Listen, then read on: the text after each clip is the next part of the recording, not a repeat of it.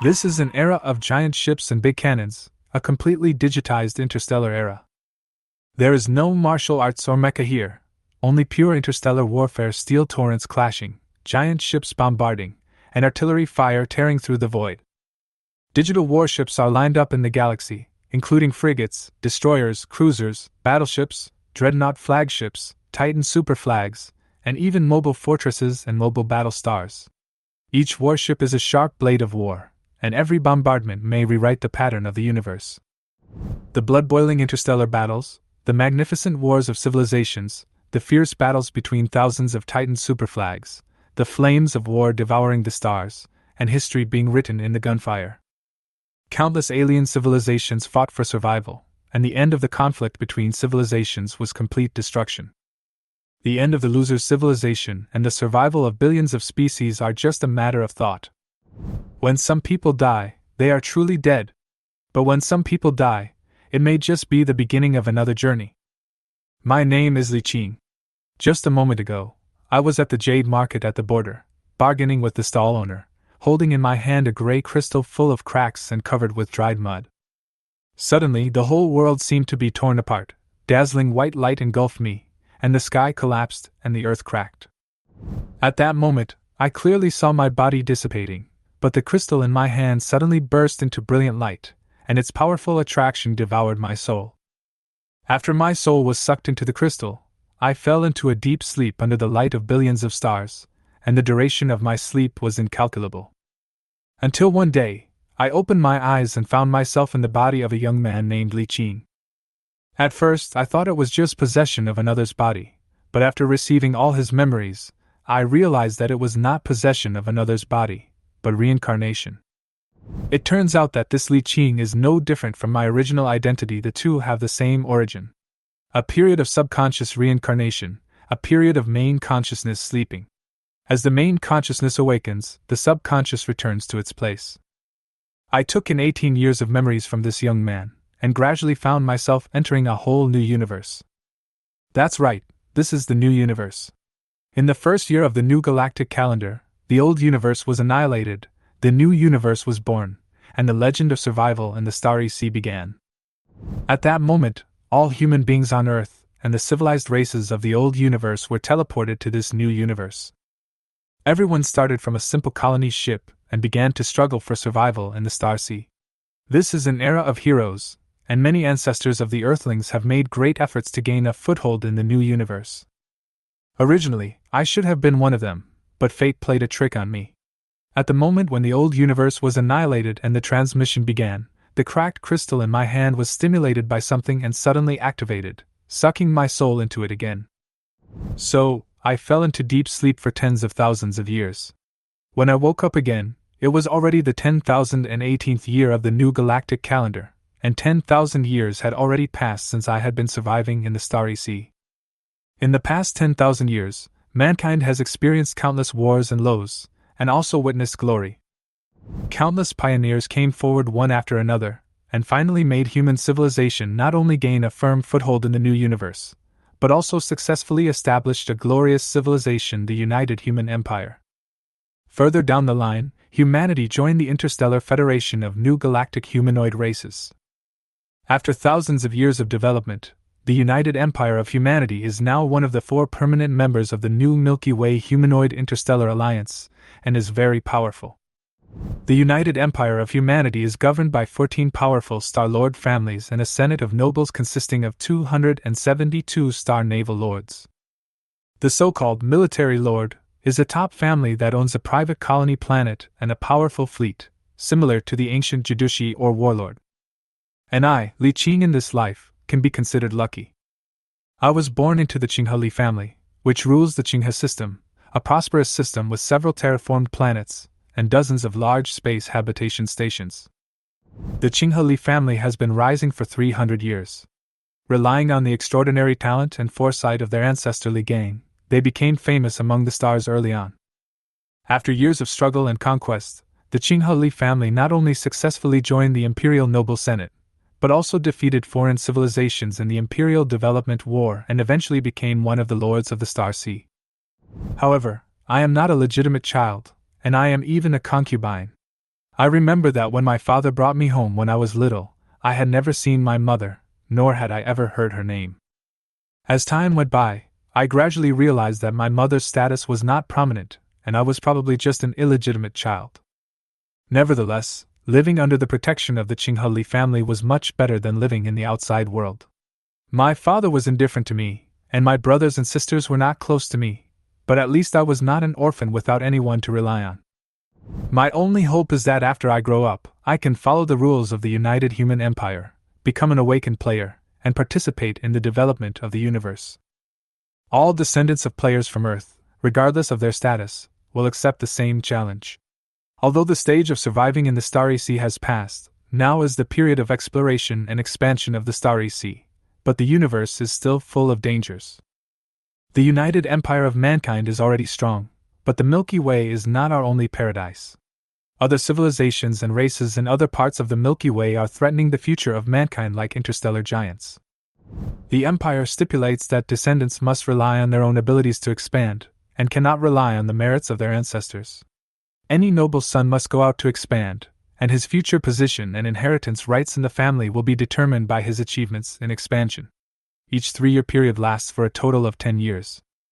Obviously, many of the second generation are unwilling to accept this challenge. Those noble children who choose to give up pioneering will voluntarily give up their inheritance rights. I don't expect any inheritance rights. I value more the resources provided by the family for development.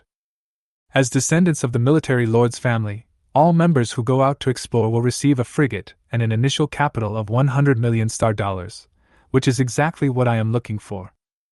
I know that it is impossible for me to achieve much in the family anyway, so it is better for me to take the development funds and leave as soon as possible, and make a name for myself outside with a battleship and 100 million star dollars. Although for Kaicho, 100 million yuan may not even be enough to buy a destroyer, if I don't have too high expectations, this money is enough to support me to live a relatively comfortable life abroad. With this money, you can go to a remote colony and buy a large piece of land, invest in some robots or clones to run a farm, or even get married and have children, and live a stable and comfortable life. Li Qing originally thought the same. But at this moment, with the awakening of consciousness, I am no longer satisfied with these simple life goals. I, who hold the golden finger, have long thrown these simple ideas behind me. Sitting in this simple yet high-tech room, I tapped lightly on the table, and a light screen popped up in front of my eyes. The numbers in my bank account came into view. 2.24 million star dollars. This was the pocket money I had saved up over the years. Compared to those ordinary people, or even some children of commoners, my money may not mean much, but it still reflects the gap between wealthy families and ordinary people. Even if I am just an unpopular illegitimate son with no property, the fixed monthly salary is enough for me to live an easier life than most working people. However, this amount of money is still not enough. I whispered to myself. These funds are simply not enough. We still have to wait for development funds. After closing the bank interface, I rubbed my chin lightly. With a thought, the space around me changed instantly and my figure disappeared from the room. Everything around me became silent, the dark universe surrounded me, and the only light came from below. Looking down, the shining celestial body shocked my soul.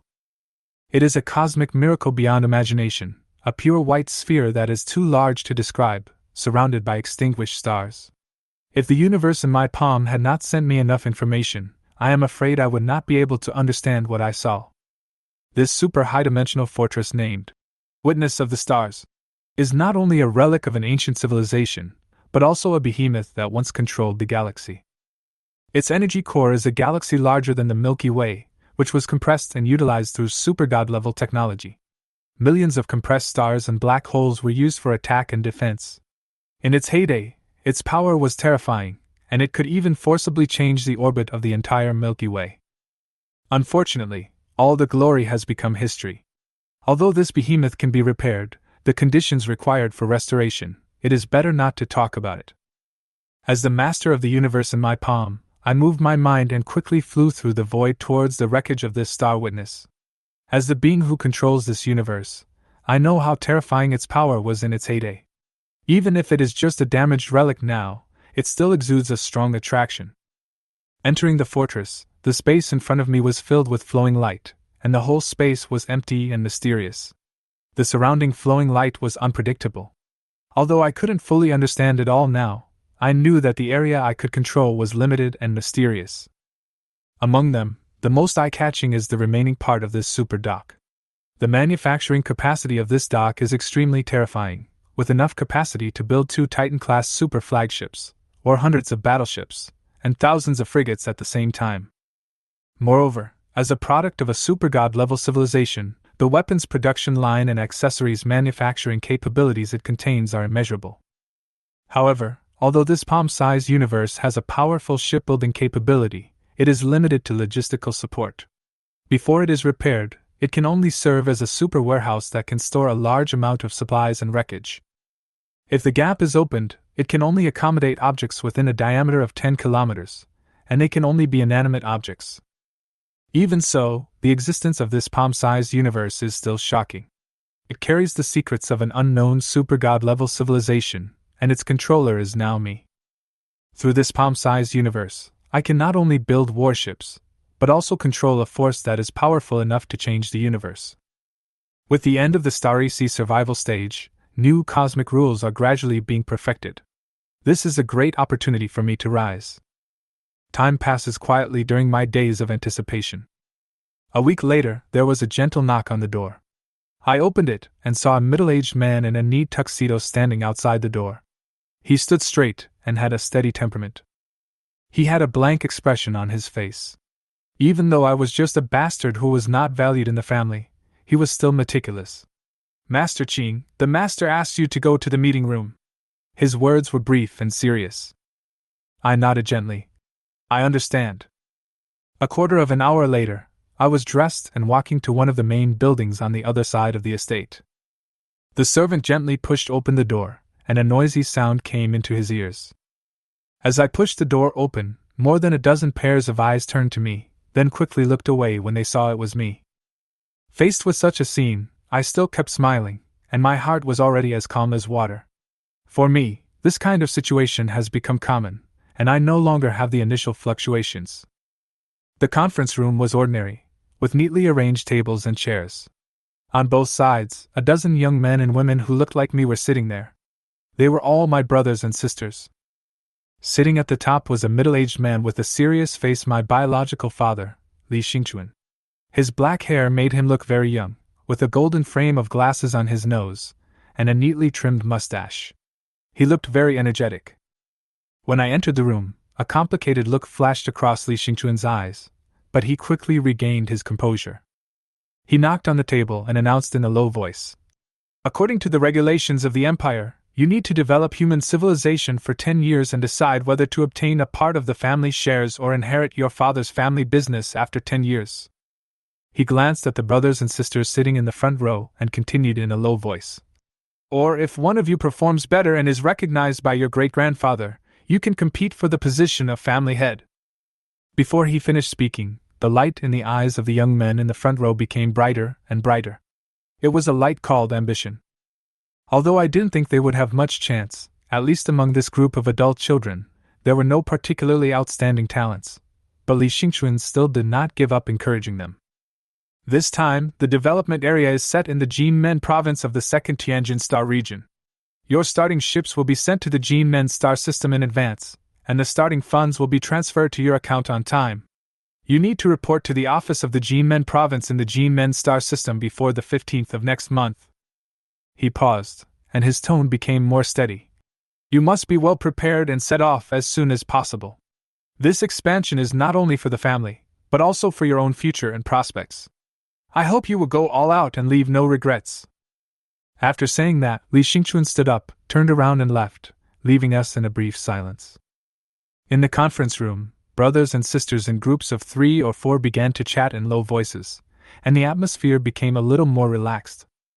I stood aside and silently observed these young men. They were divided into 3 groups, with the 3 most outstanding brothers as the core. After several rounds of advanced genetic adjustments, Li Xingchuan's lifespan has reached 400 to 500 years.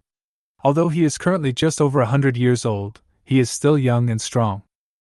He had 1 wife, 2 concubines and 11 children, and he also had 70 or 80 illegitimate children with his concubines.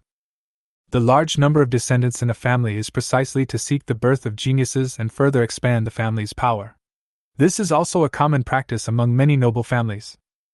As a bastard, Li Qing, I was adopted by the family because the family hoped that some of the descendants would stand out and gain more resources and opportunities.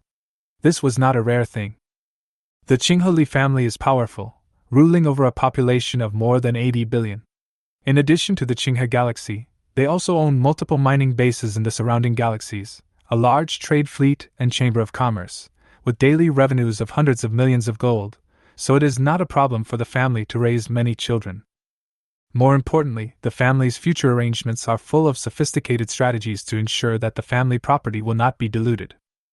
According to family rules, all descendants whose talents have not been awakened will be sent away with a sum of money when they reach adulthood, and will no longer enjoy any family resources. And those descendants who have awakened their talents will be forced to separate if they do not perform well enough. Only those who are truly outstanding will be kept and continue to fight for more benefits for the family. Although I have awakened an innate talent, it is not particularly strong. It can even be said that my talent is one of the most ordinary. Therefore, whether I can stand out in the 10-year pioneering period is still full of uncertainty. Even so, at least I have a higher starting point than those brothers and sisters who have not awakened their talents. Even if the family is eventually divided, I can still accumulate a considerable amount of assets and live a stable life. What a realistic society! I sighed to myself, speechless about the past 18 years. Since I joined the family, I haven't had a single friend. Growing up alone has made me no longer attached to this family. The next day, I packed my luggage and applied for family Stargate teleportation permission. As a small 5-meter-long aircraft shuttled through the huge fleet, it silently passed through the vast Stargate that was hundreds of kilometers high. As the aircraft twisted, the surrounding scene began to stretch rapidly, as if time and space were twisted into countless rays of light at this moment, slowly rotating and eventually forming a grand kaleidoscope. I was not aware of the passage of time until the lights gradually shortened and turned back into strips. I knew that the G-Men galaxy had finally arrived. New Milky Way, Perseus Spiral Arm, Second Tianjin Star Region, the capital of Tianjin Province, Tianjin Galaxy. More than 600 years ago, Yui Chen, then patriarch of the Yu family, led the Imperial Expeditionary Force to defeat the alien civilization entrenched here and laid the foundation of the Tianjin Galaxy. With the alien civilization's mother planet as its capital, he established an overseas province here, isolated from the homeland of the human United Empire, the Tianjin Province, with the Tianjin Galaxy as its core. Tianjin Province is a single star system. The main star Tianyi is a Type B blue main sequence star with 17 planets in the system. Among them, Tianjin No. 1 Colony Planet, a Type 2 continental planet with a population of more than 18 billion, becoming an economic and administrative center. Tianjin 2 Colony Planet, a Type 2 ocean planet with a population of 5.8 billion, mainly engaged in tourism and culture. Tianjin 3 Transformed Planet, with a population of 9.5 billion, it is the financial center of the galaxy. Tianjin 4 Transformed Planet, 2.2 billion people, mainly engaged in agriculture and animal husbandry. Tianjin No. 5 Transformed Planet, with a population of 1.7 billion, it is dedicated to science and academic research and is the gathering place of all research institutes and colleges in the galaxy. Tianjin No. 6 Transformation Planet, 14.6 billion people, heavy industrial base. In addition, the G-Men galaxy also has 8 large space settlements, with populations ranging from 500 million to 2.1 billion, and a total population of 11 billion. The total population of the entire galaxy is 62.8 billion, of which 1.8 billion are active players. Tianjin Province is not only a military stronghold, but also has a 5th-level star city equipped with 4 2nd and 3rd-level star fortresses, and a fleet belonging to the Yu family stationed there all year round. The central superstar gate connects 11 ultra-long-distance routes leading to the heart of the Empire, while 112 conventional routes connect the surrounding Legion star gates and the home planets of friendly alien civilizations, becoming the trade and economic hub of the galaxy. By carefully reading the information of G-Men Province, I have a deeper understanding of this star region. The Yu family is a military leader family that rose more than 600 years ago, 300 years earlier than the Chinhali family. Despite this, the overall strength of the Yu family is comparable to that of the Chinhali family. The inconvenience of communication with the United Empire and the pressure from hostile foreign races in the star field have limited the economic development of the G-Men star system. The Tianjin star field, where the G-Men galaxy is located at the junction of the Perseus spiral arm and the galactic center region, while the headquarters of the United Human Empire is located in the farther fourth star field, separated by a star field. This makes it difficult for ordinary players to travel tens of thousands of light years to reach this distant overseas province, and further limits the number of players and economic development within the galaxy. It is worth noting that although the new Milky Way is similar in shape to the Milky Way in the old universe, it is not a replica of the old Milky Way. The total mass of the new Milky Way is much greater than that of the old Milky Way, and the distribution of stars is also very different, and it does not intersect with the Andromeda Galaxy. It is a brand new galaxy, named only to commemorate the old Milky Way. After entering the G-Men system, I first went to the family's office here to collect the frigate. Yes, I decided to take the war route to see if I could expand my power by opening up new territories. Although exploration does not necessarily rely on war, business, trade, fleet building, and even becoming a pirate can all lead to success. But I chose the war route mainly because I saw the potential of the universe in my palm. Although this universe is severely damaged, the huge dock array and huge space resources are too attractive. It would be a waste to just do something else. Moreover, my talent is just right for this line of work. A tribute panel! I called softly, and the light screen in front of me unfolded. Name: Liqing race, human lifespan, 18/108, no genetic adjustment, innate talent, son of the stars, secret, acquired talent, none, innate attributes, perception 39, memory 30, mind 34, spirit 31, charm 28, life skills, none, combat skills, none, brain insert, 20. Star Child, cryptic, gifts me with immortality and a strong will, granting me a 1000% experience bonus, increasing all skill level caps by 20, and increasing the number of universal brain slots to 20. All attributes plus 20 means that my innate attributes are far superior to ordinary people. This talent makes me extremely outstanding in perception, memory, mind, spirit, charm, etc. Perception improves my reaction speed, memory makes me learn more efficiently, the mind makes me more calm when facing challenges, the spirit gives me powerful analytical and creative abilities, and charm helps me gain the upper hand in interpersonal communication and management. With such strong innate advantages, coupled with the resources of the palm-sized universe, I am confident that I can stand out in this competitive era. Although it is no longer the age of surviving in the starry sea, it is also a golden age of interstellar exploration and expansion. Alien civilizations are becoming increasingly powerful, challenges and opportunities coexist, and my future is destined to be full of excitement and adventure. I quickly checked the details of the frigate. It was a standard Petro-class frigate, less than a year after it was manufactured, and was designed for multiple missions such as patrol, escort, and reconnaissance. In terms of basic attributes, the hull, armor, shield, speed, etc. all perform well. The fleet slots and core configuration are also quite standard, but this frigate is equipped with a simple chemical propulsion system and no weapons or additional general equipment are installed. The ships provided by the family come with all 3 levels of weapon systems and supporting slots. Of the frigate's 5 S-shaped weapon slots, 2 are equipped with 3rd-generation rain of fire machine guns. 3rd-generation fire rain machine gun. This is a large-caliber ballistic weapon that can fire discarding sabot shells at super high speeds. Type: instant, kinetic damage, 25-30 firing rate, 2 seconds per round hit rate, 50% range, 60 km modifier, plus 25% shield damage modifier, 50% armor damage. The other 3 slots are equipped with 3rd-generation small electromagnetic guns. 3rd-generation electromagnetic cannon. Small, this long-range electromagnetic cannon can fire powerful shells at extremely long distances, and is particularly suitable for attacking enemy long-range targets. Type: instant, kinetic damage, 80120 firing rate, 25 seconds per round hit rate, 75% range, 400 km modifier, plus 25% shield damage modifier, 50% armor damage. The P slot is equipped with the Defender Type 1 rapid-fire cannon. Defender Level 1 closed defense rapid-fire cannon. As the last line of defense of the battleship, It is specially used to defend against missiles and space fighters.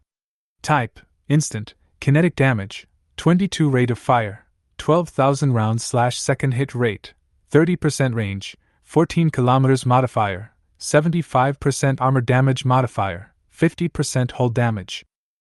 Of the 5 S-type general-purpose slots, 2 are equipped with 3rd-generation resistant steel armor. Steel-resistant armor, small. This high-strength alloy armor has extremely strong impact resistance and can effectively improve the ship's defense. Armor strength, 800 points. The remaining 3 slots are equipped with 3rd-generation energy shields. 3rd-generation energy shield, small. After being activated, a powerful shield will be activated to effectively resist enemy firepower. Shield energy, 1000 points. Type A function slots are equipped with ordinary afterburner chambers. Afterburner, normal, provides stronger power support, improving the ship's flight speed and flexibility. Attributes: startup speed plus 20%, turn rate plus 20%, normal flight speed plus 10%. Equipment, a slot applicable to all warships. The energy core uses a 3rd-generation nuclear fusion reactor to provide a steady supply of power. The jump engine uses the frigate version of the 3rd-generation jump engine. 3rd-generation jump engine, frigate able to tear open temporary wormholes in space and jump to other galaxies. Attributes: charging time 50 minutes, jump range 30 light years, cooling time 3 hours. Equipment, see slot applicable to frigate. The propulsion system uses plasma thrusters. Plasma thrusters, frigates compared to electric plasma thrusters. Plasma thrusters provide higher speed and greater flexibility.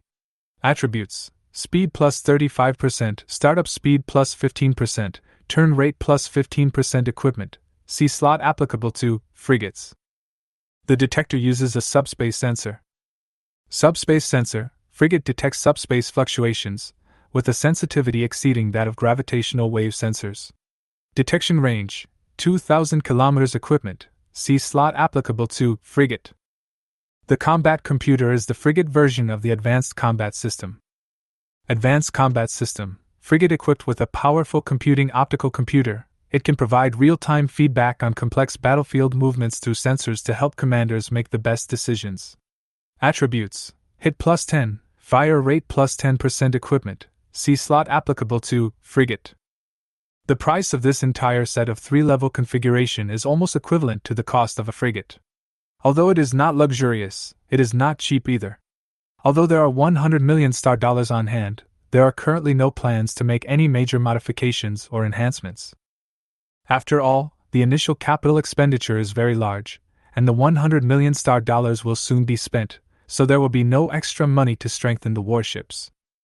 As for my current plan, I will still focus on the vicinity of the colonized star, looking for a suitable galaxy for mining, and accumulating funds while mining, like most pioneers.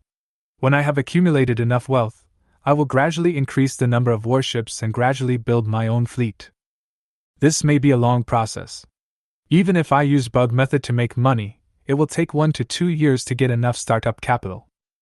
In order to improve mining efficiency, I plan to use the storage capacity of the palm-sized universe to open the space channel and go directly to the asteroid belt to collect ores. This is much more efficient than traditional mining methods. After entering the frigate, I came to the bridge command room. The room was spacious and smooth, and the floor reflected light like a mirror. There was a main seat and 2 assistant seats in the center of the command room, and in front of it was a huge floor-to-ceiling mirror. When I sat in the main seat and gently pressed my palm on the armrest, the entire bridge command room lit up instantly, and then a mechanical voice came. "Reserved commander information detected. Respected Commander Li Qin, do you want to accept the battleship?" I replied in a deep voice. "Yes, I will take over the battleship now."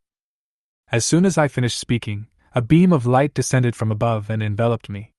A large amount of data emerged in the beam of light, and the battleship's central control computer was matching the information. Soon, the beam of light disappeared, the battleship's control interface popped up, and an electronic voice sounded. "Dear Commander, welcome aboard the frigate JMD 541475. I extended my hand and saluted lightly. The LOG disappeared, and a light screen showed the detailed parameters of the warship. The standard size of the Haiyan-class frigate is 120 meters long, 45 meters wide, and 30 meters high, and the overall shape is shuttle-shaped. At this time, the frigate was still in its factory condition and had never experienced any combat. All indicators remained in their initial state, and were ready to take off at any time. The problem was, I was the only one on the ship, and if I wanted to fight, I would need to hire crew members, buy weapons and supplies. The operation and maintenance of this battleship is no trivial matter. Although technology has long achieved full automation, without crew operation, the battleship will almost become a floating dead object in space. After all, once the enemy uses pulse bombs or electronic shock weapons, even the most advanced electronic equipment will become ineffective. Therefore, a frigate needs to be equipped with 50 clone crew members, 3 senior natural crew members, and 1 captain. Of course, in the early stage, players can temporarily serve as captains to save this expense. Sitting in the command seat, I turned on the regional channel. The virtual frame showed G-Man Local Channel 6. Before selecting a channel, it would automatically enter the branch channel. If you want to enter a specified channel, you still need to select it manually. As soon as I opened the channel, all kinds of complicated recruitment information came into my eyes. Penguin Trade Group is temporarily recruiting a clearing team. The target is a newly spawned anomaly in the TYD-358 star system. The Navy command skill must be above LV5, the remuneration will be increased by 20%, and the compensation for combat damage will be based on international standards.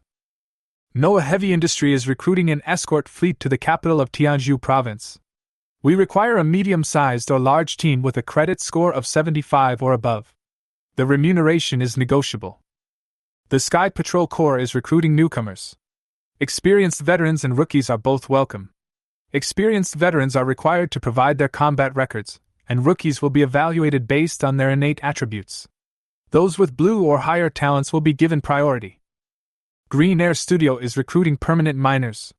Mining skills must be above LV3, mineral analysis above LV2, space geology above LV3.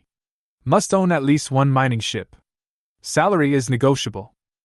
Dehen Media Group is recruiting paparazzi, requiring a keen sense of smell of level 2 or above, training included, monthly salary of 5,000 plus, bonus and commission are calculated separately. Dezhao Finance is recruiting traders. Stock market analysis skills must be LV4 or above, financial relations skills must be LV3 or above, actuarial science must be LV2 or above, or other financial related skills. Salary is negotiable. Sichuan Technology Laboratory is recruiting researchers. Physics level 3 or above, and at least 1 physics-related sub-skill level 5 or above are required. Salary is negotiable. Dahong Entertainment Company is recruiting interns. Applicants must be of decent appearance, honest and obedient. Applicants with vocal and performance talents are preferred. The biggest feature of the regional channel is that it is disorganized and has everything, just like the situation I experienced in the Chinhali galaxy before. Judging from this small amount of information, almost all players take the civilian route, and players who focus on combat are only a minority in the huge player base. Of course, this minority is only relative to the entire player system, and the actual number is also quite considerable. There are 1.8 billion players in Tianjin, and even if only 1/10 of them are combat stream players, there are still nearly 200 million people. I flipped through the regional channels and switched to another trading channel, through which I entered the trading platform of Tianjin province. Without stopping for too long, I went straight to the target product. He first compared the options among several trading companies, and finally ordered a small mining ship from one of them. The ship was equipped with 2 unmanned reconnaissance aircraft, 8 unmanned mining machines, 2 mining laser guns, and a 200 grid cargo hold. The total price was 25 million, which was more expensive than a frigate. At the same time, I ordered a small industrial supply ship, a logistical support ship with a huge cargo hold and towing capacity, capable of automatically recovering spoils and providing repairs and ammunition replenishment for damaged ships. This industrial supply ship has 300 cargo holds, each of which can hold 1,000 cubic meters of cargo, with a total capacity of up to 300,000 cubic meters. The price is 30 million. These 2 ships alone cost me nearly 100 million yuan, but I had no choice but to continue. Then I bought a small set of ore crushing, screening and refining equipment, which can directly extract finished refined ore from ore. The crushing equipment cost 12 million, the screening equipment 12 million, and the refining equipment 15 million, a total of 39 million. Adding the previous 55 million, my account was almost empty, with only 8.24 million left. Then I suddenly realized that the money was not enough. I still had to hire a group of Warship crew members, not only for resettlement expenses, but also for monthly wages. Wait, there's not enough money! I suddenly realized. I held the order list and fell into a brief contemplation. After a while, I opened the communication, and a middle-aged man in a mouse suit popped up on the screen. He was talking to someone. When he saw me, he was slightly stunned and asked, "Nephew Li Qing, what's the matter?"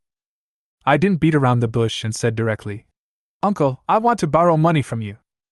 The reason why he chose to borrow money from his second uncle instead of from his family was because of the development regulations that the family could not make additional loans except for the initial capital of 100 million. Li Luan looked at me carefully for a moment and asked, "How much do you want to borrow?" Then he added, "You know, given your situation, second uncle can only lend you 100 million at most." I nodded. "Just 100 million. Li Luan smiled slightly. "Okay, I'll pass it to you later. By the way, the Yu family is holding a banquet in Jimen tonight and has invited many young elites. My Li family is also among the invited guests. You might as well attend. It may be of some help to you." "Thank you, uncle. Try hard." After the call ended, Li Luan shook his head. The young man next to him couldn't help but ask, "Father, why do you still lend money to someone like him who has no future?" Li Luan smiled faintly. "It's just the beginning of the development. Who knows if he can make a name for himself?" The young man disagreed. "He is just a person with average innate talent and his usual performance is also average. I don't think he will have much of a future." Li Luan smiled and said, "So what? Even if he really can't make it, the money he borrowed can be reclaimed and deducted directly from the family division fee." The boy suddenly realized. "Father is smart. What a clever bullshit. Stop flattering me and get ready. I heard that Yu Mingzhu will also be attending the banquet this time. She might select outstanding talents from these aristocratic children for marriage. You have to perform well." The young man smiled helplessly. "Dad, you think too highly of me. Although I have some ability, I am far from those geniuses. Besides, women don't affect my speed of drawing the sword at all. When I perform well in the development and become powerful, I will naturally find a suitable marriage partner." Li Luan was stunned for a moment. "Boy, who did you learn this from? You are worthy of being my son." At the same time, my communication started ringing again. In less than 10 minutes, Li Qing received the funds transferred by his second uncle. After the 100 million star dollars arrived, I did not hesitate to purchase the equipment and supplies that I had not been able to purchase before due to insufficient funds. The standard base module was purchased, including a small main core command cabin of 100 by 100 by 100 meters, 4 small auxiliary cabins of 30 by 30 by 30 meters, as well as a small electromagnetic radar and 16 fully automatic sentry machine guns, at a total cost of 25 million. In addition, I also bought a small water purification equipment for 1.5 million, a medium-sized cold storage for 1.5 million, and fresh water and food totaling 300,000. Finally, I purchased a 25-meter-long small interplanetary aircraft that can carry 150 people and 150 tons of cargo, costing 3.5 million. In addition, I also bought 50 first-level clone workers, 100,000 each, a total of 5 million. These totaled 36.8 million, and the remaining funds were 71.44 million. The next step is to purchase ammunition. The frigate is equipped with 3 types of weapons: a P-slot point defense weapon, 2 machine guns and 3 electromagnetic guns, so you need to prepare corresponding ammunition for each weapon. First, the price of the P-slot point defense weapon's discarding bullet is 10 star dollars per bullet, and the minimum purchase unit is 100,000 bullets. According to the firing speed, at least 5 bases of discarding bullets must be prepared, costing a total of 5 million star dollars. Next is the S small electromagnetic cannon. The unit price of a metal shell is 1,500 star coins.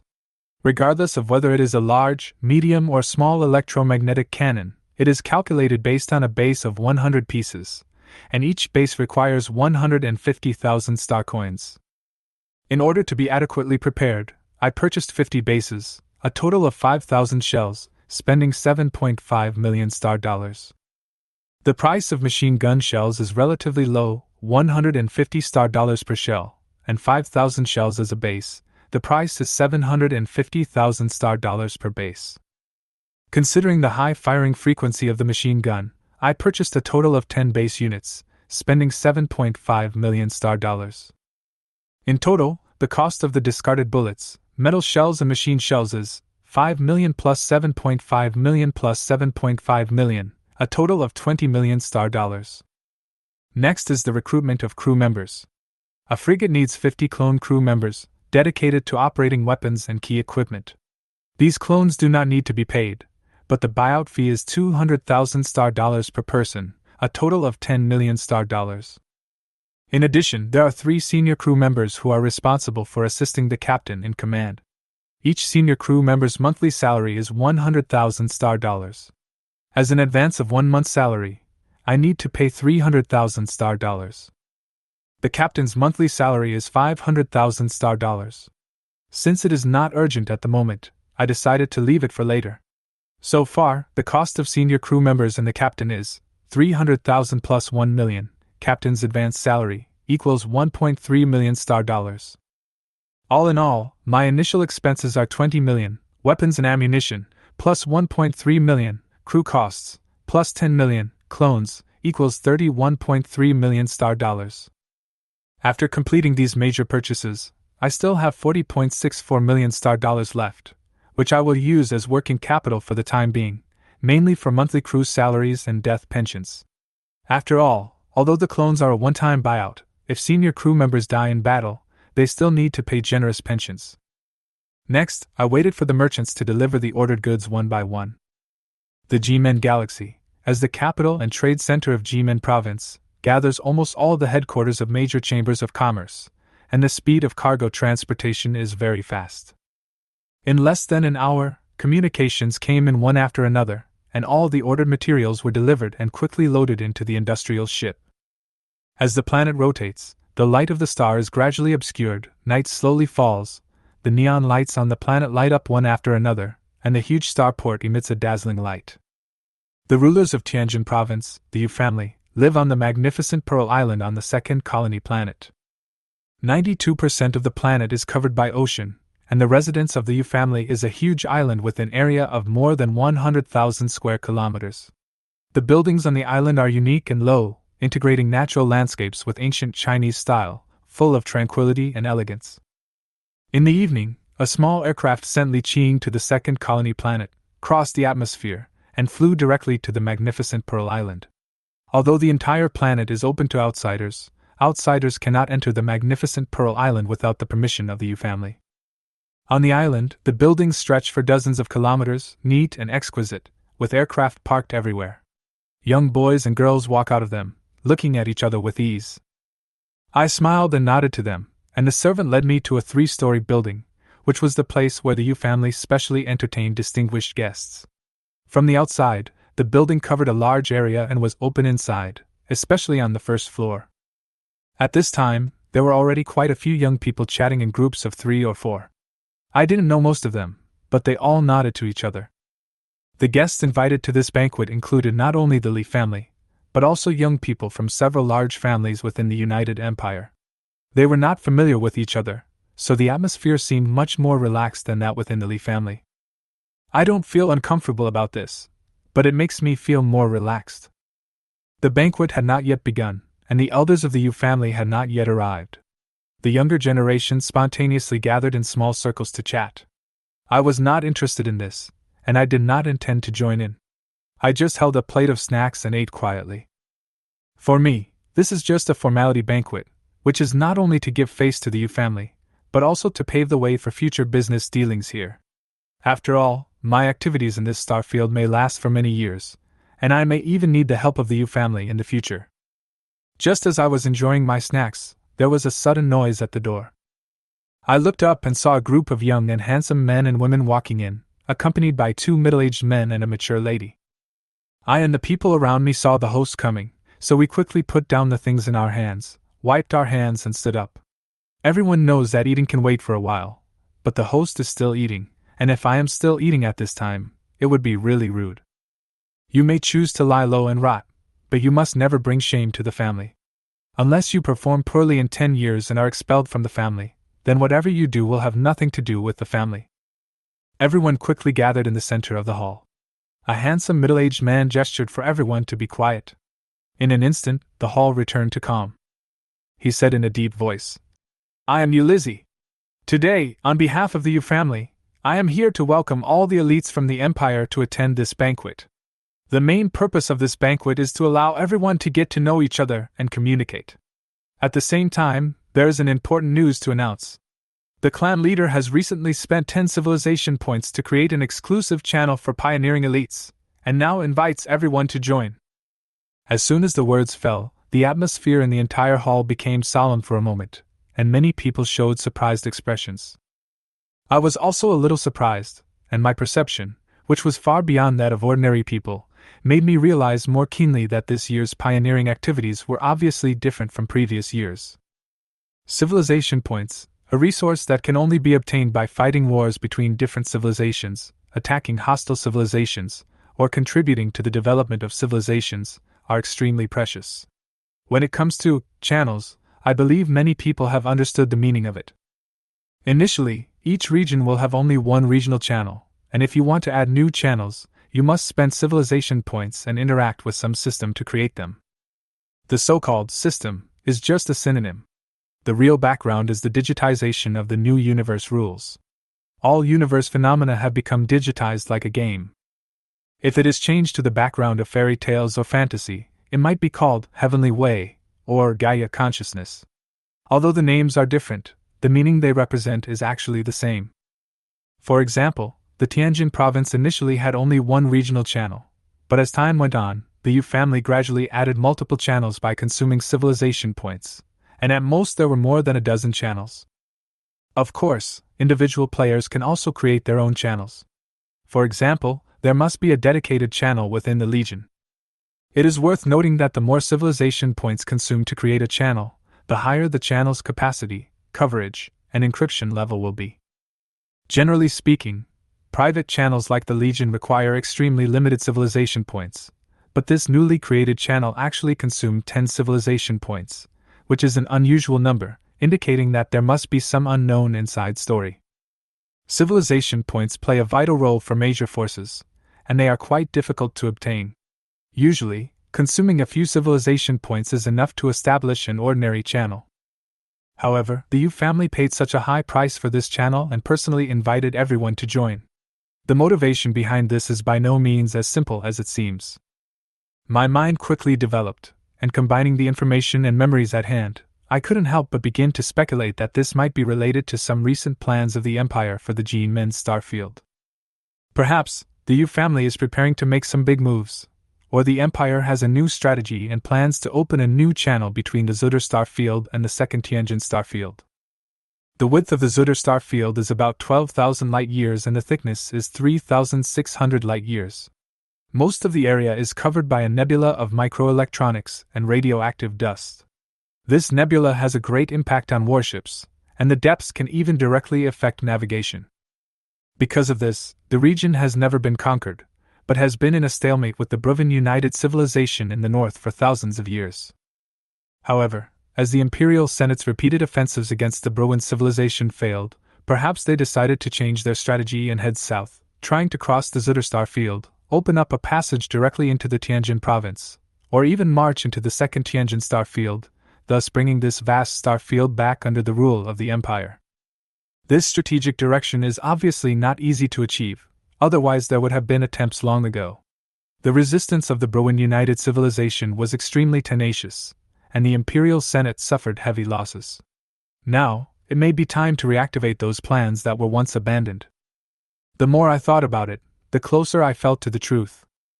As an awakened child of the stars, my innate talents have greatly enhanced my reasoning and logic. Combined with the information obtained from the surrounding environment, I can quickly capture the trend of change. Although this reasoning ability cannot be compared with those of legendary counselors, it undoubtedly gives me a place in this power struggle. However, The most important thing for me right now is to focus on making money and put other things aside for the time being. After Ulysses announced the news, he briefly introduced several members of the Yu family and left in a hurry. TSK, Dad said that the pearl of the Yu family is here, but it turns out that not only did she not come, even those legendary geniuses with purple epic talents did not show up. A voice came from the side. I turned around and saw a white-haired boy waving at me.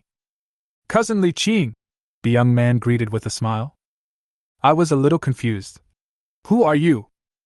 Li Lai, the boy added. My father is Li Lun. So it belongs to my second uncle. I nodded. Want to go together? Let's go. The beautiful lady from the Yu family isn't here. There's nothing to see. I couldn't help but ask. What beauty from the Yu family? Li Lai showed a surprised expression. Haven't you heard of the pearl of the Yu family? I heard that she is not only extremely beautiful, but also has awakened a purple epic talent. She was born with a treasure and was designated as the next patriarch of the family at birth. She is really a born noble lady. I was stunned for a moment. I've never heard of it. I have never heard of this name since I was a child, and I couldn't help feeling a little surprised. Li Lai smiled and said, You can give it a try. The daughter of the Yu family is the future heir of the family. She will not marry outside the family. Moreover, there is a high probability that she will find a son-in-law. Her standards for choosing a husband will not be too high. There are no particularly strong competitors in the family. You might as well try to get in touch with her. I rolled my eyes. Then why don't you go? You have a better chance than me. Li Lai smiled, with a bit of confidence in his tone. Women will only affect the speed of my sword drawing. Maybe it can improve your speed? I raised my eyebrows. No matter your family status or your talent, you are better than me. If you work hard, you may succeed. You know, the husband of the noble lady of the Yu family can get a lot of resources. These resources can improve your speed of drawing the sword. Li Lai glanced at me with a strange look and waved his hand casually. Add me as a friend, and I'll come back to have a drink with you next time. I accepted his friend invitation and waved my hand. We each boarded the aircraft and left. Li Lai tilted his head, looked at my departing figure, and said to himself, It's not as bad as the rumors say. Could it be playing the pig to eat the tiger? Shaking his head, his aircraft took off into the air and flew towards the starport where the warships were docked. After returning to the starport, I first went to the insurance company and bought insurance for my frigate, mining ship, and industrial ship. The insurance amount for each ship was 1% of the total assessed value of the ship, payable once a year. If the ship sinks in an accident, you can get a certain percentage of compensation based on the accident. As a novice, the initial compensation ratio is up to 25%. Afterwards, I went to the crew hall and brought out all the 50 clone crew members, 50 clone workers, 3 senior crew members, and 2 captains that I had recruited earlier. A starport is a large building fixed in the orbit of a planet, like a huge snowflake, divided into hundreds of floors, with a large number of small spaceships and warships parked on each floor. Medium and large warships can only be parked in a star city. My 3 ships were parked on the 77th floor. There were many players like me there with a large crew or clones, and I didn't stand out at all among them. 50 ordinary crew members entered the frigate, and 50 clones were divided into 2, boarding the mining ship and the industrial ship respectively. The 2 captains also took their positions. I entered the frigate and stepped onto the bridge. The lights automatically came on and a clear electronic voice sounded. Welcome back, Commander! Sitting in the command seat, 3 senior crew members sat on the deputy command seats on both sides, and another stood behind me. The 3 senior crew members had different responsibilities. A deputy captain is responsible for managing the ship's facilities during combat and daily operations, directing the regular crew in operations and repairs. The second battleship operator assists the captain in controlling the ship and temporarily takes over command of the ship during combat. The third staff officer is responsible for conveying the fleet commander's orders and providing strategic advice to the captain. In addition to these positions, larger warships will have more professionals, such as pilots, signal supervisors, tactical guides, etc. Frigates are smaller in size and only have these 3 senior crew members, but if there is money, of course more can be recruited. After all the crew members were familiar with their positions on the ship, I gave the order to launch the frigate.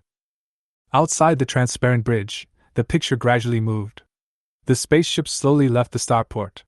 Many large and small warships were flying through the space, and our frigate looked inconspicuous among them. Suddenly, ding dong! A new message came. I opened the light curtain, and Lilai's projection appeared on the bridge. He had changed into a dark green military uniform, with a command knife hanging from his waist. He posed and said confidently, "Look at me like this. Am I handsome?" I immediately noticed that his bridge was different from my own, so I ignored the question and asked, "Is this a frigate?" Lilai waved his hand impatiently. "Boring! But you have good taste. This is a Hurricane-class destroyer. My mother bought it for me, isn't it cool?" "Handsome." I couldn't help but frown. The Hurricane-class destroyer is an elite model, stronger than the ordinary Tornado-class destroyer. The bare ship is worth up to 200 million. After being equipped with a full set of weapons, the price easily exceeds 300 million. If you add the weapons and accessories of level 4 or 5, 500 million or 600 million is not outrageous. The support that Lilai's mother provided him was undoubtedly top-notch, and the configuration might have exceeded 600 million. "You're right, my mother's support is natural," I sighed in my heart. After all, although there are rules in the family that limit the resource support of the paternal side, there is no obstacle to the support of the maternal side. All of this is within the unspoken rules every parent hopes that their children can go further from the beginning.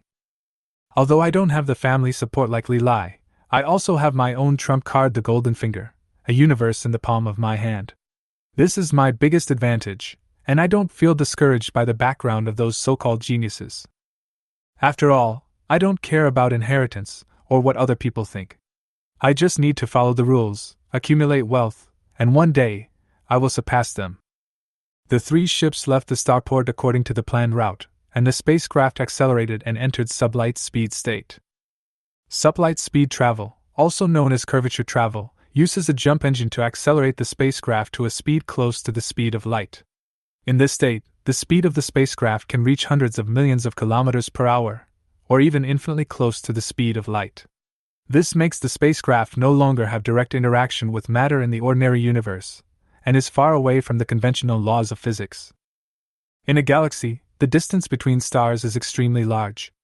Even within a galaxy, the distance between planets is measured in billions of kilometers. The distance between galaxies is measured in light years. In the G-Men galaxy, the existence of a jump interception force field prevents enemy ships from jumping indirectly. All voyages must first leave the galaxy at sublight speed and then go to other galaxies through wormholes or hyperspace drives. The route I chose was to head south, towards another unknown direction. According to the position of the Tianjin galaxy in the new Milky Way, there are 4 spiral arms distributed on this huge galactic disk, and the Perseus spiral arm is located at the northern end of the new Milky Way. Starting from the edge of the galactic disk is the first star field of the Perseus spiral arm, the Timor star field. Here, the Kelzaka star empire, which spans the first star region and part of the galactic disk region, controls this vast space. This is an alien civilization where extreme militarism and xenophobia prevail. They firmly control the passage between the Perseus arm and the galactic disk region. If the United Human Empire attempts to go north and deep into the Perseus arm, it will face the powerful defenses of this alien civilization, and if it wants to go south and enter the vast galactic disk, it will also be necessary to defeat the Kelzaka Empire. However, from another perspective, this powerful alien civilization is also the natural gatekeeper of human civilization. If the player's civilization in the Silver Plate area wants to attack human civilization, it must first break through the defense line of the Kelzaka Empire. However, considering that the strength of the Kelzaka Empire far exceeds that of the Brule United Civilization, if any player's civilization can break through the Empire's defenses and enter the Perseus arm, it will undoubtedly be bad news for the United Empire of Humanity. In other words, the southern part of the second Tianjin star region is the Timor star region. To the north is the third Zutter star region, and further north is the headquarters of the United Human Empire, the Imperial star region. I guess that most of the descendants of the military lords from the Empire will go north this time, and the competition will be extremely fierce. Rather than getting involved in this endless competition, it is better to quietly go south to develop. After all, The area occupied by Tianjin province in the Tianjin star field is extremely small, less than 1%, and there is still a vast star field waiting to be explored. The 10 star systems around the capital of Tianjin are all numbered JMD1, where JM stands for Tianjin, D stands for east of Tianjin, and the number 1 is the first star system east of Tianjin. The letters in the number change depending on the direction. South is N, west is X, southeast is DN, up is replaced by +S, and down is S-. After leaving the G-Men galaxy, the flow of people in the surrounding galaxies is very dense. The U family has fixed bases in nearby galaxies, and many trading companies have also set up warehouses here, because the resources in these galaxies are much cheaper than in the G-Men galaxy, where every inch of land is valuable. It was not until about 5 jumps away from the G-Men galaxy that the fleet gradually began to split up and the number of pirate gunboats on the route began to decrease. When we arrived at the JMN6 system, I did not speed up as I had done before, but instead deviated from the normal route and entered an uninhabited area. Some wild monsters began to appear in the void. These so-called wild monsters did not come from any forces, but were warships without owners. The most common ones are pirate gunboats, and occasionally we encounter some powerful criminal groups or rebel warships. The anomalies that you may encounter with a very small chance are fleets composed of advanced warships, or wild monster bases. The combat effectiveness of these enemies is extremely strong, and players jokingly call them boss. After being destroyed, they can drop some rare blueprints and advanced accessories, which are quite valuable. Near the G-Men galaxy, wild monsters spawn less frequently and are not very dangerous, and the safety of the trade route is controlled by patrol fleets, so this area is called the high security area. The high security area roughly covers a range of 15 to 20 hops, that is, starting from the G-Men system, you can cross a maximum of 15 systems. Areas exceeding 20 hops are considered low security areas. Since most of the previous pioneers expanded with Tianjin as the center, the closer to Tianjin, the more active players and personal bases there are, and the wild monsters will be cleared out after a short period of time. Therefore, if later players want to develop and earn resources in this area, they must expand further, even to the edge of the province. Our 3 ships left the regular route, avoided the aimless pirate gunboats, and targeted a meteorite ahead with a diameter of about 70 to 80 kilometers. Suddenly, I thought about it, and a ripple appeared in the air behind the frigate. A black hole opened up instantly, and its diameter quickly expanded to 1 kilometer. Then I commanded the mining ship and the industrial ship to enter the black hole. The 2 captains were a little nervous and asked me through the communication. In response, I told them that this was the effect of a relic and ordered them to enter it temporarily. The so-called relic treasures refer to those treasures with magical powers. Although relics with independent spaces are not common, they do exist. Although the captains were well informed, they were still a little curious, but they quickly obeyed the order. In the universe in my palm, I could clearly sense that 2 spaceships were parked in the void, not making any movements. There is nothing in the palm of my hand universe. The only thing that can attract attention is the high-dimensional fortress of the Witness. No one else can enter except me. Without the burden, the frigate was lightly equipped and much faster in both speed and flexibility than before. We returned to the channel and continued to move towards the target. In interstellar travel, the diameter of a galaxy's gravitational well is usually more than 50 astronomical units, and the larger ones can reach hundreds of astronomical units, equivalent to a range of 7 billion to 15 billion kilometers. Taking the solar system as an example, the diameter of Neptune's orbit around the Sun is about 60 astronomical units, or 9 billion kilometers. When traveling within a galaxy, spacecraft can usually only travel at sublight speeds, with a maximum speed of 1.08 billion kilometers per hour. Even a wormhole that spans an entire galaxy can take hours to complete. However, at the other end of the wormhole, before entering the sublight state, we often encounter some interference force fields or interception force fields, especially in high security and low security areas, which greatly reduce the speed. Even though theoretically it only takes 10 hours to cross 60 AU, in reality it may take much longer, especially in high SEC, where the crossing time is often over 10 days, and low SEC is only slightly faster. Chapter 6: Establishing a Base. Li Qing's destination is to cross the entire low security area, cross the entire low-risk and medium-risk areas, enter the high-risk area, and find a galaxy that has not been occupied by other teams and does not belong to other forces to establish a personal base. Although it is dangerous, there is no tax on it. Some large armies will occupy a large number of star systems, set up outposts in these star systems, patrol with fleets to eliminate wild monsters, and establish low-security areas. Individual players who are not part of a legion can mine in the low-security star systems occupied by these large legions, but each time they mine, the ore can only be sold to the legion and at a lower price, that is, taxed. Although it is safe, the profit is much lower than mining in the wild. If you don't have any ambitions, this may be a good option. You can even join a legion directly and become an industrial player.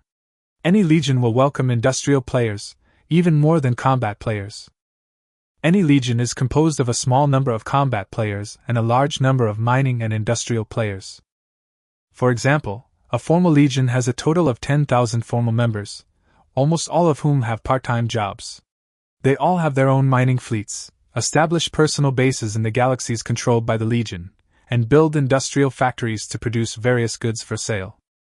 In addition, any formal legion has at least 10 or even dozens of times more peripheral affiliated members than the formal members, all of whom are miners or industrial players who specialize in making money to supply the legion's consumption. Here, maintaining a warship is extremely expensive. Take a frigate for example.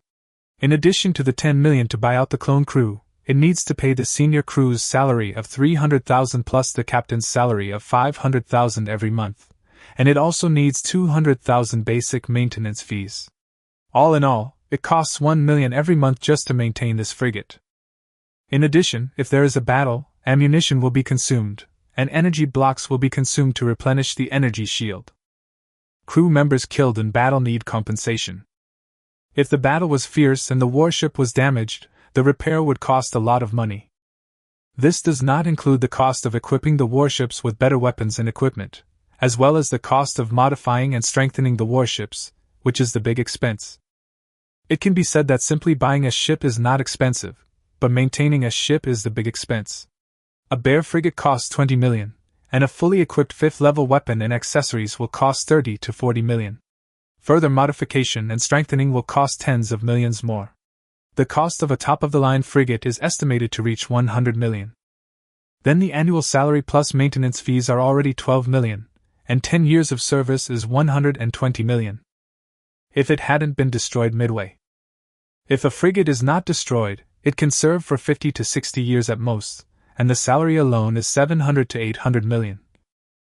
Plus the various maintenance costs for 10 years, the cost of ammunition lost in battle, etc. And this is just a frigate. Therefore, in the starry sky, the strength of a team is not determined by how many combat players you have or how many warships you have, but by your economy and industry. When a cannon is fired, gold is worth a ton. Wars are fought for money, and this has been the case since ancient times. Li Qing's plan is to first establish a personal base in a suitable galaxy far away, and then concentrate on mining to make money. He planned to use the same method as before to store mining ships and industrial ships to open a channel connecting to the palm-sized universe, collect the meteorites one by one, and then take them out, and use the set of small-scale crushing, extraction and refining equipment to refine all the raw ores into refined ores. This would save space and sell at a higher price. After hoarding them for a year or two, you can go back to the G-Men galaxy, or sell them to nearby teams or legions. Save more money after a few waves, and then you can consider increasing the number of warships. So in the early stage, we just ignored everything and focused on development. As time passed, the frigate passed through galaxies and entered the depths of the starry sky. After having nothing to do for a long time, he tried to enter the new channel opened by the U family.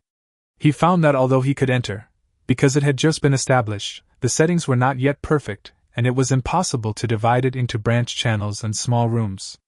Everyone was in one big channel and not many people were communicating. Li Qing watched for a while and closed the channel without saying a word. Those who can enter this channel are either the children of the military lords' families, or the descendants of large families from all over the place. They are all of extraordinary birth and are arrogant. Most of them will not take the initiative to communicate unless they know someone or someone is obviously stronger than themselves. After crossing the 226th galaxy to the south, which took him more than 3 months, he no longer crossed slowly, but started the hyperspace engine and began to jump on his way after crossing the southernmost border of the Sky Surveyor Corps' territory. The maximum jump range of the third-level jump engine is 30 light-years. According to the distance of the star system in the Tianjin star field, it can jump over about 5 or 6 galaxies in one go, saving a lot of time. They ran and jumped all the way through more than 100 galaxies. The frigate no longer jumped or traveled at sublight speed. Every time it entered a galaxy, it would go in and take a look around, looking for a suitable place to establish a personal base. A frigate is very flexible. There are all kinds of wild monster warships everywhere. We discovered them early and avoided them in advance. If we couldn't avoid them, we turned around and took another route. Anyway, there was no designated destination, so the journey was relatively safe. It is about 350 or 60 jumps away from the G-Men galaxy, thousands of light-years away, and has left the G-Men province and entered an unknown area. However, there are still players here, but in very small numbers. Occasionally you can see some player warships guarding a few armed transport ships on the road, probably transporting ores or industrial products they produce to sell. Every time he met someone, he greeted them from afar and took the call to inquire about the situation nearby. They quickly obtained several coordinates that they thought met his requirements, and the frigate turned and flew towards one of the galaxies. JMN 348 Galaxy.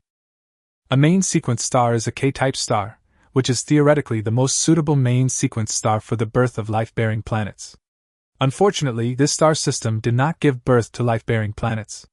Instead, there was no imagined planet in its theoretical optimal habitable zone, but a huge broken asteroid belt. In addition, there is a larger asteroid belt at the edge of the star system close to the gravity well, which means that this star system has 2 asteroid belts.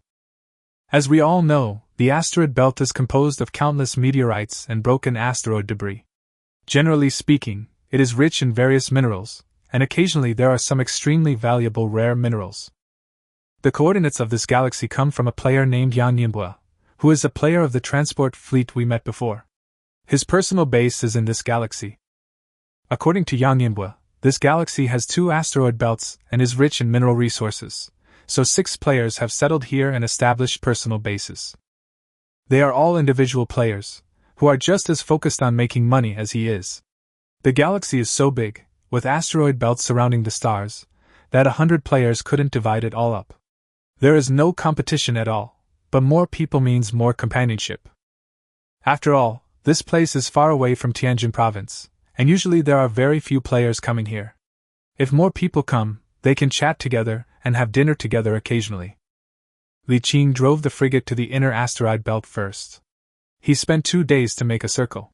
Through space geology and mineral analysis and other skills, he roughly determined that the ore classification of the asteroid belt is mainly metal ore, a small amount of crystal ore, and a large amount of rock ore. Metal ores refer to the common gold, silver, copper, iron, and tin. The prices vary, but under normal circumstances, the most common ones are various types of iron ores or copper ores. The price of raw ore is 15 star yuan per cubic meter for iron ore and 31 star yuan per cubic meter for copper ore. Of course, this refers to the current price, and it may not be the same price in a while. Although everything in the new universe is digitized and the rules of the world are like a game, it is not a real game after all. It is a real universe. Prices are determined by output and demand and are changing at any time. There are no fixed prices. Even if it is the same raw iron ore, the price in different places is different. The price of iron ore in Tianjin province and the heartland of the human United Empire are definitely different. Moreover, iron ore is a general term, which is further subdivided into different types of iron, such as magnetite, hematite, siderite, iron sulfide, etc. The prices vary slightly, but not much. Li Qing did not ultimately choose to locate the base in the asteroid belt, but rather on a satellite of a large planet more than 70 million kilometers outside the asteroid belt. The reason why it was not placed in the asteroid belt was mainly because it was considered that in the future some collection devices could be placed on this large planet to collect some planetary materials and take a look at whether there are any large mineral veins on this planet. There are many mines in the asteroid belt, and there are also mines on planets, but they are not as easy to collect as the meteorites in the asteroid belt. It is too laborious to build a mining base and dig mines on the planets. But if some high-value planetary materials can be discovered on the planet, that investment will be nothing. The so-called planetary material is a general term for all minerals that can only be produced on planets. Its value is not too high, but its advantage is that it can be collected automatically after a collection mine is established. You only need to harvest it at a fixed point without too much effort. This planet, which is not marked on the star map, has a diameter of 11,545 kilometers. According to the standards of the star sea, it is a desolate planet with a size of 23 grids. It is worth mentioning that the diameter of the Earth in the old universe is 12,756 kilometers. According to the current star sea standards, it is a Type II continental planet with a size of 25 grids, and every 500 kilometers of equatorial diameter is calculated as one grid. The frigate circled the planet and found that this desolate planet, slightly smaller than the Earth, had a thin atmosphere, but no trace of water or life on the planet. It was just the most common desolate planet in the starry sky. This planet has 3 satellites. The largest one has a diameter of 2,100 kilometers, which is smaller than the Moon, and the smallest one is only 530 kilometers. None of them has an atmosphere. After a preliminary observation, he placed the base on the middle satellite. The frigate stopped above the orbit of satellite number 2 and reopened the palm-sized universe channel. The mining ship and industrial ship drove out and anchored around the frigate. Fortunately, there are no wild monsters near this planet, and no abnormal points have appeared, so it seems safe now. The diameter of satellite number 2 is only about 1,400 kilometers, and its gravity is smaller than that of the Moon. Small warships such as frigates can land directly on the surface of the satellite.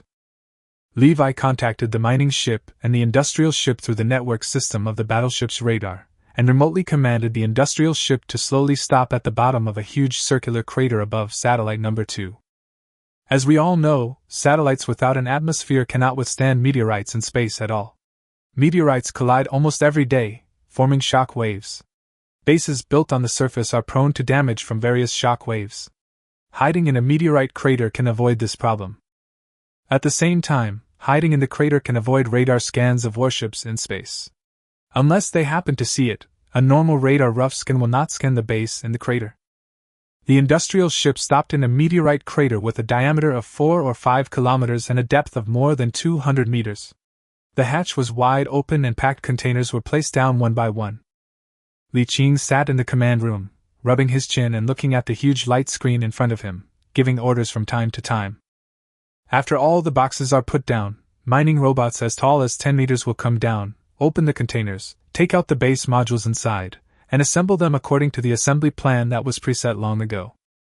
With the development of science and technology, modular assembly has entered all aspects of life. Not only these buildings, but even the construction of warships has achieved modular assembly. The warship is divided into different blocks according to standard modules, and different modules are produced in different factories. Finally, they are transported to one place and assembled into shape. However, such a warship has a flaw. Because it is assembled in modules rather than formed as a whole, it is destined to be unable to enter the interior of a planet with strong gravity. Once entered, it is easy for the modules to break apart and fall due to the strong gravity. Therefore, in the starry sea, only small ships such as frigates can enter the interior of a planet.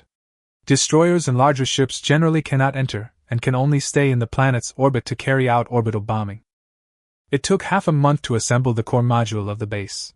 The internal space of the core module, with a diameter of 100 m, 100 m, 100 m, is extremely large and can be subdivided into multiple floors. Li Qing divided it into 10 floors, with each floor being 10 meters high. The main control room was placed on the 5th floor. This thing is made of composite metal and contains various compartments. It can greatly cushion the impact of small meteorites in space and isolate most harsh environments from extreme environments in space. There is also an energy absorption layer on the surface, which can absorb stellar light and various radiation rays in the starry sky as energy. It can provide energy for the base even in extreme environments, and maintain the minimum energy requirements. Then all 16 fully automatic sentry guns were moved to the top of the main core cabin and placed in groups of 4 in the 4 corners. Then, for 30M 30M 30M auxiliary cabins were placed to the east of the core cabin, 2 by 2. At the same time, the 30-meter height is divided into 3 layers, each layer is also 10 meters. Then, place the small scale or crushing, screening and refining equipment outside the base. The main reason is that it can't fit in there. Although it's just a small set, the crushing, refining and refining are actually 3 sets of machines, which are quite large. If any of the auxiliary cabins is put in, there won't be enough space for other things. When the time comes to guide the raw ore in and refine it, there will be no place to pile it up. It's better to put it outside directly. When the time comes, the collected raw ore can be thrown directly into the meteorite craters around the base, and after refining, it can be stored in the auxiliary cabin. When a certain amount is accumulated, it can be stored in the Palm universe all at once. Chapter 7 Pirate Gunboat. As for the small electromagnetic radar, it is placed at the highest point on the edge of the circular crater. The radar is not big, so it can be simply concealed by simply moving some stones and piling them there. Finally, a small water purification equipment and a medium-sized cold storage are placed at the bottom of the main core cabin, and all food and water are stored in the cold storage. He then placed 50 first-level clones into the base to assign different tasks, and a small base was formed. It took him more than half a month in total. As soon as the base was built, he couldn't wait to take 2 ships to the asteroid belt tens of millions of kilometers away to prepare for mining. The 3 ships left sublight speed after an hour. When the spacecraft entered the conventional material level, Li Qing stood up from the command chair and walked to the huge floor-to-ceiling glass of the bridge. There was a hint of surprise in his eyes. He saw a dense meteorite belt with no visible boundaries in the cold starry sky, but deep in a pile of gray meteorites not far away, there seemed to be a huge man-made creation. The mining ship and the industrial ship stayed where they were, and the frigate slowly approached. As soon as it slid into the asteroid belt, it saw a peculiarly shaped spaceship flying out from behind the huge man-made creation. The frigate shuttled among the meteorites and observed from different angles of the gaps between the meteorites. It discovered several of these strange-looking, old-looking spaceships in succession. It was not until he saw one of the spaceships using 2 welding guns to spray dazzling mining lasers to cut a meteorite that he realized that this thing was a wild-armed mining ship. This is also a kind of wild monster. It usually appears in the asteroid belt. It can also mine, but it has a small amount of military force. If it is destroyed, there is a chance to obtain some collected raw ore.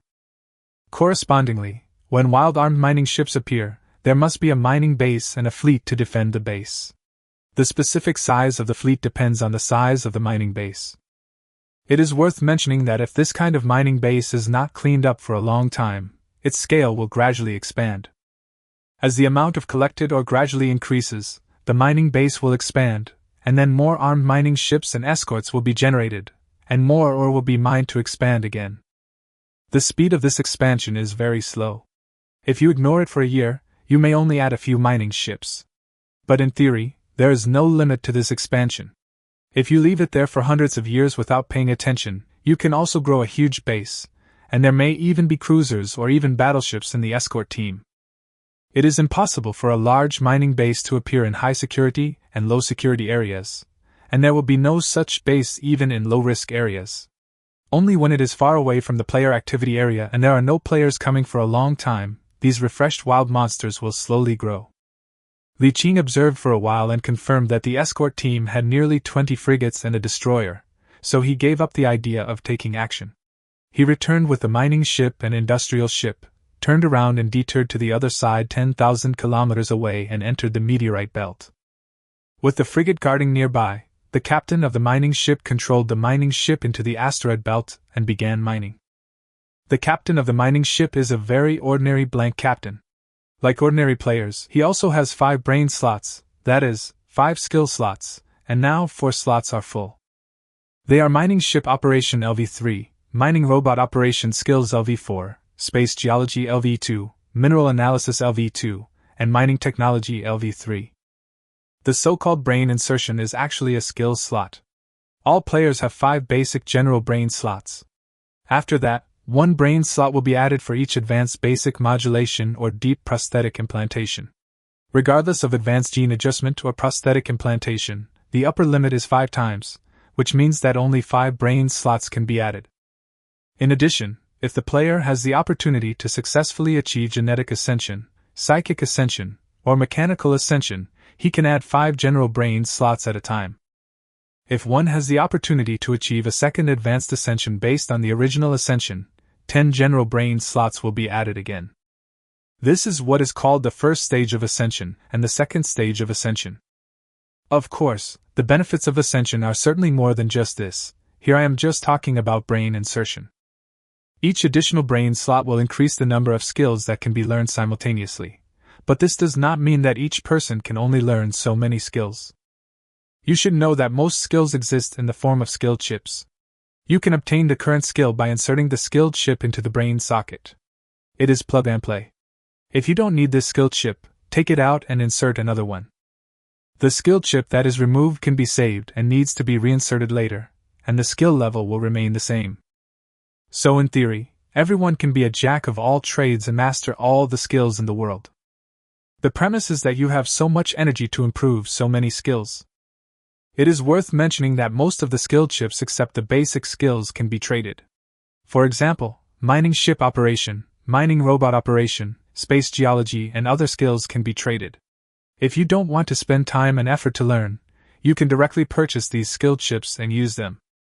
However, skilled chips purchased directly cannot be upgraded and will remain at the same level as purchased. Li Qing originally had only 5 brain plugs, but after awakening the talent of Son of the Stars, the number of brain plugs was directly adjusted to 20, which is 4 times that of an ordinary person. Moreover, before leaving the G-Min galaxy a few months ago, he had already spent several million to purchase a large number of level 0 upgradable skill chips, intending to use his 10-fold experience bonus to brush up on his skills. He now has 6 skill chips loaded, one of which is the basic naval command skill LV3. This is a basic skill and cannot be traded. The other 5 are frigate operation LV4, space geography LV3, space perception LV3, signal analysis LV3, and evasive maneuver theory LV3. These skilled chips have been equipped early on, and I have been accumulating experience during the journey for several months. Now they have been upgraded to LV3. And because he has been on the frigate all the time, his frigate operation skill has been upgraded to level 4. Basic naval command skills. Basic skills for naval commanders.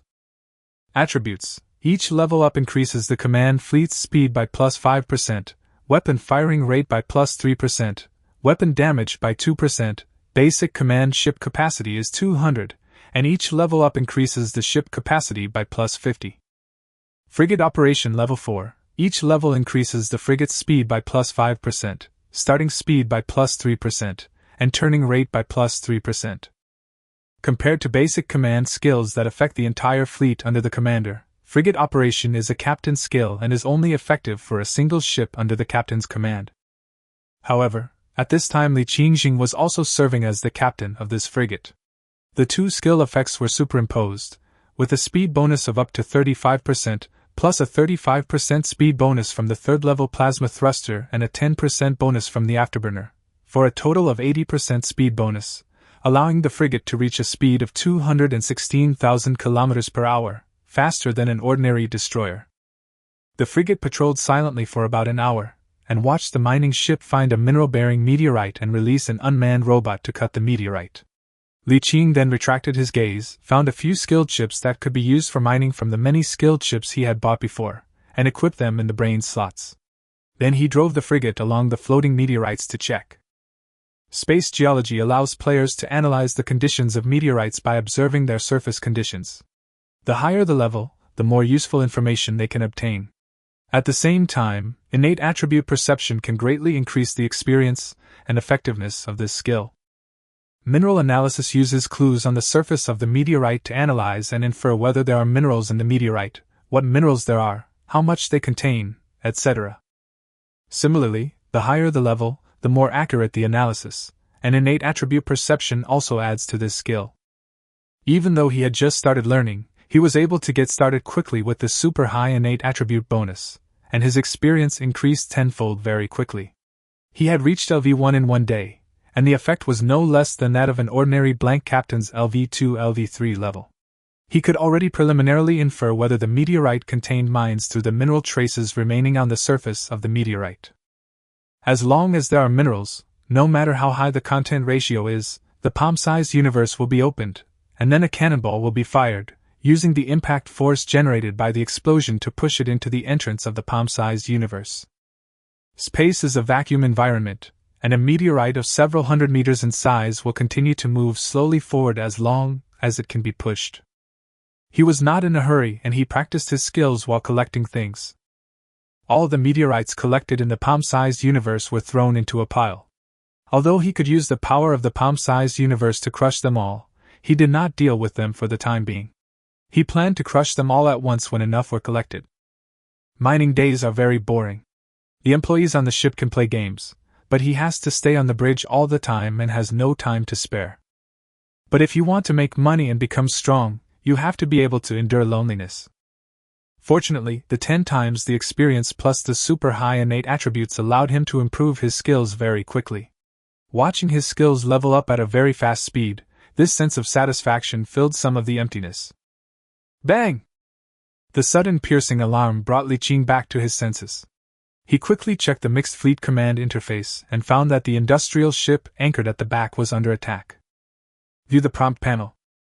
Hint: the pirate gunboat's second-generation electromagnetic cannon, medium, attacked the industrial ship's energy shield, causing 244 points of kinetic impact damage. Hint: the pirate gunboat's second-generation electromagnetic cannon, medium, attacked the industrial ship's energy shield, causing 248 points of kinetic impact damage. The frigate immediately stopped gliding, slowly turned around and headed out, while ordering the industrial ship to approach it. 5 minutes later, the industrial ship and the frigate passed each other, and through the huge floor-to-ceiling windows of the bridge, 2 pirate gunboats flying between the meteorites ahead could be seen. Why are there wild monsters here? Although it was strange, he acted quickly and immediately gave the order. Ready the guns! The staff officer sitting behind him immediately issued orders to the various gun positions on the frigate. Li Qing could hear the sounds of gunners taking up their positions one after another. The distance between the two sides was rapidly closing, and soon they were within their own firing range. Li Qing ordered the warship to turn sideways without hesitation, with the muzzles of the 3 electromagnetic guns on one side pointed in the direction of the enemy ship. This frigate has 5 small weapon slots, equipped with 3 electromagnetic guns and 2 machine guns. The range of the third-generation machine guns is only 60 kilometers, while the range of the third-generation electromagnetic guns is up to 400 kilometers, so it can wait for the enemy to tire themselves out and open fire in advance. Bang, bang, bang! 3 obvious air-braking trajectories cut through the void and hit the pirate gunboat on the right hard.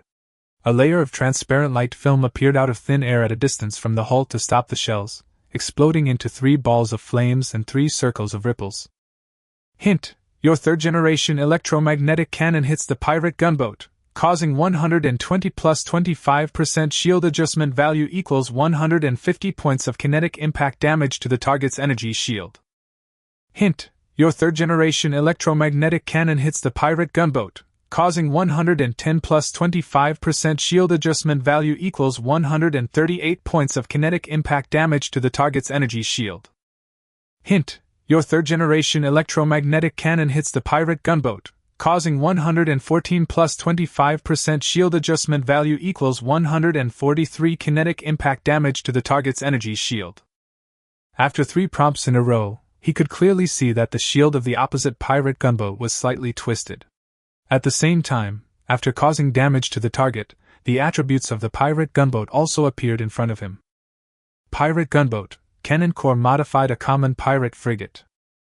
Property: basic hull, 1000. Basic armor, 500 plus porcelain armor, small, 4003 is equal to 1200 points of armor. Basic shield, 500 plus first-generation energy shield, small, 5002 is equal to 1000 shield value. Base speed, 120,000 km per hour. Default tactic, swarm tactic. Fleet slot size 1. Artillery core, default. Components: power core, FTL element, thrusters, probes, battle computer. Weapons slots, M1 S4. Universal slots, S5 A1. All weapons are second-generation electromagnetic cannons, but there is a slot for a second-generation electromagnetic cannon, medium. The moment he opened fire, the two medium-sized electromagnetic cannons of the two pirate gunboats were ready. 2 tracks of braking through the air passed by. Li Qing clearly felt the warship shake twice, and the energy shield instantly dropped by nearly 500 points. However, his frigate's 5 general slots are equipped with 3 third-generation energy shields, each of which can add an additional 1,000 shield energy points. 3 shields add 3,000 points, plus the battleship's basic 1,000 points, for a total of 4,000 shield energy, which can withstand 8 or 9 waves. But he was not a fool, and he could not resist head-on. After a wave of attempts, Li Qing immediately gave the order.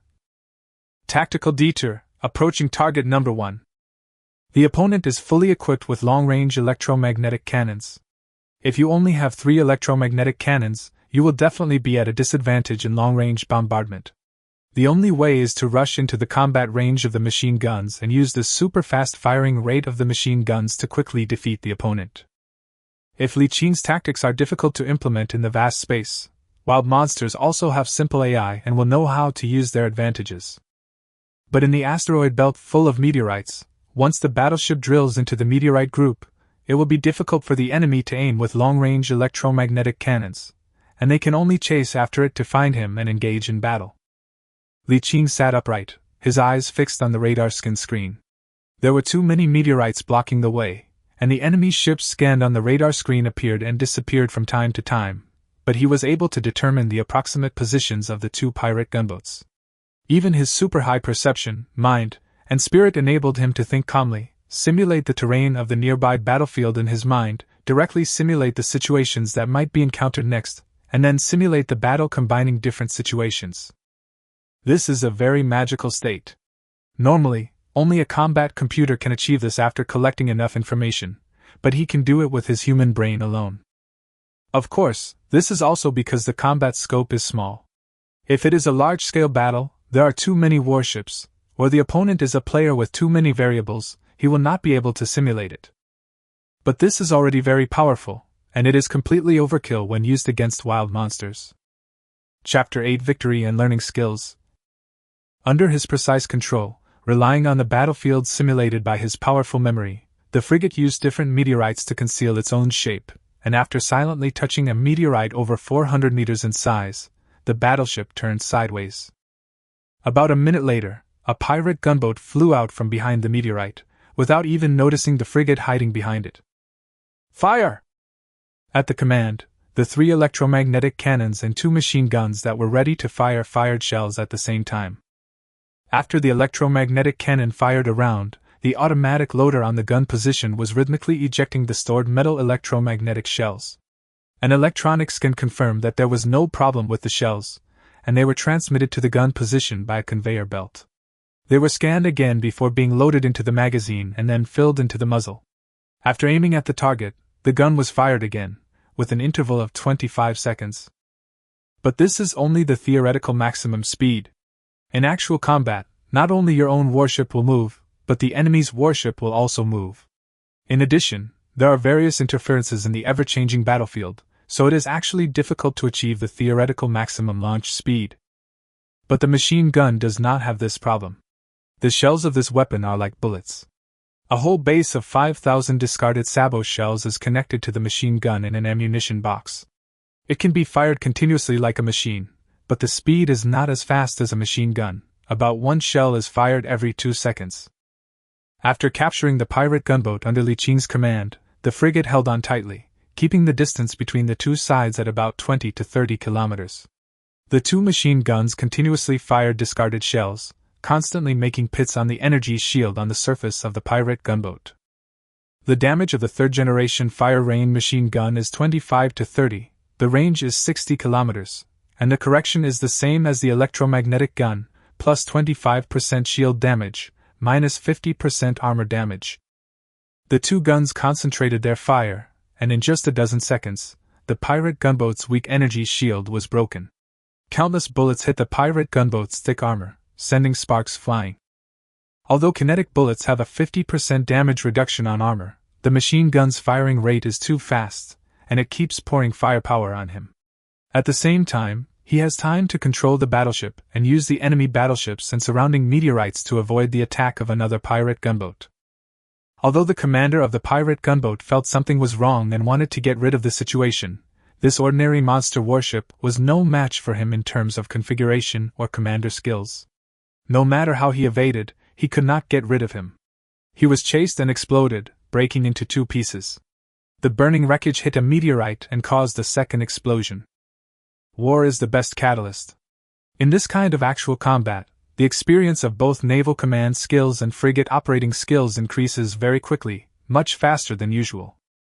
After destroying a pirate gunboat, the frigate's energy shield still had more than 1,000 shield points left, and it turned around without stopping and attacked the other pirate gunboat that it had been chasing for so long.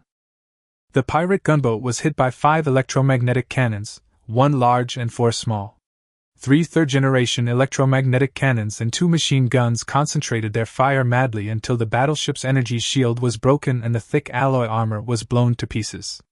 The last pirate gunboat was sunk in an almost lose-lose situation. After carefully counting the damage to the warship, Li Qin couldn't help but swear. Why, bah! Hundreds of thousands of dollars are gone. The energy shield can be restarted if it is destroyed, but it requires a standard energy block to reactivate and recharge it, which is 100,000 star coins. This is the minimum standard. Even if a battleship's shield is gone, it will need at least 1 energy block to reactivate it. If there is enough time, it can be allowed to slowly recharge and recover automatically. If there are combat missions that require quick recharging, a large amount of energy blocks will have to be consumed to replenish it directly. It is worth mentioning that if the energy shield is not completely destroyed, even if there are only a few points of energy shield left, it can be slowly restored after the war by relying on the battleship's reactor without the need for additional energy blocks. Only when the shield is completely broken will the energy block be needed to reactivate and recharge it. In addition, the damaged armor needs to be repaired, and alloy materials need to be used to mend the holes caused by the electromagnetic shells one by one. Not to mention the labor costs. You can only do it yourself here, but the material costs are estimated to cost tens of thousands of star dollars. In addition, this battle consumed a total of 33 electromagnetic artillery shells, each costing 1,500 star coins, for a total of 49,500 coins. A total of 320 machine gun shells were fired, each shell costing 150 star coins, for a total of 48,000 star coins. Ammunition consumption is normal. After all, not every shot can hit the target. All in all, the ammunition consumption in this battle alone was 97,500 star dollars, plus the repair cost of an energy block was at least 150,000. The total loss was about 250,000 plus star dollars. The results were astonishing. After cleaning up the battlefield, no accessory blueprints were found, only 7 pieces of wreckage. Each piece of wreckage was sold to the recycler at a scrap price of 110 star dollars, a total of 770 star dollars, a loss of 250,000. Yes, this is the gain from a normal war. If no ship accessories or blueprints are revealed, there will only be a huge loss. Although the fight was fierce, these 2 pirate gunboats are indeed the simplest wild monsters, equivalent to seeing 2 slimes in the novice village in the game. It is quite unrealistic to expect such wild monsters to explode. And this is the norm. It is impossible for something to explode at any time.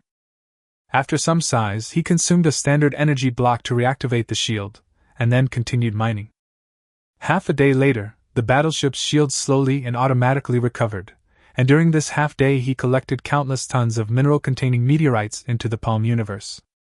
The mining ship under his command spent most of the day slowly cutting the meteorites, crushing them into small pieces, and then loading the mineral-containing meteorites into the mining ship. It only filled half of the cabin, which was much less efficient. Li Qingma estimated that if he used the universe in his palm to collect meteorites one by one, not counting the large amount of useless rocks in the meteorites, the collection capacity alone would be thousands of times that of a mining ship. If the useless rocks and the large amount of meteorites were removed, the efficiency would be estimated to be hundreds of times that of a small mining ship, which is equivalent to having hundreds of small mining ships mining. And this was not his limit. Due to his lack of strength and fear of attracting wild monsters roaming in the asteroid belt, he didn't dare to make too much noise.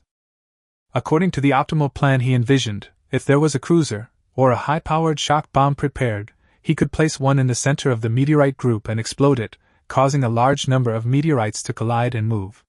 At that time, he could open the cosmic channels in his palms everywhere to swallow the moving meteorites. This would be the most efficient. It's a pity that the cosmic channel in the palm of the hand can only be opened and cannot generate attraction, otherwise it would be more efficient to swallow it directly on the spot. Li Qing did not wait for the mining ship to be full before returning.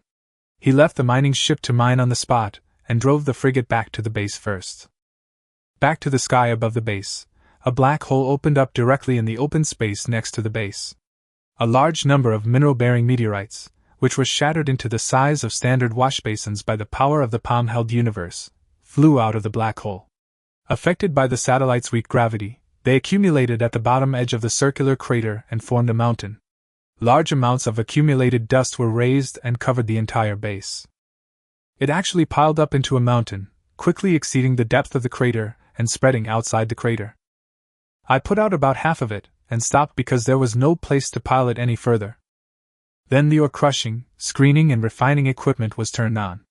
2 10-meter-high transport robots modified from mining robots moved the meteorites as big as wash basins to the entrance of the ore crusher. Amidst the rumbling sounds, the meteorites as big as wash basins were smashed into pieces and then diverted and screened. The rocks are spit out to one side, and the screened ore is sorted onto a conveyor belt on the other side and sent directly to the refining furnace not far away. The so-called refining furnace does not directly refine the raw ore into high-purity ore, but only purifies the raw ore. For example, the raw iron ore is crushed, the iron ore is extracted and smelted, and impurities are removed, and then directly smelted into pieces of pig iron ingots that still contain a lot of impurities. The next step is to refine it into steel, or add other ingredients to refine it into various alloys. That is the job of the alloy foundry, and the equipment here cannot do it.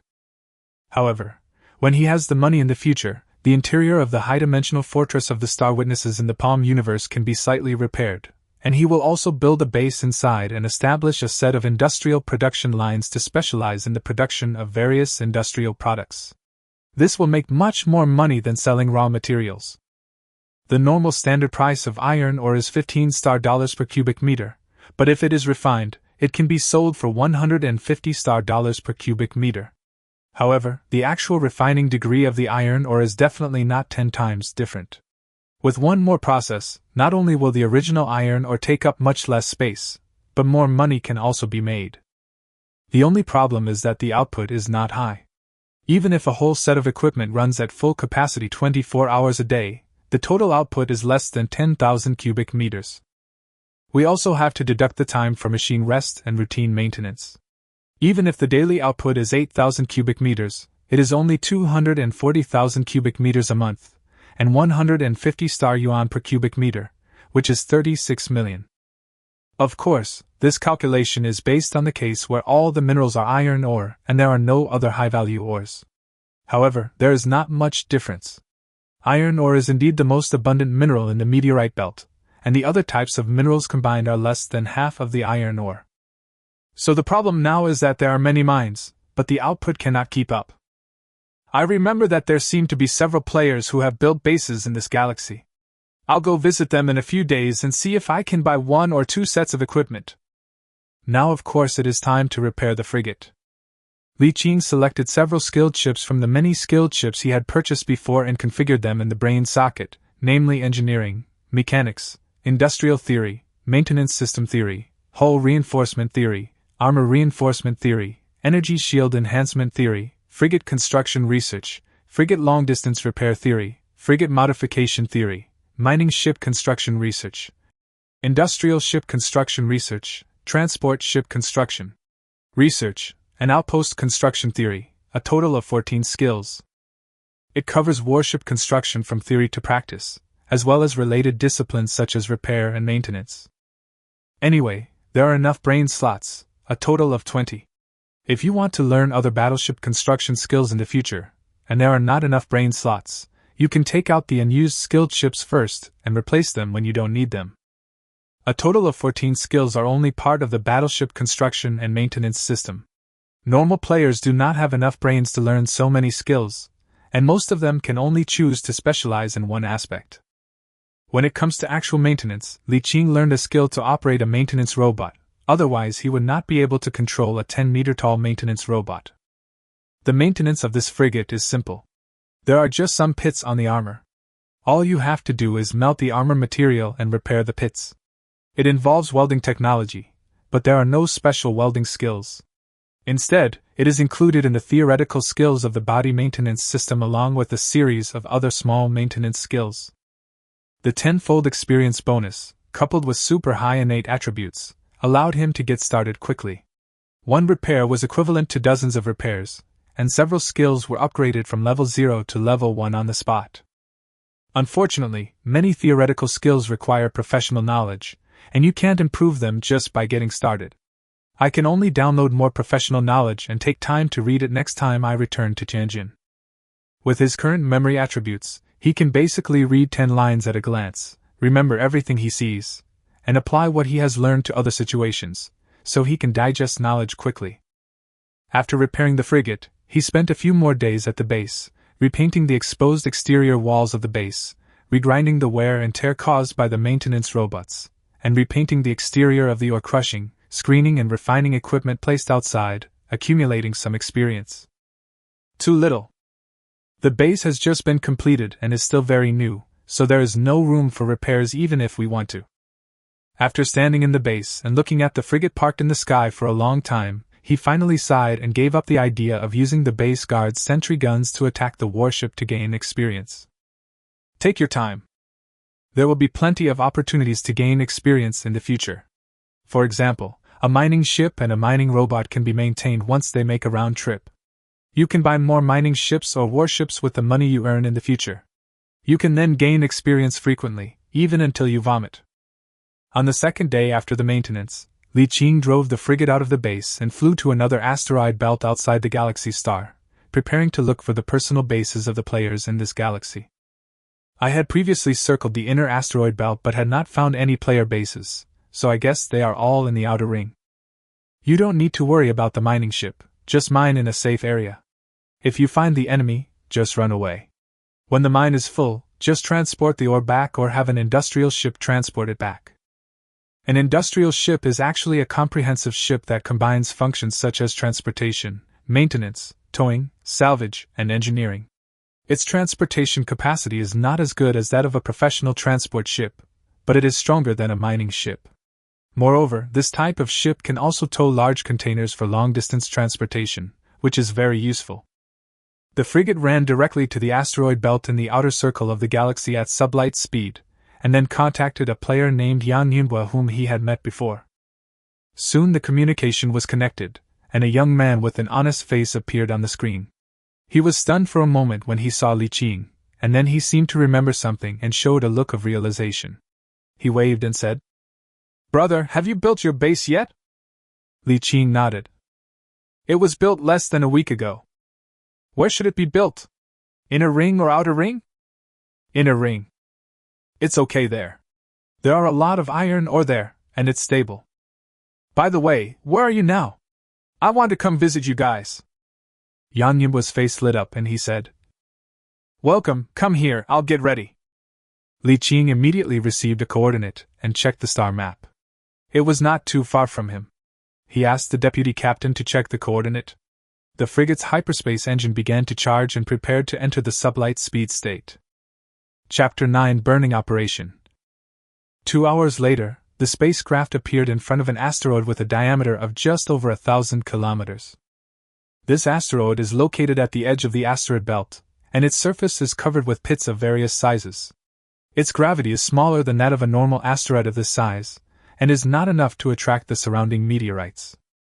This place is far away from the main sequence stars of the galaxy and the temperature is very low, but there is no water vapor on the planet, so there is naturally no ice. There is only a thick layer of dust that has accumulated for who knows how long. On this asteroid, there are actually 3 personal bases not far from each other. When Li Qing arrived above Yang Yinhua's base, he received a public communication channel from Yang Yinhua. He opened it, and a light screen popped up, dividing it into 6 interfaces. Each interface had a player, 5 men, 1 woman, who waved at him at the same time. "Welcome, Brother Li Qing, to settle down in this galaxy." He waved his hand in surprise. "Are you guys together?" Yang Yinhua shook his head and said, "We're not together, but this place is too far from the G-Men galaxy, there are too few people, and it's boring, so we communicate more and play together." The frigate stopped in midair and entered the base in a small aircraft only 5 meters long. Yang Yinhua's base is also a small base. The main core cabin is the same as his, but he has about 20 to 30 auxiliary cabins piled up here. The outside is full of raw ore, and there are mountains of waste in the distance. It has expanded to a certain scale, and the bases of the 2 nearby players are about the same size. The aircraft entered the main core module door for routine disinfection and inspection. The door opened and a gust of cold air blew out. Yang Yinhua and 3 other players, 2 men, 1 woman, were standing on the steps waiting for him. He quickly greeted them and introduced himself to each other. The other 3 players are named Xia Qi, Ning Shi, and Lu Yanqi. Lu Yanqi is Xia Qi's girlfriend, and she is quite pretty. As the host, Yang Yinhua had already prepared food and drinks. A piece of stone was chiseled into a tripod shape and stood on the ground. There was a tray-like groove on the surface and many grooves were scratched on it. No one knew how the temperature in the stone trough became extremely high. Thinly sliced pieces of meat were placed on it, and with a sizzling sound, they could be turned over in 2 seconds. The 5 of them ate barbecue and drank drinks while chatting together. Most of the time, Li Qing asked them about the situation of this galaxy and nearby galaxies, and they answered. Through understanding, we found out that there were originally 6 players in this galaxy, and now there are 7 including Li Qing. They usually get along well with each other. Among them, Yang Yinhua, Xia Qi, Lu Yanqi, and Ningxi all have their bases on this asteroid, and the other 2 players have their bases elsewhere in the asteroid belt. It just so happened that the 2 of them had something to do deep in the asteroid belt today and couldn't come for a while. If you had told me earlier, they would have come over. Yang Yinhua smeared a palm-sized piece of roasted meat with sauce, rolled it up, stuffed it into his mouth, chewed it, took a sip of the drink, and said to him, "You made the right choice to come to us. It's too difficult to survive alone out here. When I first came here, I was all alone. I felt so lonely. Every time I collected enough ore, refined it, and shipped it out, I was afraid that it would be gone when I returned to the base. Haha, I have the same concerns. But don't worry now. If you need to go out, let us know and I will send 2 ships to your base to help you check." Li Qing quickly thanked him. "That's too much trouble." Yang Yinhua waved his hand and said, "It's no trouble. We can help each other." Li Qing nodded. "We really need to help each other, otherwise it will be hard to get along. By the way, how often do you go back to Tianjin? Maybe we can go together." "Tianjin? We rarely go back, maybe once every 3 or 4 years." Li Qingqi said. "Do you have to store your mines for so long before selling them?" Xia Qi, who had been eating, looked up and said, "You may have misunderstood. We don't sell our ore until we transport it back to Tianjin." "Where is that?" "From here to the north, in the JMN 381 galaxy, there is a large team called Burning Ghost. They have established a team headquarters there. There is a 3rd-level star fortress, which occupies 30 to 40 galaxies centered on the JMN 381 galaxy. All the ore of individual players and small teams around them is basically sold to Burning Ghost." Then. He just spoke when Ningxi finished eating a piece of barbecue and looked up and said to him, "You should note that although we sold all the mines to the Burning Ghosts, this team does not have a very good reputation in the area. Tell me about it." "This Burning Ghost team moved here more than 30 years ago and began to build a base.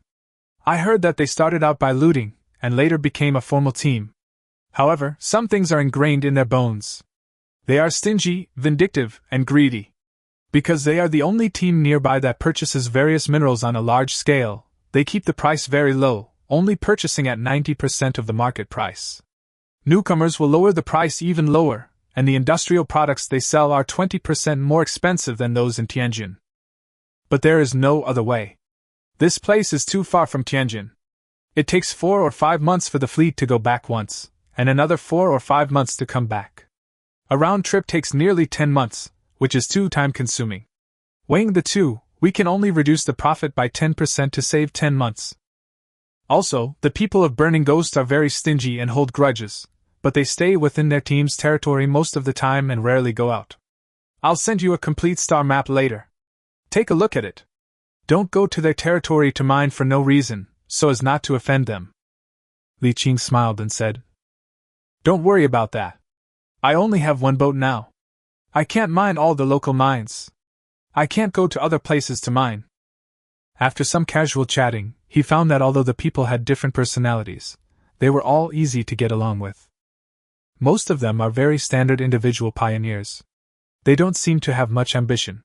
If they have ambition, it is limited by their abilities and they have not achieved much. They just want to mine some minerals and make some money while they are young. When they have made enough money, they will sell all the ships and mines, return to the United Human Empire to find a stable colony to settle down, and become financially independent tycoons. They have no idea of traveling across the starry sky at all. The most active ones are Xia Qi and another player. They occasionally go out for adventures besides mining, but they won't go far. Li Qing likes to have such people as neighbors, which makes him feel worry-free and at ease. But he didn't know if it was an illusion. He accidentally scanned the eye contact between Xia Qi's girlfriend and Yang Yinhua, which seemed a little strange. He didn't dare to think too much, and just thought he had seen it wrong. After eating and drinking together, everyone got to know each other and chatted. Li Qing took the opportunity to ask more about the situation nearby and obtained a more detailed star map. The farthest point of which had been explored was the JMN 544 galaxy. Li Qing was in a good mood after returning from Yang Yinhua and his team's base. This trip was very rewarding. I met a few friends and got to know the surrounding area. It was unlike before when I was completely in the dark. However, they do not have any extra or crushing and refining equipment, so they need to buy it from the Burning Ghost team. However, in another month, Xia Qi and his team will have mined almost as much ore as they want, and will be ready to sell it. They agreed to go over together to take a look and get to know the way there. Newcomers who go there without anyone to guide them will definitely be forced to lower the price. After returning to the base, we only rested for one day and continued to go out mining the next day. Although the base has mountains of ore that are far from enough to digest. Anyway, the universe in the palm of your hand is almost infinite, so it doesn't matter if you keep it there. Returning to the asteroid belt, the mining ship is still mining. After checking the previous records, there is nothing abnormal. Although very few people come here, and the wild monsters that refresh from time to time slowly accumulate, they are nothing compared to the distance of the starry sky. You may not find a single living thing within a radius of hundreds of thousands kilometers. What followed were another boring day of mining. The only thing better than before was that I got access to the communication channel opened by Yang Yinhua and several other players, so I could chat. This communication channel is similar to a regional channel, which is formed by the player's radar as the fulcrum. You must have a radar to join, you must have permission from others to join, and you must be in the current galaxy. You will not be able to communicate if you leave this galaxy. Although the radars they used were not advanced enough to achieve real-time communication and there was a delay of about 1 minute, it was much better than having no communication at all before. The frigate advanced along the edge of the asteroid belt, and whenever it encountered a meteorite containing minerals, it would collect them into the palm of its hand, regardless of the amount of minerals contained. Others need to consider transportation costs and refining costs, but he doesn't need anything. Time passed day by day, and half a month passed unknowingly. On this day, he was doing routine mining. He opened the universe in his palm and collected a floating meteorite into a huge black hole. Without the meteorite barrier with a diameter of several kilometers, there was a large piece of empty void behind him. At the end, a huge man-made creation was looming. Several armed mining ships were surrounding the huge man-made creation. Here we go again! Li Qing glanced at the mineral balls piled up next to the huge meteorite in which the huge man-made creation was embedded, and couldn't help swallowing. The ore ball is the ore that has been collected but has nowhere to be put, so it is assembled into a huge ore ball using a special method. Many mining players will also do this, and then use a tractor beam to bind the ore ball around the base, and move it around the base, and only transport it away in one go after enough ore has been accumulated. It is obvious that this wild monster mining base has collected a lot of ore, so much that the base can't even hold it all. If nothing unexpected happens, after a period of time, more ores will be accumulated, and the base will convert these ores into resources, and then refresh more mining ships or escort fleets. At this stage, players can snatch these ores, which are raw ores that can be sold directly for money. But Li Qing glanced at the fleet patrolling not far from the base, led by a destroyer. With my current strength, I definitely can't do it. But he left a message for everyone else in the communication channel. Brothers, I found an anomaly here. There is a mining base with ores piled up into balls. There is a destroyer and more than 20 frigates. Are you interested in taking action? Almost 2 minutes later, Ningxi replied. I can't do it. At this time, another player named Zhang Weiqi, who was not there last time, said, This is meaningless. The asteroid belt is not short of wild mining bases like this. We have discovered at least 10 of them here, but we are not interested in dealing with them. Li Qing asked in surprise. Can't the 6 of you handle it together? Almost 2 minutes later, Zhang Yinbo responded. Of course we can handle a small-scale operation, but there will inevitably be losses. More than 20 frigates plus a destroyer have very strong firepower. A frigate will be blown up after a few hits. If we lose one, we will lose even if we take down the base. This kind of mining base will at most drop some debris and ores within the base. There is a very small chance that data chips or blueprints will drop, but the drop rate is extremely low. There is no shortage of ores in the asteroid belt. It will just take some time to mine. It is not wise to take risks for such a small chance. You only have one ship now, and your strength is too weak. Don't think about anything else in the early stage. First make money to buy more mining ships and build a fleet to make money. Only consider configuring more warships when you make more money in the future. Oh. Li Qing stopped talking. They had been in the business longer than him, so it was definitely not worth it to say that. Putting the thought aside, the frigate turned and left. However, the frigate stopped halfway and headed back. Li Qing stood in front of the bridge window, looking at the scene in the distance, his chin in his hand, and a bold idea came to his mind. There is no doubt that we can't win by fighting, but that doesn't mean we can't get some benefits. This wild monster has limited AI. Now he is observing the base from a distance, but the base and the surrounding escort fleet have not discovered him, which means that the base radar is not as good as his third-generation radar.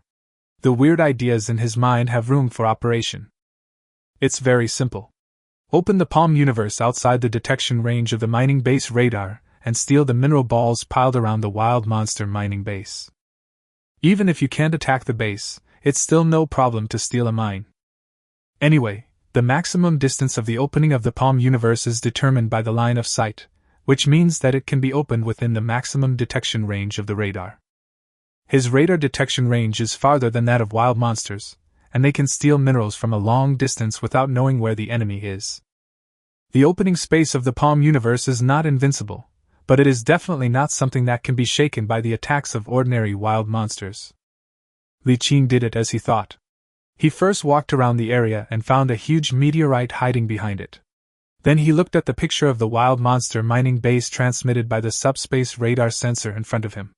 With a thought, the light screen showed that a huge black hole gap opened silently in front of a mineral ball with a diameter of 4 or 5 kilometers surrounding the mining base. The mineral ball swam by inertia and silently drilled into the black hole. Then, Li Qing felt a mineral ball made of pure ore with a diameter of nearly 5 kilometers appear in the universe in his palm. Yes! He waved his fist vigorously, closing the exit of the universe in his palm. Looking at the radar screen again, several frigates were flying back and forth where the ore ball disappeared, as if there was a bug. This is normal. How could the wild monster's AI possibly understand what's going on? It is estimated that it has never encountered this before, so there is no way to deal with this in the AI logic, which leads to logic conflicts and strange changes like card bugs. The attempt was successful and Li Qing was very excited. Even if the mineral ball just now was entirely iron ore, its total value would definitely be over 10 million. There are 6 such mineral balls in the mining base. If all of them are taken away, the total income will probably exceed 50 million. It's a pity that it's the raw ore. If it were refined ore, the total value would probably exceed 500 million. But no matter what, it's all in vain. After waiting for a while, Li Qing repeated the same trick and stole several other mineral balls one by one in the same way. The escort fleet guarding the mining base saw the emerging black hole and launched an attack, but no matter what the attack was, it could not destroy the black hole at all. After stealing all the mines, the frigate retreated quickly. Li Qing's consciousness returned to the universe in his palm, and he was very excited. It wasn't just these 6 mineral balls with a total value of over 50 million star dollars, but through his actions just now, he seemed to have opened up a new world, and countless more exciting operations came to his mind. Chapter 10: Mine Storage. Without stopping, he recalled the mining base he saw when he first came to the asteroid belt.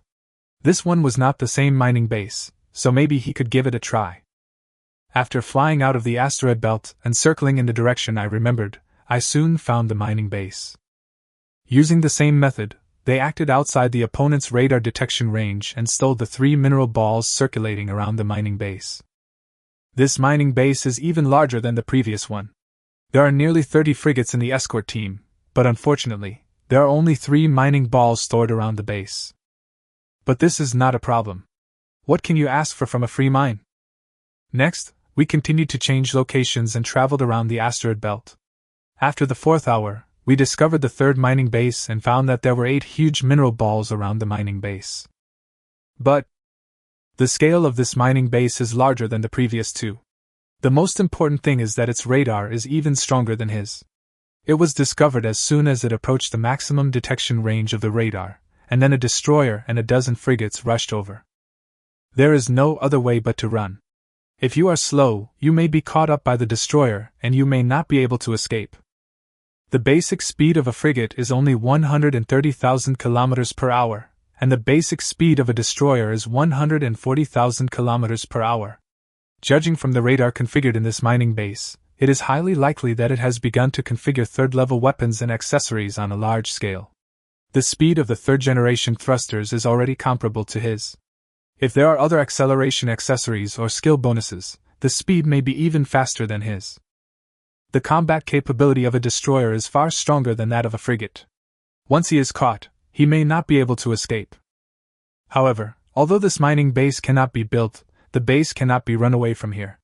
Li Qing plans to travel around this galaxy first, and then go to the outer asteroid belt after completing the inner asteroid belt. When I was having a party and chatting with Yang Yunhua and others before, I heard them say that there are more than a dozen mining bases in the outer asteroid belt.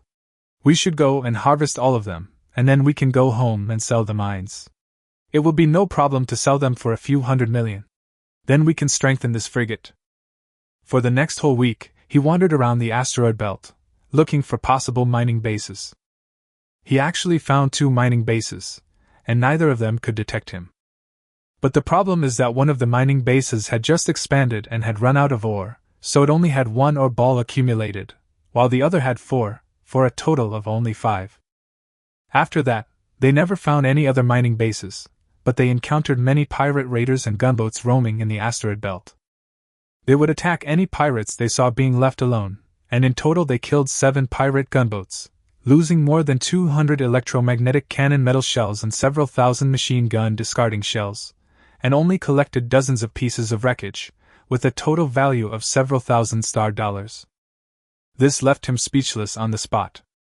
After returning to the base for a simple repair and gaining some repair experience, we set off again and flew towards the outer ring of the galaxy. It's too difficult. On the way, Li Qing calculated the income and expenditure of these days. In the past few months, he had paid tens of millions in wages alone, and had no income at all. If we exclude the mineral balls stolen by cheating this month, the income from mining for a single mining ship seems to be around 20 to 30 million. After deducting the time costs, there is no profit at all. People like Yang Yunhua have been here for so long, and each of them has a mining fleet. The one with the largest number is Yang Yunhua, who has been here the longest. He has a fleet that includes 1 large, 4 medium-sized, and 38 small mining ships, as well as 1 large, 3 medium-sized, and 3 small transport ships. In addition, he also established planetary material collection mines on several barren planets in the galaxy. With this income, he could afford to maintain a cruiser, a destroyer, and 5 frigates. Of course, this doesn't mean that Yang Yunbui can only afford to support so many. With the income from so many mining ships, he could afford to support one more, but he just didn't. He is just an individual player who only wants to make money. His greatest wish is to earn a lot of money and become a rich man in a small place. He has no interest in conquering the stars and the sea. The main purpose of having a cruiser is to deal with wild monsters that occasionally spawn near the base and mine. The ship is too small to deal with some monsters. The ideas of several other players were similar to Yang Yunbui's. They were all individual players who were only interested in making money. Their mining fleets were slightly inferior to Yang Yunbui's, and their warships were also slightly worse, but together they could still gather 40 or 50 ships. The 6 people maintained a total of 3 cruisers, 8 destroyers, more than 40 frigates, and a total of several hundred large, medium, and small mining ships. Li Qing calculated carefully and found that, not counting weapons and ammunition, the crew's salaries and basic maintenance costs alone would cost tens of millions each month. Outrageous! Those military lords and clans own a division-level fleet. How much do they spend every month? Li Qing himself came from a military family, so he certainly knew the size and composition of the fleet. A division-level fleet had at least 2 Titan super flagships, 20 to 30 flagships, including dreadnoughts and large cruisers.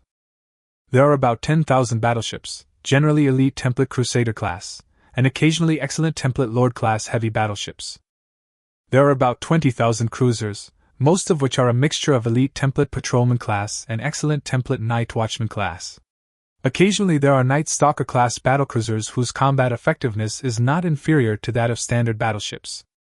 There are about 50,000 destroyers, including the elite Hurricane class and the excellent Storm class. There are about 200,000 frigates, elite template Raptor class, excellent template Black Hawk class. It is worth mentioning that the specifications of the division-level fleet are just a standard module. Different military leaders will make adjustments according to different situations. Some may develop more large and medium-sized ships such as cruisers and destroyers, while others may focus on developing battleships. With so many warships, the frigates alone theoretically require 100 billion star dollars in salary and maintenance fees each month. Adding the cost of other warships, the monthly salary alone is probably more than 400 billion. It's simply. However, compared with the income of the aristocratic military leaders, it is nothing. After all, with a population of tens of billions and tens of billions of players, it is hard to say how much tax is collected every month. Adding other industries, it is more than enough to support a division-level fleet. It's a long and arduous journey. Li Qing smacked his lips, lamenting how difficult it would be to maintain a large fleet on one's own. There must be a huge force to support it, just like a team and a legion, which is to gather the strength of everyone to be on par with those military leaders and clans. Although there is a huge difference in overall combat effectiveness, any legion is qualified to threaten the military lord. After all, there are tens of thousands of warships in total. Although they are just a mob in the eyes of the military lords, they will suffer huge losses even if they win a war. Therefore, the military lords and clans mainly adopt a conciliatory approach to the legions within their sphere of influence, and some even directly invest in them. For example, the Chinhali family, in addition to having fleets within the family, each branch also has its own supporting legions that can be pulled out and thrown into the battlefield at critical moments. This is their potential strength. Li Qing sent a message in the communication channel, which meant that he wanted to take a tour around the outer asteroid belt. There are more than a dozen wild monster mining bases in this asteroid belt. Some of them are not far from their mining area and may be discovered by them. It is better to tell them in advance to avoid misunderstanding. This time he did not run around aimlessly because he had the coordinates. Yang Yunbui and others had seen them occasionally before and had written them down. They had also passed them on to him when they had given him the coordinates of the nearby star map. He did not have to run around and could go straight to the destination of the coordinates. 2 hours later, the frigate appeared in a mixed asteroid belt. The fast-flowing meteorites provided him with the best cover, and he continued to steal the mineral balls from a long distance by using the same trick as before. 1, 2, 4, and by the 5th day, he had stolen all the mineral balls from the 11 wild monster mining bases at the coordinates. Not surprisingly, most of the radar sensors of these wild monster mining bases were inferior to his, and only 2 were similar to his. They were discovered early by the ship-borne radars of 2 destroyers, but he took advantage of the opportunity when the enemy destroyer patrolled to the other side, quickly stole it, and turned around and ran when the destroyer reacted. After shaking off the pursuers, they returned and continued. This process was repeated more than 10 times before all the thefts were completed. Among these 11 wild monster mining bases, the number of accumulated ore balls ranges from 2 at the least to 8 at the most, totaling 42. Together with the 14 accumulated before, the total number is 56. The price of a single ball is not very clear. After all, in addition to iron ore, there are also a lot of gray crystal, silver crystal, and limestone. There are also a small amount of copper-like, or nice, crystalline quartz crystals and the like that are slightly more valuable. The most valuable of them is a mineral ball that is full of silver-like ore. From a distance, it looks like a huge gray-silver ductile iron. The price of silver-like ore is 78 star yuan per cubic meter, and the price of iron-like ore is 15 star yuan per cubic meter, which is 5 times the price. This means that 1 ore ball is equivalent to 5 ordinary ore balls. When he returned to the base, it was only a few days before he and Xiaoqi agreed to go to the burning ghost galaxy to sell the mines, but at this time there was a problem that stumped Li Qing. How to transport 56 mineral balls with a diameter of about 5 kilometers. It is a good idea to transport it by towing. Industrial ships also have the equipment to tow, but small industrial ships do not have the carrying capacity, and cannot pull it at all. At least this is the carrying capacity that only large industrial ships have. Although there is no resistance in the starry sky, theoretically even a large planet can pull it. But theory is just theory. In reality, even if a large planet can be forced out of orbit, it cannot be pulled away within the gravitational well of a star due to the strong gravitational pull of the star. It is not realistic to ask Xiaoqi and others to borrow.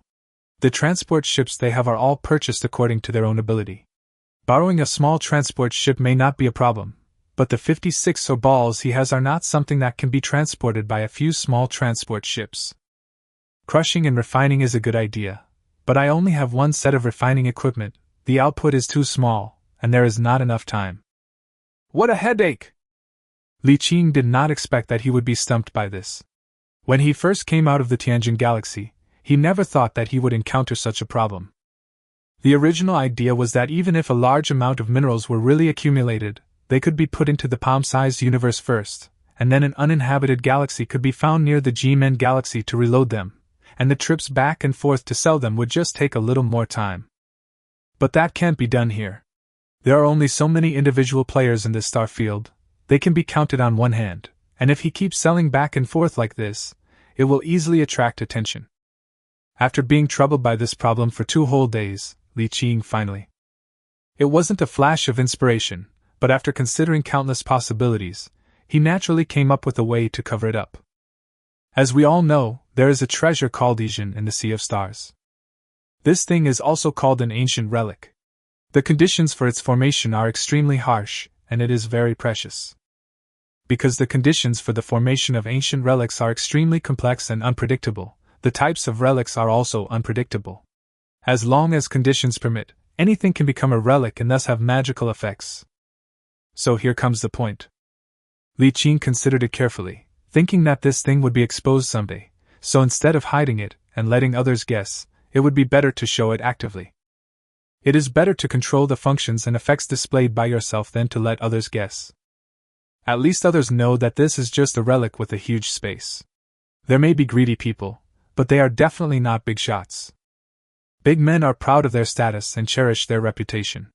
At least they will not commit robbery unless the benefits are not enough to make them give up the reputation they have maintained for a long time.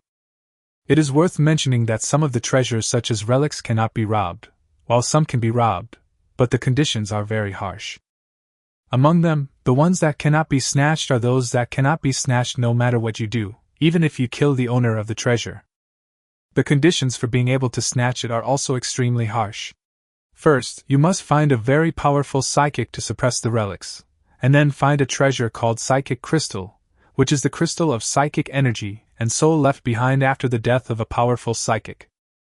It is necessary to melt the psychic crystals into psychic liquid to wrap the relic, cut off the connection between the relic and its owner, and then kill the owner of the relic. This killing means killing completely. As we all know, players can be resurrected after death, but they will lose a certain amount of lifespan depending on the cause of death. Only when all the lifespan is exhausted will they be considered completely dead.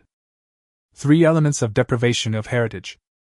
A very powerful psychic. The soul crystallization of a powerful psychic. Killed the owner of the treasure completely. Only by combining these 3 can one forcibly seize a relic.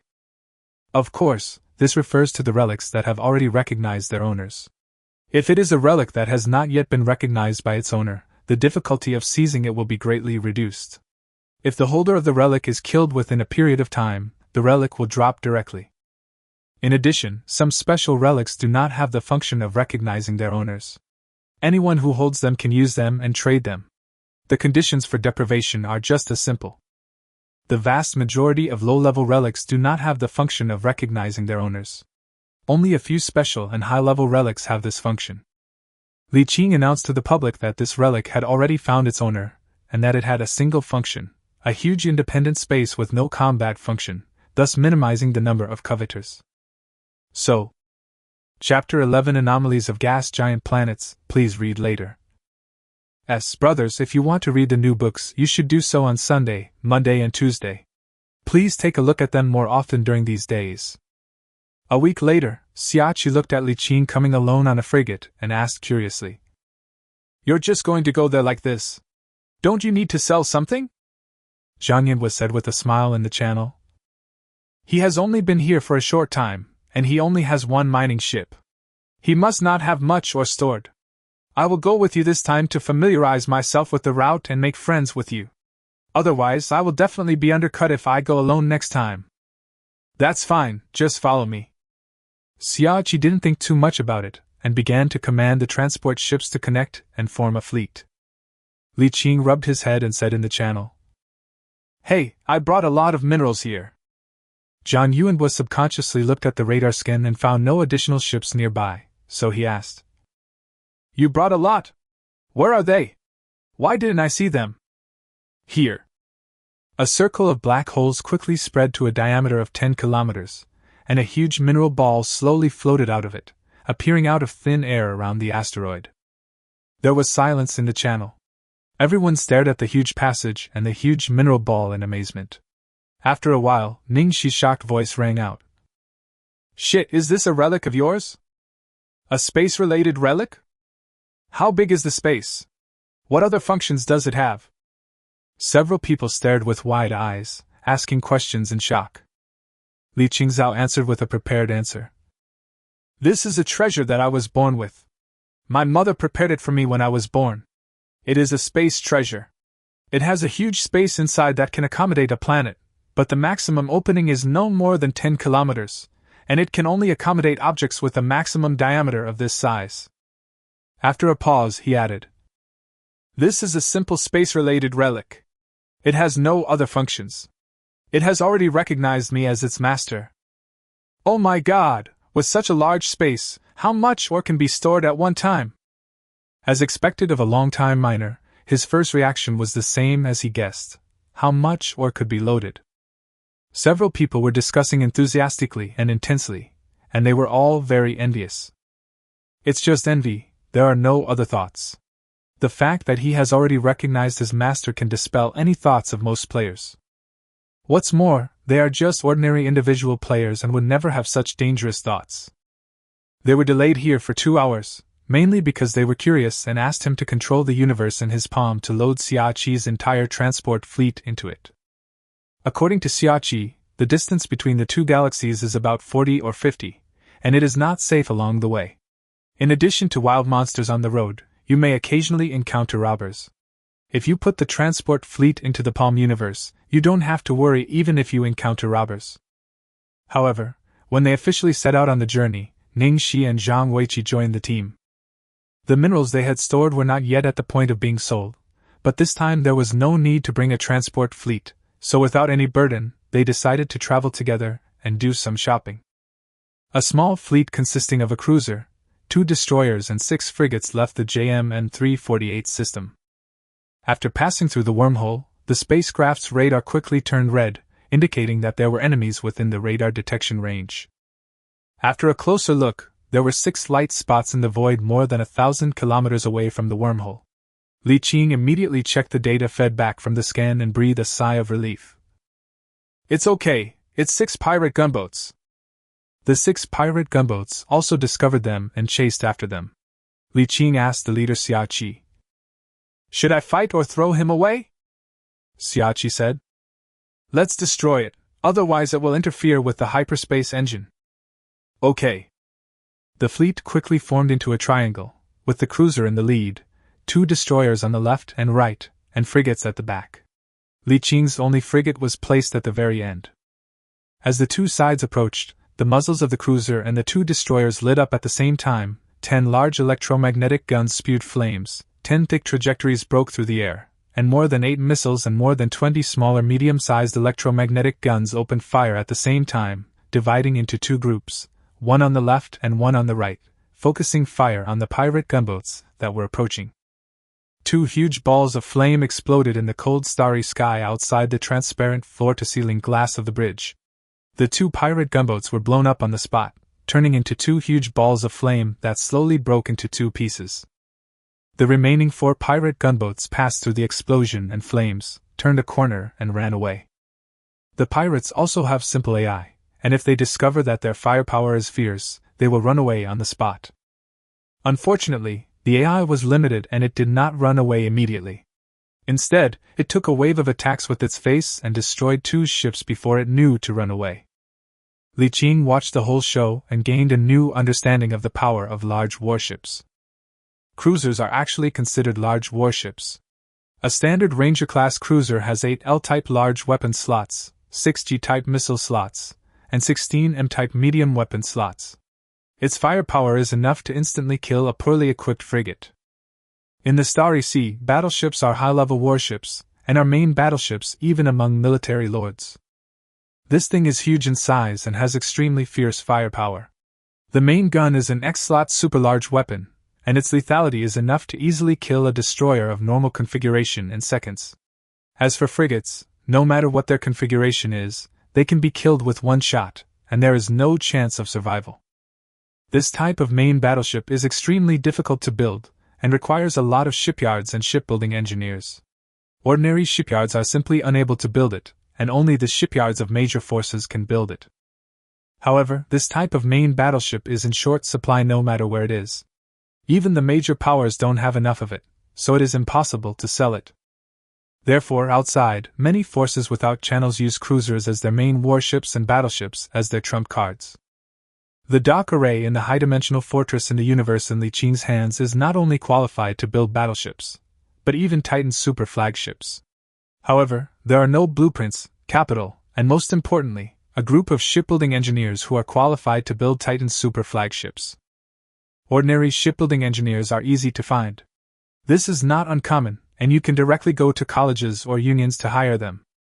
But the most critical senior engineers are difficult to find, especially senior shipbuilding engineers who are qualified to build main battleships above battleships. They are treasures no matter where they go, and high salaries are not a problem. The main problem is that such senior engineers are hard to find. This is also a headache for Li Qing. If he can find a senior shipbuilding engineer, then why bother mining? He can just build ships and sell them directly. This will make money much faster than mining. Unfortunately, I am not strong enough now and cannot cooperate with others. I am not strong enough and am not qualified to cooperate with others. A super dock array capable of building the Titan super flagship. It should be noted that many military leaders are not qualified to build the Titan super flagship. This is definitely enough to make those bigwigs pay a huge price to take action against him. With a cruiser in charge, pirate gunboats, generally less than 10 in number, don't need to hide and can just sweep past them. Most of the creatures wandering around in the wild galaxies are pirate gunboats. The powerful pirate cruisers mostly wander around in large fleets. They are not fast and can usually escape if discovered early. Xia Qi and his team had traveled this route many times and were very familiar with it. In less than a week, They had traveled through more than a dozen star systems and stopped at a star system outside the galaxy claimed by the Burning Ghost team. Zhang Weiqi said in the channel. I got a data chip earlier and used a decoder to extract it. I found out it was a signal coordinate. It's not far from here. Do you want to go dig it up? Xia Qi, the temporary captain of the team, thought for a moment and asked. What level of signal chip? Level 2. Well, let's go check it out. The signal chip is also called grave digging. Use a decoder to extract the data in the signal chip, and you will get a coordinate, similar to a treasure map. Go to the coordinate location to dig out the treasure. Because in many cases the coordinates are treasures left by ancient predecessors, it is jokingly called grave digging by players. Tombs are divided into 5 regular levels, with level 1 being the lowest, where there are basically no good things and the total value is less than 1 million. Level 5 is the highest, where battleship construction blueprints may appear. Some rare tombs may have a chance of digging out ancient finished battleships. In addition, there are super tombs beyond the level 5 tombs, which are rare and have a chance to obtain flagship level 1 goodies. The value of a second level tomb would not be too high.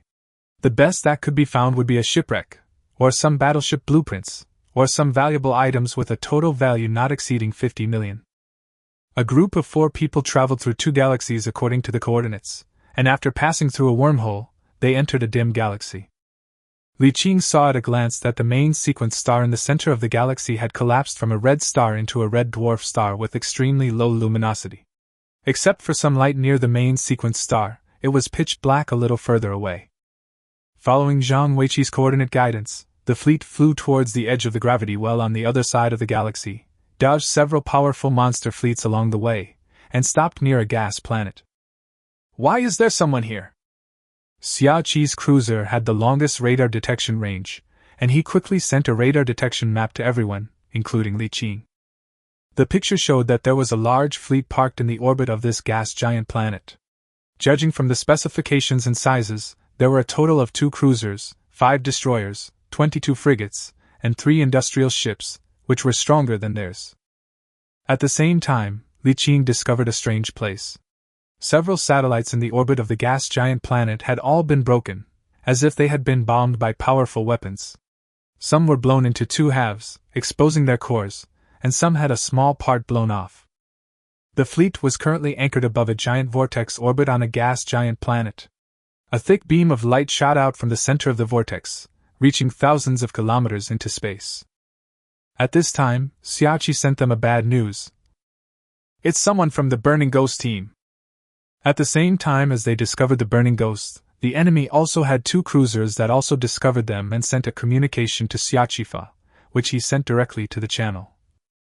Burning Ghost team mission, irrelevant people please leave this galaxy. So arrogant? Li Qing scratched his hair and looked at Xiaoqi. He chuckled and said, You will see more arrogant scenes later. So what do we do now? Let's negotiate first and see. Xiaoqi answered the call and sent a message. After a while, a young man in leather jacket appeared in the channel. He glanced at the 4 people expressionlessly and said, Either wait until next time, or wait until we finish the mission.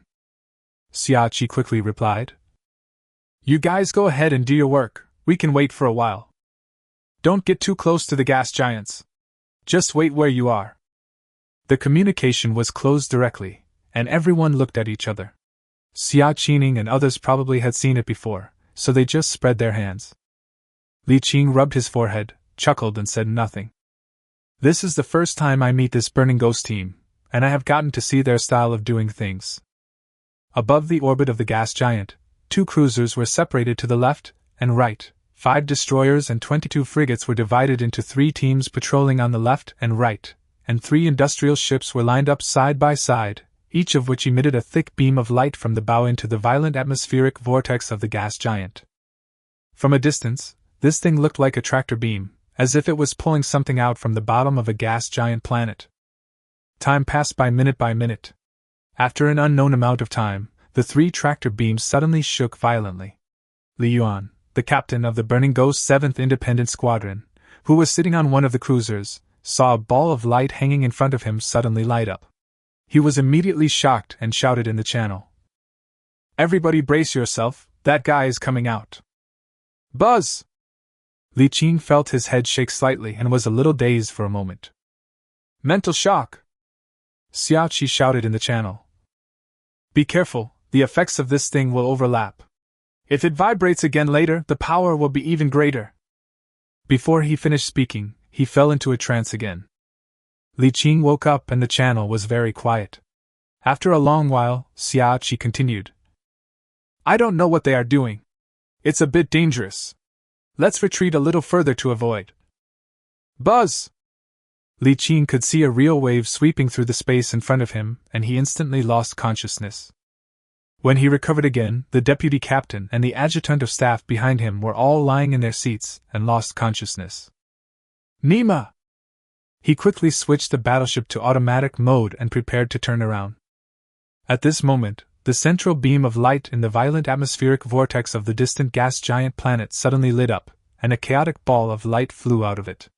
3 traction beams were binding the chaotic light ball, causing it to shake violently. After waking up, Li Yuan took out a crystal the size of a finger capsule and put it into his nostril. He took a deep breath and the crystal turned into mist which he inhaled into his nostril. Suddenly, his eyes glowed with brilliance, and he was very energetic. He calmly gave the order in the channel. The 3 industrial ships have their tractor beams at maximum power. Cruiser number 1 has its interception field activated. Cruiser number 2 has its interference field activated. Destroyer number 1 is preparing to wrap around the stasis beam. The others are in position to fill in as needed. The diameter of the chaotic light ball was only a dozen seconds, and the chaotic light blooming on the surface was shaking violently. From time to time, hideous faces of people biting each other appeared, as if there were countless evil spirits killing each other inside. Guided by 3 tractor beams, the chaotic light ball quickly broke away from the violent atmosphere of the gas giant and entered the planet's orbit. The encirclement of the burning ghost fleet was gradually shrinking. A layer of clear light exploded from one of the cruisers. A second later, a second clear light exploded again. An even thicker beam of light hit the chaotic light ball, turning into a light net formed by countless rays of light and wrapping it up. Chapter 12 Subspace Creatures. Damn, I felt so bad. I couldn't sleep last night. Li Qing's frigate was affected by the interception force field and interference force field for the first time, but it did not affect his retreat. The function of the interception force is only to prevent the target from using the hyperspace engine to jump away, and the function of the interference force field is to lay down a force field to prevent other people from jumping to this area. Neither of them has a deceleration function. Only the entangled stasis beam had a deceleration function, but it was not used on him. At this time, Xiao Qi and others also came to their senses and turned around and retreated quickly like him. Li Yuan, the captain of the burning ghost squadron in the distance, just sneered when he saw this, and ignored it, concentrating on commanding his men to capture the chaotic light ball. Under the control of the 3 traction beams, the chaotic light ball was firmly fixed in the void and shook violently. As if it felt threatened, the hideous evil spirits inside bit more fiercely, and one could see with the naked eye that the hideous evil spirits were torn apart and devoured one by one. The number of evil spirits decreased rapidly, but those that survived became stronger and stronger. Even though he was prepared, Li Yuan could feel the increasingly strong mental shock. But he was not worried. Instead, he looked at the ball of light that gradually turned from chaotic to clear with a fanatical look on his face, muttering to himself. Tear and kill, devour, hundreds of thousands of souls affected by the warp will merge into one, and psychic life forms will surely be born. Buzz! Another powerful psychic shock exploded, and all the warships shook violently and just stopped. Li Yuan's face changed slightly. At this moment, a robot suspended in the air behind him had red light flashing in its eyes, and a mechanical voice sounded. Warning, the battleship has been detected to be affected by a psychic shock. The electronic transmission at the stern is faulty. Please ask the logistics supervisor to prepare for repairs. Warning, the 4th psychic impact has been detected to have reached the critical point of a psychic storm. It is expected that the next impact will increase to a quasi-psychic storm level. Commander, please avoid it. Warning, the 5th psychic shock is predicted to reach a quasi-psychic storm level. All fleet automatic facilities will be temporarily interrupted. The duration is expected to be 60 seconds. Commander, please take precautions to avoid it. After 3 consecutive warnings, Li Yuan's face changed slightly, his eyes flickered, his mind turned rapidly, and he quickly made a decision. I order all warships to switch to manual combat systems and activate overload mode before the next round of psychic storm arrives. Commander, the overload mode can only last for 1 round at most. According to the calculation of the psychic shock intensity, the psychic shock intensity will officially enter the psychic storm level in the 6th round. That's enough. Do as I command. Yes, Commander. The robot's electronic eyes flashed red. Li Yuan clenched his fists, looking expressionless and unconcerned on the surface, but he was actually a little nervous. Buzz! The 5th round of psychic energy impact swept past, and the huge warship shook violently. Ripples like water waves appeared on the surface shield. A wave of real space swept past right under his nose. Countless lights in the warship turned red, and various warnings sounded in his ears. But after activating the overload mode, the impact resistance of most of the warship's equipment was greatly enhanced, allowing it to withstand the blow. At this time, the captain robot of the cruiser came over to warn again. He stretched out his hand to stop it, staring at the light ball that had already decided the winner, with a smile on his face. It's over. There won't be a 6th round of psychic storm. The light ball has changed from the previous chaos to the current clarity and transparency. You can clearly see that the countless hideous faces mixed in it have disappeared, and only a soul is left hanging in the clear light ball, as if it is in deep sleep. Psychic life forms, after fusion, can forcibly awaken psychic powers and become psychics. Li Yuan recalled that in order to do this, he specially built a large base, spent tens of billions to relocate hundreds of thousands of people here, and then lured the evil creatures from the subspace to come, and quickly closed the subspace cracks after a trace of the evil creatures' power arrived. Hundreds of thousands of human souls were polluted and alienated by the power of evil creatures. They killed and devoured each other. Finally, the strongest soul devoured all souls. The quantitative change led to a qualitative change and turned them into psychic life forms. It cost more than 40 billion star dollars to build a base that could accommodate hundreds of thousands of people and relocate hundreds of thousands of people, almost all of his wealth. It's finally almost successful. Li Yuan was extremely excited and quickly ordered the traction beam to pull the light ball over. He could hardly wait any longer. With the combined efforts of the 3 industrial ships, the ball of light quickly approached the cruiser. The cruiser opened a hole and the ball of light fell into it. Li Yuan, who had been waiting in front of the deck, took out a prismatic crystal the size of an egg. As soon as the crystal touched the ball of light, it emitted a powerful attraction and swallowed up the clear light like a dragon sucking water. The humanoid soul in the light ball also quickly twisted and deformed and flew towards the prismatic crystal, and was about to be swallowed up. At this moment, the soul suddenly opened its eyes, blood flames spurted out of its pupils and roared. Don't even think about it! The soul exploded with a bang, and a violent spiritual energy surged out and rushed towards Li Yuan, but was blocked by a layer of light armor that appeared on his body. He said in a cold voice with an expressionless face, I knew you wouldn't accept this, I was prepared. Another prismatic crystal appeared in his right hand at some point. He crushed it with one hand, and suddenly a man of light with an unclear face appeared. He reached out and grabbed, and the collapsing spiritual energy was firmly bound by a powerful force. You can't run away, just be good and do this. The face of the reassembled soul was no longer the same as before, but another face full of evil feelings and a strange smile. Li Yuan suddenly felt something was wrong and subconsciously wanted to do something, but at this moment, he could not feel his own existence. At the same time, the evil face said, I have seen countless butchers, but there are only a few who can kill hundreds of thousands of their own kind without batting an eyelid. I admire you very much. Come with me! Then, Li Yuan was able to feel his own existence again, and his first reaction was to communicate with his robot captain through his mind. However, the evil face seemed to be able to sense his thoughts and shook his head. You can't do that. Since you are not interested, I never force anyone. He looked up in a certain direction, with the corner of his mouth curled up.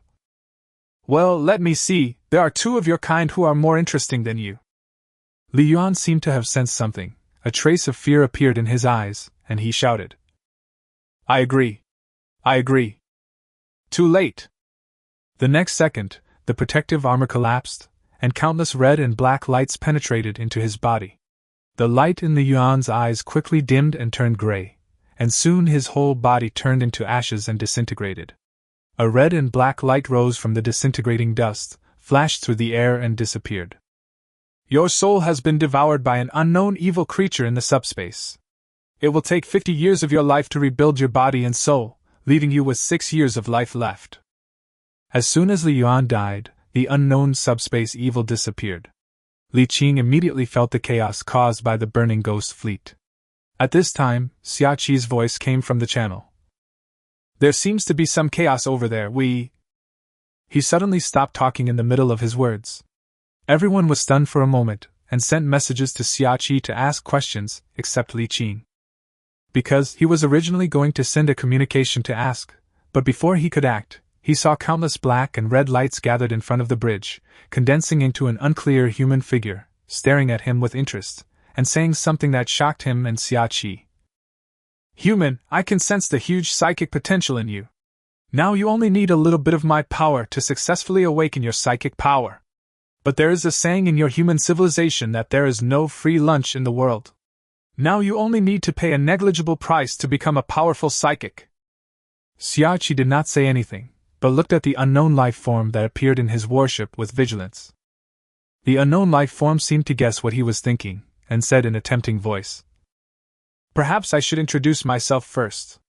I come from the void realm, or the psychic realm in your words. We may be evil in the eyes of humans, but we ourselves do not think so. What we like most is trading and taking what we need, rather than taking by force. If you know anything about us, you should know that we have never forced you, and the same is true now. If you don't want to, I can leave now. But before you go, I have a small suggestion. You may not know it yourself, but you have a talent for psychic powers, and you are only one step away from awakening your psychic powers. Under normal circumstances, it may take you decades to awaken, or even your entire life. But as long as you make a small deal with me and pay a negligible price that will never threaten your life, you can immediately awaken your psychic powers and become a powerful psychic. He didn't seem to be in a hurry at all. He raised his left wrist as if to check the time, raised his right hand and stretched out his orchid finger and said, You have 15 seconds to consider. If you haven't made a decision after 15 seconds, I will assume that you have given up this opportunity to change your destiny.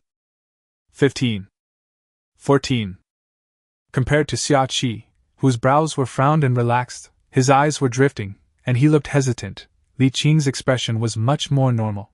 He even looked at this unknown life form who claimed to be from the psychic world with curiosity.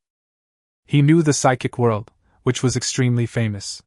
It was a powerful and exotic world located in the subspace opposite to the main material universe. It was also the place that all psychics most desired to enter. There live countless powerful psychic creatures, the most famous of which are the 4 chaos evil gods, also known as the 4 peddlers, namely Whisper of the Void, the World's Ghoul, the Instrument of Desire, the Fabric of Life. However, this was just their former name. In different eras and civilizations, they had different names. The God of Courage and Strength, the God of Knowledge and Wisdom, God of Life and Prosperity, God of Art and Beauty. Of course, this unknown life form is definitely not any of the 4 extremely powerful chaos evil gods, because those 4 beings never conceal their existence, and other beings in the psychic world do not dare to impersonate them, so it must not be them. But no matter who he is, as long as he comes from the psychic world, he must be a very powerful being, and what he says is highly feasible. If I say I can help you open up your psychic powers, then I can definitely help you open up your psychic powers. But how to turn it on and what price to pay is hard to say. To be honest, Li Qing had no interest at all. It's not that he has no interest in psychic powers. On the contrary, he is very interested in awakening psychic powers. The 3 most common ascensions in the Starry Sea are psychic ascension, genetic ascension, and mechanical ascension. The strongest of them is psychic ascension, which is a level stronger than genetic ascension and mechanical ascension. However, the difficulty of the corresponding spiritual ascension is also higher, and one has to rely on oneself to awaken spiritual power, which is difficult for most people. Once one successfully awakens psychic power, one will gain the psychic power to interfere with matter with one's mind, as well as a powerful skill that only psychics can obtain. The reason why he was not interested in such a huge benefit was mainly because he was afraid that he could not afford the required price. The most favorite thing for beings in the psychic world is the soul. The most common price they pay is to take your soul after you die. If you are greedy, they will ask you to provide more souls. To put it bluntly, it means asking you to cause trouble everywhere. Imagine that once you sign the contract, you will be asked to kill a group of people at regular intervals, and each time you will be required to kill more people than the previous time. Even if you only kill one person at the beginning, when the number accumulates to a certain point, the number of souls you will need to provide will increase, until you can no longer bear the burden and can no longer provide them. At that time, you will need your own soul to fill the gap. They received an elite education from the military lords and aristocratic families. Their teachers had reminded them more than once not to trade with any existence in the subspace, as ordinary players could never beat them. They are all monsters who have lived for tens of thousands of years. In terms of cunning, they can never be their opponents. But Li Qing was very interested. Of course, it is not about seeking death, but the mysterious induction from the universe in the palm of the hand and awakening the spiritual energy are very important to repairing the universe in the palm of the hand. So even though he knew that it was extremely dangerous to trade with creatures from the subspace, considering that this was a mysterious induction given by the universe in his palm, he decided to take a risk. So he said, "Can you tell me first what the price is?" The joy of this subspace creature could be clearly felt, and he said, "It's simple. Within 1 year after I awaken your psychic powers, provide me with 100 intelligent souls. No need for clones or cyborgs. Humans and other intelligent races will do." "That's it. That's it." The subspace creature folded his arms and looked at the boy in front of him with confidence. After a short silence, Xia Qi's hesitation finally ended. He gritted his teeth, made up his mind, and said in a deep voice, "I am willing to sign a contract with you." "Very good, you will soon find out that this is a very wise decision, which will allow you to quickly surpass your fellow tribesmen and become the best in the tribe." "So, how do I awaken?" "Accept my power." Two identical subspace creatures stretched out their fingers at the same time and tapped the foreheads of Li Qing and Xia Qi. Suddenly, a bright light appeared and the subspace creatures exploded into a psychic energy tide that submerged them. It quickly turned into a ball of light that surged like a tide, and the psychic energy turned into countless tiny filaments of light that penetrated into their bodies. Chapter 13 Psychic Awakening. Li Qing and Xia Qi groaned at the same time, and the laughter of the subspace creatures that seemed to be plotting and showing off rang in their minds. Xia Qi felt something was wrong, but Li Qing's face, which was covered by psychic energy, showed a smile.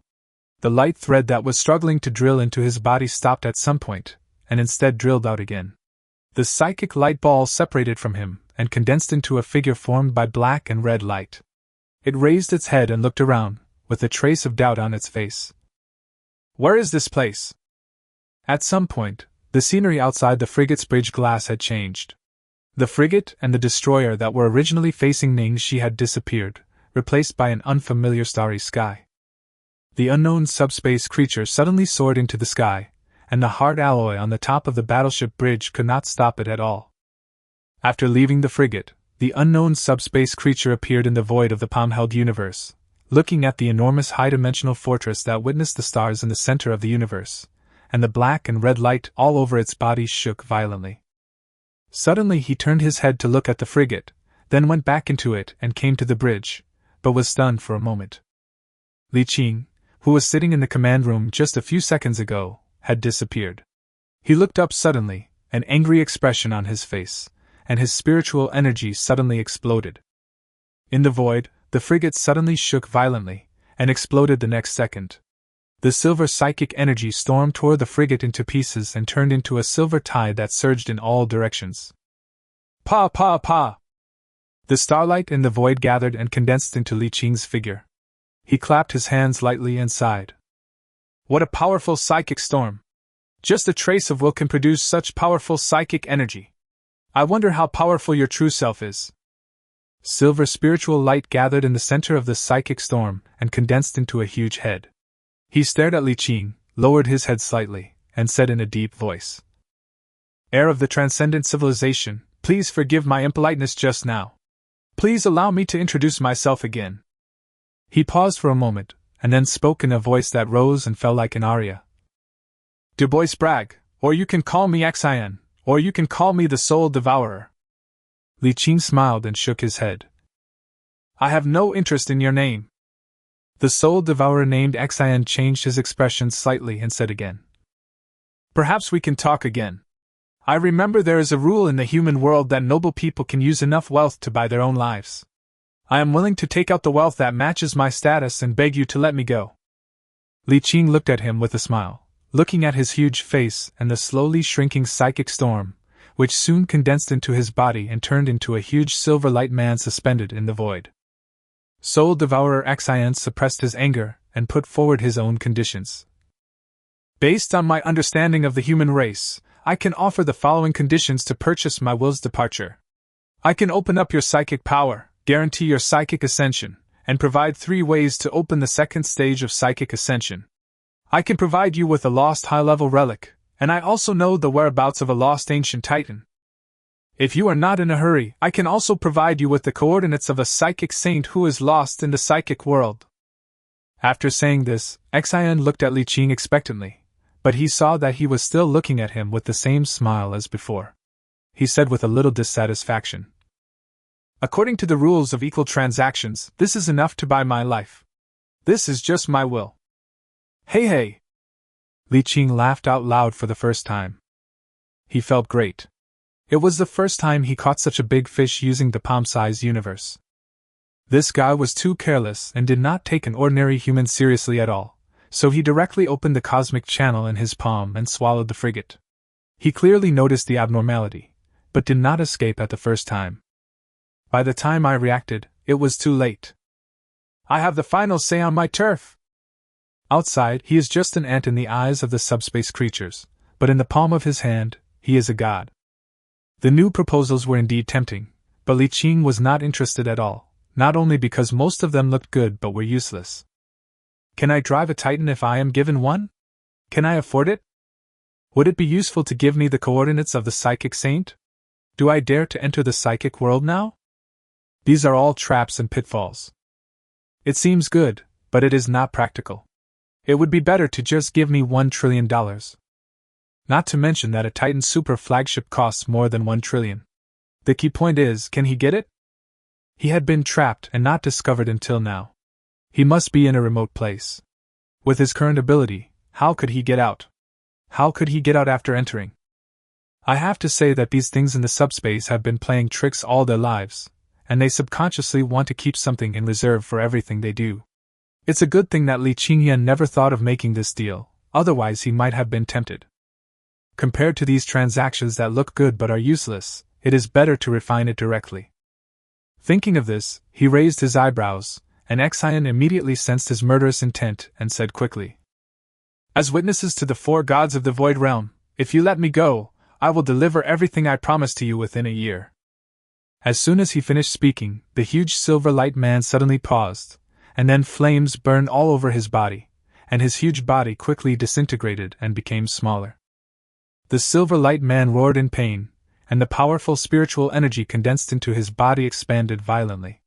Waves of heart-pounding fluctuation surged out, but they were all suppressed by an invisible force.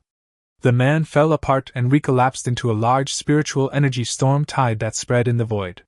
From a distance, it looked like a huge silver cloud with a diameter of several thousand meters.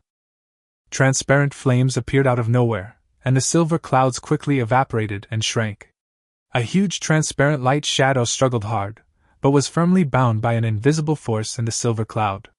It watched helplessly as the silver clouds quickly evaporated and shrank, becoming smaller and smaller.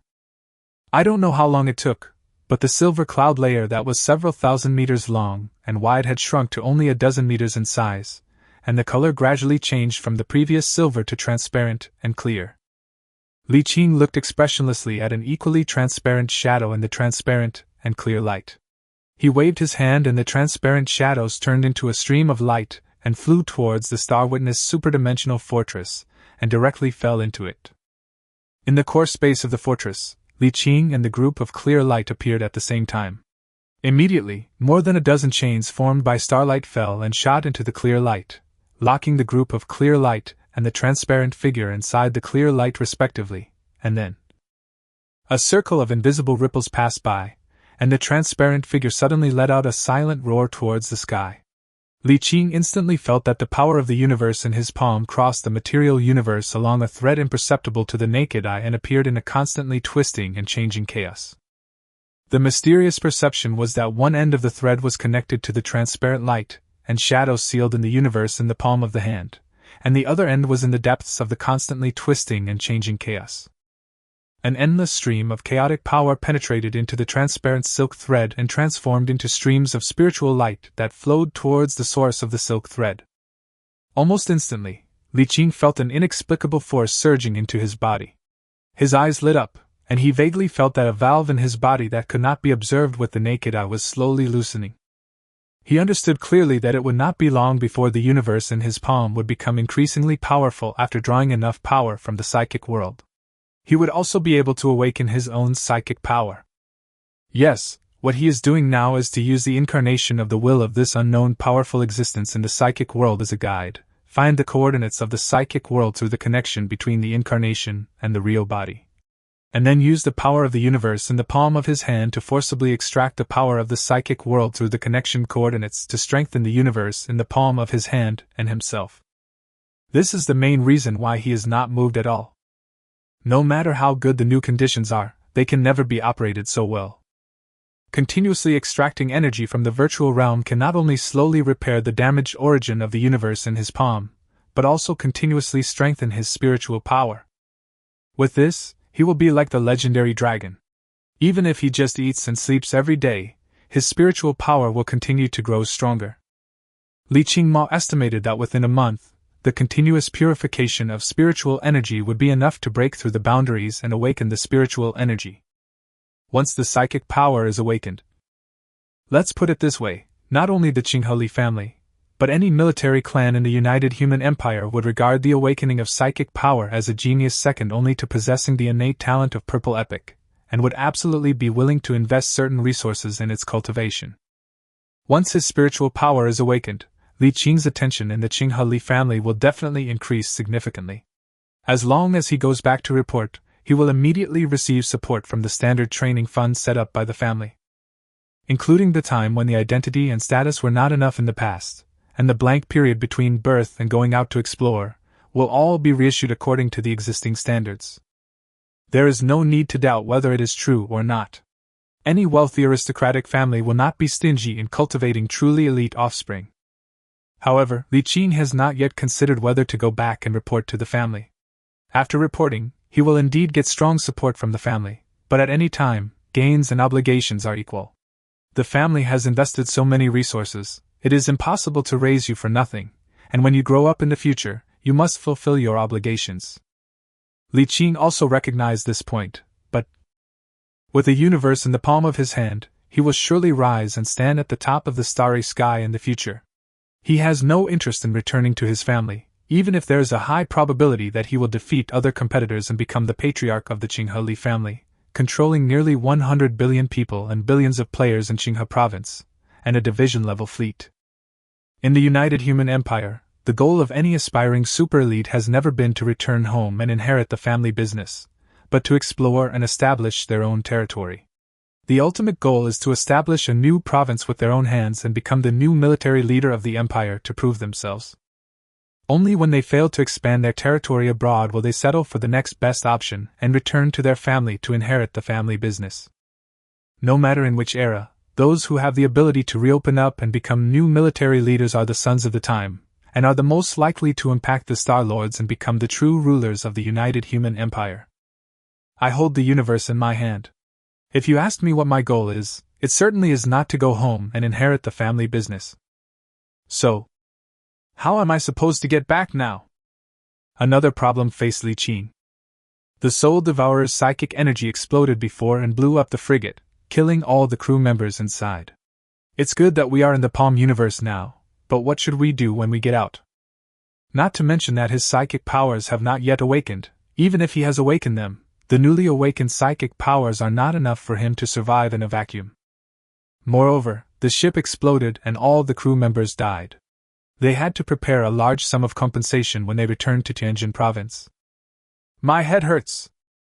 The joy of awakening psychic powers was suddenly halved. The result is death. There was no other way. There was no way to communicate with the outside world while in the palm of the universe. When I was on the frigate before, I was only a few kilometers away from the fleet of Xia Qi and others. For a warship, it was only a few body lengths away, but for a tiny individual, a few kilometers was already very far. Sound cannot be transmitted in space, and no one can hear you even if you shout loudly. When he came out of the palm universe, he died instantly with a bang. When he was resurrected, he was already in a base dozens of galaxies away. If the resurrection point is not set, it will default to your own territory or personal base. If there is no base of your own nearby, the second default is the nearby space outpost or star fortress star city.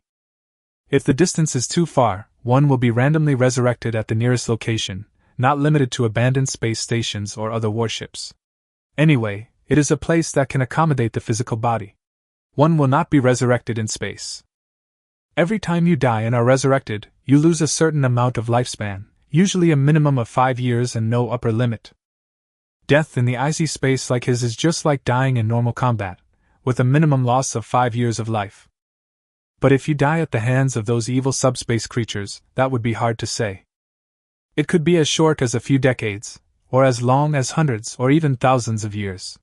If you are lucky enough to die at the hands of the 4 gods of the Void Realm, there is a high probability that you will be dead immediately. Everything was normal at the base. There was a frigate from Yang Yunhua parked outside the satellite's orbit. He actually sent one over to help look after the base, which touched Li Qing quite a bit. Communications were reopened via the base's radar, and a message was sent to everyone. After a minute, Yang Yunhua replied, "Brother Li Qing, you came back so early, could something have happened?" Li Qing smiled bitterly. "Indeed, something happened halfway through and my boat exploded." "That's a shame, what about them?" "Not sure, maybe he's still fighting, or he escaped."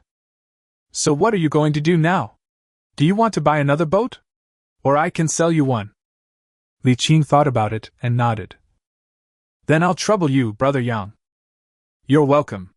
By the way, most of the warships I have here are of level 2 or 3 configuration. If you want 2 types, I'll sell them to you at market price." "Level 3, right?" Although he would prefer a level 5 configuration, Yang Yunhua probably won't have it for many days. "Okay, I'll send it to you later." "Thank you, Brother Yang. By the way, I don't have that much cash right now. Can I use ore as collateral?" "Yes, sure. 33 million in total." "Okay." After turning off the communication, Li Qing rubbed his chin and decided to return to Tianjin after Yang Yunhua's boat arrived. Chapter 14 Battleship Configuration, Part 1. Although Li Qingqin had not experienced many battles after leaving Tianjin, he realized that the combat effectiveness of high-configuration warships was indeed much stronger than that of low-configuration warships. This time when he returned, he must configure 2 level 5 frigates. In fact, he would like to configure a destroyer, which is not only larger, but also more powerful and faster. However, a fully equipped destroyer would cost at least 600 to 700 million. Now all the mineral balls in the universe in his palm might not be enough. But he couldn't say for sure now. On the way back, he planned to wander around the galaxies he passed by to see if there were any such mining bases, and if possible, steal some minerals along the way. If we can collect a few 100 million worth of mines along the way, we can directly equip a fully equipped destroyer when we return to Tianjin. Not only are destroyers faster than frigates, their onboard radars also have a wider range, making it easier to steal minerals. The next day, Yang Yunhua brought 3 frigates and a medium-sized transport ship. Li Qing handed him the 3 ore balls and some refined ore that he had prepared long ago, and obtained a new frigate. After chatting for a while, Yang Yunhua said goodbye and left. He put all the refined ore accumulated during this period into the Palm universe, sent a message to Yang Yunhua, and then set off. The frigate quickly left the galaxy and entered the next galaxy, then directly started the hyperspace engine and entered sublight speed state. He already had a star map of the nearby galaxies. This galaxy had no asteroid belt and most likely no wild monster mining bases. 3 days later, we entered the next galaxy and started the hyperspace engine again, but the direction was inside the galaxy. Soon they arrived near an asteroid belt inside the galaxy. The battleship slowed down and moved along the asteroid belt, looking for a possible mining base. It took almost a month of traveling and stopping, and we discovered a total of 6 mining bases and successfully stole 22 mineral balls.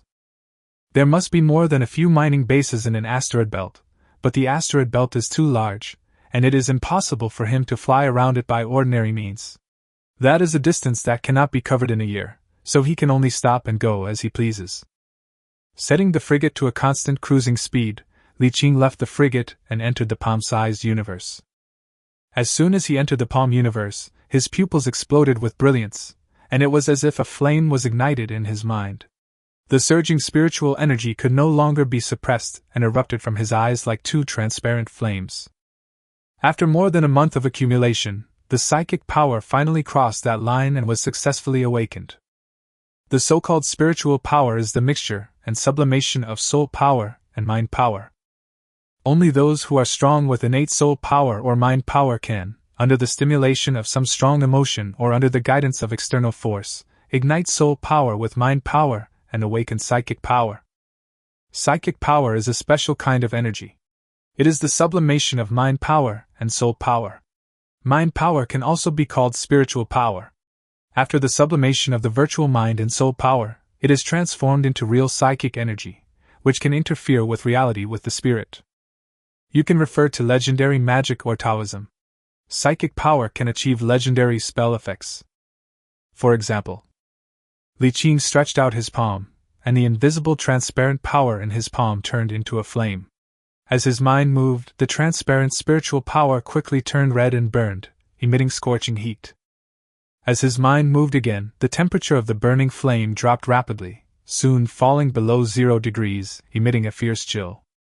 By interfering with reality with the mind, psychic powers can achieve the impossible. His psychic energy is not strong enough now. It has just awakened and his psychic energy is only 10 units. At most, he can light a fire or freeze an ice cream. No more than that. But as psychic energy becomes stronger and stronger, its power will also become stronger and stronger. When it reaches a certain level, the psychic power can form a powerful psychic storm that can easily crush even a warship. After a few attempts, Li Qing extinguished the ice flame with his palms. With a thought, the light screen in front of him popped open, and several prompts appeared in front of him. You have awakened your psychic powers and become a psychic. All your innate attributes are +2 points, and your lifespan is +200 years. Regardless of the strength of the psychic power, once it is awakened, the lifespan will be greatly increased. Moreover, the lifespan increased by psychic power will not affect advanced gene modulation. One can still undergo 5 times of gene modulation to increase lifespan and physical fitness. It is worth mentioning that the innate attributes improved by psychic awakening are much higher than those by genetic adjustment. Genetic adjustment will only increase the innate attributes a little each time, but psychic awakening will not increase the brain slots. It is also worth mentioning that psychic awakening and genetic adjustment are 2 different things from psychic ascension and genetic ascension. Now it is not psychic ascension and genetic ascension.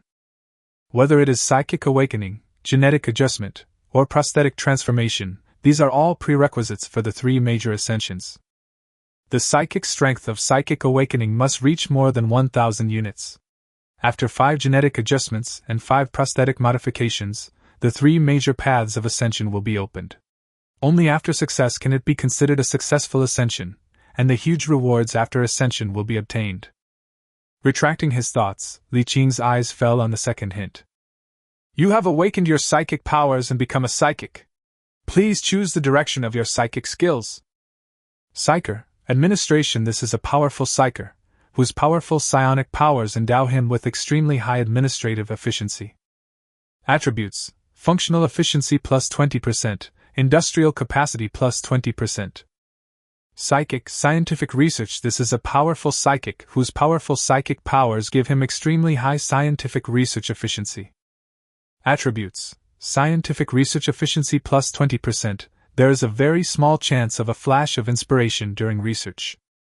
Psyker, Navy Commander. This is a powerful Psyker whose powerful Psyker powers grant great bonuses to the fleet. Attributes: Fleet speed plus 20%, Fleet range plus 20%, hit plus 10.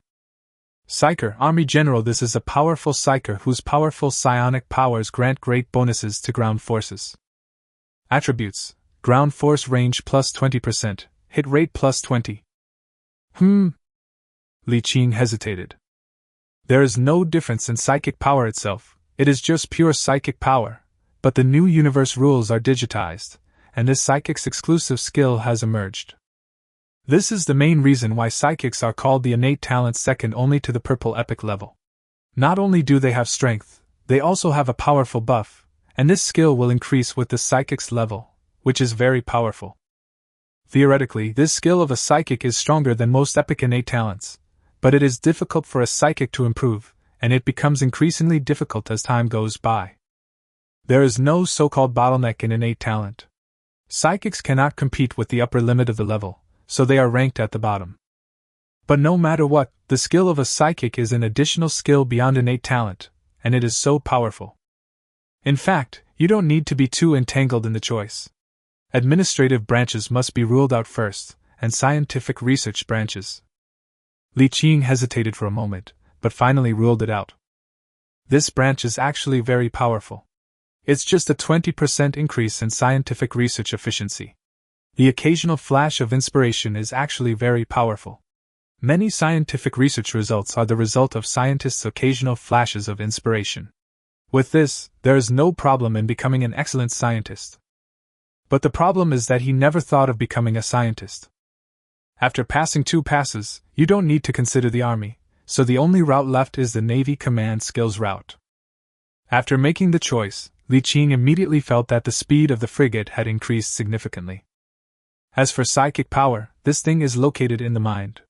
When it is just awakened, the strength of psychic power is only 10 units. Normal psychics need to find psychic secrets, and constantly practice to slowly improve. But he doesn't have to do anything. He can continue to improve by eating and sleeping every day. At this stage, his spiritual energy increases by about 1 unit every day. When the universe in his palm is repaired to a certain extent in the future, the extracted virtual energy will increase, and the spiritual energy feedback he obtains will also be enhanced.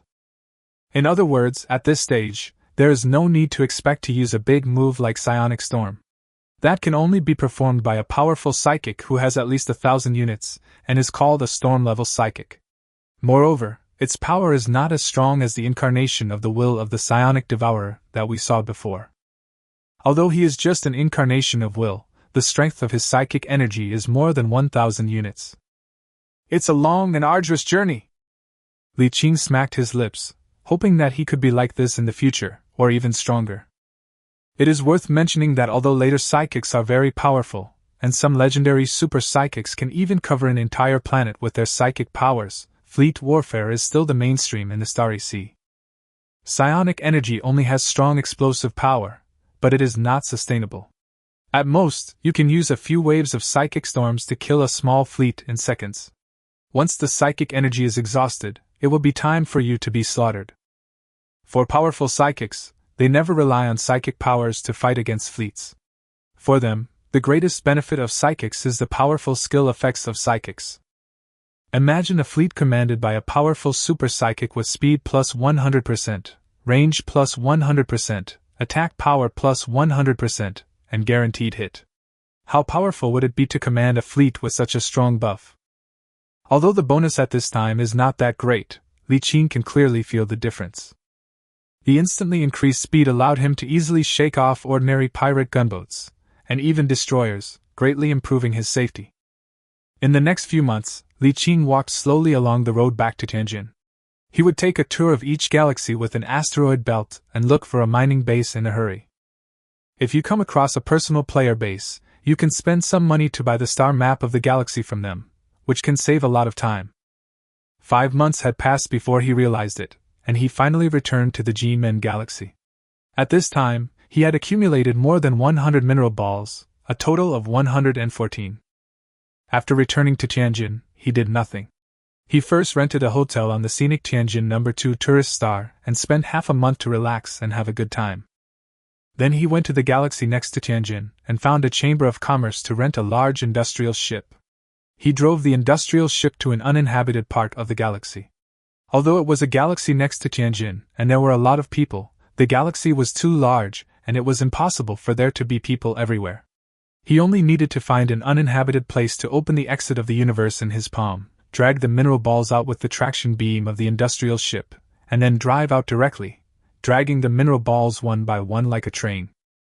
They randomly found a mining company called Dai and sold all 114 mineral balls with a diameter of about 5 kilometers at the market price.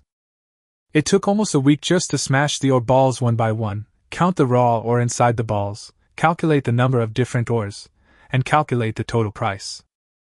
After final comprehensive statistics, the 114 ore balls plus the ores he had accumulated before were sold for 1.24 billion star dollars, which was slightly higher than he expected. It's hard enough to build a small fleet with $1 billion, but it's a good start.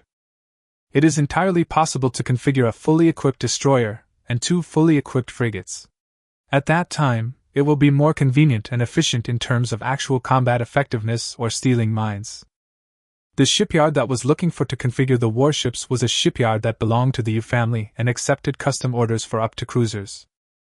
It's not that he doesn't know how to build battleships, but the orders for battleships are in short supply and have been scheduled for 10 years later, so it's not his turn at all. In the reception room, Li Qing was drinking tea while looking at the different destroyer configurations displayed on the screen in front of him. A beautiful girl wearing a short skirt uniform and showing off her good figure was introducing them to him enthusiastically. Sir, our used shipyard has been passed down for more than 400 years and can accept orders for the highest level battleships. There are only 58 people in line for the destroyer you ordered, and construction is expected to begin in a month. Of course, if you are in a hurry and don't mind, you can buy a finished battleship, but it will need to be refitted and strengthened. Li Qing did not answer, but just checked the initial module configurations of different destroyers on the light curtain, as well as various modification plans. The configuration of weapons and general slots is not important. New ships and old ships can be replaced at any time. Customization mainly depends on the modules. Because the destroyer is divided into 2 sections, the bow and the stern, each has many modules. Ordering means freely customizing the assembly of different modules rather than the default modules. Among them, the most common bows include gunboat bows, frigate bows, giant gunboat bows, and missile ship bows. The sterns are divided into frigate sterns, interceptor sterns, gunboat sterns, and missile ship sterns. In addition, there are the rare hangar bows and hangar sterns. In addition to these, customized warships can also be strengthened and modified during construction, adding new weapon slots or general slots, making them stronger than conventional warships of the same level as soon as they leave the factory. Of course, the price is also more expensive, often costing hundreds of millions. However, when it is impossible to form a large-scale fleet in the early stage, the strength of a single ship's combat effectiveness can directly affect the combat effectiveness, so battleship modification is very popular in the early stage. For example, Xiaqi's cruiser has been modified. Not only is it fully configured at level 5, the battleship has also been modified and strengthened, and many additional weapons slots have been added. Basically, it can fight 2 standard cruisers alone. Li Qing thought carefully, and thought that he would probably be running around for a long time looking for wild monsters to steal ores from mining bases. Speed would definitely be important, and combat power was also crucial. He needed a full 5-star configuration plus various enhancements. The bow of the ship is equipped with a cannon bow module, which has 2 L large weapon slots and 4 M medium weapon slots. The stern of the ship is equipped with a gunboat stern module, which has 8 M medium weapon slots. There is no S small weapon slot, nor AP close-range rapid-fire cannon slot, so it is difficult to launch a threatening counterattack when facing a close-range enemy attack. But it's not a big problem, close defense can be left to 2 fully equipped frigates. The 3 battleships also form a small fleet. The main destroyers are responsible for frontal combat, while the frigates only need to escort. Chapter 15 Battleship Configuration, Part 2. The general slots have a total of 6 M medium slots, 8 S small slots, and 2A slot function slots. It is worth mentioning that the destroyer he ordered was not a regular Tornado-class destroyer, but an elite Hurricane-class destroyer. Not only does it have higher basic attributes than the regular Tornado-class destroyer, it also has more slots. But correspondingly, the bare ship price of a conventional Tornado-class destroyer is $150 million, while the elite Hurricane-class destroyer is $250 million, which is a full $100 million more. Destroyer, Hurricane-class, a multi-purpose ship with assault, air defense, escort, patrol, surveillance, and reconnaissance functions. Property. Basic hull, 10,000. Base armor, 10,000. Basic shield, 10,000. Base speed, 140,000 km per hour. Default tactics, sentry tactics. Fleet slot size 2. Advanced cannon bow module, advanced gunboat stern module. Components: power core, FTL element, thruster, probe, battle computer. Weapon slots, L4, M12. Universal slots, M7, S8, A2. In fact, he wanted a superior Black Hawk-class destroyer more, but the shipyard did not have the drawings for it. And this was just the beginning of spending money. Next, Li Qin deleted and subtracted some items from the configuration list and added several slots for the destroyer. According to the maximum modification value of 15 points for the Hurricane-class destroyer, 2 additional L large weapon slots were added, each occupying 6 points of modification value. 50 million 2 equals 100 million star coins were spent to directly increase the attack power to the maximum. For the remaining 3 points of modification value, an M medium general slot was added, occupying 3 points of modification value, which cost 10 million and was just spent. Total cost, 250 million for the hull plus 100 million plus 10 million, a total of 360 million star dollars. Then comes the second largest consumption item, weapons and general slot configuration. It is worth mentioning that his 4 L large weapon slots are not equipped with conventional large weapons, but L slot main gun type weapons. In Star C, there are 4 types of weapons: M medium, S small, P point defense, and machine gun. Each weapon slot actually has 2 guns, one on each side of the battleship. The X super large slot, G missile slot, and T slot doomsday weapon each have only 1.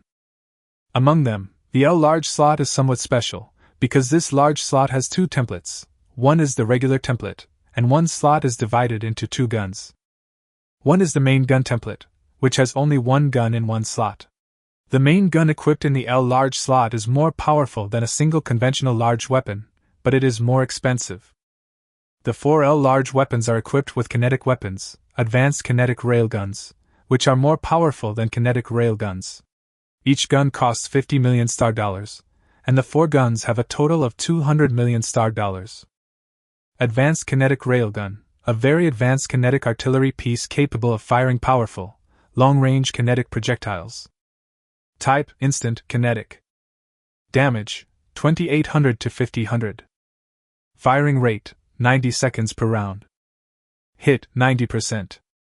Range: 1,500 kilometers. Modification: plus 50% shield damage. Modification: minus 25% armor damage.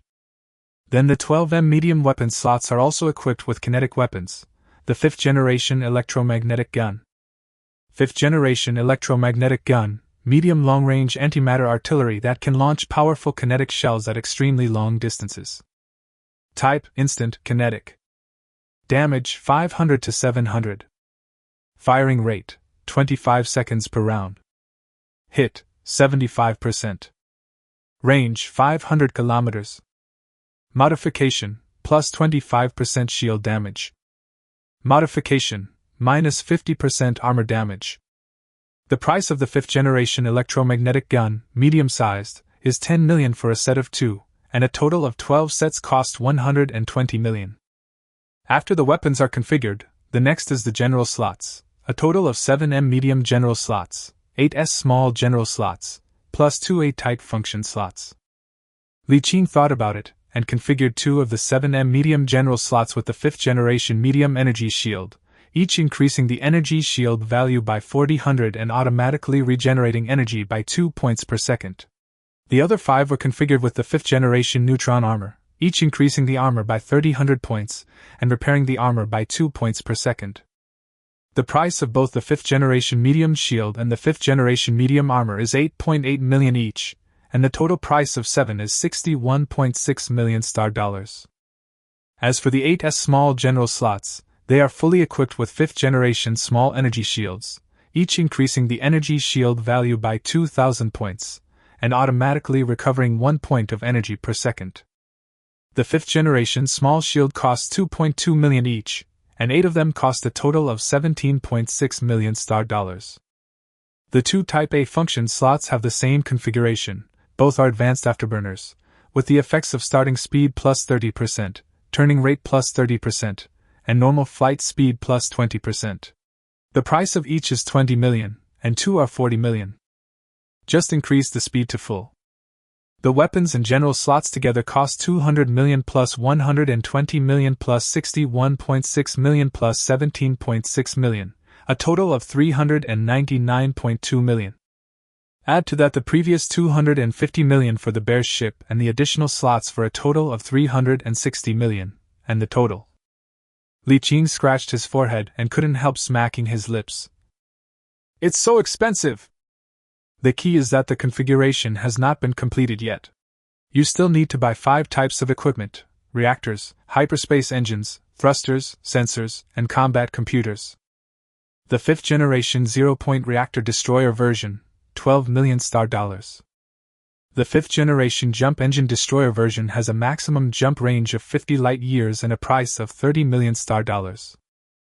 5th generation phase pulse thrusters, speed plus 60%. Starting speed plus 25%, turning rate plus 25%, price 40 million star dollars.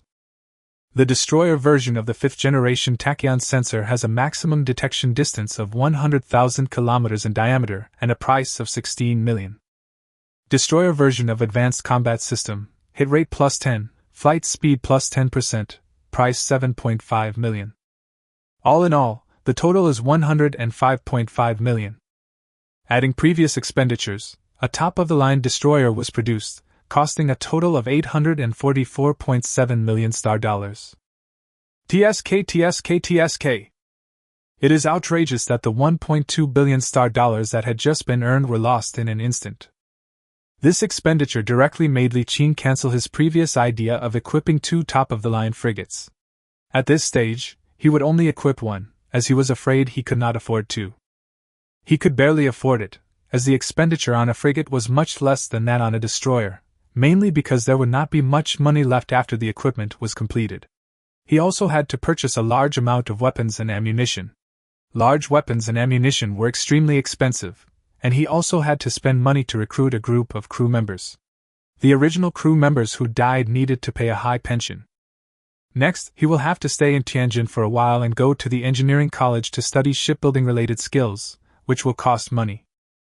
There is no need to buy a frigate, the current one just needs to be modified to add extra slots. The frigate only has 5 points of modification value, so there is nothing to consider. 4 of the additional equipment are as small weapons slots that only take up 1 point of modification value, and 1 is added to the P slot for point defense, for a total of 5, each costing 5 million, for a total of 25 million. Including the original slots, there are a total of 9 S small weapon slots, 2 P-type point defense slots, 5 S small general slots, and 1 A-type function slot. All weapons are 5th generation flamestorm machine guns, with a unit price of 2.5 million, and 9 of them cost a total of 22.5 million. 5th generation flamestorm machine gun, a large caliber ballistic weapon that can fire discarding sabot shells at ultra-high speeds. Type, instant, kinetic. Damage 50-60. Firing rate 2 seconds per round. Hit 50%. Range 70 kilometers. Modification plus 25% shield damage. Modification minus 50% armor damage. Since it is a frigate, its main responsibility is to intercept enemies that attack the destroyer at close range, so it naturally has to use the machine gun with the fastest attack speed. The P-slot point defense configuration is a Guardian-level close-range rapid-fire cannon, with a unit price of 2.5 million, and 2 for 5 million. Guardian-class close-in rapid-fire cannon, the battleship's last line of defense, specifically designed to defend against missiles and space fighters. Type: instant, kinetic. Damage: 3 to 3. Firing rate: 12,000 rounds per second. Hit: 30%. Range: 18 kilometers. Modification: minus 75% armor damage. Fix: minus 50% hull damage. The general slots have 3 shields and 2 armors, and the price is 2.2 million. 5 equals 11 million star coins. Slot A is equipped with an advanced afterburner, and the frigate version has a unit price of 10 million star dollars.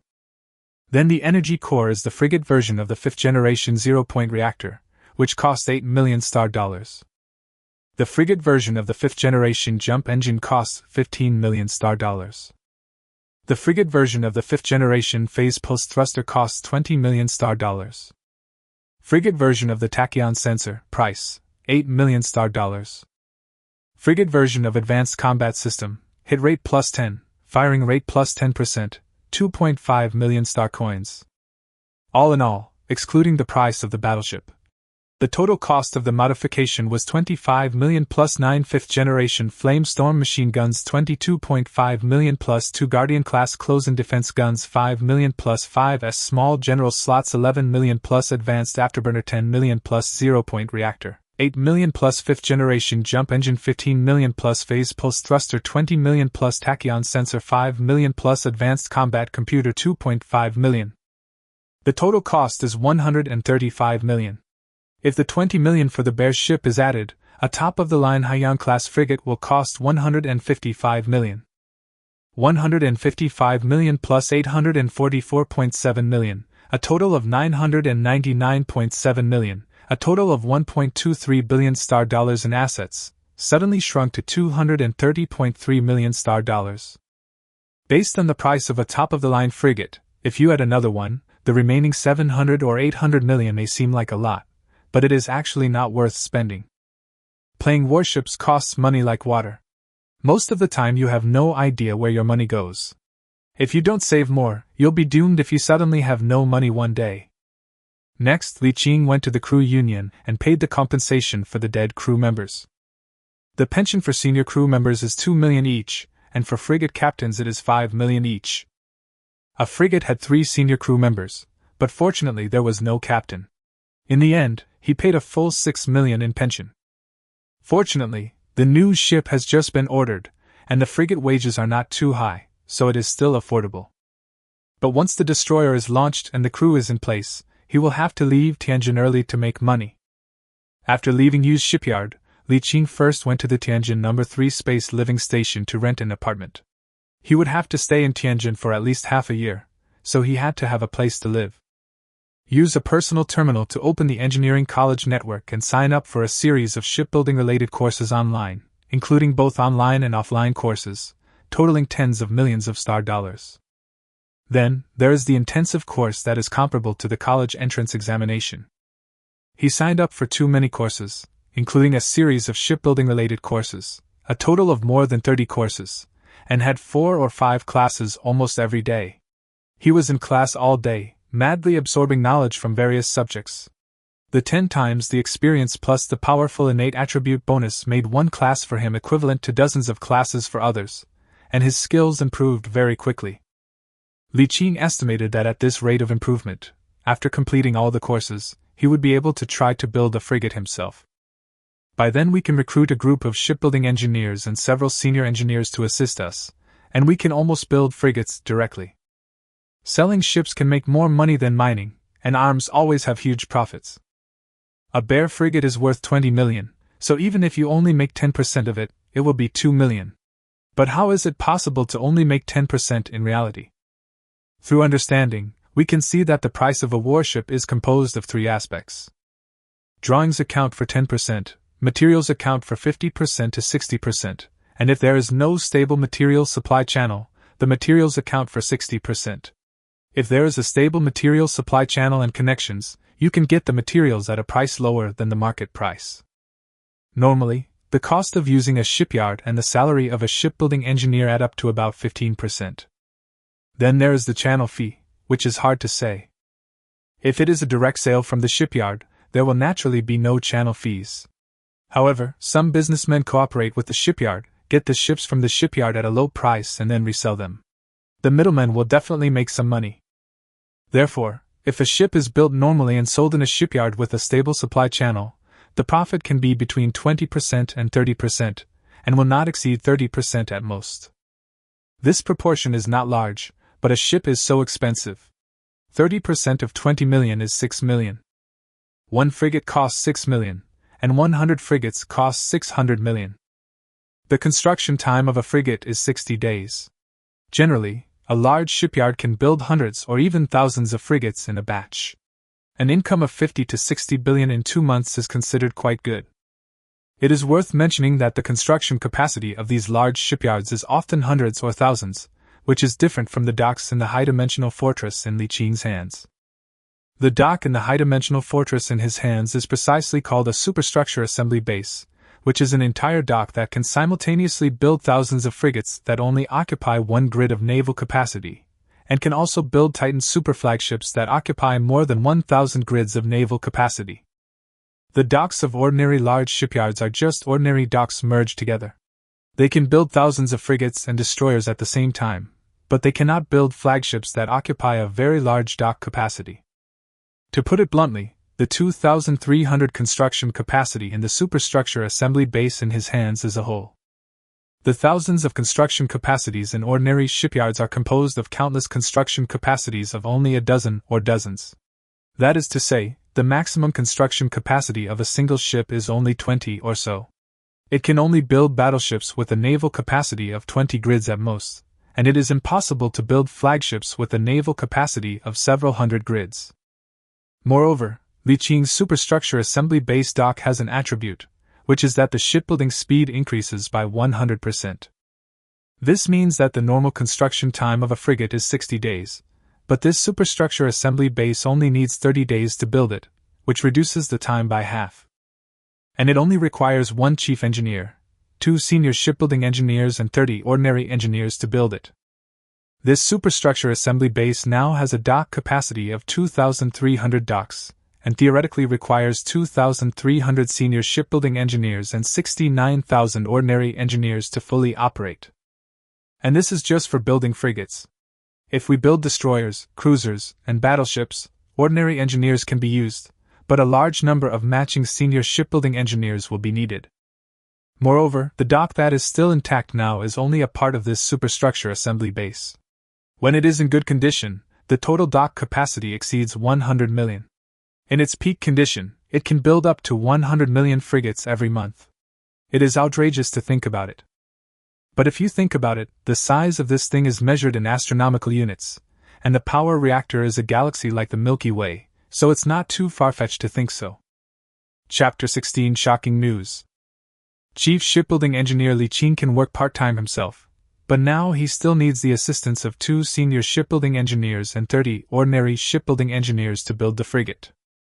The salary of an ordinary shipbuilding engineer starts at about 30,000 yuan, which is the minimum standard. If the work location is far away from Tianjin, such as working in a shipyard with a team like Burning Ghost, additional subsidies are required, which are about 35,000 to 40,000 yuan.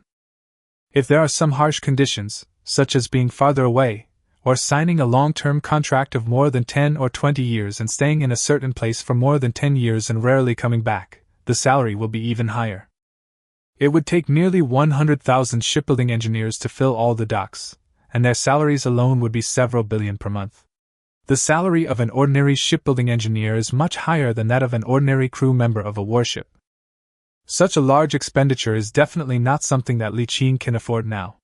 Even if he becomes rich in the future, it will still be a very high expense. In order to prepare for a rainy day, Li Qing thought it was necessary to think about ways to save money early on. On how to save money on ships, factories, labor, and expenses. Enter this query into the search engine, and soon a series of answers will appear on the screen. After a careful glance, most of the answers were meaningless. However, I found an interesting suggestion on a forum that brings together a large number of battleship modification enthusiasts. With the existence of a trade union, it is impossible to underpay or withhold wages, but we can start from the source and directly sponsor some lower-class civilians to enter professional engineering and shipbuilding colleges. We can sign a contract in advance, stipulating that one party will sponsor their studies, and the other party must serve the sponsor for a certain number of years after graduation at a salary lower than the normal salary. However, this method can only be signed for a maximum of about 10 years, and then the salary will be gradually increased until it is on par with the normal salary. In other words, you may be able to make some money using this method, but the profits are limited and unsustainable. In addition, there is another suggestion that seems useless. That is to establish a development base. When the scale of the base reaches a certain level, you can apply for development immigration. There is only one way to immigrate, which is to accept immigration applications directly from within the United Empire of Humanity. But the reason why this suggestion is useless is mainly because it costs too much to build a development base, and to meet the conditions for development and immigration, it is not possible to just build an empty shell base. Not to mention a planet with life, at least we have to build a space residential station that can accommodate millions or tens of millions of people and achieve self-sufficiency in living supplies before we can apply for pioneering immigration. Building a self-sufficient standard space living station that can accommodate tens of millions of people would cost trillions of star dollars. With this money, it is enough to pay wages for nearly 30 years and build a DI base. However, after reading this suggestion, Li Qing became interested. To others, this is really useless, but to him. Now this dock has a capacity of only 2,300, but the palm-sized universe has begun to be repaired. It won't take many years for the palm-sized universe to undergo tremendous changes. If part of the Star Witness high-dimensional fortress can be repaired by then, wouldn't it be possible to immigrate? You should know that this Witness of the Stars is not only a high-dimensional fortress, but can also be used as a super-large colony planet. It can be understood as a war star, which can be used as a super-war fortress or developed as a colony star. Once part of the high-dimensional fortress is repaired, we can then build a colony at the repaired location. The size of this high-dimensional fortress is measured in astronomical units, so repairing a small area would be larger than a planet. However, due to the particularity of the Palm universe, it is not appropriate to explore and immigrate. The best way is to use genetic technology to cultivate new natural persons. Living in the Palm universe since childhood, they will not yearn for the outside world. It is worth mentioning that the reason why clones and cyborgs are not used is because these two types of genes are incomplete and are not suitable for high-IQ technical professions such as shipbuilding engineers. Natural persons are required. Li Qing weighed the two methods and felt that the second method was better because it could solve all problems at once. But now the palm-held universe has not been repaired yet, so it cannot be implemented for the time being. I can only remember it and deal with it later. A month and a half later, U Shipyard sent him a message that the destroyer he ordered had been lined up and construction had begun. His studies at the School of Engineering were also well underway. Every day he either attended classes online or in person at the school. In his spare time he would search for information online. With his hard work and dozens of times experience bonus, his experience in various subjects increased rapidly, soon reaching LV3 or LV4, and some were not far from LV5. Normally, once these skills reach level 5, one can try shipbuilding, so in addition to studying, Li Qing now has to prepare drawings, materials, and recruit a group of ordinary shipbuilding engineers to prepare for the upcoming shipbuilding. But just as he was about to go shopping at the trading market during his spare time, a pinned message suddenly appeared in the elite channel that he had not opened for a long time. He only took a glance at it, and it attracted all his attention. Accurate news! The pioneering team has discovered alien civilizations and planets with life in the Zutterstar field. He immediately clicked on it, and carefully read the detailed information in the post.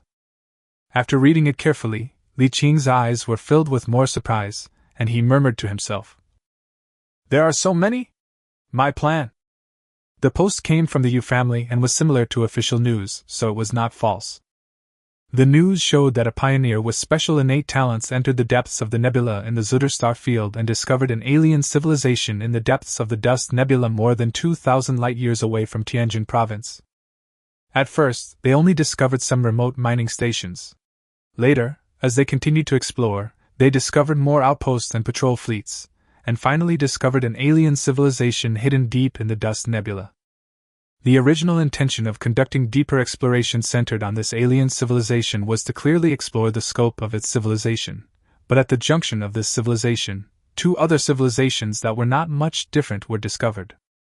In other words, 3 alien civilizations with technological levels between the 3rd and 4th generations have been discovered, and a total of 8 life-bearing planets in the 3 civilizations have been preliminarily confirmed. At this time, the elite channel was already boiling with excitement, and all the pioneers were extremely excited. What does 8 life planets mean? The entire province of Tianjin includes 2 natural planets in the capital Tianjin star system, with a total of 5 life planets. The Human United Empire covers the entire land, and some remote provinces may only have 2 or 3 planets with life. The entire Human United Empire has not discovered a new planet with life for at least 50 years.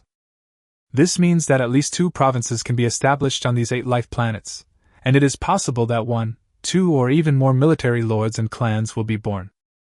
This also means that there are 8 life planets available for pioneers to seize and use as a basis for building a foundation. This shocked Li Qing for a while, and then, he felt a little moved. His previous idea was not to get involved with Zutter, but now that he found that there were 8 life planets there for them to fight for, he became restless. As long as he could capture one, whether he developed it for his own use or sold it, it would be a huge sum of money that he could not imagine. Or, even if you don't have the strength to grab it, you can still cooperate with others to grab it, and then get a portion of the equity according to your contribution. If the captured planets are developed in the future, they can just sit back and collect money continuously, or directly sell their shares, which will be a huge sum of money worth tens of trillions. It can be said that even 1% ownership of a life planet would start at 1 trillion. This still refers to primitive and undeveloped life-bearing planets, whether they are Type 2 or the slightly inferior Type 3 life-bearing planets.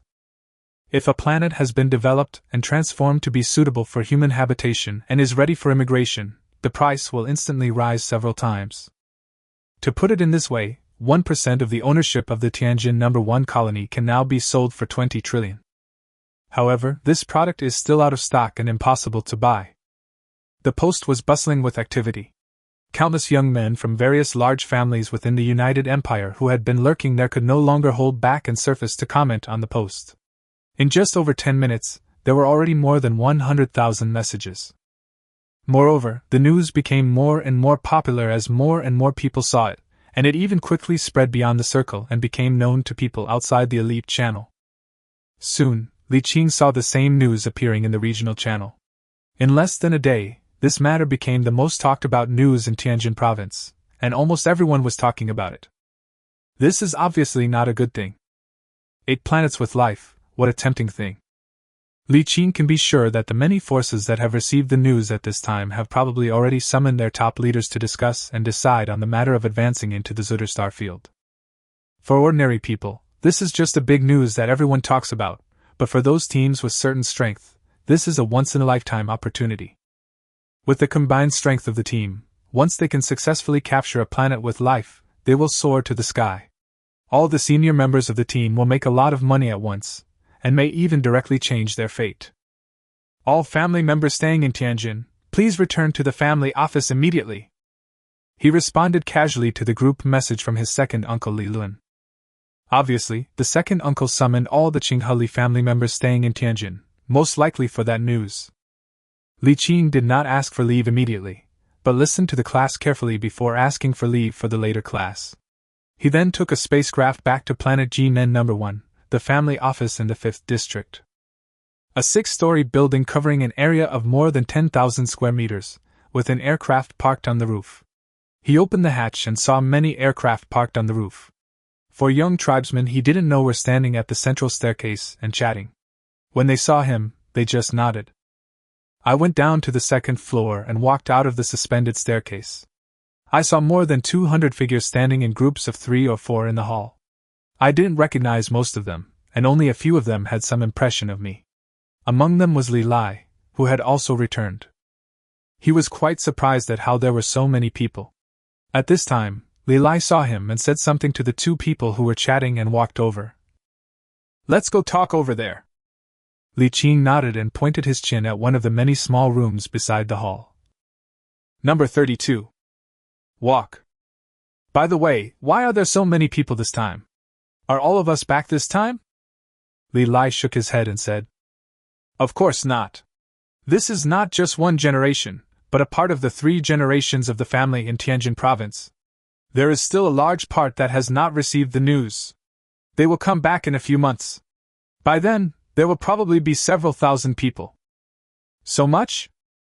Of course. Our Chinhali family is large and powerful, with many branches. The 3-wheeled pioneers are more than 10 years apart in age, so it is not a problem to gather more than 10,000 people. Li Qing. Entering the small room, Li Lai closed the door and pointed at the coffee table in the middle of the room and said, Let's talk. There were tea sets on the tea table, and there was no distinction between the host and the guest. He boiled some water, and Li Lai sat down and said, You know the news pinned on the Elite channel. My father is the director of the family's Tianjin office. I know some inside information. The family summoned us this time in order to unite us to fight for a planet. Li Qing did not speak, and waited for Li Lai to continue. Of course, this is not news. Anyone can guess it. The point is that my father told me that they knew about this a week ago. Now the news has already spread to the United Human Empire. The clan leader has called a meeting of the top leaders of all branches of the family, and has decided to set up a development fund with 50 trillion star yuan to support the family pioneers in seizing a planet with life. TSK. 50 trillion. Even Li Qing couldn't help smacking his lips and said, These 50 trillion are hard to get, right? Of course it's not easy to get. The clan leader stipulates that any clan pioneer can apply for the development fund, but the prerequisite is that you must demonstrate your ability, strength, or potential. You can apply if you meet any of the requirements. The specific application amount depends on the assessment of your ability, strength, and potential. In addition, the tribe leader encouraged us to form a team and apply for the development fund as a team. This method is easier to apply for than an individual. Li Qing immediately understood and asked, Do you want to team up with me to apply?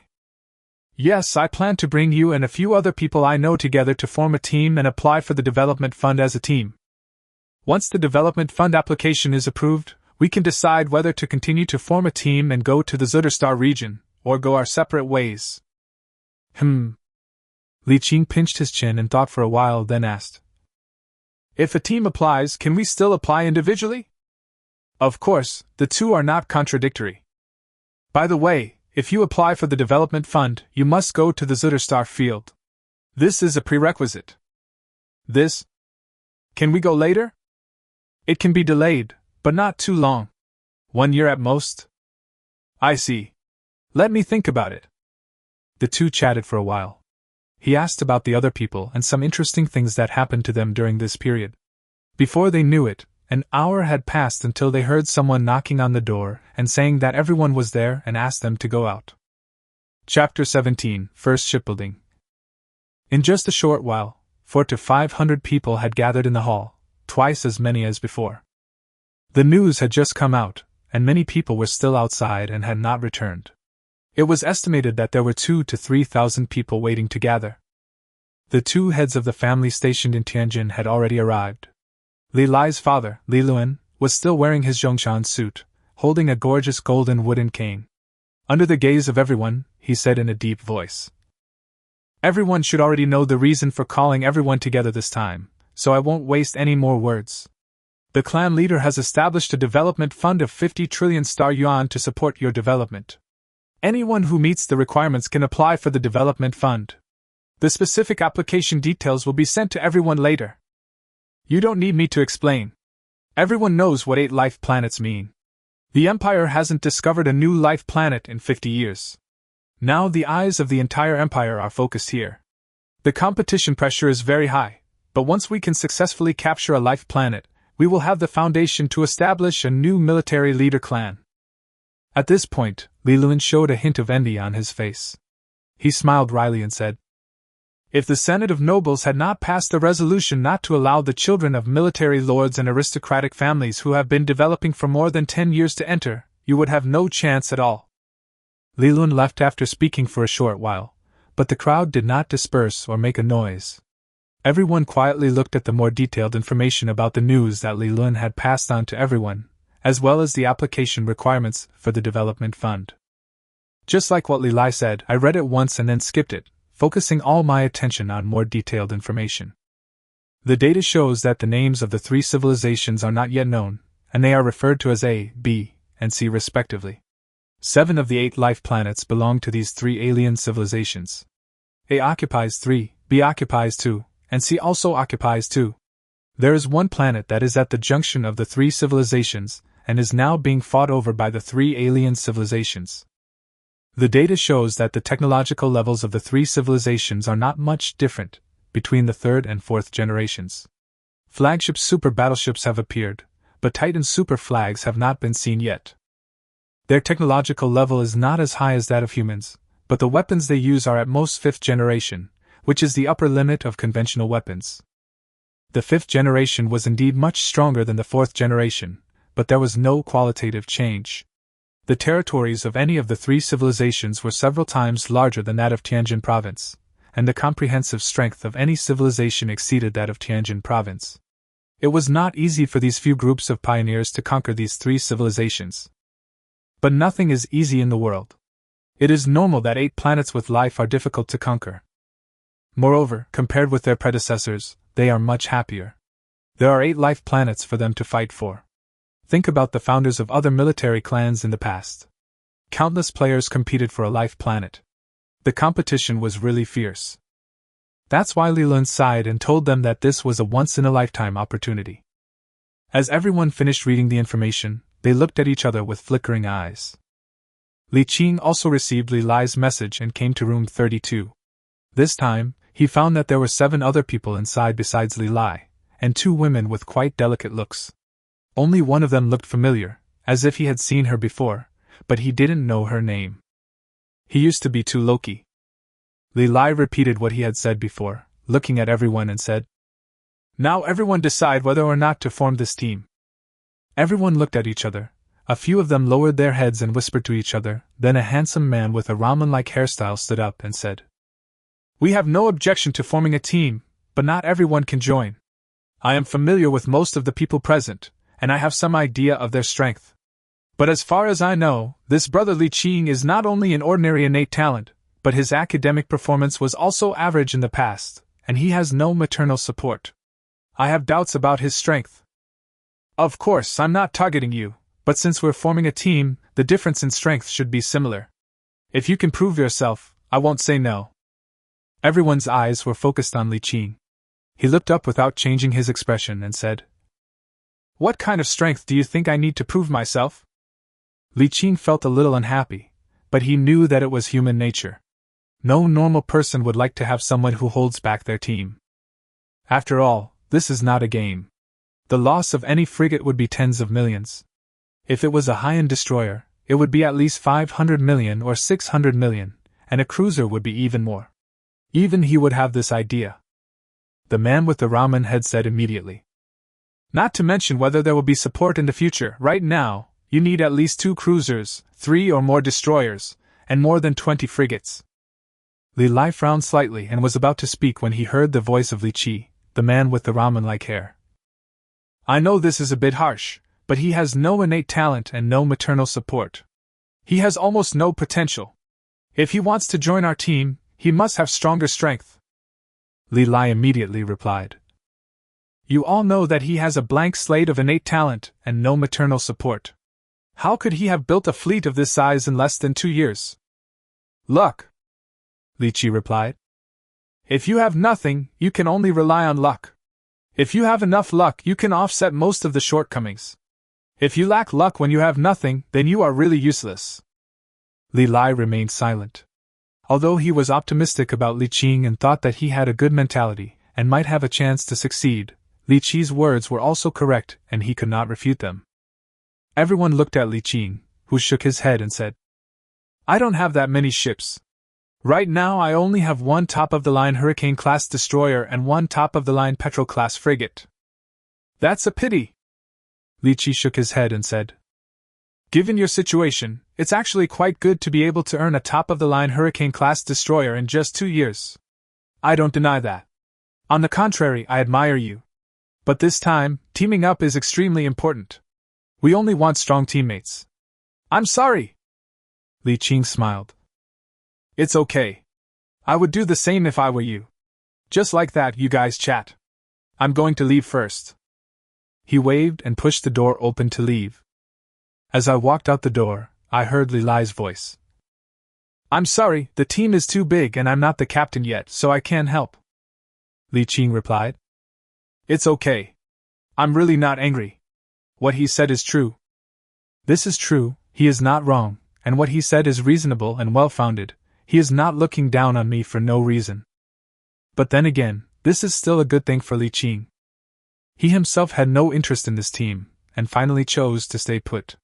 He had been hesitating about how to reject Li Lai before, and now was the perfect time, as all the reasons were ready. It's not that he is against forming a team, but if he applies for a team fund, he will have to go to the Ancestral Tower within a year, and he hasn't decided to go there right away. Although the 8 life planets are very tempting, the planets are now in the hands of 3 alien civilizations, and they still need to snatch them. During this time, the nearest Tianjin province will definitely lead its fleet over and join forces with the players to defeat the 3 alien civilizations. This can be predicted to be a protracted war that may last for more than 10 or 20 years. In the early stage, it is basically reconnaissance and warfare, and it is still too early to compete for the 8 life planets. It is useless for him to go there now, and it is also dangerous. It is better for him to stay in the Tianjin star field for a few more years, make some money and improve his strength before going there. This is basically the most important event recently. The entire G-Men galaxy is boiling with excitement, and countless players are vying to discuss it. Even when Li Qing is in class every day, this is what students and teachers discuss the most. After that family meeting, he returned to his old rhythm, attending classes or hanging out in the library every day, and checking the progress of the destroyer's construction at night. As time went by, more and more pioneers from different families came back, and teams of varying sizes were formed. But Li Qing was still busy studying alone. In addition, the personal development fund he applied for a long time ago was approved, but it was only 100 million. Li Qing wanted to laugh, but considering that he was so low-key that he hadn't even told anyone about his awakened psychic powers, 100 million was considered pretty good. He did not collect the 100 million yuan, but directly transferred it to his second uncle to pay off his debt. The days passed one by one, and 2 months later, Li Qing's many skills were finally upgraded to LV5, and he was able to build warships. He immediately ordered 5 drawings of the Haiyan frigate from the trading house, each for 2 million, for a total of 10 million. With his current level of shipbuilding skills, he can only build standard Petrel-class frigates, and he cannot build elite Raptor-class frigates. Then a large amount of construction materials were ordered, with a total value of about 60 million. Then 2 senior shipbuilding engineers and 30 ordinary shipbuilding engineers were hired. Because they signed a 10-year contract and a confidentiality agreement, and had to stay in the Palm universe and could not leave, the normal monthly salary of a senior shipbuilding engineer was 200,000, and 300,000 for a high-end one. The monthly salary of an ordinary shipbuilding engineer was as high as 50,000 star dollars, so the monthly salary required was 600,000 plus 1.5 million star dollars. He opened the opening of the Palm universe directly in the dock, and the engineers and materials went directly into the dock warehouse.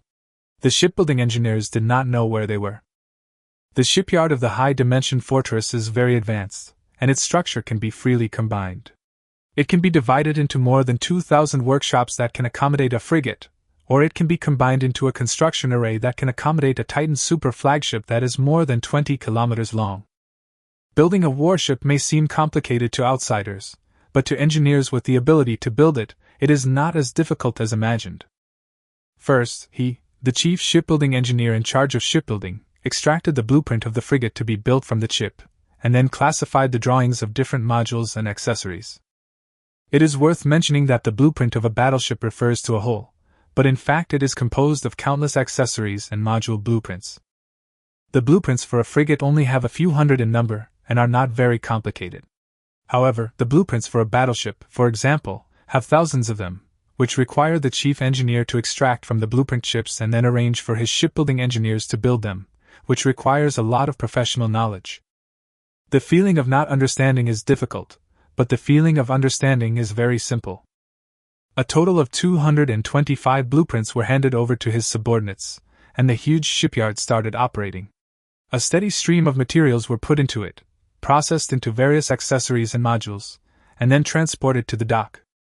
The ultra-high-level docks and workshops of the high-dimensional fortress not only greatly increased the production speed of various accessories and modules, but also greatly improved the precision of accessories and modules, which can greatly increase the success rate of warship construction. After all the accessories and modules are manufactured, Li Qing, the chief engineer, will direct the equipment and mechanical cranes in the dock to assemble all the warship accessories and modules according to the frigate blueprint. It looks simple, right? This kind of thing means you can do it at a glance, but fail when you try. Without professional knowledge and skills, you can't do it well even if you follow the drawing. When all the accessories were assembled, a standard Petrol-class frigate appeared in front of everyone. There was no difficulty at all, it was done in one go, and it was as smooth as the curve of a girl's buttocks and back. The success gave Li Qing great confidence. He just took a short rest and then hired 8 senior shipbuilding engineers and 120 ordinary shipbuilding engineers at once to start the construction of the 2nd and 5th frigates. There is no need to recruit additional chief engineers, as he can handle all 5 teams by himself. Generally speaking, a chief engineer could oversee the construction of 10 frigates, 5 destroyers, 2 cruisers, and 1 battleship at the same time. The construction time of a frigate is generally about 60 days, or 2 months, but the production workshop in the high-dimensional fortress dock has a very fast production speed. The strength of the dock components and equipment saves a lot of time. It only takes 1 month to produce a frigate. It took only 2 months for Li Qing to use up all the materials and build 5 frigates in one go. The construction of 5 frigates was completed, and all his shipbuilding skills were upgraded by 1 level. He did not keep the 5 bare boats, but sold them all, 20 million each, for a total of 100 million. But after deducting the drawings costing 10 million, the materials costing 60 million, and the monthly salaries of 10 senior engineers and 150 ordinary engineers totaling 10.5 million, there is still 19.5 million left. Earning nearly 20 million per month is quite profitable. These are just 5 ships. If there were 10 ships, that would be a revenue of 40 million. If the scale is further expanded to 100 ships, wouldn't it be 400 million per month? What if it were to expand tenfold? 4 billion? Li Qing suddenly became a little excited. However, after careful consideration after the excitement, I found that some problems still needed to be solved. The first is the cost issue. Both hiring employees and purchasing shipbuilding materials require capital. Of course, this is not a big problem, just take your time. First hire a group of employees and purchase a batch of materials according to your financial ability, and then expand the scale of production after making more money. There is no need to rush. In the final analysis, it is still necessary to make some money first. Unfortunately, he doesn't have enough money for an individual application. He could apply for a large sum of money by revealing his awakened psychic powers, but a lot of messy things would disrupt his plans. The key point is that the money that Psychic applied for cannot solve his problem at once. The development fund that an individual applies for is limited. It is impossible to give you hundreds of billions in one go. It is only a few billion at most. Moreover, such a large amount of funds is not like 100 million funds that can be given out casually. It is conditional and he needs to be ready to go to the battlefield in Zitter. There is only 1 destroyer, and the fund can only afford 1 cruiser at most. With this level of strength, it is easy for civilizations to die violently on the battlefield. Chapter 18, Battle of Tianjin, Part 1. One day 3 months later, in the palm-sized universe, at the high-dimensional fortress dock, Li Qing's 3rd batch of 5 frigates were completed and launched into the sea. There was no blind expansion. Although a chief engineer could oversee the construction of up to 10 frigates at the same time, Li Qing took into consideration that he could not stay in the shipyard to build ships like a professional shipbuilder. He would definitely have to do other things in the meantime, and leave Tianjin to go somewhere else. If he expanded blindly, he would not build many ships but would still have to pay their salaries, which was not cost-effective. Of course, the main reason is that the capital is not enough. If there is enough capital, the materials for hundreds or thousands of frigates can be stored in the dock of the palm-sized universe, so that we can stay out for a few years and then come back to sell them all at once. Unfortunately not. A total of 15 frigates were built in 3 months. 5 were built and sold each month, and then materials were purchased to build more frigates and then sold. The total profit so far is 58.5 million. He did not continue construction, but went to use shipyard, where the Hurricane-class destroyer he ordered had already been built and shipped. After quickly completing a series of acceptance procedures, Li Qing saw the elite Hurricane-class destroyer docked in the dock. Its specifications were about 50 meters longer than the conventional Tornado-class destroyer. Board the ship, enter your information into the Warship's combat system, and determine control. The length of a destroyer is more than twice that of a frigate, and the bridge area is also larger than that of a frigate. A destroyer requires a total of 100 clone crew members, 5 senior crew members, and a captain. In addition to the 20 million clone crew buyout, the monthly salary is 500,000 plus 1.25 million, and the basic maintenance fee is 500,000, for a total of 2.25 million monthly expenses. Daily maintenance costs generally refer to the daily food, drink, defecation, various basic needs, etc. of more than 100 crew members on a warship. With the wages paid, a total of more than 160 crew members, including another frigate, soon arrived. Captain, you can prepare to depart. Li Qing, who was sitting in the main command chair, waved his hand. The captain nodded, stretched out his hand and tapped on the light screen in front of him, and a series of orders were issued. The battleship shook slightly, and the image outside the glass of the huge floor-to-ceiling observation platform in front of the bridge began to move slowly.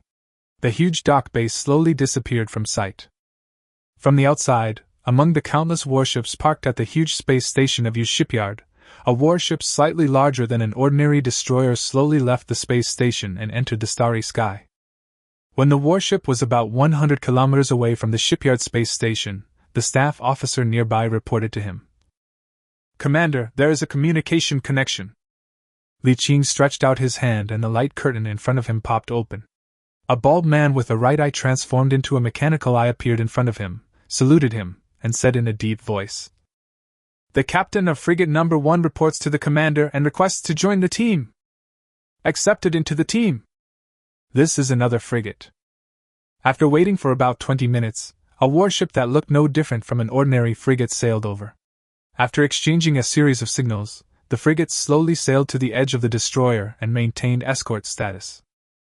After carefully checking that the 2 warships were in normal condition, Li Qing ordered the fleet to start their hyperspace engines at the same time and head towards the north of the galaxy. 2 hours later, the battleship broke away from the sublight speed state and appeared near a gas giant planet. Through the glass in front of the bridge, you can see a huge vortex in the void ahead, with a beam of light spewing out from the vortex, and densely packed warships parked around it. This vortex is the entrance to a subspace fragment, or in layman's terms, a copy entrance. There are 2 types of so-called copies. One refers to various subspace fragments, which are generally very dangerous. After the initial exploration, they will be converted into re-enterable subspace fragments, commonly known as copies. The other is a copy formed by projecting certain special events due to some special reasons. Each player can enter an unlimited number of dungeons each month, but each dungeon can only be entered once a month. This means that you can only enter a single copy once a month, but you can enter different copies without restrictions. Furthermore, once you enter the copy and there is combat damage, just like in reality, the ship will be destroyed and people will die. There is no way to salvage the wreckage to get back part of the capital, and the insurance company will not compensate for the loss. The only good thing is that no matter how you die in the copy, it will only be considered a normal death, and you will only lose 5 years of life. But even so, there are still many players who enter the dungeon once a month. The reason for this is naturally the harvest within the copy. In any copy, as long as you complete a series of tasks, you will get points. As long as the points reach the minimum standard, you can choose to use these points to exchange for various blueprints to safely leave the copy. From the first-generation electromagnetic gun construction blueprint to the complete battleship construction blueprint, you can redeem them as long as you have enough points. It can be said that the copy is the birthplace of most of the blueprints in the entire new universe. Li Qing came here not to get a blueprint, but just to test the combat effectiveness of 2 top-level warships. I applied to enter the copy first, and soon a light screen popped up in front of me, showing that I was number 214 in line. It seemed that the line was quite long, but in fact I didn't have to wait long. While waiting in line, he checked the information of this copy. This copy is called Battle of Tianjin. It is a typical copy formed by the projection of a special event. The historical background comes from the final decisive battle hundreds of years ago in which the Yu family defeated the main force of the local alien civilization. When you enter the dungeon, you will return to the historical moment hundreds of years ago when the Yu expeditionary army defeated the alien civilization, captured the alien mother planet, and opened up the Tianjin province. Players will participate in this battle as a mercenary fleet, and the number of points they earn will be determined by their performance. There are a total of 4 copies in the entire Tianjin. 3 copies are related to the Navy, and 1 copy is related to the Army. The Battle of Tianjin is the largest copy among them and also the one with the highest theoretical income, because the highest reward of this copy is a blueprint for building a fearless flagship. The reason why it is called a theory is that in the past few hundred years, there have been very few people who have been able to obtain the blueprint for building the fearless flagship, and on the copy point ranking list, there are only 7 people whose total points exceed 100. The Dreadnought flagship blueprint, which ranks first on the copy reward redemption list, requires 100 points to redeem, which means that only 7 people at most can redeem it. The warships entered the copy very quickly. The 2 warships kept moving forward and approaching the copy entrance.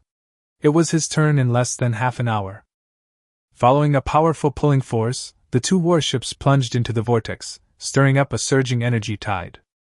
This is a magnificent and epic battle! Wealth and resources. Blood and smoke. To be or not to be.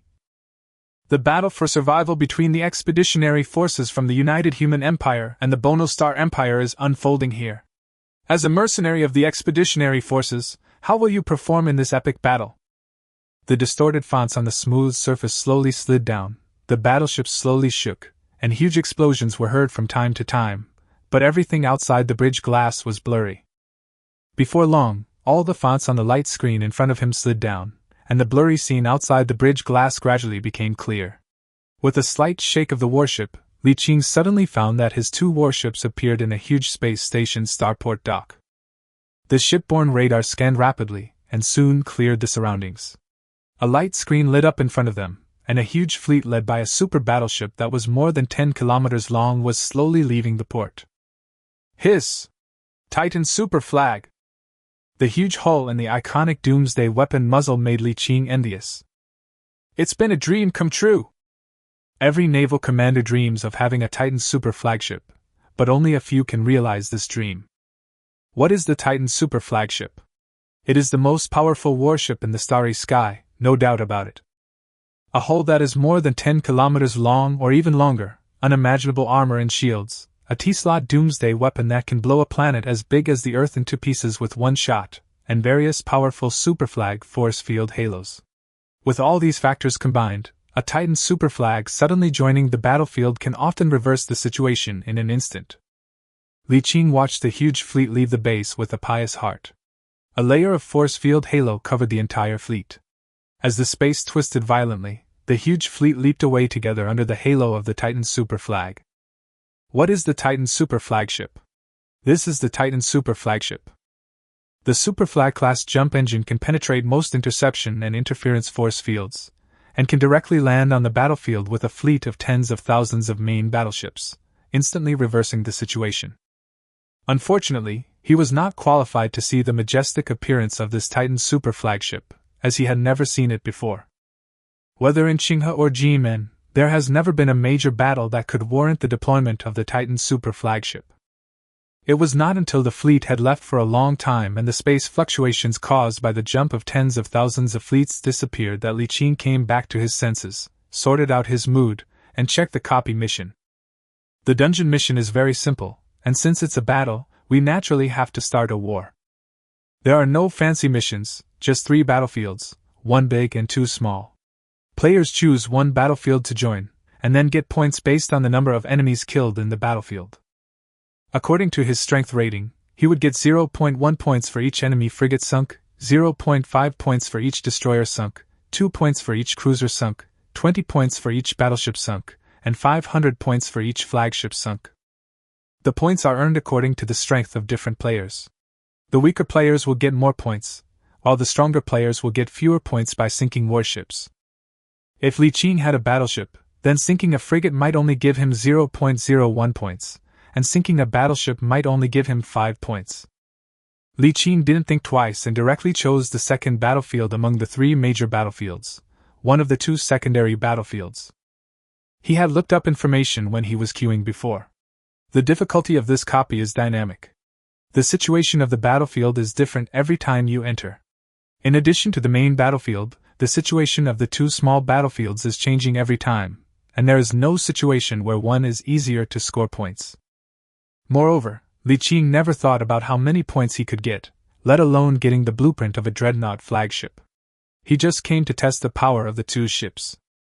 Moreover, when he enters the battlefield, he will not rush in directly, but will just hang around the edge of the battlefield. If the situation is not good, he will run away directly and wait for the copy to automatically end and teleport away after 24 hours. What a joke, he only had these 2 ships, a destroyer and a frigate. How could he destroy so many enemy ships in a chaotic battlefield with tens of thousands of them and escape unscathed? If any battleship's main gun locks on you, a fully equipped frigate will be instantly killed, and a fully equipped destroyer can only withstand 2 shots at most. Why should it fight? By psychics? If he were a storm-class psyker, a psychic storm might be able to destroy a damaged battleship when the opportunity arose, but the problem was that he was not. Battlefield number 2 is not in this galaxy, but in a galaxy within 6 jumps north of Tianjin. The alien civilization has a super-large mineral planet here, so they built a star fortress here and stationed a fleet. The battle had already begun at this time. After receiving the mission, Li Qing and his 2 warships left the base and flew towards the wormhole at the edge of the galaxy.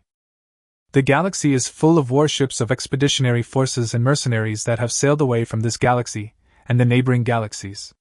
In particular, outposts have been built on every planet within the main shipping lanes, with interference and interception devices deployed to prevent enemy ships from crossing over and decapitating at sublight speeds. It is worth mentioning that this copy projects the Battle of Tianjin, and the range includes all galaxies within 100 light-years centered on Tianjin. Theoretically, it is possible to leave the 3 major battlefields and go to other places, but doing so would be equivalent to desertion, and all previously accumulated points would be reset to 0. The advantage is that you can leave the copy alive. When they were close to the galaxy next to the battlefield, Li Qing stood up and said to the senior crew behind him, "We are about to enter the battlefield. Please work together to fight the powerful enemy. After the battle, each of you will be rewarded with an extra month's salary." Several senior crew members and captains of the destroyers, as well as the captain and senior crew members of the frigate in the communication channel, all nodded in a serious manner, and the crew members in the channel also showed joy when they heard it. Li Qing nodded. Morale was good. Although both the crew and the captain are blank slates, they will still have to perform in the battle later. It's not that he doesn't want to be a good captain, but he can't find a talented crew captain. Although Tianjin has a large-scale vocational college area, with a huge number of various professions available for recruitment every year, there are definitely many green and blue names among them, and occasionally there will be purple epic-level talented crew members or captains, but these excellent ones have been spotted by headhunting companies and signed contracts before they even graduate from the college. If you want these outstanding captains, not to mention the salaries that far exceed those of ordinary captains, you must go through these headhunting companies and pay extra costs to recruit them. The most important thing is that most of the time it is impossible to recruit them, not just because of the small number, but more importantly, whether these talented captains think highly of you. To put it bluntly, you can recruit people from the low-end market as long as the salary is sufficient. But an excellent captain chooses a commander. This is a two-way choice. If the other party thinks that you as a commander have no future, they will ignore you. So after learning about the situation in this regard, Li Qing did not think about looking for a good captain. He just got a bunch of blank crew captains to use first. Most of the players were the same anyway, and everyone was evenly matched, so no one could get the upper hand. An hour later, the two warships plunged into the wormhole. Chapter 19, Battle of Tianjin, Part 2. Boom! Just after passing through the wormhole, two peculiarly shaped destroyers rushed towards them, and behind them were 7 frigates of the same style. A total of 8 medium-sized electromagnetic cannons fired at the same time, and hit Li Qing's ship that had just rushed out of the wormhole. Hint: your battleship is under attack from the 3rd-generation electromagnetic cannon, medium, causing 300 plus 25% shield adjustment value equals 375 points of kinetic impact damage to your battleship shield. Hint: your ship is under attack from the 3rd-generation electromagnetic cannon, medium-sized, and your... There were exactly 8 such prompts, and a wave of concentrated fire caused a total of 3,000 points of kinetic impact damage. Fortunately, the destroyer was thick-skinned and strong, so it could withstand it. If it was a frigate, this wave of energy shield would probably have been blown up. Having just jumped out of the wormhole, there is no way to dodge it. Li Qing himself was also caught off guard and could only order the warship to keep its distance. However, there was no need for him to give the order, as the captain immediately ordered the warship to turn sideways, and the 4 L-slot main guns and 12 M-slot 5th-generation electromagnetic guns all began to charge. Since you have entered the enemy's shooting range, you will naturally also enter your own shooting range. Moreover, the psychic skill can increase the range by 20%, which is very powerful. Boom, boom, boom! As the muzzles of the destroyer's 4 main guns twisted and swung open, dazzling flames spewed out, and 4 advanced kinetic railguns fired at the same time, accurately hitting the enemy destroyer marked as number 1. The enormous force tore through the energy shield of destroyer number 1 on the spot, leaving 4 huge holes in the armor. Large pieces of alloy armor were torn apart by the huge kinetic energy impact. The battleship keeps retreating at a constant speed. The order came from the captain of the destroyer. Li Qing was observing the battlefield situation in the nearby starry sky at this time. As a commander, his task is to observe the overall situation and issue orders to the entire fleet. The actual combat still depends on the captain. Before, he was the captain of the frigate and needed to give commands. Now that a captain has been hired, he certainly won't take over his duties. Even though he is just a blank slate captain and his most critical destroyer combat skill is only level 3, he is still a professional and is definitely better than him in terms of command ability. Blank simply means that the skills are weak and the potential is limited, but the basic professional skills are still up to standard. With the 20% speed bonus and 20% range bonus of the Psyker skill, the new captain can use his speed to increase the distance between himself and the enemy, keeping the distance so that the enemy ship is within the attack range of all his guns, but the enemy cannot hit him. It was not until the 4th round of joint attack 5 minutes later that the enemy destroyer number 1 was sunk. It has to be said that destroyers are much tougher than frigates. Its 4 L-slot main guns and 12 M-slot electromagnetic guns have a total killing power of more than 25,000 per round. Frigates can be killed instantly regardless of their configuration. However, a destroyer with only a 3rd-level configuration took 4 rounds before sinking. This is the advantage of configuration and skills. We are all destroyers, but you can neither catch up with me, nor hit me, nor run away. You can only passively take the beating. The sinking of a destroyer scared away another destroyer. Li Qing ordered a pursuit, but 2 enemy frigates came up from the left and right, which made Li Qing sigh at their courage. And then, nothing happened. 0.1 points are awarded for sinking 1 frigate, and 0.2 points for sinking 2. 0.5 points for sinking a destroyer. It's still a long way from 100 points. Moreover, Li Qing found that it was not easy to get these points. The enemies were not as stupid as the wild monsters he usually encountered. They knew how to intercept and also use simple tactics. If they couldn't defeat them, they would run away decisively. If they couldn't run away, they would even send cannon fodder to intercept. This was no different from a normal commander. In terms of command ability alone, Li Qing didn't seem to be that strong. He has powerful skills, but his command ability is not outstanding. After defeating a small group of enemies, the warship stopped for self-inspection. Li Qing looked at the star map for a while and ordered 2 warships, 1 large and 1 small, to sail in one direction. This galaxy is the battlefield. Except for the area where the main forces of both sides are fighting, Other parts of the galaxy are full of fighting teams of both sides. It is very chaotic. He stayed away from the area where the main forces of both sides were fighting, patrolled in the marginal area, and avoided the large fleet when he saw it. With the speed of the top-of-the-line destroyer, no one could catch up with him. If you encounter a small fleet and you think both sides are capable of defeating it, then rush over and attack without hesitation. If you feel the risk is too great, quit while you're ahead. If you feel the risk is controllable, chase it to the end. Unconsciously, he had slowly accumulated more than 2 points by destroying frigates. In theory, he could slowly grind up to 100 points. But in fact it is unlikely, because he has already spent several hours, and the total time of the copy is only 24 hours. It is impossible to slowly grind to 100 points in this way. Li Qing was not in a hurry. The main purpose of entering the dungeon for the first time was to test the ship, and the points would be left to fate. It is worth mentioning that destroying an enemy ship will also drop some things, such as a small amount of wreckage. Although they are not valuable, they are a huge loss compared to the consumption of weapons and ammunition. First of all, the L-slot main gun advanced kinetic railgun shells are 20,000 star coins each, and the M medium slot 5th generation electromagnetic shells are 3,000 star coins each. Since entering the battlefield, the ammunition consumption alone has consumed more than 700,000 star coins. According to this consumption ratio, the ammunition consumption alone would be 2 to 3 million per day. Bang!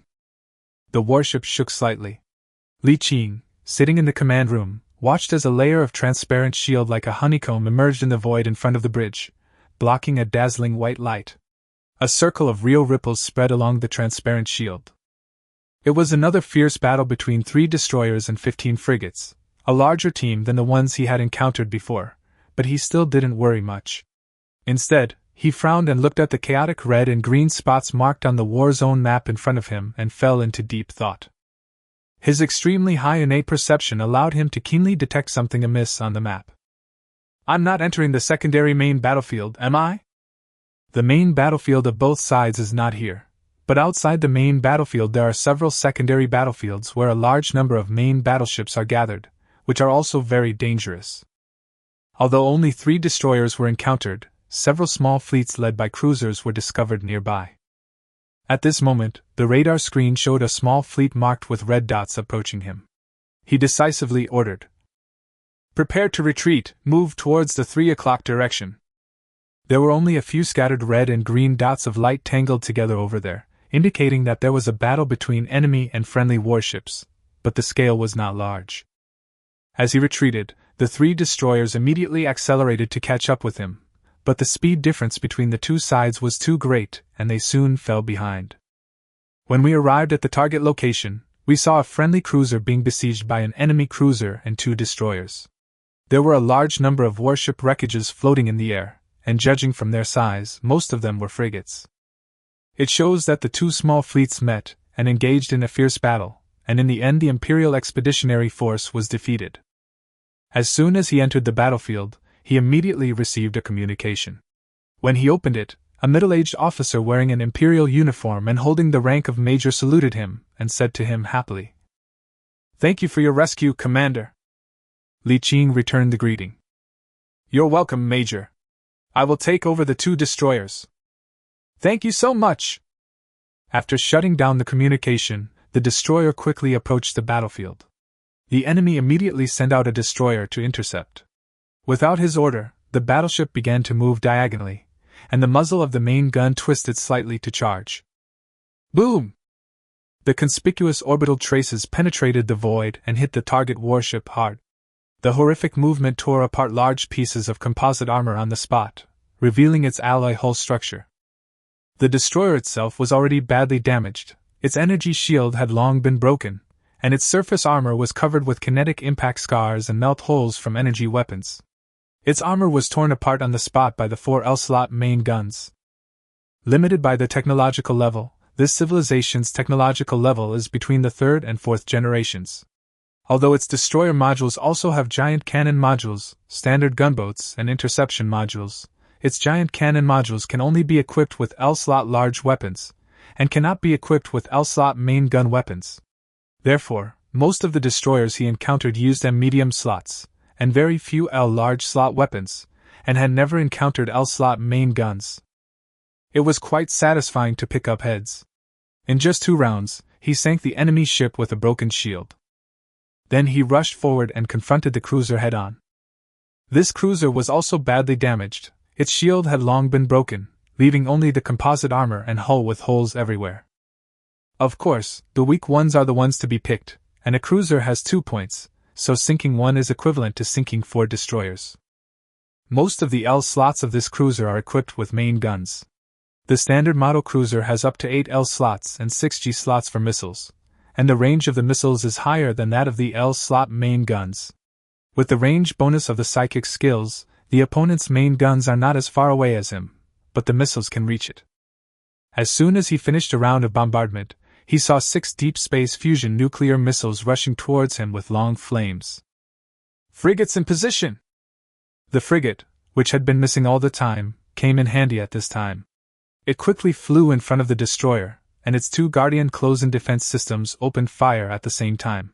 The ultra-fast firing rate of 13,000 rounds per minute formed 2 barrages of countless bullet spots that swept towards the incoming missiles.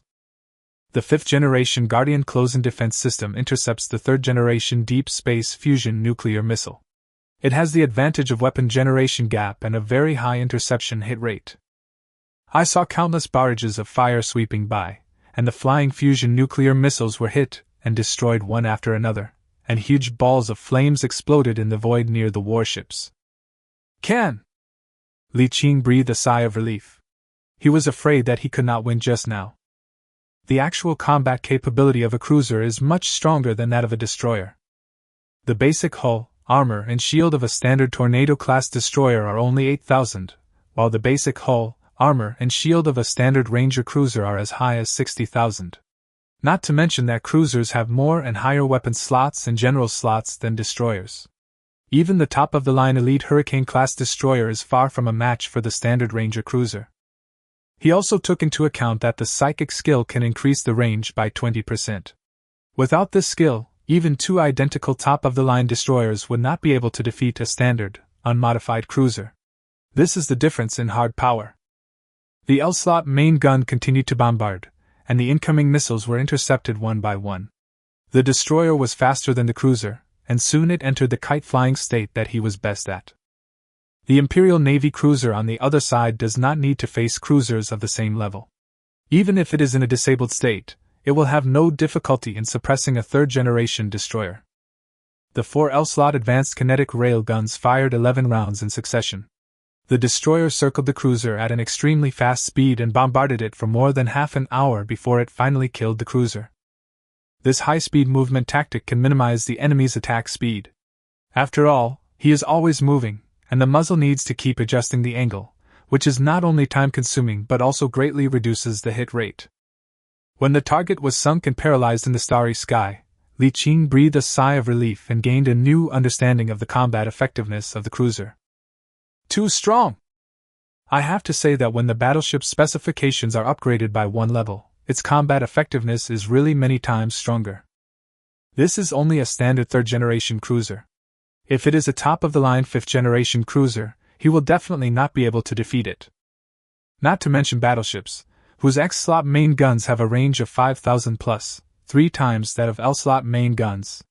No matter how you try to escape, you will be killed by 2 shots. Ha! There are still spoils of war. There was a ball of light on the wreckage of the battleship. The frigate moved over and used a robotic arm to salvage it. It turned out to be a blueprint of a 3rd-generation laser cannon, medium-sized, with a market price of 500,000 per piece. The key point is that this blueprint can be used 10 times, which means 5 million. Can. All the shells lost since entering the dungeon have been recovered in one wave. This is how it is in the Starry Sea. In most cases, wild monsters will only drop some worthless debris, but once something drops, it is mostly quite valuable. After the battle, the cruiser belonging to the Imperial Expeditionary Force said goodbye to him and left, preparing to return to the rear for repairs. You can still build up relationships outside, but they are useless inside the dungeon. Any relationships you manage outside the dungeon are useless, and you can't do anything in just 24 hours. However, before leaving, the commander told him that an Imperial Wing-class fleet was fighting a large alien fleet not far away, and if he wanted more military merit, he could go and try. The wing-level fleet is below the brigade-level fleet and is between the large fleets. The organization of the Human United Empire fleet from top to bottom is Corps-level fleet, Division-level fleet, Brigade-level fleet, Large branch fleet, Medium branch fleet, and Small branch fleet. Normally, there is no such thing as a wing-level branch fleet. This is usually a temporary organization of several large branch fleets when performing certain military tasks, and they will be disbanded after the war. This branch fleet has 120 battleships, more than 500 cruisers, more than 1,600 destroyers, and more than 6,000 frigates, and is composed of 3 large branch fleets. Even after a long and fierce battle, their opponents still had more than 170 battleships, more than 700 cruisers, more than 2,000 destroyers, and more than 5,000 frigates, which was larger than the Empire. However, due to their disadvantageous weapon configuration, they did not have any advantage even when they were fighting 2 against 1 at the beginning. And now, they no longer had a 2-to-1 advantage. They were barely maintaining a balance, but it was obvious that the Empire would be the winner in the end. Seeing this, Li Qingjing decided to go over and take a look after a little consideration.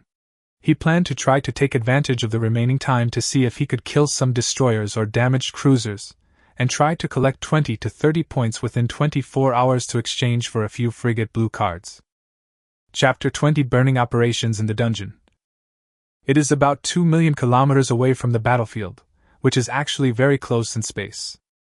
Before getting close, they saw 2 battleships of the Imperial Expeditionary Force and 3 enemy battleships engaging in a bombardment.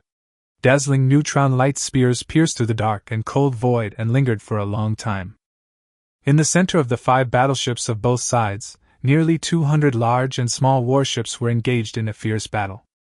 Every few minutes, several dazzling spears of light pierced through the void, and several warships burst into dazzling explosions. Li Qing observed from a distance for 2 minutes and ordered the fleet to take a detour. He is not qualified to intervene in the battleship battlefield. If someone sees you jumping too much and shoots you with 2 light spears, you will die on the spot.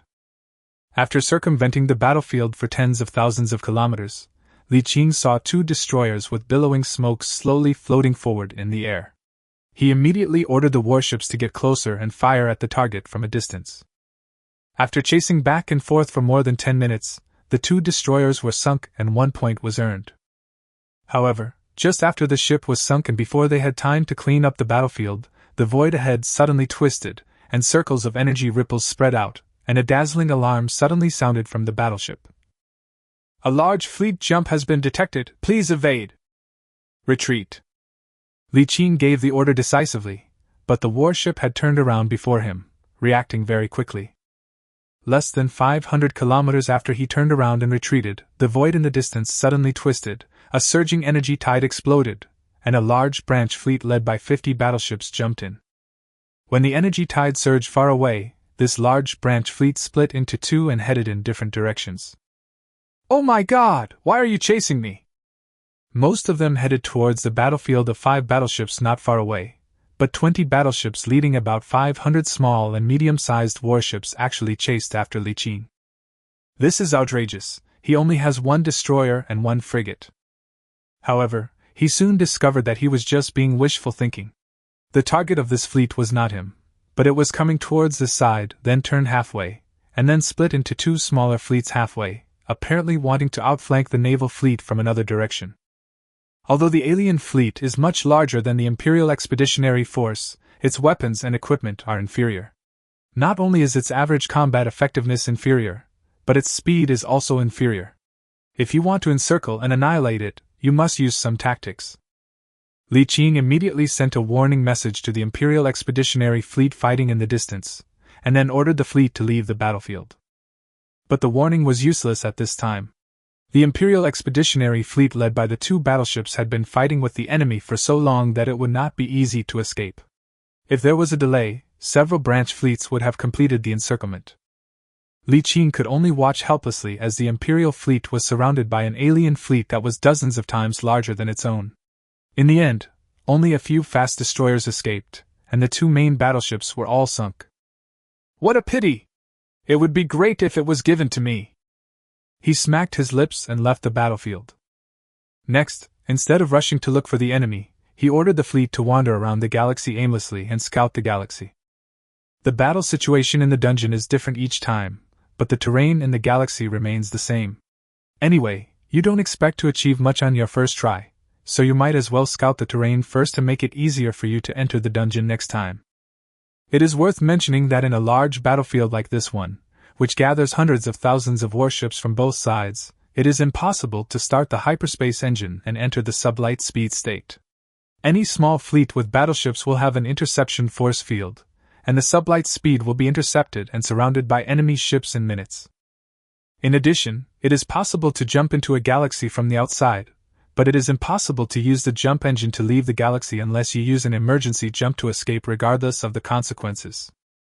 Emergency jump is a life-saving measure used by warships when they are in desperate situations. It does not require any target and activates the hyperspace engine in a very short time to forcibly jump away. In the emergency jump state, because there is no directional target, the landing point is random, and there is a high possibility of jumping to the endless void between galaxies. Because an emergency jump will cause huge damage to the jump engine, the lower the level of the jump engine, the higher the probability of damage. If you are trapped in the endless void between galaxies and cannot repair your jump engine, you can only fly at conventional speed. Think about it, the distance between galaxies is measured in light years. If you fly such a long distance at conventional speed, how long will it take? The distance of 1 light year is 946.08 billion kilometers. Even if the speed is 200,000 kilometers per hour, it will take 47.3 million hours, 1.97 million days, or 5,400 years.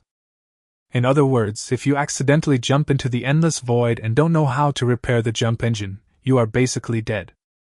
Therefore, under normal circumstances, when players recruit crew members, they will recruit a few crew members who can repair engines. If not, emergency jumps will be simply prohibited. If you die once, you will only live for 5 years. If you are trapped to death in the endless void, you will be doomed. I spent several hours wandering around, from one end to the other, and then changing direction to wander towards the stars. Anyway, the destroyer is fast to begin with, and has an additional 20% bonus from the psychic skill. There are creatures in this dungeon that are faster than it, but they are definitely not as fast as the alien race whose technological level is only the 3rd or 4th generation. Half of the 24 hours had passed unknowingly, and Li Qing had already crossed a very long distance and arrived at the central area of the galaxy. From afar, he could see the huge bright yellow star and 2 huge fleets fighting at the far edge of the star. It is estimated to be the main battlefield of this galaxy. Both sides have hundreds of battleships and thousands of large and small warships. The battlefield covers an area of tens of millions of square kilometers. It was rare to see such a large-scale battlefield, so Li Qing stopped the warship at a very far distance to watch the battle.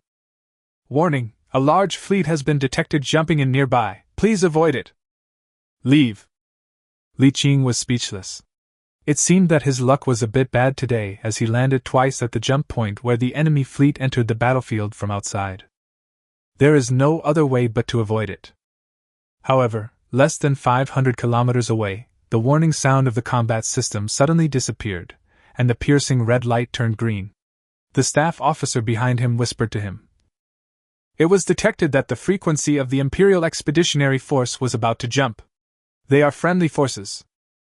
Keep going. The friendly troops were not afraid, but he was afraid that they would see him conscripting men into the team, which would be embarrassing. This kind of situation is not uncommon. When a large fleet sees some warships on the battlefield, it will forcibly requisition them into the fleet.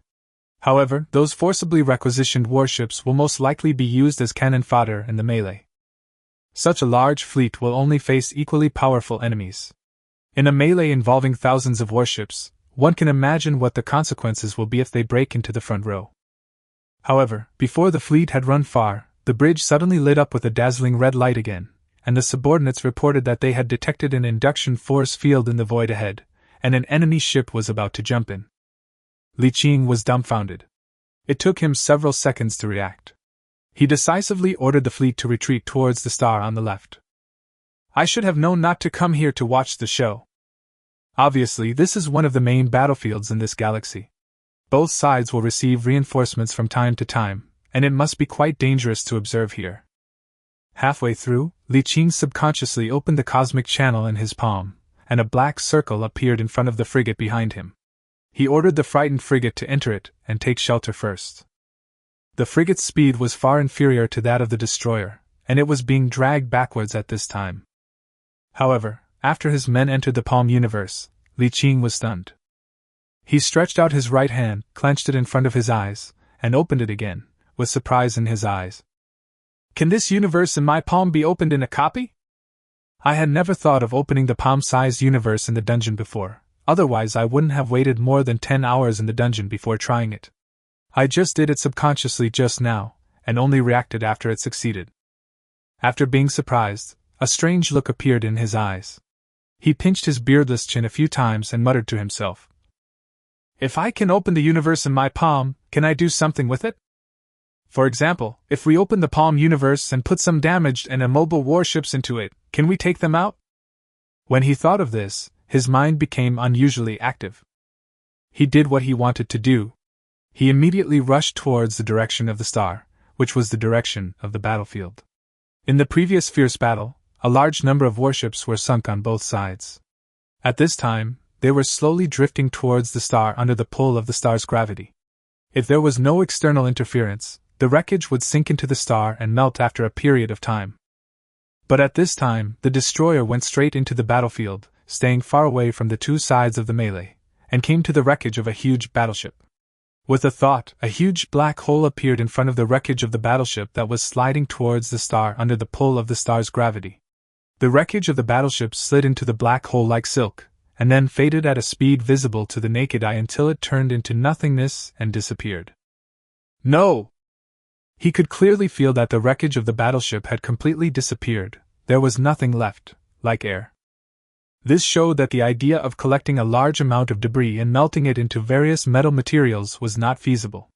This cast a shadow over his heart, and greatly reduced his confidence in the next attempt. The second attempt was very simple. He quietly approached the battlefield and used artillery fire to lure a cruiser over from a distance. He did not lure a destroyer because he was afraid that the other side would not dare to come over. Then, he stretched out his hand and pointed lightly, opening a black hole in front of the cruiser that was pursuing at full speed. Boom! Li Qing's eyelids twitched slightly. He could clearly feel that when the cruiser hit the channel of the palm universe, it seemed to be connected with the whole world for an instant. An unimaginable force acted on the palm universe, causing his whole body to tremble slightly, but his super high innate perception also clearly felt that the copy space seemed to shake as well. Well, no. He spread his hands to indicate that the plan had failed. It seems that this cheating method is not working. Li Qing was a little disappointed, but not too disappointed. At least he knew this and he wouldn't have to waste time trying it in the future. And through the attempt just now, he discovered a secret which he didn't know whether it could be considered a secret or not. When he used the palm universe to devour the cruiser just now, he could sense the vibration of the entire copy space. Does this mean that if his palm universe is strong enough, it can shake the copy space and even forcibly devour the entire copy space? Or from another perspective, if we find a very small copy space now, and then open the palm-sized universe in it, can we swallow it by force? In other words, is this copy space a space similar to the subspace virtual world of psychic energy? Moreover, considering that the palm-sized universe can now continuously absorb virtual energy through coordinates to restore its origin, does it mean that it can restore its origin by devouring the copy space? Li Qing rubbed his forehead and thought this idea was interesting. He would try it more often if he had the chance in the future. If I could find a way to quickly restore the origin of the universe in my palm, that would be awesome. Well, this attempt is almost over. Let's prepare to leave the copy. He did not linger and ordered the battleship to turn and head towards the star, preparing to park the battleship on the surface of the star and wait for the copy to end after 24 hours. Although it is not very safe, this is the center of the galaxy and we cannot use superliminal travel, so we cannot reach a safe place at the edge of the galaxy within the remaining few hours. If you are unlucky and encounter a large enemy force on the way, the risk is still very high. 2 hours later, the destroyer arrived at a place only 1,000 kilometers away from the surface of the star. The temperature here was as high as 3,000 or 4,000 degrees. Steel placed here would quickly turn red and then melt. From the outside, the flames burning on the surface of the star look like water, and the star's surface that stretches as far as the eye can see looks like an endless ocean. The battleship sailed on the surface of the star, preparing to find a place to anchor. Just as they passed over a huge vortex of flames, the lights in the spacecraft suddenly turned red, and Chi-Air's warning sounded. Warning, a dramatic change in the energy of a nearby star has been detected. A stellar eruption is predicted in the nearby area. Please be prepared for it. Damn it, did you really not check the almanac before going out today? It's dangerous wherever you go. He didn't even need to give any orders. The captain reacted immediately and ordered the warship to speed up and leave the area. However, the eruption area was larger than he had imagined. He saw the surface of the star within a radius of thousands of kilometers arching and erupting. In an instant, the sky and the earth were all red, redder than the warning lights in the bridge. Commander, it's too late to leave the eruption area. The captain's face was pale and his voice was trembling. The power of the stellar energy eruption is second only to that of doomsday weapons. If a destroyer is hit by it, it will surely die. But Li Qing did not panic. He even had time to reach out and pat him on the shoulder and said, "Don't panic, we won't die." As soon as the words fell, everyone felt a darkness in the direction of the bridge. Looking up, they saw that the blazing red surface of the star outside the bridge had disappeared, replaced by a pitch-black void. At the critical moment, Li Qing directly opened the universe in his palm and took his ship into it, and then, infinite stellar ion energy poured into the universe in his palm along the channel. Li Qing subconsciously changed the angle of the passage, and then everyone saw a scene that they would never forget. Chapter 21. Surprising Surprises. Infinite stellar ion energy poured into the palm-sized universe along the channel, forming a red ion energy column with a diameter of up to 10 kilometers in the cold and dark starry sky inside the palm-sized universe, illuminating a large area of the void. The bright red flames and scorching high temperatures injected a large amount of light and energy into the starry sky in the palm of the hand that had been silent for billions of years. But Li Qing did not pay much attention to this. His focus at this time was that the stellar energy was poured into the universe in his palm, but it did not disappear into nothingness like the wreckage of the battleship before, but poured directly into the universe in his palm. It felt like a warm current was injected into his cold body. What's going on? Li Qing stood up in surprise. This is real mass. As the owner of the palm-sized universe, he can clearly feel this powerful mass pouring into his palm-sized universe. Reality, not illusion. Could it be that this star is real? No, this is not normal stellar matter. Li Qing frowned as he watched the hot ion column pouring into the universe in his palm. At the entrance of the passage outside, he could clearly feel the changes in the star. I need to try going deeper. Li Qing decisively controlled the channel of the universe in his palm to slowly sink along the gravity of the star, and soon approached the surface of the star. Although he could not see the outside world in the universe in his palm, he could clearly feel that the speed of the ejected ion flow was accelerating. From the outside, it looked like a normal ejection from the surface of the star, only the intensity was smaller than usual. If there is a research ship or observation station nearby, perhaps they can discover something unusual. But at that time, there was not even an industrial ship except the warring fleets within a radius of hundreds of thousands of kilometers around the star. The two sides were fighting fiercely and would not notice this small abnormality at all, and naturally would not discover a small destroyer that sank into the star. As the palm-sized universe slowly sank into the stars, a vast amount of stellar hydrogen, helium and other substances were continuously pouring into the palm-sized universe, turning into turbulent ion columns that sprayed into the depths of the starry sky, and finally, affected by the gravity of the high-dimensional fortress. Witness of the stars. They drew a long arc in the dark starry sky and fell towards the witness of the stars. But when approaching the star witness, as it passed through the cold core of an extinct star, a trace of ion energy floated past under the influence of the remaining gravity of the star's core. However, this slight trace caused the core of the star, which had been extinguished for who knows how long, to be stimulated by something and suddenly brighten up, changing from black to dark red, emitting a stronger attraction.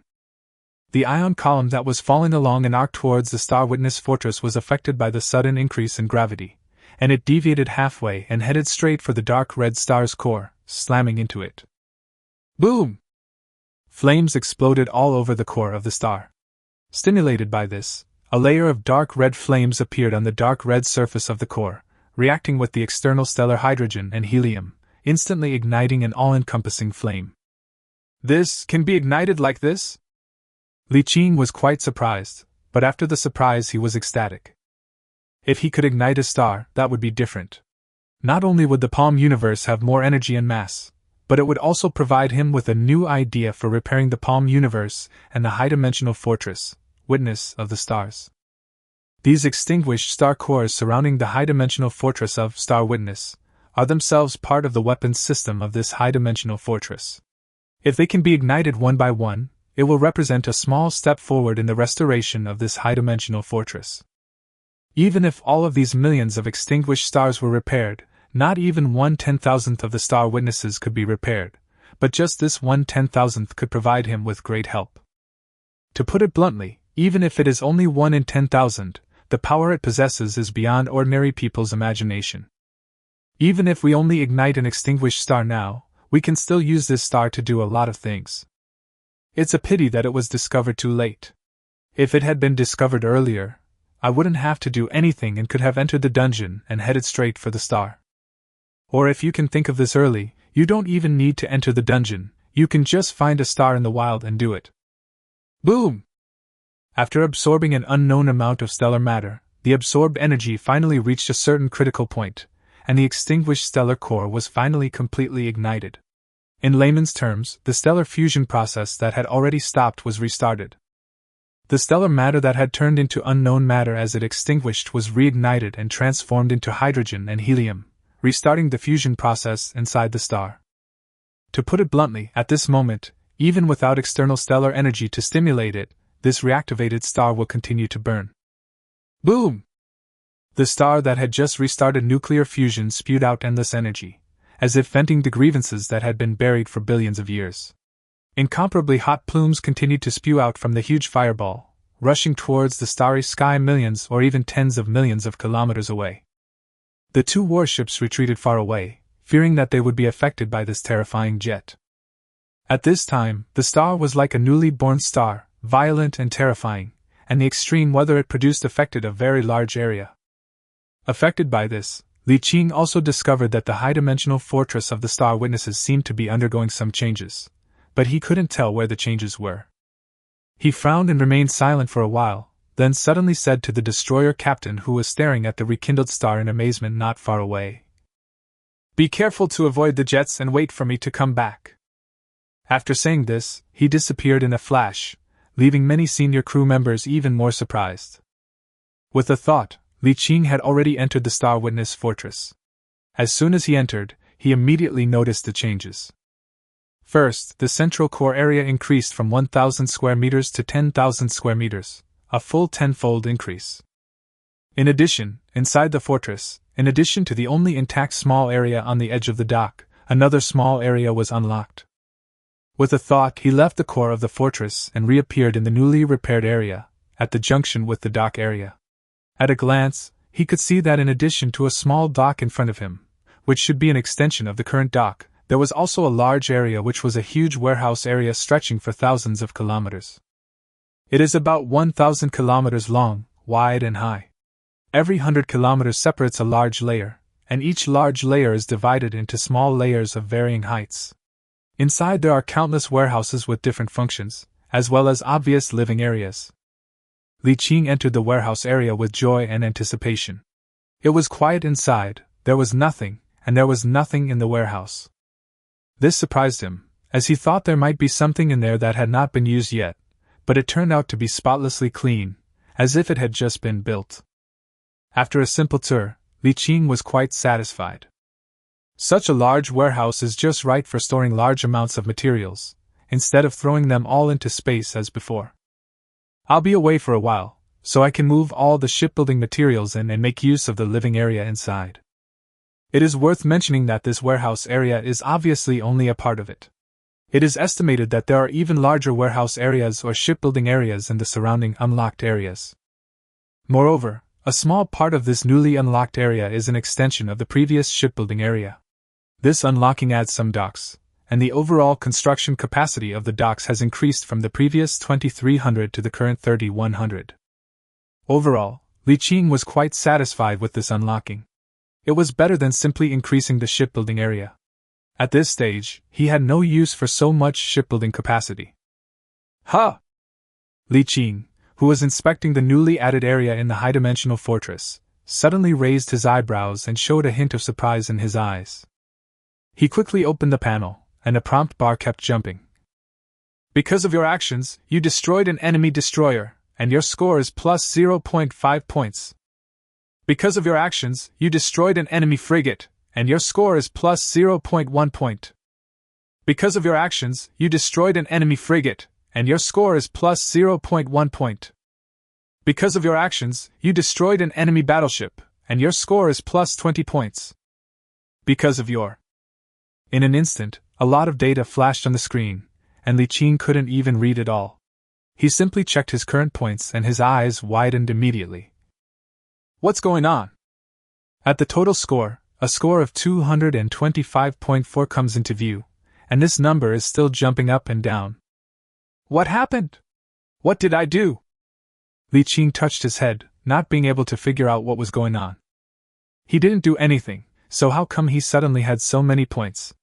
It was over 200 and could be exchanged for 2 flagship construction blueprints. No, I have to go see what's going on. With a thought, he returned to the destroyer and faced the surprised eyes of many crew members. He waved his hand and said, "Get ready, let's get out of here." A passage suddenly opened up in front of the battleship, and then even more violent ion energy poured in, scaring the captain so much that he jumped up. Turn quickly. Li Qing also quickly adjusted the angle. The violent ion column narrowly missed the ship, and the captain sat down, holding his chest. Li Qing felt a little guilty, but luckily they didn't quite understand what was going on. Maybe they had some guesses, but they didn't know much. He closed the channel and allowed the violent ion column that had just been ejected into the palm universe to slowly dissipate into the void. He didn't dare to reignite an extinguished star as he had just done. Due to the feedback from the universe in his palm, he could not continue with the previous action for the time being. The reason is very simple. If another star is ignited, the extinguished star will produce very terrifying violent energy when nuclear fusion occurs again. At this time, the star witness has not been repaired much, and its most important power system and gravity control system have not been repaired, so it is impossible to restrain multiple stars.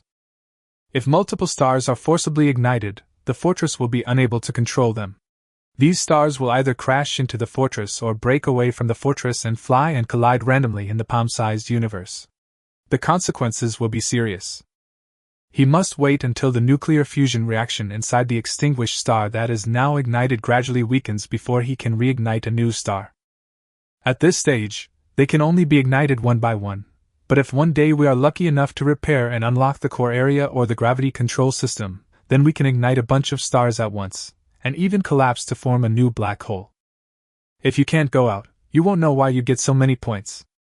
However, it is speculated that the most likely possibility is that he used the universe in his palm to extract the energy of the star, thereby causing an imbalance in the internal pressure of the star, causing the star to riot, and then the violent energy generated by the riot affected the fleets fighting near the star. Because the stellar riot was caused by him, the warships destroyed by the star were also counted on him. It was not known how many warships were affected. Anyway, after waiting for a while, Li Qing found that his total points had exceeded 300. This is going to be a deadly profit. Li Qing was thinking not only about this time, but also about the next time, and the next time. If he came in and did a wave every month, wouldn't he be able to gain unlimited points? However, as soon as 24 hours after he entered the copy, an invisible force expelled him and the universe in his palm. Li Qing's face full of joy disappeared in an instant, and his face fell. Nima! Is it possible?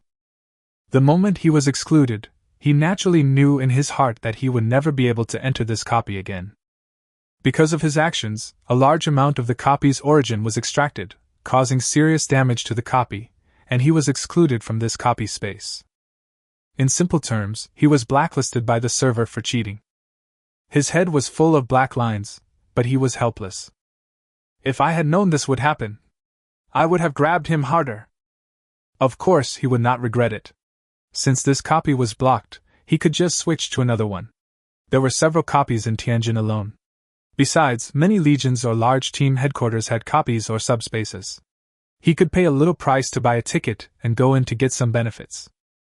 Looking at the panel, the total score is 372.8.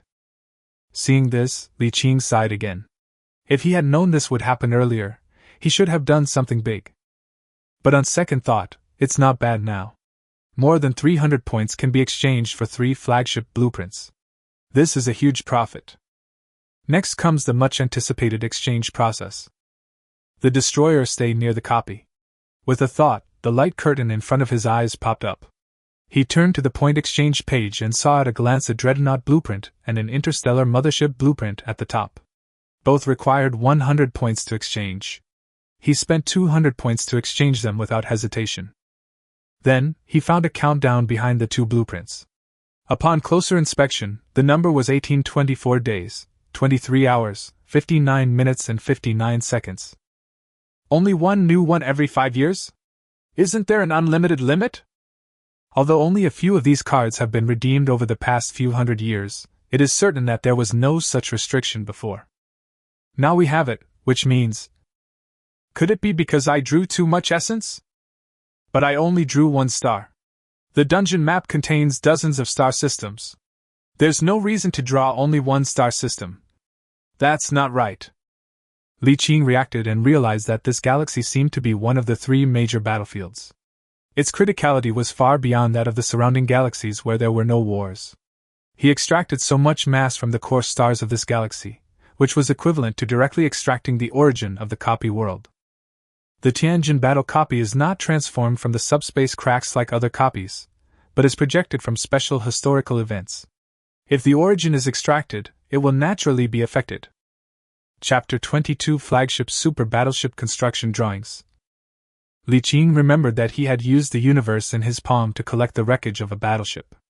The wreckage of the battleship simply vanished, but extracting the mass of a star would directly ignite the extinguished star. This was an obvious difference. I didn't feel anything unusual before, but now it seems that the key to igniting extinguished stars so easily is probably the extraction of the origin of the copy world. Normal extraction of stellar energy can also ignite an extinguished star, but it is definitely not that easy. Li Qing didn't dwell on it too much. No matter what, as long as he got the benefits, it was fine. This thing was not available to most players anyway. Only 7 copies were released in hundreds of years. 5-year CD or 10-year CD made no difference. It is worth mentioning that some people may think that it is not that difficult to get only 100 points. Instead of dealing with main battleships like battleships, you can get it by focusing on frigates and destroyers. But in reality this is almost impossible. First of all, Li Qing's current points are determined according to his strength, which is based on 1 destroyer and 1 frigate. If other players have the same configuration as him, but do not have the same powerful skills as the psychic, their strength will not be as good as his. If the player is stronger than him, the points gained from destroying the enemy's ship will be reduced. If the player already has a top-of-the-line battleship when entering the dungeon, it is indeed very powerful and it is no problem to solo the battleship, but destroying a frigate at this time will not gain any points. Even if a battleship is destroyed head-on, there may only be 2 or 3 points. If you want to collect 100 points, you may have to destroy dozens of battleships. If you say that it is possible to defeat multiple battleships by fighting against top-of-the-line battleships repeatedly, in reality a battleship cannot appear alone, and usually they are dispatched together as a small fleet. If there are more than 5 battleships, there will be hundreds of large and small warships escorting them. A top-of-the-line battleship can defeat 5 third-generation technology battleships alone, but it will definitely not be able to defeat a battleship with so many escorts. In addition, there is a hurdle in accumulating points by brushing small boats. After brushing a certain number of points, the points gained will drop significantly. It is not possible to accumulate hundreds of points by brushing thousands of frigates continuously. This is the main reason why, Although the Battle of Tianjin has a history of hundreds of years, only 7 players have been able to successfully accumulate hundreds of points. Li Qing only got 2 cards by cheating. Under normal circumstances, it would be impossible for him to get hundreds of points in the chaotic battlefield. If you walk by the river often, you will get your feet wet. When he accumulates enough points, it means he has destroyed too many enemy ships and will definitely be noticed by the enemy headquarters. Once the enemy prepares to hunt him, it will be difficult for him to survive on this boat. The exchange is very simple, but before the exchange, Li Qing first touched the light screen that popped up in front of him asking whether he wanted to be anonymous, and set his name on the copy ranking list to anonymous. More than 300 points, this will definitely cause a big stir, and if you don't remain anonymous, you will be annoyed to death. Then, the 2 flagship blueprints must be redeemed first. There is no need to consider this. There were 172.8 points left, and after a little thought, he decided to exchange them all for battleship blueprints. Actually, he wanted to exchange a large number of frigate blueprints for his own use, so as to save the trouble of buying them in the trading market. However, after considering the price difference between frigate blueprints and battleship blueprints, he thought it would be more profitable to directly exchange them for large ship blueprints. After all, a standard Petrol-class frigate blueprint only costs 2 million, while a standard Knight-class battleship blueprint costs as much as 1 billion, and one blueprint can be exchanged for 500 frigates. The blueprint for a standard Knight-class battleship only requires 30 points, the elite Crusader-class battleship requires 40 points, and the excellent Lord-class battleship requires 50 points. Among them, the Lord-class battleship requires more than 90 points to redeem, and the other 2 types must accumulate more than 80 points before they can be redeemed. Li Qing had 172.8 points remaining. After some consideration, he spent 100 points to exchange for 2 blueprints of the Excellence Lord-class battleship. The remaining 72.8 points were exchanged for 2 standard Knight-class battleship blueprints, spending a total of 60 points. The remaining 12.8 points were exchanged for 6 excellent Black Hawk-class frigates, each worth 2 points, and more than 50 points were required to exchange. Finally, there are 0.8 points left, and anything less can't be exchanged. The reason why the remaining points were not exchanged for destroyers but Black Hawk frigates was because this thing was too rare. Battleships are divided into 3 levels: standard, elite, and excellent. Among them, standard template battleships are very common and can be found everywhere outside. Elite templates are extremely rare, but can be purchased as long as the money is sufficient. The excellent template can be said to be rare and is not available for sale outside at all. Li Qing considered that he would need at least a few frigates. In the early stage, he could only command destroyers and frigates. Now his naval command skills had to be upgraded to several levels before he could command cruisers. There was no sign of battleships. Even if he was given a battleship now, he would not be able to command it. It is worth mentioning that this so-called command refers to the bonus of one's own skills that can take effect on the commanding warship, and does not refer to the commander who drives the ship. If the basic naval command skill level is not high enough, the bonus of the skill itself will not be effective for high-level warships. For example, if Li Qing is given a battleship now, he can start it if there are enough crew members and a captain, but his command skill bonus and psychic skill bonus will not be effective on the battleship. Therefore, whether now or in the future, even if the command skills are upgraded, frigates are still necessary. In addition, as a single player, it is better to take the elite route. A top-of-the-line reinforced Black Hawk frigate can single-handedly fight against an ordinary destroyer that is not of the top of the line, and can fight against several ordinary frigates at once. He was exchanging money here, not knowing that the outside world was in chaos. The Tianjin battle, copy points ranking list, which had been fixed for decades, suddenly changed today. The original number 1 was knocked down to number 2. If the simple change in ranking would not have much impact, the key point is that the new first place has 372.8 points, which is more than 3 times that of the original first place. This is outrageous. As the first copy of Tianjin Province, it is the source of a large part of the battleship blueprints of Tianjin Province. I don't know how many players have entered it. Of course, they know how difficult it is. It is outrageous that someone can get more than 3 times the points of the first place in one go. But compared to ordinary players who were shocked at the identity of this anonymous person, the first reaction of many major forces was the whereabouts of the blueprints of the 3 flagship battleships. Flagship-class battleships are the top-level battleships in the starry sky. Except for the Titan super flagship and those illusory things like mobile fortresses and mobile battle stars that players don't have to count on at all, flagship-class battleships are the top-level battleships that players can possibly obtain. Even for the major military leaders and aristocratic forces, it is the super battleship they have always dreamed of. They want as many as they can and are looking for it all over the world. This thing is absolutely rare and there are very few of them.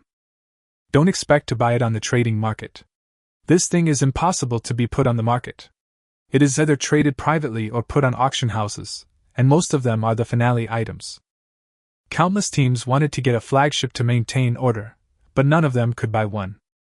Now it is possible that 3 flagship blueprints will appear at the same time. The entire Tianjin, from the ruling Yu family to the ordinary teams, is almost going crazy.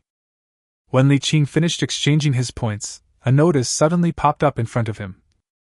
Yu wants to buy the blueprint of the flagship Dreadnought at a high price of 30 billion star dollars, and the blueprint of the flagship interstellar carrier at 35 billion star dollars. If there are other conditions, they can be met as long as they can be met. If you want to sell, please privately chat with Ms. Yu Qing.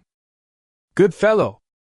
The Yu family actually used their own authority to send a message to all players in the entire Jinmen province. This is simply.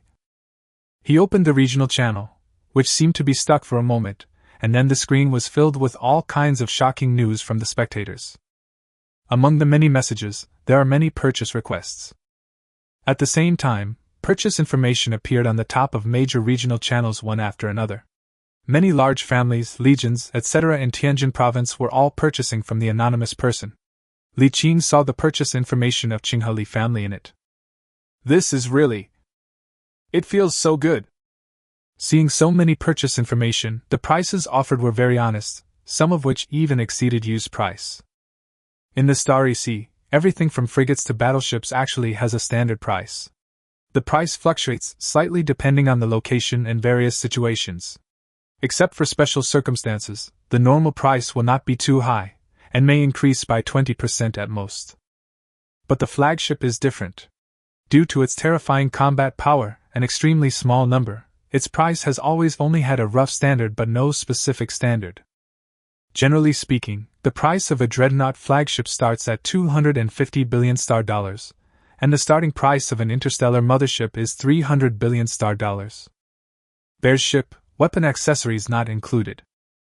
According to the blueprints, there are only 1/10 of the finished warships, that is 25 billion for the Dreadnought blueprints and 30 billion for the interstellar carrier blueprints. But in reality, most of the time the transaction price exceeds this number. However, it is rare for the Yu family to offer such a large premium, which is enough to prove their sincerity in purchasing. Li Qing also felt their sincerity, and decided to sell one. He planned to keep one of the 2 flagship blueprints and sell the other. The plan to sell it had already been decided long ago. I would sell the interstellar mothership blueprint, and keep the Dreadnought flagship blueprint. When my shipbuilding skills improve in the future, I can build a Dreadnought flagship myself. The main reason for this is that interstellar motherships are too expensive. An interstellar carrier is also called an aircraft carrier, and its main combat power is the large number of space fighters on board. An interstellar aircraft carrier has 1,000 aircraft carrier hangars. Each hangar contains an aviation brigade with a total of 360 space fighters.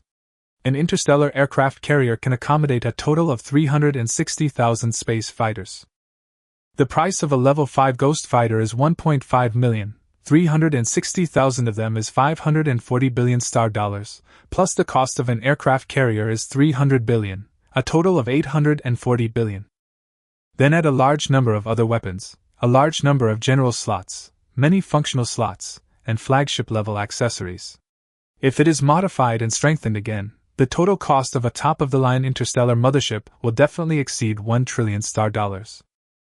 Although a Dreadnought flagship also needs to be equipped with a large number of top-end weapons and accessories, it is definitely not as expensive as an aircraft carrier. The key point is that unlike aircraft carriers, which will have space fighters destroyed and need to be replenished every time they go into battle, the total price, loss, and maintenance difficulty of the Dreadnought are lower than those of the aircraft carrier. But correspondingly, in a super large-scale war, the role of an interstellar carrier is definitely greater than that of a Dreadnought flagship. It was after comprehensive consideration that Li Qing decided to keep the Dreadnought flagship blueprint and sell the interstellar mothership blueprint in exchange for some money to arm himself. It just so happened that this time the Family Development Fund had nothing to do with him. With these hundreds of billions of funds, there would definitely be no problem with the starting capital. So now the question is, who should we sell the blueprint to? How should we sell it? It would definitely not work if he went for the trade directly. Others would think that he had 3 blueprints. If he sold one now, others would think that he still had 2 and would definitely keep pestering him to buy them. If his identity was exposed, he would never have peace in the future. We have to think of a way to sell it while keeping our identity hidden. Li Qing had also thought about selling it through auction, directly auctioning it anonymously and letting the highest bidder win. But later, considering his family, he wanted to sell the blueprint of the interstellar mothership to the Chinhali family. It was a way of repaying the family for supporting me for 18 years, giving me aristocratic status, giving me the opportunity to receive elite aristocratic education, providing me with initial funds for development, etc. Now this noble status may seem useless, but in fact it has always been playing a role in some subtle aspects. If he had not been born into the Chinhali family, how could he have received an aristocratic elite education? How could he have been given a boat and 100 million starting capital at the very beginning? How could he have borrowed 100 million star dollars without any collateral? It would have been impossible for a commoner to borrow that without a collateral. As long as he is willing to demonstrate his current potential, he can borrow tens of billions of dollars in minutes without any collateral, or directly apply for tens of billions of development funds, and he doesn't even have to pay it back. Moreover, he was born into the Chinhali family, so outsiders looked up to him whenever he went out. If he needed anything in the future, he could always borrow the influence and power of his family. Although there is a price to pay for taking advantage of the situation, it is many times better than ordinary people having no chance to take advantage of it at all. This is all brought by aristocratic status. It's like everyone hates capital, but everyone wants to become capital. Although he was conflicted, Li Qing was not worried. While he was anonymous, no one knew that he had the flagship blueprint. After leaving the Jinmen battle dungeon, he didn't think about entering the next dungeon for the time being, but went back to Jinmen Star City first. By the time he returned to Star City, he had already thought it through. Through the Superstar Gate in the Star City, he sent an Interstar Domain email to his father. Then it's just a matter of waiting for news. When the Interstar Superstar Gate of Star City opens, all kinds of emails and other information accumulated in different star fields will be able to communicate with each other, and my father will be able to receive his emails. Since I am repaying the Chinhali family anyway, why not repay my biological father? Although they are not very close, they are biological father and son after all. He did not perform well in the past. His father has so many children that it is impossible for him to take care of them all. The one who is favored is naturally the best. On the other hand, if he can perform well, he will also be favored. Moreover, he has lived 2 lives and is no longer a child. The reason he chose family affection is only one aspect. On the other hand, he also considered selling the flagship blueprint to his father. With the flagship, his father's status in the family will be greatly improved, and it will be of greater help to him in the future. Chapter 23 Rules for Fighting for Life Planets.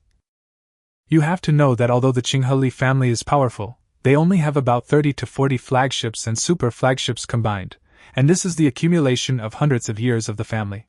Except for a batch of flagships accumulated when it was first founded, the average accumulation was less than 1 flagship every 10 years. Like his father, Li Xingchuan, who belongs to the 3rd generation of the Chinhali family, he is not the best among them. There is no flagship super battleship in the fleet he controls, so his status is naturally not very high. There are many nobles like his father in the Chinhali family and the Human United Empire. It's not that they don't want to, but they simply can't get the flagship construction blueprints. If we can obtain one, our strength will naturally increase significantly, and the family's status will also be greatly improved. He did not hesitate to be polite just because he was his father, and directly referred to Yu's offer, 35 billion star yuan, which was 5 billion star yuan higher than the normal market price. Anyway, for them it's not a question of money, it's a question of whether or not they have it. The email was sent and could not be replied for a while, but Li Qing was not idle either.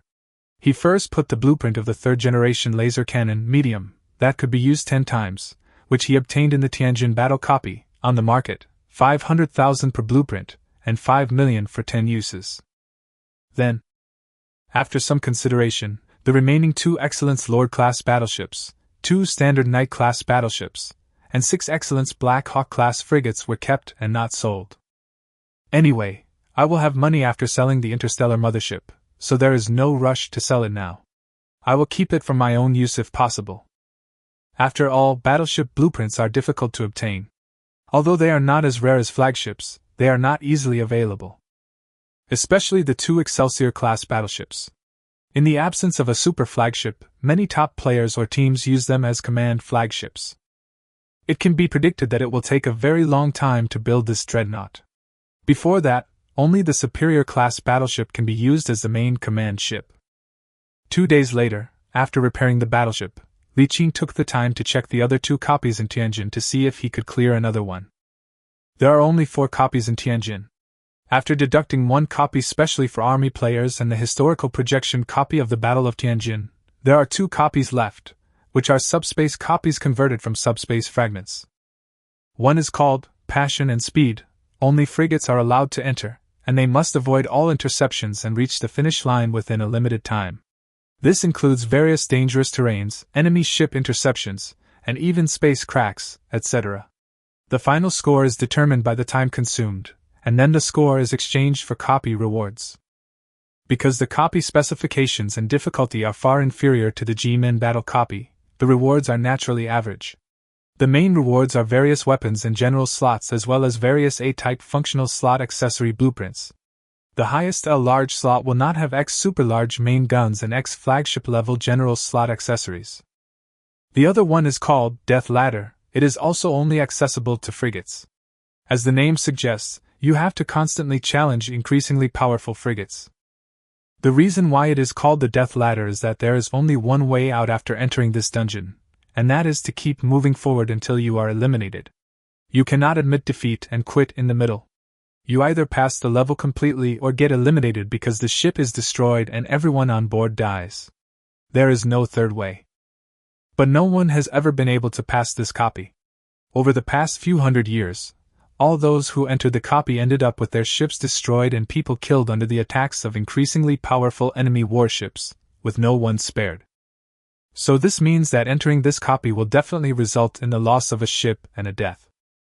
Moreover, this copy only rewards frigate blueprints, from the standard Petrol model to the elite Raptor-class frigate, and up to the excellent Black Hawk-class frigate. There will be no other rewards. Li Qing spent money to buy the information of these 2 copies. After reading them, he directly excluded the Death Ladder copy. He spent 150 million on this top-of-the-line frigate. How many blueprints would he need to get to make his money back? As for the Fast and Furious copy, he thought about it and gave up. It's not a question of rewards. Although the rewards are not as valuable as battleship blueprints, they can still be exchanged for a lot of things if you perform well. The main thing is that it seems that this copy cannot use cheats in the palm of your hand. Since there is no way to cheat, there is no point in taking the risk to enter the dungeon. Building a ship is not easy, so don't take unnecessary risks. Since he couldn't enter the dungeon for the rest of the time, Li Qing simply continued to go to the academy to study, preparing to wait for a few more months until his father came and sold the aircraft carrier blueprint and got the money. While studying, he was not idle. He used the extra money to buy frigate drawings and materials and continued building ships. It is worth mentioning that at this stage he can only build standard Petrol-class frigates, and cannot build elite Raptor-class frigates and excellent Black Hawk-class frigates. Both of them require his many shipbuilding skills to be trained to level 10 or above, the same specifications as standard Tornado-class destroyers. In addition, under normal circumstances, the player's skill level cap is only level 10, which means that he can only build destroyers. Players must increase the skill level cap through genetic adjustment, prosthetic implants, or awakening psychic powers. There are 5 enhancements in total, with a cap of plus 5 levels. Or you can directly increase the skill level cap significantly through the 3 major ascension methods.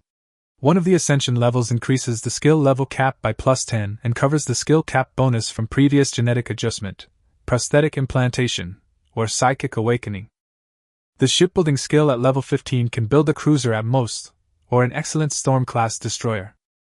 A level 20 shipbuilding skill can build a battleship, or an excellent Nightwatcher-class cruiser. The Excellence Lord-class battleship requires a level 25 shipbuilding skill, and the flagship super battleship requires a level 30 shipbuilding skill. Of course, this only refers to basic shipbuilding skills. If you need to build these advanced warships, other additional skills are required. The higher the level of the warship, the more skills are required. If there is no special opportunity, there may not be enough skill slots to place all the skills. In this case, even if the basic shipbuilding skill level is sufficient, it is impossible to build the corresponding large ship. This is the most embarrassing situation and also the most critical factor restricting senior shipbuilders. The first effect of Li Qing's Son of the Star is 10 times the experience, and a skill level cap of +20 levels. Combined with the original level cap of 10, the upper limit is exactly 30 levels, which can be upgraded to a level high enough to build a flagship in one go. With the addition of the second effect of the Son of the Star, the number of brain slots is adjusted to 20, which is basically enough to learn all the skills to build a flagship. Even if it is not enough, he estimates that he will be able to ascend psychically and add 5 additional brain slots, which will definitely be enough by then. His father arrived faster than Li Qing had imagined. Less than a month had passed, or 22 days to be exact. Li Qing, who was in class, suddenly received a communication request from his father. When he answered the call, he saw his father, who looked somewhat similar to himself, appear on the light screen. The person behind him did not seem to be on the spaceship, so he should have arrived. The father and son were silent for a while, and after more than 10 seconds, Li Xingchuan asked first, "Are you telling the truth?" Li Qing replied expressionlessly, "Do you think I would deliberately trick you into coming all the way here?" I don't know if it's the resentment that remains in my subconscious. I had clearly decided to sell the things to my father, but when we really met, I spoke like a stranger. He guessed that it was the remnant of his subconscious mind that made him feel that his father had neglected him too much in the past. I have no memory of my mother since childhood and I am not close to my father, so it is normal to have resentment. But if they were born into a wealthy family, especially a military family like the Chinhali family, every member who could remain in the family had more or less a number of descendants. The family affection among aristocratic families was relatively weak, and people had limited energy, so it was impossible to treat all children equally. If you have good talent, you may be able to receive focused training or a little fatherly love. The key is that you have nothing, so being ignored is inevitable. Li Qing cheered up, put aside the remaining resentment, and asked, "Are you in the family office? I'll come over now." "Yes." The communication was suddenly disconnected and Li Xingchuan was stunned for a moment. In just a short moment, he felt that this son was completely different from the one in his memory. "Have you grown up yet?" He had some interest and a hint of anticipation. Not long after, a flying vehicle landed at the family's office in Tianjin Star City. As soon as I got off the aircraft, I saw a luxurious aircraft landing. My second uncle Lilun walked down with a dark golden cane, followed by a beautiful young woman who was holding his arm. Seeing Li Qing, Lilun stopped and asked, "I heard that you didn't join the team to apply for the Family Development Fund." Li Qing stopped and called out, "Second uncle," then nodded and said, "Yes, I feel that I am not strong enough now. It is too dangerous to go to Zutter now. I plan to stay here for a while before going there." "Well, the idea is fine, but there is a saying that goes, one step wrong, all steps wrong. If you don't go there soon, you will lose the opportunity." At this point, Li Lun looked back at the young woman next to him. She smiled slightly, let go of his hand and stepped aside. Li Lun nodded and said to Li Qing, "There are some things you may not know. For a strategy like this, it is important to take the initiative and have the right to claim. Although we are still a step away from seizing the 8 life planets, the strategy for seizing these 8 life planets has actually been launched long ago. I don't know how many young people from the big clans have already gone there, and are helping the Imperial Expeditionary Force to find a suitable location to build an outpost. Once the outpost is successfully built, the Expeditionary Force reputation system will be activated. According to the default rule, all those who provide assistance in establishing the expeditionary army base will not only have priority in defeating the 3 alien races and seizing the fruits of victory in the future, but will also need to obtain the expeditionary army's approval. To put it bluntly, only forces that have contributed from the beginning to the end are eligible to compete for these 8 life planets. Forces that participated in the middle will basically have no chance of gaining recognition from the expeditionary force. Is that so? Li Qing was a little confused. Li Lun smiled and said, "Aren't you here to see your father? You can ask him later." Li Qing nodded and clasped his fists in a salute. "Thank you for your advice, uncle." Li Lun waved his hand and said, "It's okay. I'm helping you for my brat. He also wants to compete, but to be honest, his ability is not good enough. I don't think he will do well. But I can't go against my son, so I can only help you. I think you're pretty good. Let's make more good friends. In the future you can support each other, or you can form a team and work together to share the spoils. It's unlikely to capture a planet, but if we can unite more people to work together to capture a planet, we can definitely make a lot of money." Well, Li Qing didn't know what to say. Second uncle is really bold in his thinking. Even if he holds the universe in his hands, he has no confidence in capturing a planet. The competition is just too great. You should know that the pioneers who are allowed to participate this time are not just his batch, but all the pioneers in the past 10 years can participate. They all come from wealthy families, and after 10 years of development, they are very powerful. Many of them have established a large team and formed a large fleet. Some super elites from top wealthy families are even only one step away from the Legion. Li Qing is full of confidence in his future, but at this stage, to be honest, he is no match for those wealthy elites who have been in the business for 10 years. Unless the timeline for the expeditionary force to defeat the 3 alien races is extended to 10 or 20 years, giving him time to develop. But this possibility is really small. He wants to extend the timeline, but those super elites who have the greatest opportunities at this stage will definitely want to move faster. He will definitely not be able to compete with them in terms of relationships. Therefore, for these 8 life-bearing planets, this group of new pioneers will most likely be just a foil. At most they can get some soup, while the meat and residue will probably be eaten up by the first 2 groups of pioneers.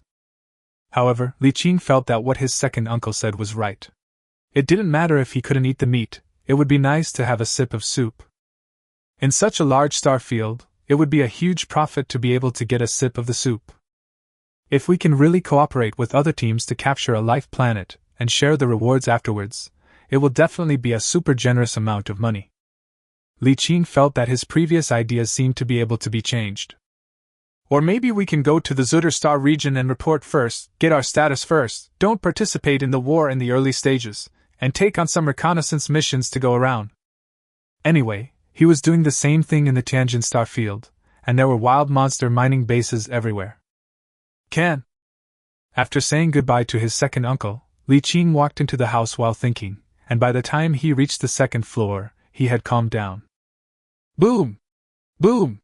Boom! Come in! Pushing the door open, I saw my father sitting behind a solid wood desk, tapping his finger on a light curtain. When he saw me come in, he closed the light curtain in a few seconds. Li Xingchuan looked Li Qing up and down, a rare smile appeared on his face, and he said, "I haven't seen you for 2 years. You've grown a little taller." Looking at his father's smile, Li Qing felt a little complicated. He sighed and said, "This should be the first time I see you smile at me." Li Xingchuan's smile froze, and he said in silence for a while, "You are grown up and educated now. You should know that this is a wealthy family. I can only remember the son who performed well." Li Qing said self-deprecatingly, "So, am I considered excellent now?" Li Xingchuan looked at his son, who seemed a little different from what he remembered, and nodded after a while. "If the email you sent me is genuine, you are indeed very good." Li Qing laughed. "Sure enough, it's so real." Chapter 24, 40 billion star dollars. He exhaled lightly, letting go of the melancholy in his heart, and said in a deep voice, "Then let me tell you, what I said is true. I do have 2 flagship blueprints, 1 Dreadnought blueprint, and 1 interstellar carrier blueprint. I am going to sell the interstellar carrier blueprint to you. I have already quoted you the price. Do you have any objection? Li Xingquan's face showed obvious joy. Make a deal. I want cash, no debt. Li Xingquan was stunned, with a helpless expression on his face. If I were to buy a fully equipped interstellar carrier, I might not be able to afford it right now, but I can still afford just a blueprint. Li Qing curled his lips, took out a chip flashing purple light and handed it to Li Xingquan. Li Xingquan took it with both hands, unable to conceal the joy on his face. He quickly took out a decoder and began to check it. It really is a set of interstellar mothership blueprints. Even with Li Xingquan's knowledge and experience, he was still very excited at this moment. For him, this is not just a super battleship, but also a ticket to a higher status. Once the flagship is completed and commissioned into his own fleet, his status in the family will instantly surpass that of most of his peers, and he will become a member of the family's decision-making level. Although he is only one at the edge of the round table, he has already entered this level and his status is incomparable. And all this was brought about by this son who is usually very low-key. After getting over his excitement, Li Xingquan calmed down and turned to look at Li Qing. He could clearly see the subtle changes in his expression and eyes, and even the same tone of voice, but it sounded clearly different from before. Wait a moment. He clicked his finger on the wheel on his left wrist, and a light curtain appeared. He touched it lightly with his finger. His eyes fell on Li Qing, and after a slight hesitation, he clicked his finger. The next second, Li Qing's heart moved, and the light screen in front of him popped up, and a prompt appeared. Imperial United Bank, you received a transfer transaction of 400,000,000 star dollars from, with a balance of 402,1630,000 star dollars. Li Qing looked up in surprise. Before he could say anything, Li Xingquan explained. It's reasonable to spend 40 billion star dollars to buy a flagship construction blueprint that is so important to me. Li Qing slowly raised his thumb. Quite reasonable. Without saying anything, Li Qing instantly felt that the resentment that remained in his subconscious seemed to have dissipated a lot. Sure enough, no matter in which time and space, the most common disease in the world is poverty, and money is the most effective medicine. By the way, don't you still have the Dreadnought blueprint in your hand? What are you going to do with it? Li Qing immediately raised his head alertly, and Li Xingquan waved his hand and said, Don't worry, I don't have any other ideas. I can't build it now. I just want to know what you are going to do with it. Are you going to use it yourself or sell it? For my own use. Well, that's a little difficult. Even without taking the blueprints into account, building a Dreadnought would cost at least 200 billion star coins. Adding in the full configuration of conventional 5th-generation top-end weapons and equipment, it would cost several hundred billion star coins. A flagship must be modified to maximize its combat effectiveness. All in all, the cost would be at least between 120 billion and 130 billion. And this is just the regular configuration. If you want something better, such as the unconventional 6th-generation weapon accessories, the price will be even higher. Even 1.5 trillion won't be enough. And then? Do you have any suggestions? Li Qing looked expressionless, but he was actually extremely surprised. What his father said was much higher than he had expected. He originally predicted that it would take less than 1 trillion star dollars to build it. If we rely on our own money, it will be difficult to build the Dreadnought before the 8 life planets on Zutter are settled. Although the flagship has fierce firepower, it also needs to be accompanied by an escort fleet to exert its maximum power. It is estimated that you must earn at least 5 trillion star dollars within 10 years, and maintain a monthly income of at least 5 billion star dollars, in order to raise a fleet that is qualified to compete for the life planet. With your current abilities, it is very difficult to tell the truth. Even if you have my support in the days ahead, it will be difficult to do so. Li Qing remained silent. What his father said was quite eloquent. An income of 5 trillion star dollars in 10 years and a monthly income of 5 billion star dollars. To be honest, even with the palm of the universe in hand, Li Qing felt that it was extremely difficult, and it would be basically impossible for anyone else. Li Qing could no longer remain silent as his future was at stake. He asked, I wonder what advice father has. Li Xingquan nodded and said, Here are some methods that will allow you to build a large fleet headed by a Dreadnought flagship within 10 years. Please refer to them. The first way is to show your potential and attract capital investment. As a member of the Chinhali family and a noble, you have certain advantages in this regard and can attract a lot of high-quality capital. At the same time, capital's evaluation of you is inherently higher than that of ordinary people. But the downside is that capital is all about profit, and your biggest capital is this fearless flagship. They will definitely ask you to pledge this fearless flagship. Once the situation is unfavorable and the investment is likely to fail, they will definitely ask to take the pledge in advance, and they may even deliberately seize your flagship. Moreover, as more and more capital is invested in the future, your shares will become lower and lower. Once you have the potential to succeed, the capital will certainly want to seek more benefits. At that time, there will inevitably be all kinds of intrigues. To be honest, I don't think you can beat a group of old foxes. The second way is through cooperation. You can use one of your fearless flagships to invest in an existing large team. At this stage, any large team that can obtain a fearless flagship will instantly increase its strength several times, and the probability of capturing a planet with life will also increase greatly. When you successfully capture a planet in the future, whether you continue to hold shares or sell your shares to exit, you can obtain lucrative benefits that ordinary people can't imagine. This method is safer than the previous one, although there will also be various troubles in the future. If the large team you choose also has capital investment, the trouble will be even greater than the previous one. The third way is to build your own team and use your Dreadnought flagship to attract some powerful single players or small teams. Because you are building it from scratch, as long as your wrist is strong enough, you can control your subordinates, and there will be minimal problems in the future. The premise is that no capital is introduced, but if we can take over a planet with life in the future, it will be very difficult to develop a planet without introducing capital. Li Qing listened carefully, and suddenly asked, "No matter which one, capital will have to be brought in the end, so why can't I let my family in? I remember that my family has its own investment company." Li Xingchuan shook his head and said, "In the competition for this kind of life planet, the major military leaders' families are not allowed to enter directly." At this point he suddenly stopped, thought for a while, and said to Li Qing with a serious expression, "Do you know why you pioneers cannot get much support from the family? Why don't you allow the family to help you directly?" Li Qing shook his head. Li Xingchuan said in a deep voice, "Because the so-called system is actually the aggregation of the wills of the players of human civilization. It is the projection of the wills of all the players in the entire human civilization and the representative of the wills of all human players. There is no distinction between superior and inferior people. The vast majority of human civilization is made up of ordinary people. If there were no such constraints, the powerful and wealthy would oppress ordinary people at will, cutting off all opportunities for advancement. What do you think would happen?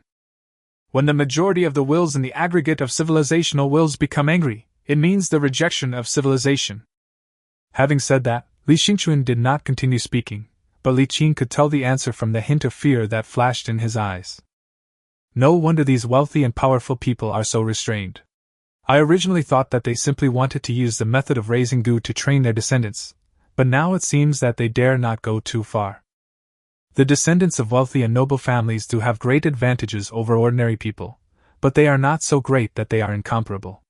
For example, the 8 life planets in the Zutter star field this time are open to everyone. Children of wealthy families can go, and ordinary people can go too. Although their success rate is not as high as that of children from wealthy families, they do have opportunities, and quite a lot of them. As long as they have strong innate talents, they have the chance to rise.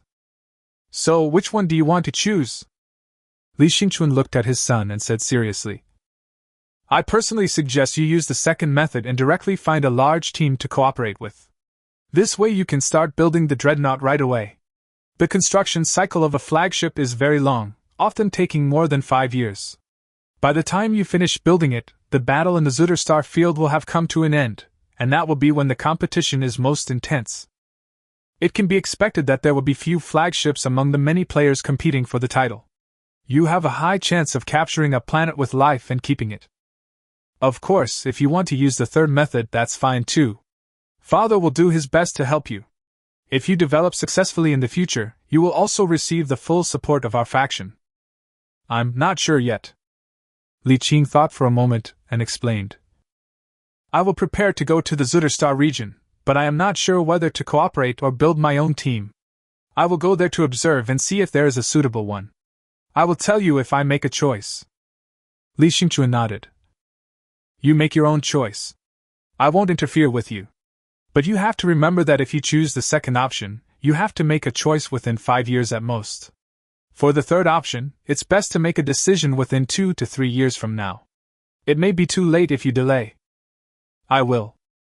It's up to you. They chatted for a while afterwards.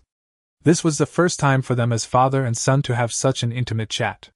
In the past, only his best sons had this treatment. Obviously, after obtaining the blueprints of a flagship, his status in his father's heart has soared. A flagship blueprint can bring you more than just 40 billion star dollars. After leaving the family office, Li Qing first checked the balance of his bank account on the aircraft, and then began to plan how to use so much money. In the office, Li Xingchun was sitting in his office chair, deep in thought, when suddenly there was a knock on the door. Come in. The person who pushed the door open was Li Lun, who was wearing a Zhongshan suit and holding a dark gold wooden staff. He sat down on the chair that Li Qing had just sat on and asked casually. Why, did you come all the way from Qinghe just to see your son? Li Xingchun nodded and said. You have been here for so long, you should have some understanding of the Yu family. Are there any marriageable women among the direct descendants of the Yu family? Li Lun was surprised for a moment and asked. Which son of yours are you marrying? Li Qing. Li Lun's pupils slightly dilated, with a look of surprise in his eyes. Do you want to propose marriage to him? Or do you want to ask for marriage from the Yu family's round table? He had a complicated expression and didn't know what to say for a moment. Just tell me whether you have one or not. Yes, of course, but I think it's unlikely. Li Lun shook his head and said. Among the current round-table decision-makers of the Yu family, there are only 2 who meet the requirements. They are a pair of twin sisters. The elder sister is Yu Yueao, and you should have heard of the younger sister. She is the pearl of the Yu family, Yufa. To be honest, with the current status of the Yu family, and the attention that the Imperial Senate pays to Zuter, the importance of the Yu family is rising. I bet that before you thought of this, many people had already tried to get in touch with the Yu family. That's not more than one of us. Please help pass on a visiting card and I'll come visit in a few days. Well? Li Lun was somewhat speechless. Well, actually, I want to say that it's useless for you to go. Regardless of your status, or the ability and talent potential of Li Qing's nephew, they are not outstanding there. It's unlikely. Li Xingchun looked up at his second brother who was hesitant to speak, and waved his hand. It could be something else, let's go visit first. All right. Star City, berth number 547 of Starport number 5. When Li Qing returned to the frigate dock there, he had already made arrangements on how to use the huge sum of 40 billion star dollars. The plan changed several times. Originally, we planned not to go to Zuter, but my father said that if we didn't go, we would lose the chance to compete for the life planet in the future. So there was nothing we could do. If he wanted to go to Zuter, considering Zuter's current situation, he had to prepare well. First of all, we need to build a small fleet of a certain size, with at least 2 cruisers. Although his current command skills do not allow him to command a cruiser, he can first purchase the blueprints and shipbuilding materials and store them in the warehouse in the Palm universe. When his shipbuilding skills are improved to the point where he can build it himself. In addition, several destroyers, a group of frigates, several transport ships, industrial ships, and a large number of mining ships are needed. Of course, 1 or 2 sets of personal base equipment, and a large number of modules are required, as well as a complete set of industrial equipment, etc. Next, he went on a frenzy of purchases in the market, spending a lot of money. Soon, shiploads of materials were transported by merchants to a large warehouse he had rented specially. Then, all these things were transferred from the warehouse to the warehouse of the high-dimensional fortress in the Palm universe. It is worth mentioning that although there are cruiser blueprints for sale on the market, they have been hanging there for a long time at 4 or 5 times the market price. He considered for a long time but still did not buy it. However, many materials for building the cruiser were purchased according to the recipe. Chapter 25 Transit Base. In addition, There are 50 destroyer blueprints and materials, with unit prices of 15 million for blueprints and 90 million for materials, and the total price is 750 million for blueprints plus 4.5 billion star dollars for materials. As well as 500 frigate blueprints and materials, with unit prices of 2 million for blueprints and 12 million for materials, and the total price is 1 billion for blueprints plus 6 billion for materials. Whether destroyers or frigates, they are all standard Tornado-class destroyers and standard Petrel-class frigates. In addition, he spent a full 2.5 billion star dollars to purchase a Finnish Dushan-class super-large transport ship, which has a total of 50,000 cargo holds, each with 1,000 cubic meters, with a total capacity of 500 billion cubic meters, and can be equipped with trailer cabins 5 times its own capacity. It also spent 2 billion star dollars to purchase 5 finished Mammoth-class large transport ships, each of which has 10,000 cargo holds and a total capacity of 100 billion cubic meters. It can also install trailer cabins 5 times its own capacity. A total of 720 million star dollars were used to purchase 10 medium-sized transport ships and 10 small transport ships, with a total capacity of 2 million cubic meters and 500,000 cubic meters respectively. In addition, 4 billion star dollars were spent to purchase an ultra-large industrial ship with 40,000 cabins and a total capacity of 40 million cubic meters. 2 large industrial ships, 7,500 cabins, 7.5 million cubic meters, unit price 800 million, totaling 1.6 billion star dollars. 2 medium-sized industrial ships, with 1,500 cabins and 1.5 million cubic meters, each costing 150 million yuan, for a total of 300 million yuan. 5 small industrial ships, 300 cabins, 300,000 cubic meters, each priced at 30 million, for a total of 60 million. Then, a total of 10 large mining ships were built, each containing 8 unmanned reconnaissance aircraft, 200 unmanned mining robots, 8 mining laser guns, and 5,000 cargo holds totaling 5 million cubic meters, with a unit price of 800 million yuan, and a total price of 8 billion yuan. These alone cost him a total of 30.88 billion star dollars. Then, we spent about 1.5 billion to purchase a complete set of large standard base modules. It contains a large main command cabin, which is a cubic module with dimensions of 1000 m 1000 m 1000 m. It contains 9 large auxiliary module cabins, with a regular size of 300,300,300 meters. It contains 36 medium-sized auxiliary module cabins, with a regular size of 100,100,100 meters. And 120 small auxiliary module cabins, with a regular size of 300 and 3,030 meters. There are also 100 large container holds, each with 50,000 cubic meters of space, specifically used for storing supplies. In addition, there are several sets of water extraction and purification equipment, 5 large cold storages filled with food, 2 sets of artificial food cultivation production lines, a small biological laboratory worth 500 million, a small physics laboratory worth 500 million, a small engineering laboratory worth 500 million, and more than a dozen interplanetary aircraft. 3 sets of large-scale or crushing, screening and refining equipment, each set requiring up to 1.1 billion star yuan. All in all, about 6.6 billion yuan was spent, plus the previous total of 37.48 billion yuan. In just 4 days, assets worth 40.2 billion star dollars shrank to 2.73 billion star dollars. However, this is not the end. He also spent 300 million star dollars to purchase 2,000 robots, and 200 million star dollars to purchase 2,000 clones. Once the base is established, these manpower will be immediately put to use. At the same time, considering the possibility of boarding ships for combat, he also had to purchase a group of marines. This money is really not worth spending. Li Qing smacked his lips, endured the heartache, and gritted his teeth to continue. There are only 2 types of army he can directly recruit now, namely clone troops and robot commandos. The price of both is the same, 500,000 per soldier.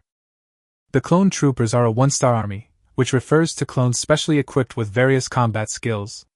They are far stronger than ordinary clones. Each soldier is equipped with standard tactical equipment, a laser rifle, a high-strength alloy tactical dagger, and a first aid kit. At the same time, Each team is additionally equipped with 2 armored vehicles, 2 heavy Gauss machine guns, 2 electromagnetic sniper rifles, and 2 tactical guided rocket launchers. In addition to the existing ones, each squadron will be equipped with an additional underground aircraft, which can be fully loaded with 120 people, enough to carry the entire squadron and quickly deploy to the battlefield. The recruitment price for a squad of clone troopers, totaling 20 soldiers, is 10 million. The recruitment price for a squadron of clone troopers, totaling 100 soldiers, is 60 million. The recruitment price for a battalion of clone troopers, totaling 500 soldiers, is 350 million. Li Qing directly recruited a clone brigade and a robot assault brigade, a total of 1,000 people, spending a total of 700 million star dollars. It is worth mentioning that a fully staffed Marine Corps has its own commander. The squad has a squad leader, the squadron has a squadron leader, and the battalion has a battalion leader. Furthermore, the clone troop and robot commandos require neither salary nor complicated logistics, making them a cost-effective and easy-to-use cannon fodder. In just 4 days, a total of 38.2 billion star dollars were spent. This set of things can basically meet the needs of a completely self-sufficient personal base and last for a long time. But it is just basically satisfactory and not perfect. In fact, there are still many things that need to be configured, but now I have run out of money. But it's not a big problem. It's fine as long as you can get by in the early stage. Make some money first, and then slowly configure it later. Everything was ready. Li Qing sent a message to Yang Yinbua, giving him the small base and a mining line over there. Anyway, I don't have much money and I'm too lazy to spend half a year running there. The warm stellar light spread across the starry sky, and a destroyer slowly sailed away from the starport bathed in the stellar light. After preparing for so long, we finally set sail again. Without telling anyone, Li Qing left alone.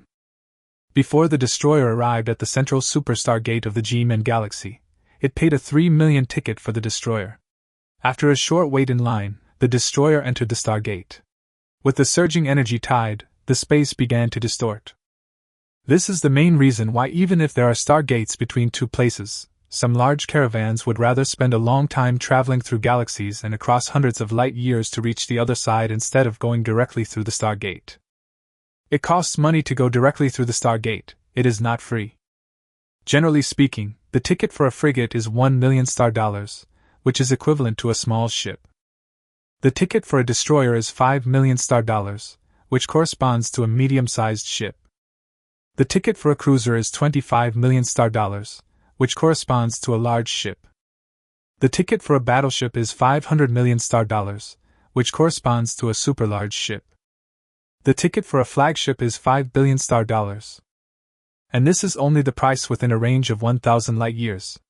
If the distance exceeds this, the toll will increase by 1% for each additional light year. For every 2,000 light years beyond the distance, the toll will be increased by 2% on the basis of 1,000 light years. If it exceeds 3,000 light years, the toll will be increased by 4% for each additional light year based on the basis of 1,000 light years, and so on. If it were more than 10,000 light years away, the ticket price would be ridiculously high. Those large caravans often have dozens or hundreds of large, or even super-large cargo ships. If they go through the Stargate, the tolls alone will be billions. How much profit can they make for one trip? The ticket price alone will cost them billions. Who would be willing to do that? Although some products can still make a profit even if they go through the Stargate, for profit-driven businessmen, losing tens or even hundreds of billions for no reason is a psychological hurdle that they cannot get over. Wouldn't it be great to unite and form a larger caravan, spend a few months or a year traveling across the galaxy, and earn tens of billions more? When the space was restored again, the destroyer had left the G-Men galaxy, and even left the G-Men province. Li Qing opened the star map, which showed that his location had left Tianjin province, and arrived at the junction of Tianjin star field and Zutter star field. Ever since the United Empire began its attack on the Zutter star field, the Yu family has established a transit base with the Stargate at the junction of the Tianjin star field and the Zutter star field. The base has no name, it is called the transit base. It has a first-level star city, an ultra-large space living station and 7 large and medium-sized space living stations. Although there are no life planets in a large area of the nearby star field and it is very far away from the 3 alien civilizations that have been discovered, when Li Qing arrived here, he found that the liveliness here is no less than that of Tianjin, and it is even more lively and active. Not only are the 3 regional channels bustling with activity, but even the elite channel, which had rarely been used in Tianjin before, is now very active, with people speaking in it from time to time. The destroyer first entered the transit base Star City to register and report to the expeditionary force. At this time, because the outpost base in Zutter is under construction, the expeditionary headquarters is still here. Once it is completed, the expeditionary headquarters will move there. It is worth mentioning that even if the outpost is established and the Star City is built, there will be no Stargate to teleport directly there. Because the Zutter star field is covered by dust nebulae, some special substances contained in it can affect transmission. It is like a super large interference field covering most of the Zutter star field. Not only can the Stargate not be teleported into, but the hyperspace engines of ordinary warships cannot control the landing point inside. Once used forcibly, there is a high probability that the transmission will fail and appear in the endless space between galaxies. Therefore, to travel from the transit base to the outpost base, one must sail there on their own and cannot use the Stargate to teleport there. Unless we can obtain some superstar gates that can forcibly penetrate the nebula. After completing the registration, Li Qing did not go anywhere. He squatted on the battleship and watched the regional channel, preparing to analyze the current situation from the channel. A large caravan heading to the outpost is looking for an escort team. We need a small or medium-sized team with a credit score of 70 or above. Salary is negotiable. The Bauhinia Chamber of Commerce is recruiting escorts for the destination outpost. We need a medium-sized team with a credit score of 75 or above. Salary is negotiable. The Sky Surveyor Corps is recruiting independent pioneers with less than 10 years of experience. Both new and old are welcome. For veterans, we will look at their past achievements, and for newcomers, we will look at their innate attributes. We will give preferential treatment. We are also recruiting a group of miners with mining skills above LV3, mineral analysis above LV3, and space geology above LV2. Attention, the Tianjin team accepted an escort mission, but they were robbed and killed halfway and did nothing, resulting in the goods being robbed. All caravan owners, please pay attention. The stupid Qianyuan Chamber of Commerce took a detour halfway through and forced us to do a task that had nothing to do with escorting, which led to us being attacked. This matter has nothing to do with escorting, and it is not against the rules for us to refuse. The Nagran Legion is recruiting independent pioneers, with a minimum of 10 years of experience. Ignoring the 2 people who were cursing at each other, Li Qing could tell with just a quick glance that the trade in the transit base was so prosperous. The establishment of the outpost base will require the transportation of a huge amount of supplies from Tianjin. In fact, collecting supplies is also one of the military tasks. In the early stage when the outpost base has not yet been established, this task accounts for a large proportion. Well, should I try to run a business? Although he had to fly from the transit base to the outpost base by himself, he did not need to bring a large fleet with him. He could directly bring the fleet into the palm of his hand and set off with a light destroyer. This saved the toll from Tianjin to the transit base, and the cost of recruiting an escort fleet. As I was thinking, I suddenly received a strange communication. He connected it casually, and the light curtain popped up. Li Lai appeared on the light curtain. He asked in surprise. Didn't you say you wouldn't come to Zutter? Why? Li Qing was even more surprised and asked. How did you know I was here? I just came over. My dad told me. Second uncle. By the way, are you here alone? Yes. That's perfect. We have joined forces with several small and medium-sized teams to organize a super fleet to head to the outposts. We are currently recruiting escort teams. Do you want to come over? I will give you a salary based on the number of ships you command. This? Li Qing thought for a moment and asked. When are you leaving? It will take about a week. The main reason is that the fleet is too large and needs more guards, but they haven't been recruited yet. Li Qing asked curiously. How big is it? More than 2,000 large transport ships, with a total value of at least 2 trillion. Hiss. Li Qing took a breath. You guys are playing so big? Li Lai nodded and said, "Yes, we have a big boss in our team. You know UUFA, the Yu family's Mingzhu, who has a purple epic innate talent. She formed a team with her twin sister and several people from the same clan, and then joined forces with several other small and medium-sized teams to do this big deal. Once they can successfully deliver the goods to the outpost, they will get at least 40% of the profit." Hiss! Li Qing was shocked again.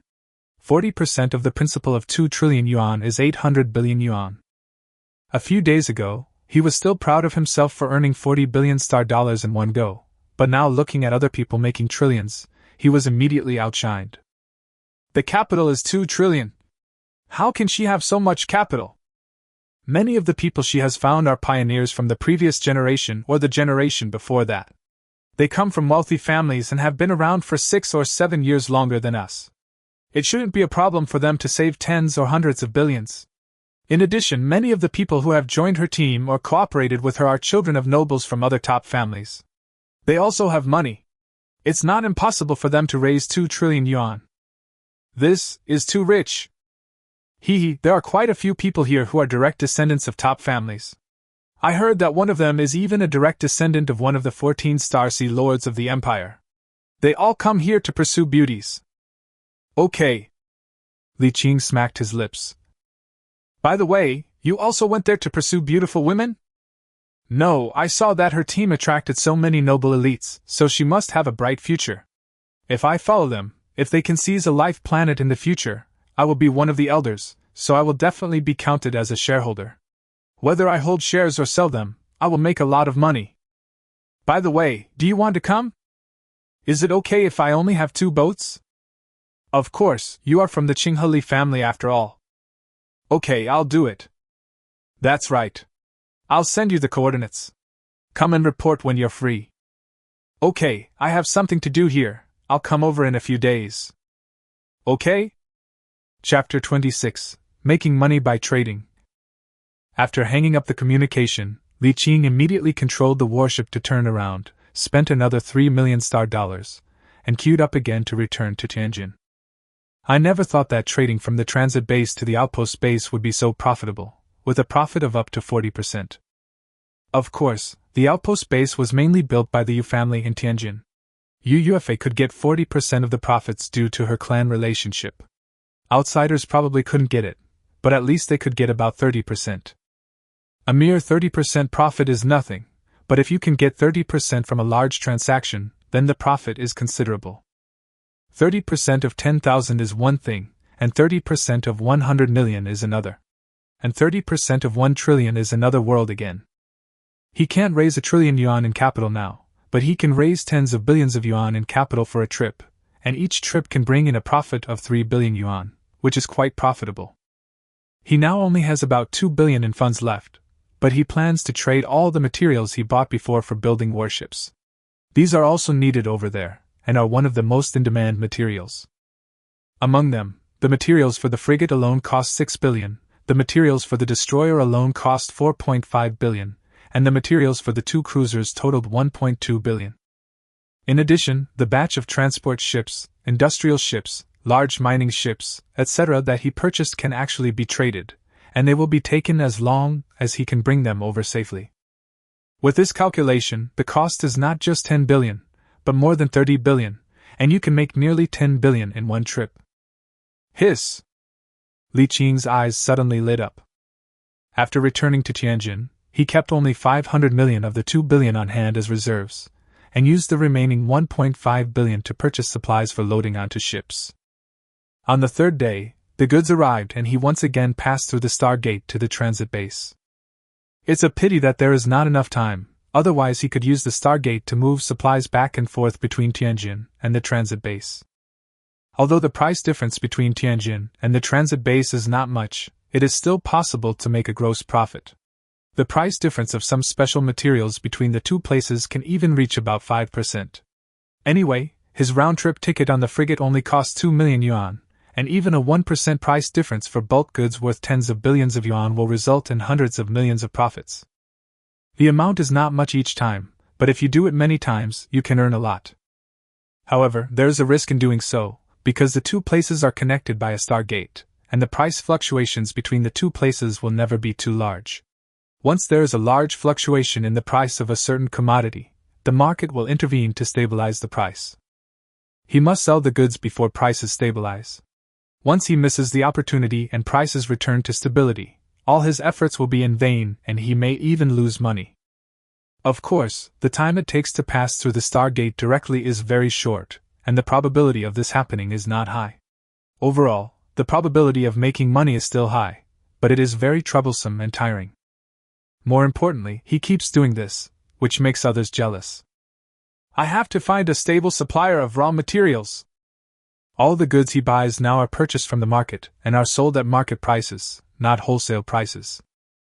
If you can find a stable large-scale supplier of raw materials, or find a stable supply channel and lower the purchase price, you will definitely be able to earn more.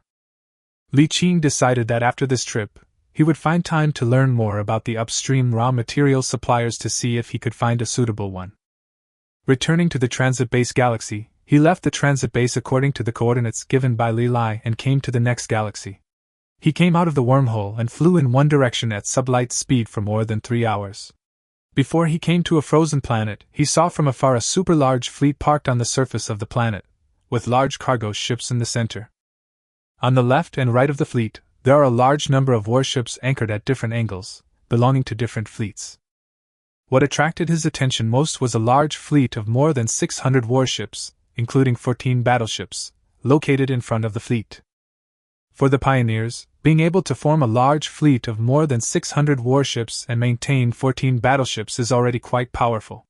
You know, even the Burning Ghost team has been entrenched in Tianjin for so long, but now it doesn't seem to have such a powerful fleet. In addition to this fleet, there are 3 powerful fleets with battleships around, with 1, 2, and 7 battleships, a total of 10 battleships. Altogether, the total number of warships has exceeded 3,000, but the total number is still less than that of transport ships. Li Qing first contacted Li Lai. At this time, he and Li Qi and others' fleet were in the escort fleet.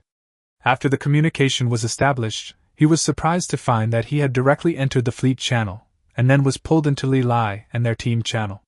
Li Qi and others were all there. I guess Li Lai had said this before, so Li Qi and others were not surprised to see him coming, and even greeted him. He waved in response, and Li Lai said to him, I will first put you into my team, and then you can just follow us. Okay. Li Lai's team consists of 11 people in total. In addition to him and Li Qi, there are a few members of the Chinhali family that Li Lai brought in. Basically, they are average in their conduct, but not too bad.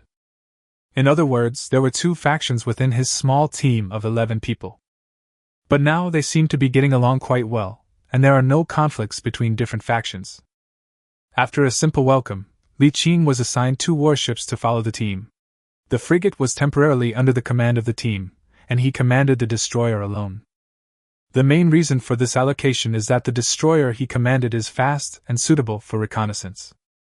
Li Lai said that although this trip would probably be just a side trip, it was unlikely that anything would go wrong given the size of the escort fleet, but they would still arrange some tasks after they were on the road, such as patrolling or reconnaissance, and one ship would be more convenient and flexible. There were still 3 days before departure. Seeing that it was still early, Li Qing opened a personal passage in the battleship alone and entered the palm-sized universe. He came to the warehouse area of the high-dimensional fortress. At this time, most of the goods were piled in the warehouse area. The huge warehouse area is 1,000 kilometers long, wide and high, divided into 10 floors, each floor is 100 kilometers, and is further divided into different levels. He has goods worth tens of billions of dollars placed inside, but not even 1% of the first floor is filled. These goods were arranged in categories on the first floor of the warehouse. Among them, the batch of 500 clones and 500 robot commandos were placed in a section. When Li Qing came in again, the commanders of the 2 teams were commanding their subordinates to build a simple temporary base. Li Qing took a glance and thought with his hand on his chin. He snapped his fingers and made a decision in his mind. Considering the upcoming journey and the estimated long stay in Zutter, he felt it necessary to first build a simple self-sufficient base in the Palm universe, and then place the 3 laboratories there. The location for building the base is easy to choose.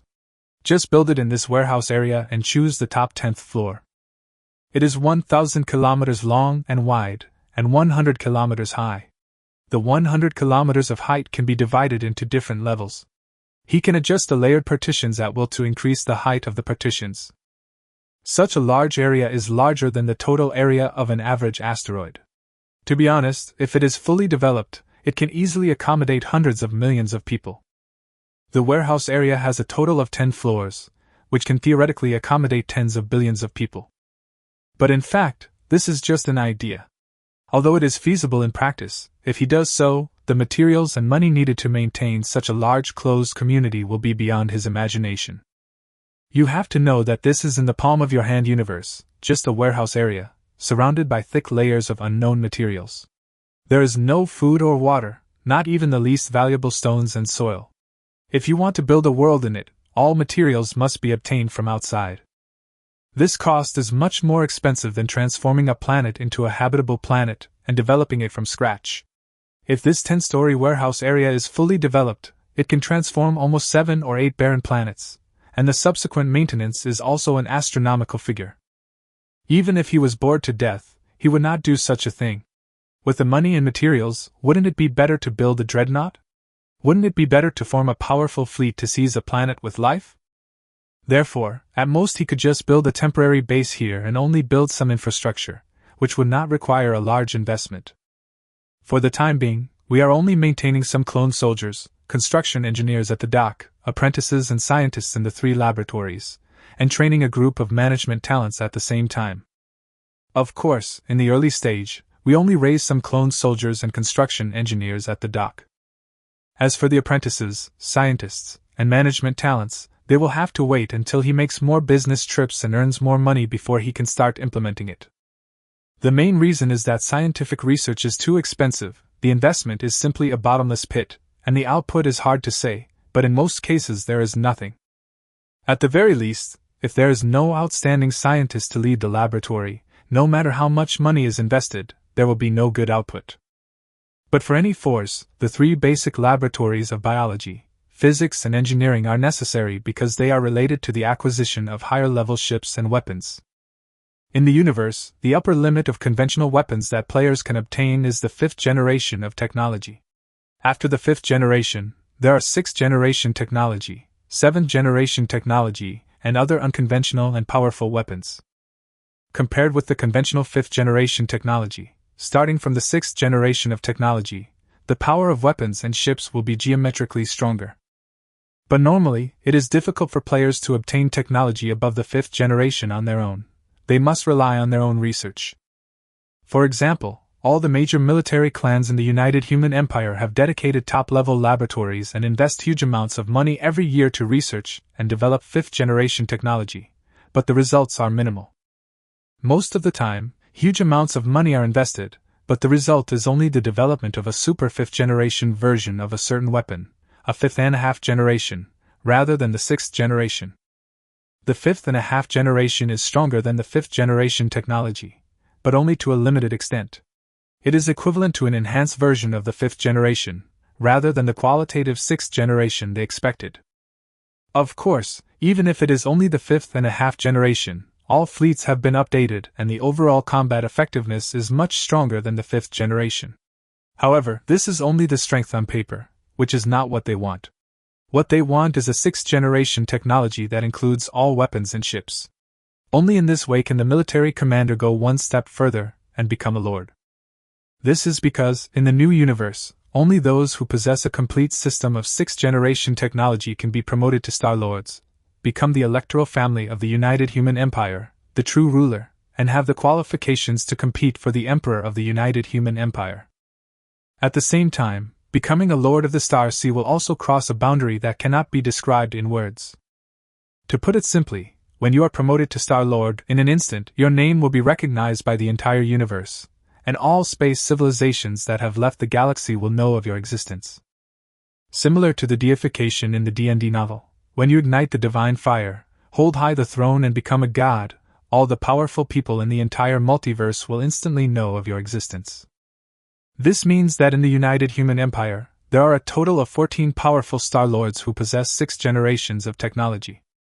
It is worth mentioning that the 6th generation technology does not mean finding new ways to use energy, but a technological breakthrough. Of course, using new energy to break through the 6th generation technology is also a way, but this way is basically invisible. In addition, it does not mean that ordinary players cannot use 6th generation technology shipped weapons. If they have the opportunity to obtain advanced weapons left over from powerful ancient civilizations, or directly purchase blueprints in this regard from the 14 Starsea Lords' families, they can use them after manufacturing them. This means that ordinary players don't actually need to research any technology. Only ambitious large teams or legions will do this. They thought that they would have a chance to become a military leader in the future, at which time more powerful technology would come in handy. If they had a chance to break through the shackles of technology, their future would be limitless. Li Qing had this idea in mind. He also wanted to become a military leader or even the Lord of the Starsea. Of course, these are too far away from him at this stage. The human United Empire has entered the new universe for tens of thousands of years, and there are only 14 Star Lords now. It can be seen how difficult this is. But although all things are difficult at the beginning, we have to start. First, we need to build the laboratory and set up the shelves. What remains is various accumulations. We will gradually expand the scale of the 3 laboratories, and they will come in handy when they reach a certain level. It took 2 days to adjust the position of the military camp and transport supplies. When he came out of the Palm universe, the team was ready to set off. At a certain moment, Li Qing was chatting with Li Lai, when suddenly a light curtain in front of the bridge popped open automatically, revealing a woman wearing a light green military uniform with a very delicate and beautiful face. The moment he saw this absolutely beautiful face, Li Qing suddenly felt a strong sense of amazement. The woman smiled and said crisply, "Everyone, the caravan has been assembled, all the goods have been loaded onto the ship, and we are about to set off. The journey is long and full of dangers, so please bear with us, brothers and sisters." She clasped her hands together and bowed. Her beautiful face and slender figure gave off a refreshing and heroic aura. The light curtain automatically disconnected, and Li Lai on the other side of the light curtain laughed. "How is it, isn't it beautiful?" Li Qing came back to his senses and replied after a moment of silence. "Pretty! Are you excited?" He put his hand on his chest and nodded seriously. "It's true." Li Lai laughed. "That's right, 99% of the men in this fleet are moved." Chapter 27 Huge Fleet. Buzz! A circle of faint ripples spread out, and sitting in front of the command chair on the bridge, one could clearly see a huge ion flame spurting out from the stern of a battleship that was more than 1,500 meters long several kilometers away. The heavy battleship slowly started up, and the surrounding escort warships also started up, slowly sailing into the Sea of Stars. In such a huge fleet, with more than 2,000 warships and 2,000 to 3,000 large and ultra-large cargo ships, a destroyer is insignificant. The entire fleet is centered on the fleet of 14 battleships, which is located at the forefront of the merchant fleet. Several other powerful fleets are divided into left and right wings, as well as the rear. Small teams like Li Lai's usually follow in any position in front, behind, left or right of the fleet. They were assigned positions early on and were located at the right rear of the fleet, coordinated by the fleet on the right led by Wang Yanqing, a direct descendant of the Dan Yanwang family. The movement of a huge fleet is always very slow. With thousands of ships setting out, more than 2 hours had passed from the time the first battleship set sail to the time the last fleet caught up. Even at sublight speed, the first fleet starts first and sets out early. Only after it reaches the designated location and sends back a signal will the second fleet start to set off. However, sublight speed only occurs within the current galaxy. Once they leave this galaxy, they will use the jump engine to jump directly. After the main force was on the way, Li Qing set the battleship to follow mode, then said something to Li Lai, changed the skills in the brain slot to shipbuilding-related skills, returned to the Palm universe, and appeared directly in the dock of the high-dimensional fortress to start shipbuilding. Anyway, nothing will happen in the early stage. The galaxy they are in now is in a low-security area, and the surrounding galaxies have been swept back and forth by the fleet of the transit base countless times. There were definitely wild monsters, but they were all ordinary pirate ships that were not very powerful. Any large anomalies or large pirate fleets had been wiped out long ago. The wild monsters also have intelligence. When they saw such a large fleet, they ran away early. Although the materials in the warehouse will be sold after arriving at the outpost, you cannot be idle during the few months on the road. You can build some ships to practice your skills and sell the finished ships. Right now the outpost is in a state of disrepair and lacks everything, especially warships. They want as many as they can get. No matter how much you bring, you can sell it easily. It's just a matter of how much profit you can make. The shipyard now has 10 groups of shipbuilding engineers and senior shipbuilding engineers, who need to be paid a salary of up to 21 million per month, and they cannot sit idle. In the studio, Li Qing skillfully took out the frigate blueprint, placed a chip in the decoder, and then extracted the blueprints. More than 40 blank chips are inserted next to the decoder, and the extracted data is transmitted to different blank chips one by one according to different modules and accessories. These chips are then handed over to senior shipbuilding engineers so that they can understand the contents of these chips, and then ordinary shipbuilding engineers are arranged to build these accessories and modules. After all the 10 frigate blueprints were decoded and extracted and assigned, it was up to his subordinates to start working and he would supervise. For the next half-month, he basically had nothing to do, except for the final assembly of the warships, which required him to preside over it. 10 times the experience plus super high innate attributes make it equivalent for him to build one frigate, as if he were building 20 or 30 frigates. The accumulated experience is extremely rich, and the upgrade speed is very fast. His current series of shipbuilding skills have reached LV7, and a few are LV6 but not far from upgrading. Normally, he cannot reach this level without building hundreds of frigates. This speed and efficiency would probably make those shipbuilding players envious if they knew about it. After finishing all this, he went to the warehouse area again, where they had already begun to build a new base.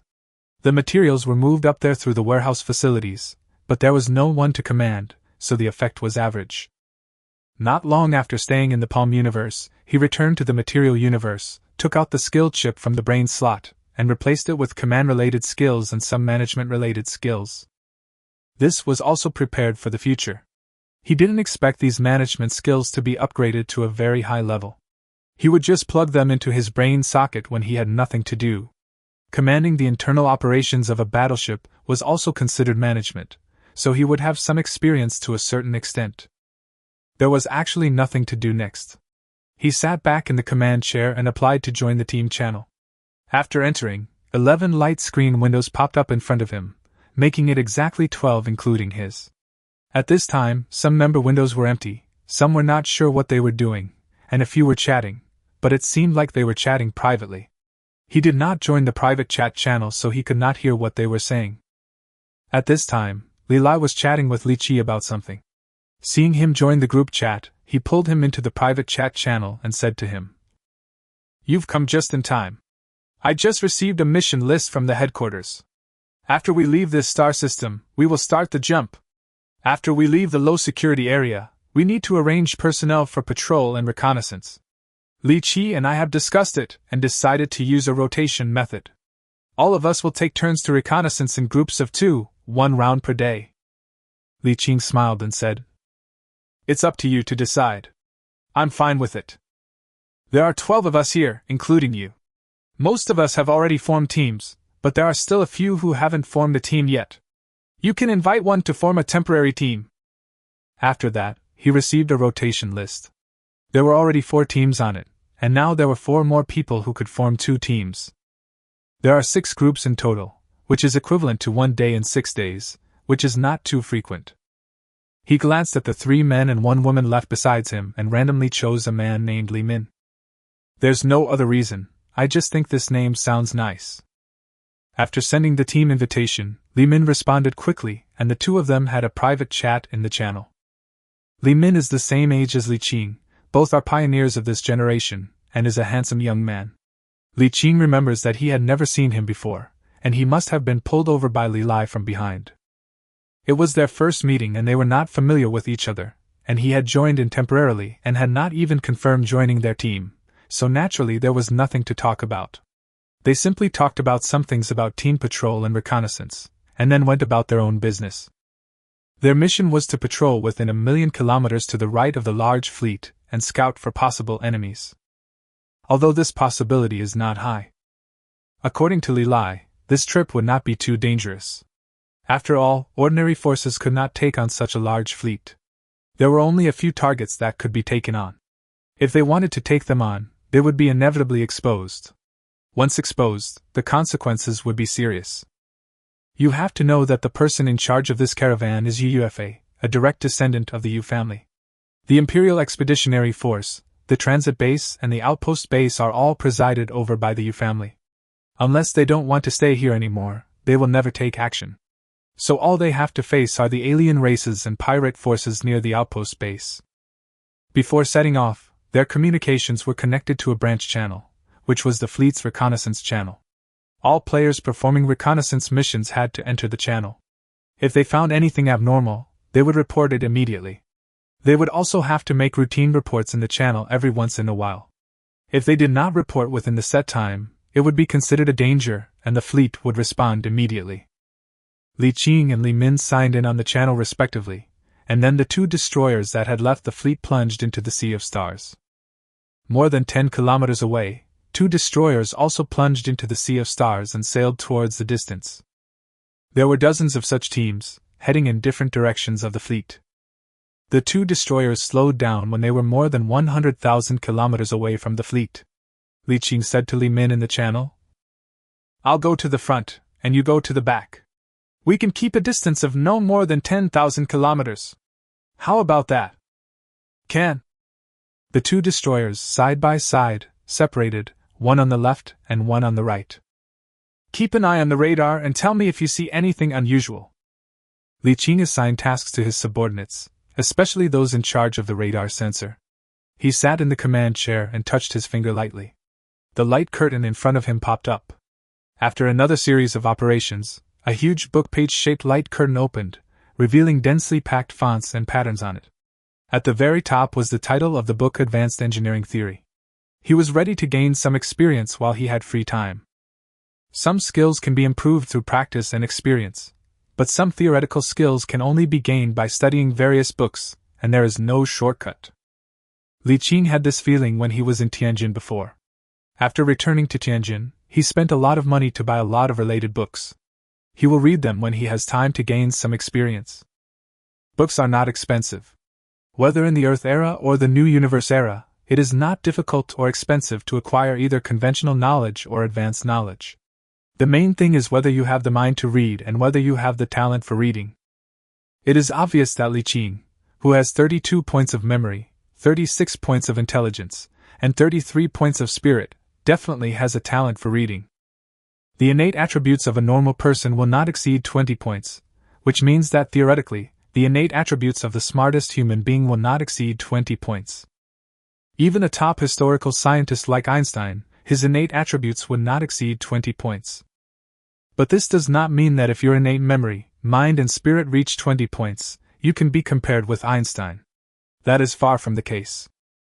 Perhaps you are similar in terms of innate attributes, but if Einstein were alive today, he would definitely be a super genius with innate talents at the orange legendary or even golden mythical level, and he might even have more than one talent. With such a powerful innate talent, you are far from being able to compete with him. Super scientists like them are absolutely top-notch talents. Even if they are born in this era, they can become the top scientists of this era. If any force can possess a super scientist of this level and research the sixth generation of technology, I can't say it is certain, but the success rate is definitely very high. Li Qing has never considered self-study in scientific research, mainly because science covers too much scope. There are three major systems: physics, biology, and engineering. Each system can be divided into a large number of branches, and each branch can contain several small branches. Each branch contains a series of disciplines. All in all, he might have to learn hundreds of skills to satisfy one system. The three systems combined might require thousands of disciplines, and he would never be able to finish learning them even if he studied till the end of time. The key is that it doesn't help much even if he learns it. Is he going to do the research himself? The best way is to recruit some outstanding scientists. However, good scientists are more difficult to recruit than captains or commanders. The truly outstanding scientists have long been taken up by major forces, and it is basically impossible for ordinary players to recruit them. If you go to the major science colleges in Tianjin to recruit now, you will find that all researchers with green names and above are basically employed. They have signed contracts early and will be picked up when they graduate. So now if ordinary players want to obtain high-level researchers and scientists, there are only two conventional methods. One is to capture them as prisoners of war, and the other is to train them yourself. Go directly to the middle school and spend a lot of money to find school sponsorship. Then you will get a screening opportunity among the existing students. If there are qualified students, you can start training them. Isn't it outrageous? Yes, it is so outrageous now. There are simply too few high-end talents, and there are simply not enough to go around. It's because Li Qing's base has not been established yet, the laboratory has not been established, and there is no demand yet. When he has that demand, that will be a headache. There was nothing unusual on the first half day. He was so immersed in his studies that he didn't notice the passage of time. It was not until his subordinates brought him lunch that he realized that half a day had passed. The food on the boat is very ordinary, including rice, noodles, steamed, fried and boiled food, and the portions are large and filling, with no restrictions to keep you full. The crew on the warships, just like those in ancient times, often do not land on the sea for several months. The mental health of the crew is very important, and they must not be too picky about food. While eating, Li Qing called up the channel interface and checked the situation in the morning. The channel is basically filled with security information sent regularly by different teams. Occasionally, there are a few discoveries, but they are just ordinary wild monsters, which can be easily driven away by the two destroyers of the reconnaissance team. Chapter 28 Voyage. After the routine afternoon clocking in and setting reconnaissance and patrol targets, Li Qing picked up the book to study again. Occasionally, when he got tired, he looked up to check the situation and chat with several senior crew members in the bridge. Most of these senior crew members are NPC humans, and occasionally there are some players with innate talents suitable for being captains or crew members, but there are none on his ship. Many people think that it is necessary to build a good relationship with the crew and show more concern for them. Li Qing felt that there was no need. Ordinary crew members don't need to build any good relationships at all. They are clones, not natural persons. They are mass cannon fodder created through genetic technology. Senior crew members are actually similar to the captain. They will die just as the warship gets into trouble. It's just that they are senior crew members on the ship and have the most contact with the commander. They see each other every day, so it's good to chat and get to know each other. Of course, this situation only applies to ordinary captains and senior crew members. If it is an elite captain with a blue name or above, it will be different. An elite captain with powerful talents can greatly increase the combat power of a warship. Such a captain will definitely be valued and must be taken seriously. The Vanguard fleet had already started the jump on the second day, but it was not until the fourth day that the escort fleet where Li Qing was located received the order to jump. For a jump like this, if there is a flagship, the flagship will use the force field to wrap the entire fleet and jump together. If there is no flagship, the warship with the shortest jump distance in the fleet will generally be used as the standard. Half of the ships in this fleet are cargo ships. It is impossible for them to be equipped with level 5 jump engines, but they are not the lowest level jump engines either. When the jump was completed, Li Qing checked the jump distance on the star map and confirmed that all cargo ships were equipped with third-generation jump engines with a maximum jump range of 30 light-years. The distance from the transit base to the outpost base is about 1,500 light-years. Considering the variable distance between galaxies, this means 60 to 70 jumps are required to arrive. The cooldown time of the jump engine is 3 hours, which means that if it runs without stopping for a moment, it will take 210 hours, about 10 days. But in reality it is not that smooth. Most areas can be jumped to directly, but some galaxies cannot be jumped to due to some special anomalies or special geographical environment, especially when entering the deep of Zuderstar field, which is covered with thick nebulae. The jump engine will be greatly interfered with, and low-level jump engines cannot be used at all, and can only be passed through by normal flight. In the past few days, the fleet kept jumping. Each jump was about 30 light-years, and it was relatively smooth without encountering any obstacles. But when they moved away from the transit base and entered the nebula of the Zuderstar field, Li Qing saw for the first time a layer of real gray dust in the starry sky, as if the entire starry sky was covered by a layer of fog. Standing in front of the bridge, he could see that not only the visible range was greatly reduced, but even the radar detection range was gradually shrinking. It is worth mentioning that the command bridge of a battleship is not located at the front of the battleship, but is generally located in the middle section of the battleship, which is the central core module. It is usually surrounded by heavy armor, and some may have a small part protruding outside, but they are all wrapped in thick armor. The reason why you can clearly see outside the glass when standing in front of the bridge is because the spacecraft's sensors, including a large number of detection and camera lenses, can detect everything around clearly, and then project it under the huge glass in front of the bridge, so it feels like the bridge is directly exposed to the outside, but in fact it is not the case. For frigates and destroyers, the display form of the bridge is limited. If it is the command flagship of a large fleet, the interior of the bridge is round, with transparent glass on all sides. When you first enter the bridge, you will have the illusion that the bridge is like a glass bead protruding from the hull, and you can see the starry sky on all sides of the battleship. But in fact, the command bridges of these flagships are hidden deep inside the battleships. Unless the battleship's shields and thick armor are completely broken, it is possible to see the command bridge. To put it bluntly, you cannot see the battleship's command bridge from the outside. The interior is designed this way just to give the captain and commander a sense of roaming the starry sky. It looks like there is a cold starry sky outside the thick glass, but in fact there is a thick alloy armor outside the glass. The jump phase is relatively safe because the landing point is random. Even in the same galaxy, the landing point will be slightly different when viewed from the star map. This slight difference is measured in tens of millions or even hundreds of millions of kilometers in the real starry sky, making it difficult to ambush even with an insider. Therefore, the early reconnaissance is just a formality, and the real dangerous places are in the star field near the outpost base. Time passed in the jump. On the 9th day, the fleet jumped again and arrived at the destination. Li Qing saw the reconnaissance channel light up. When he turned it on, a young man in the uniform of the Expeditionary Army was projected. He had introduced himself once before. He knew that his name was Lu Qing and he was a member of the Tianjin family. He said expressionlessly, "The fleet has arrived at the designated location. There are many star systems that cannot be entered even at sublight speed. At the same time, this star region is occupied by a super-large pirate group called Rest. We have now entered the edge of their sphere of influence.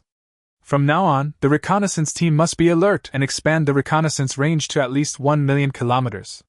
Sign in every half an hour to indicate safety. If you exceed the time limit, it is assumed that there is an accident."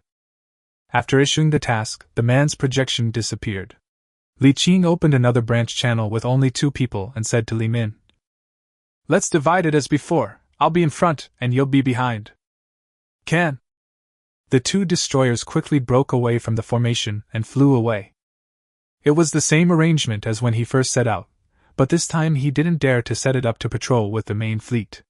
Instead, he turned on the spacecraft's sensors to the maximum, scanning the surroundings continuously, and even personally synced the radar scans obtained by the sensors in front of himself, observing together with the crew members in charge of the radar sensors. In space, the radar scan is centered on itself, and the scan image is a huge sphere composed of tiny lines, with itself in the center of the sphere. Beep, beep, beep! A clear alarm sounded and a red light appeared somewhere on the right edge of the scan image. He immediately looked over and saw 19 spots of light appear. He immediately placed his hands on the radar scan image and stretched it to the left and right. The radar scan image was immediately stretched and expanded, and the 19 light spots turned into the outlines of 19 warships composed of countless rays of light. After a closer look, he immediately recognized that they were a pirate cruiser, 2 pirate destroyers, and 17 pirate gunboats. "Go around from the right and stop after 1,000 kilometers." The fleet immediately issued orders, and the battleship trembled slightly. The changes in the destroyer could be felt from the changes in the radar scan image. The warship made an arc to shorten the distance between the 2 sides, and included all the 19 light spots in the scan map. Feeling that there were no other warships behind the 19 pirate ships, Li Qing breathed a sigh of relief and gave the order. "Send the radar scan back and keep the radar scan going." In less than half a minute, Li Qing received an order from Lu Qing, who was in charge of the reconnaissance force in the large fleet. "Continue to observe for a quarter of an hour. If there is nothing unusual, Give up observation and return to the team." "Okay." After shutting down the communication, Li Qing ordered his men to continue observing from a distance. Although cruisers are one level higher than destroyers, and normally the detection range of the same level 5 sensor is farther than that of destroyers, you can't expect to use advanced radars on pirate ships. The characteristics of pirate ships are clutter, and they prefer heavy firepower, strong armor, and light shields. To put it bluntly, pirate ships like to undergo various modifications to enhance their firepower and armor, but their shields are generally weaker than those of conventional warships. In addition, the levels of the various functional accessories of the pirate ship are not high. From the reactor to the jump engine thruster, etc., the average level is lower than the player's configuration. He kept his distance and observed for a full 15 minutes until he left. The 19 pirate ships did not discover him, let alone the super-large caravan a million kilometers away. The caravan then maintained its normal voyage, seemingly having no intention of either leaping or entering superliminal speed. The reconnaissance fleet remained in the distance, occasionally encountering pirate fleets of varying sizes. Occasionally, Lu Qing would dispatch several reconnaissance ships to conduct reconnaissance at a certain place. It can be seen that they are quite familiar with this place, as if they have known where the danger is. Li Qing followed orders obediently and went wherever he was told to go, but while carrying out his mission, he carefully wrote down Lu Qing's orders. This was all experience in commanding a large fleet, although it was only experience in reconnaissance. Although there are only 2 ships now, there will always be a time in the future when I will command a large fleet. It is better to accumulate some experience now so that I won't be in a panic when the time comes. Lu Qing was born into the Tianjin family, a military clan that was more powerful than the Chinhali family. Lu Qing's specific background is not very clear, but the fact that he could become the commander of a large team composed of hundreds of children from aristocratic families is enough to show his excellence. Time passed slowly. Although Li Qing remained vigilant, he couldn't help but relax after a while. At a certain moment, the communication channel was suddenly opened, and before he could react, he heard a huge roar and a slight tremor coming from the channel. The Lu Qing projection in the center of the light screen had a gloomy expression on its face and shouted, "Everyone, reduce the reconnaissance range to 500,000 kilometers. Cheer up and increase the frequency of reconnaissance. Notify me immediately if there is any abnormality." He did not explain that the sound just now was obviously the sound of a large main gun, and they could hear it through the communication. This must be an attack directly hitting his warship. This surprised Li Qing very much. You know, Lu Qing was in the middle of the caravan and could be attacked. Then, he immediately sent a message to Li Lai to ask, and about 10 seconds later Li Lai sent a message back. "Just now, a large pirate fleet charged directly at the fleet and has already engaged the main force. But don't worry too much, we can still handle it," Li Qingqi said. "Why would the pirate fleet come straight here?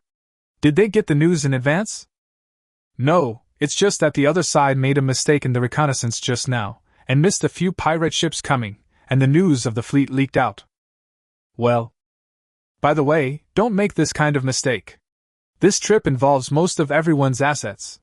I have invested more than 7 billion star dollars. If something unexpected happens, I will hold you accountable. It will be hard for you to get by in the future. I'll pay attention." Li Qing smacked his lips. Fortunately, all his supplies were stored in the palm of his hand, otherwise he would have been nervous and worried. Next, he asked Li Lai about the battle situation every half an hour to get a general understanding of the situation there. This pirate fleet rushing over came from the Rest Pirate Group. It had 11 battleships, hundreds of cruisers and destroyers, and nearly 2,000 pirate gunboats. It was a very large fleet and was obviously well prepared. Unfortunately, the escort fleet is stronger. Not only is the fleet stronger on paper, but the quality of its warships is also higher, basically with level 4 or 5 configurations. The most important thing is that the fleet commander is very powerful. The commander of the fleet was Yu Yufa. This beautiful lady from the Yu family not only possessed a purple epic command talent, but also awakened her psychic powers. The combination of the two abilities provided an absurdly high bonus to the fleet. Under her command, it didn't take much time to easily defeat a pirate fleet of similar size. Unfortunately, Li Qing was not in the headquarters and did not witness the fierce battle. He only intercepted a few fleeing pirate gunboats and saw some blood.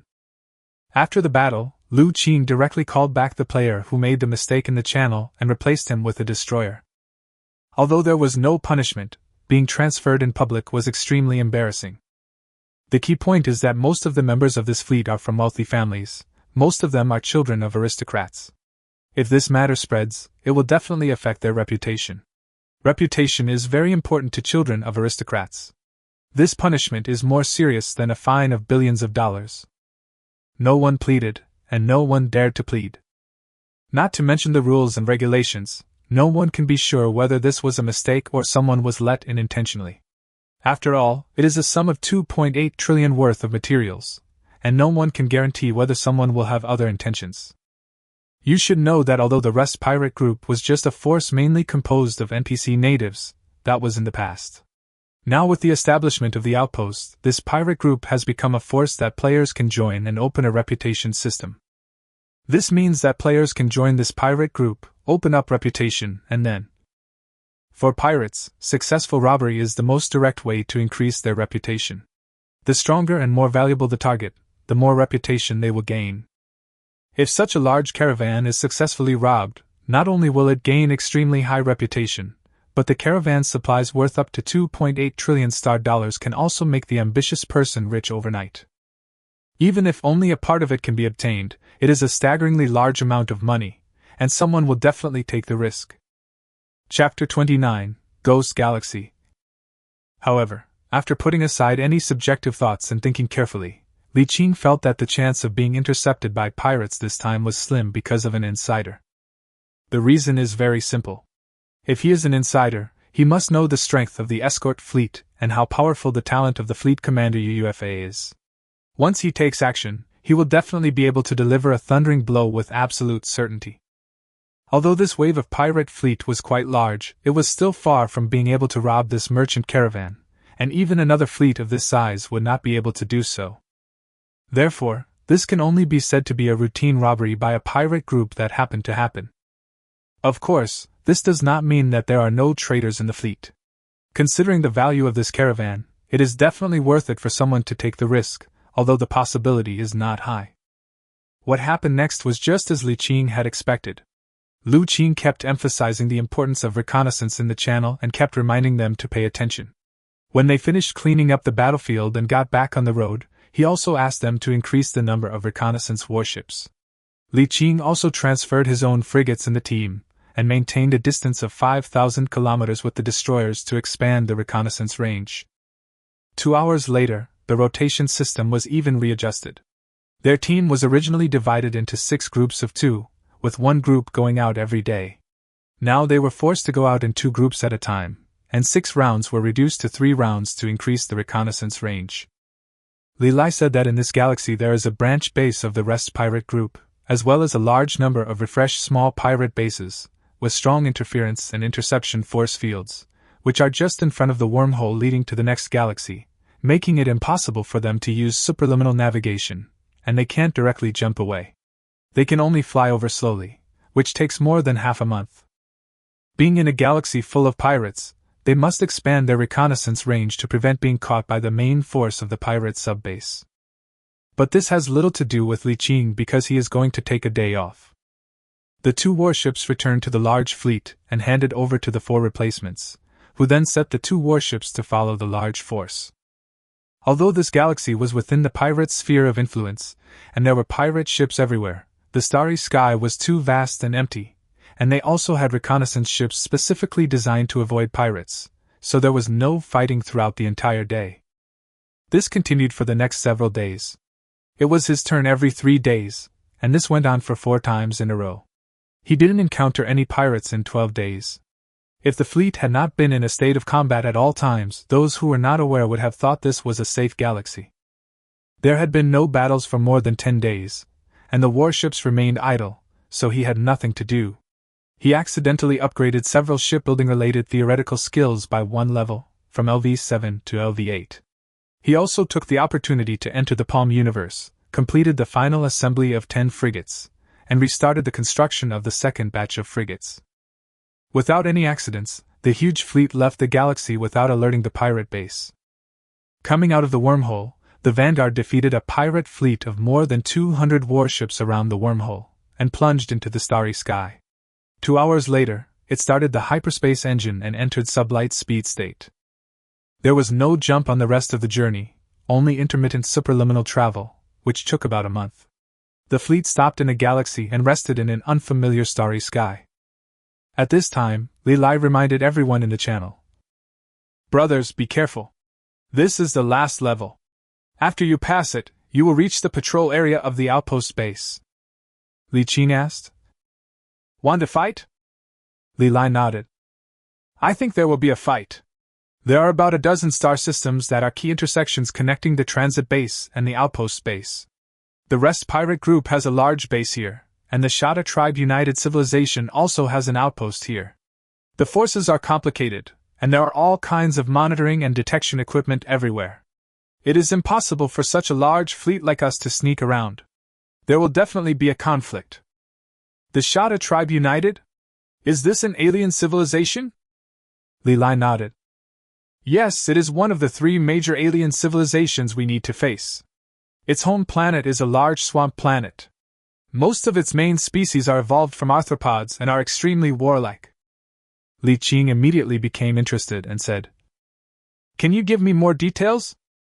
At this time, Li Qi on the other side suddenly uploaded a document and said, This is the basic information of the Shada Tribe United Civilization. The other 2 civilizations are a bit far away, so the information is not complete. You can take a look at this first to get a better understanding. Thanks. Li Qing received the information, and with a touch of his fingers, a model of a strange creature taller than a human popped up in front of him. At this time, there was a clear beep, and Li Qi sent another piece of information, saying, This is the basic information about the Rest pirate group and the major and minor forces around the outpost. Take a look at it. I believe you will soon have a certain understanding of the outpost. He thanked her quickly and looked at it carefully. The data shows that the alien race called Shada Tribal Union is not a single species, but is composed of a total of 8 species, so its civilized political system is called Tribal Union. It is estimated that in the planetary age, the tribes were unable to determine the winner, and then in the nuclear age, no one could do anything to anyone else, so they could only form a coalition government to enter the space age. The home planet of the Shada Tribe Union is a swamp planet, that is, a planet dominated by swamp waters. The planet is very warm and humid, which is very suitable for the survival of arthropods. In billions of years of evolution, more than one arthropod species has evolved intelligence. Li Qing flicked the pages with his fingers, and different species appeared in front of him, 8 in total, all with strange looks. There are shrimpmen that look like standing humans, beetlemen that look like cockroaches, and some species that cannot be found on Earth. To be honest, if he hadn't read the information, he wouldn't think many of the things he saw were aliens. Speaking of which, alien species are rarely seen in the human United Empire. It's not that there are no alien species in human civilization. There are. How could there be no alien civilization within a range of thousands or tens of thousands of light years? It's just that most of the civilizations that have been discovered have been extinct by humans. Only a small number of species that have not yet stepped out of the space age and whose appearance conforms to human aesthetics are still preserved, and their home planets are occupied and developed. Those species are kept in protected areas and are not allowed to learn advanced civilizations or leave the protected areas at will. It may seem tragic, but compared to other conquered species that were completely exterminated, being able to survive is already pretty good. The universe has never been warm and compassionate. Although it is not as terrible as the law of the dark forest, most of the contacts between civilizations are wars. After all, there are too few life planets in the universe where life can be born naturally, and the number of life planets is directly related to the strength and evolution of civilization. There is a saying that the number of planets with life seems to be related to the destiny of the entire civilization. However, this statement has not been confirmed. However, considering that any force that wants to be promoted to a military leader must occupy more than one life planet, this statement is not completely without basis. After all, many major forces have enough resources to transform more than one planet and transform a barren planet into a habitable planet that is exactly the same as a life planet. If this statement is not true, it is not necessary to have a life planet to be promoted to a military lord. So if we encounter a planet with life in the starry sky, and if there is an alien civilization on it, it means a war. As for the rest pirate group, it turned out to be a force formed by some criminals from 3 major alien civilizations, pirates and smuggling groups. It is a group composed of 13 powerful forces. As humans came to this area, they attracted a large number of human pirates. The strength of this pirate group also increased. Now there are 3 new human forces, a total of 16 forces. Players can join this faction, gain reputation, and thus obtain some benefits unique to that faction. Of course, most of those who join the pirate camp are just players who follow the pirate style. They don't expect much benefit from a pirate force at all. What they value is the convenience of the pirate identity. By joining the pirate camp, as long as they do not actively attack in the wild, they will not be actively attacked by pirate monsters, which makes it easier for them to do many things. It is said that if one's reputation and status in the pirate camp reaches a certain level, or if one can unify a pirate force and become the pirate king, or even temporarily control and command pirate monsters will occasionally take the initiative to join his ranks. It is not certain whether this statement is true, but the term, Pirate King, is indeed circulating among pirate players. In the Zuderstar field, near the outpost base, the strongest forces are the Imperial Expeditionary Force, the rest pirate group, and the 3 major alien civilizations.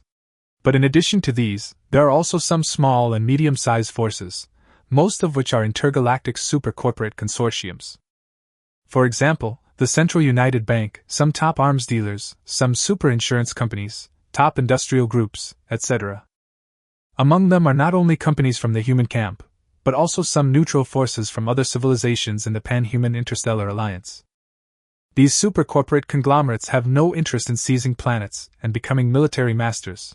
They only want to make money, and they can be seen wherever there is war.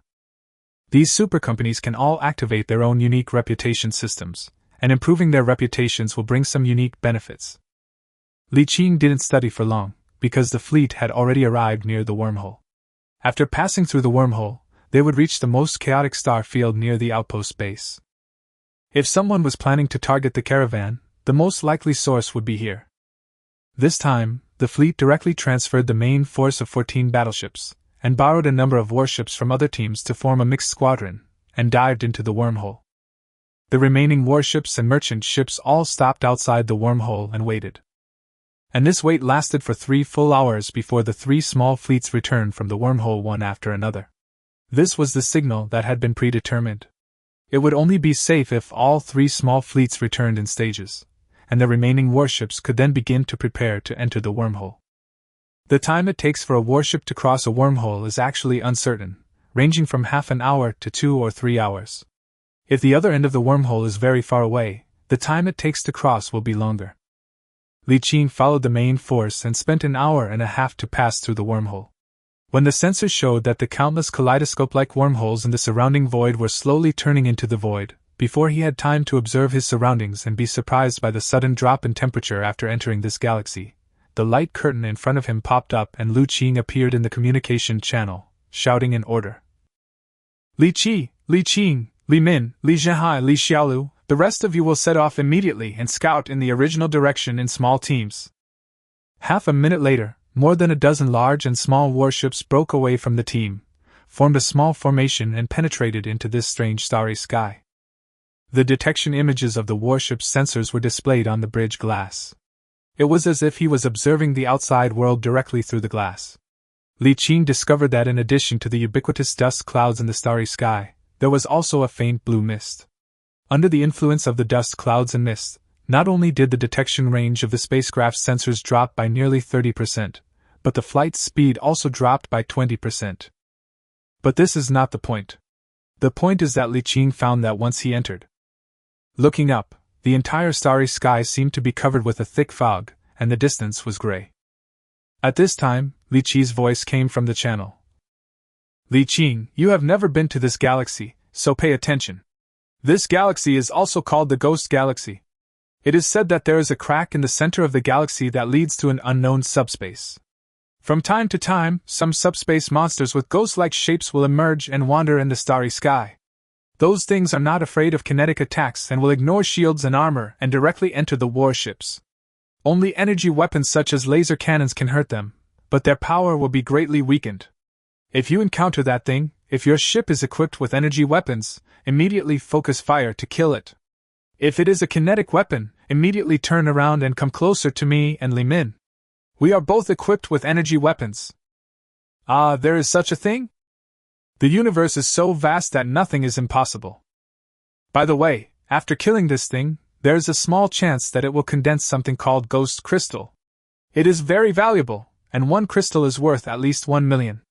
Therefore, many players have specially equipped pure energy weapon warships to hunt in this galaxy, so you must be careful to identify whether the player you find is an enemy. Okay, As soon as he finished speaking, Li Qing suddenly looked at the picture transmitted by the sensor. A light blue and white shadow was looming in the void filled with blue mist. He looked closely and said to himself, "Is this it? Li Qing, there is a ghost approaching you, come closer to me or Li Min." He did not feel much threat from the pale blue and white shadow, but since Li Qi reacted so strongly, he did not dare to take the risk and decisively ordered the fleet to retreat. However, when he retreated, the ghost seemed to have discovered him. It shook and turned into a stream of light and shot towards him. He immediately sent the image to Li Qi. "That guy seems to have discovered me." Li Qi immediately replied, "Come closer to me. Do you have any energy weapons on board? Focus your fire and attack to intercept." "No, all my weapons are kinetic." "That?" Li Qi fell silent as he watched the ghost in the sensor transmission screen suddenly speed up. On the other side of the split light screen, Li Min shook his head and said, "It's too late. Judging from the speed, this is a level 2 ghost or above. It will probably be gone by the time we get there." Chapter 30, Fish in the Fish Pond. Li Qi rubbed his forehead. At this moment, the upper right corner of the light screen in front of him, which was divided into more than a dozen pieces, lit up, revealing the commander of the reconnaissance force, Lu Qing. "Wait a minute and get closer. Make sure he's dead in the battle. Then tow his boat back and wait for him to revive. Also, if you are sure, go for it. If you are not sure, don't move. We don't have time to drag it out here for too long." As the commander of the reconnaissance force, Lu Qing has the authority to directly take over the communications of all reconnaissance team members. Li Qi nodded. "Don't worry, Li Min and I are equipped with energy weapons, we can handle it." At this moment, the screen showed that the white line transformed from a ghost pounced on the destroyer. The thick shield and armor seemed to be useless and disappeared as soon as it pounced into it. Li Qing, who had been paying attention, immediately stretched out his hand and a light screen flashed in front of his eyes, and the structure diagram of the entire destroyer popped up. 5 seconds later, one part of the destroyer's structural diagram lit up in a dazzling red, and the deputy captain immediately stood up and reported, "Commander, the 7th area in the middle of the battleship is under unknown attack." Li Qingting stood up. "Stay in the command room and don't move. I'll be back soon." Amid the anxiety and anticipation of his subordinates, he strode away from the bridge. "Bite!" The thick cabin door opened silently to the left and right. Li Qing stared ahead, his pupils glowing with a faint silver light, and walked along the smooth passage to the rear of the warship. Passing through several cabins, I saw a dozen crew members running towards this side with terrified faces. One of the crew members saw Li Qing and shouted, "Commander, there are monsters coming, run away." Li Qing pointed to the back gently and said, "You go ahead, I'll be right there." At the end of the straight central passage, a thick light blue fog gushed out at the bend, flowing along the passage, and a fierce chill hit my face. Several slow-running crew members were caught up by the thick fog, their bodies quickly turned blue, their speed dropped sharply, and they were submerged by the fog. Li Qing narrowed his eyes slightly, with a hint of anticipation and uneasiness. The thick fog came quickly and the temperature dropped rapidly. Li Qing could also clearly sense an evil will in the thick fog. The next second, under the gaze of the senior crew members in the bridge command room, thick fog instantly engulfed Li Qing. In an instant, everything in front of his eyes became blurry and he could not see anything, but Li Qing could clearly feel an extremely evil will rushing towards him. "Now!" The silver light in his pupils suddenly surged, a ball of silver flame exploded, he clasped his hands together, and his whole body instantly burned with blazing silver flames, holding a ball of constantly twisting blue shadow in his arms. Psychic energy burst. It has been more than half a year since he awakened his psychic powers, and he can increase a little bit of psychic power every day. He has now accumulated more than 200 points of psychic power, which is 80% away from the minimum requirement of 1,000 points for psychic ascension. It will take at least 2.5 years. More than 200 points of spiritual energy may not seem like much, but it is actually extremely powerful. However, it is still a little short of suppressing the ghost. So Li Qing decisively used his ultimate move. With a thought, a black hole opened under his feet. He then held the ghost that was struggling frantically after the black hole appeared and sank directly into the universe in his palm. As soon as he entered the palm-size universe, with the bonus of the palm-size universe, the psychic light on his body instantly increased tenfold, and he suppressed the ghost in an instant. He clasped his hands together and compressed it hard, burning it to ashes, turning it into a white crystal only the size of a finger. Level 2 Ghost Crystal, the soul essence of subspace creatures. After being refined by a psychic, it can increase the psychic energy limit by 0.5 to 1 point. There's actually such a thing? Li Qing was surprised and his eyes lit up. This thing can actually directly increase the upper limit of psychic energy. If you can get a few hundred or 1,000 pieces of it, wouldn't it be able to greatly increase the upper limit of psychic energy, and allow your psychic energy to ascend early? He tilted his head and thought about it, but instead of eating it directly, he put it away first. It's just one, and it can increase the upper limit of spiritual energy by 1 point at most. Refining it will not bring about a qualitative change in your strength. It's better to save up more first. He returned to the bridge and waved his hand in front of his subordinates. Don't worry, I've already dealt with that monster. After saying that, he returned to the command chair and sat down. He saw Li Qi and Li Min on the communication screen leaning back at the same time, their faces full of surprise. Are you okay? Li Qingqi said. What can I do? Li Min looked at him in doubt and asked.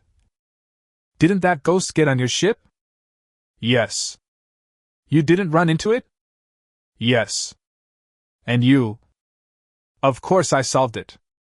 On the communication screen, both of them tilted their heads and leaned back, looking unbelieving. The two looked at each other. Li Qi directly blocked Li Qing, rubbed his eyebrows and said in the channel. It looks like the worst has happened. The ghost has taken over his body. Li Min also tapped his forehead and sighed. His luck is so bad. He encountered this situation right after he arrived. What should he do? What else can I do? Report it. 2 minutes later, on the communication screen, Lu Qing pinched his brows and was speechless, while Li Lai sighed with some regret and said nothing. After a while, Lu Qing said, How about this? You guys hold him steady first. I'll report to Miss Yufa. She's a psychic. She should be able to solve this problem. As for him, don't interfere or provoke him. Let's wait until Miss Yufa comes over before we discuss everything. On the other side, Li Qing was also confused when he saw the blocked communication. He rubbed his head, but before he could figure out what was going on, the communication was restored. He saw Li Qi and Li Min appear in the channel at the same time. Both of them looked normal. Li Qi said to him, Captain Lu just gave us an order to follow the fleet and keep our distance. No problem. Although Li Qing was a little confused, he didn't think too much about it and let the warship continue cruising. The fleet continued to move forward. He took out the ghost crystal again, pinched it with 2 fingers and looked around. Xiao Qing suddenly leaned forward and sucked it hard. The communication was opened again, and Li Qi, Lu Qing and a very beautiful girl just happened to see him inhaling the faint blue flame escaping from the ghost crystal like a gentleman, with a look of great enjoyment. Well, Li Qing also felt that he looked a little strange, so he quickly stopped absorbing the ghost crystal and explained. Well, this is a ghost crystal. This really needs to be explained. There are such things as quality products in the interstellar age. He dare not let them misunderstand.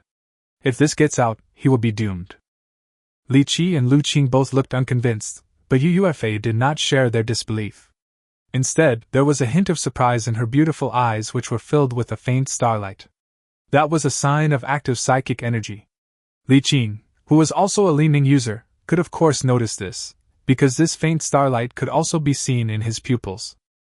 As spiritual power continues to grow, some abnormalities will naturally arise, which is inevitable.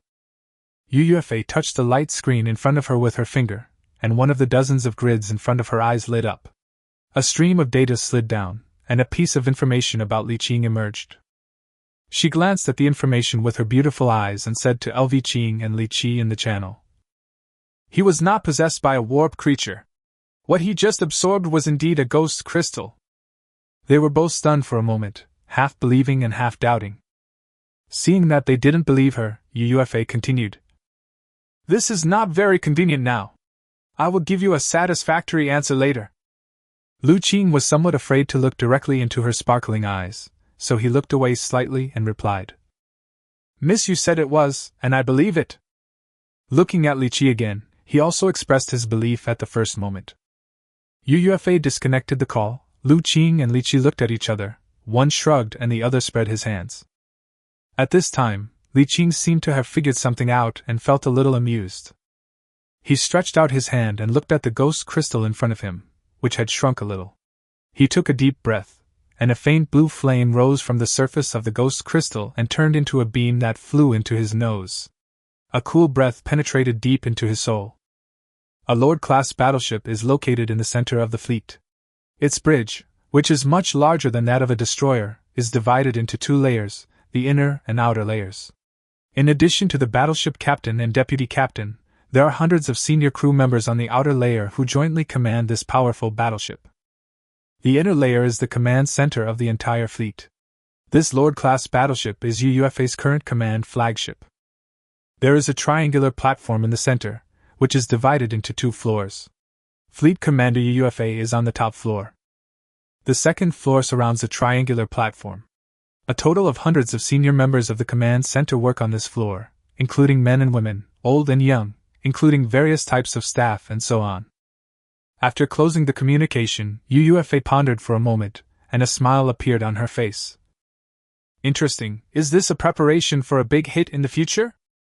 She snapped her fingers, and a 22-order Rubik's Cube with a rotating crystal structure that was suspended in the air floated over from behind her. A clear female electronic voice sounded. Second Miss, Xinghui is at your service. Please take over from me. I'll be back soon. I accept the order. The crystal Rubik's Cube was suspended in the air. Its structure changed rapidly and soon turned into a crystal beauty's head that looked 7 points similar to UUFA. Crystal data cables flew out from behind the head and connected to the surrounding data interfaces. A light lit up in its pupils and a light curtain popped up, with countless data appearing and sliding down in an instant. UUFA left with peace of mind and came to the right side of the command center. A large area on the right side of the entire bridge was closed and inaccessible. After verifying my identity and pushing the door open, I saw a quaint little courtyard inside, with rockery and flowing water. However, a closer look revealed that these were all projections and not real. Yes, it is indeed a bit excessive to move rockery and flowing water onto a warship. There is a stone table in the middle of the yard, with several stone benches beside it. A woman in a light green dress is leaning against the stone table, reading a book in her hand. But if you look closely, it's just an electronic product that looks like a book, and you can turn the pages with the touch of a finger or voice control. As if sensing her arrival, the woman raised her head, revealing a beautiful face that was almost identical to UUFA's. She glanced at her sister and pointed at the stone bench. Sit down. I remember that we should have entered the Ghost Galaxy now. The next period will be the most dangerous. Why are you looking for me now? Is there something important? UUFA sat down and waved her hand. A robot that was floating towards the edge of the courtyard retreated again. She lowered her voice and said, Sister, I just found a psychic in the team. Yuya raised her eyebrows and put down the book in her hand. Where are you from, and how strong are you? His name is Li Qing. He is from the Chinhali family. He is a bastard and a pioneer like us. His psychic strength is unknown, but he should have 200 to 300 points of psychic strength to be able to deal with a ghost alone. His psychic talent can be called outstanding. What's interesting is that he seems to have been hiding himself. None of his fellow tribesmen know that he has awakened his psychic powers. Want to make a splash? Yu Weiyao stood up and sat opposite her sister. They had almost identical beautiful faces and slender figure curves. Even an acquaintance would probably have difficulty telling who was the older sister and who was the younger one. After thinking for a while, Yu Weiyao said, "Don't disturb him for now. Wait until we reach the outpost and find an opportunity to meet him and recruit him." "What conditions should we offer to recruit him? Since he has concealed the fact that he has awakened his psychic powers, he must have his own ideas in the future. What kind of treatment do we need to offer to recruit him for our use?" Yu Weiyao smiled slightly and said, "Money, status, fame, beauty, there is always something he likes. Whatever he wants, we provide it. What if he—" Yu Weiyao looked up at her sister and said with a smile, "If his talent is really that strong, why not give him a chance? You will get married eventually, little sister." The elder sister reached out her hand and gently stroked her younger sister's soft hair.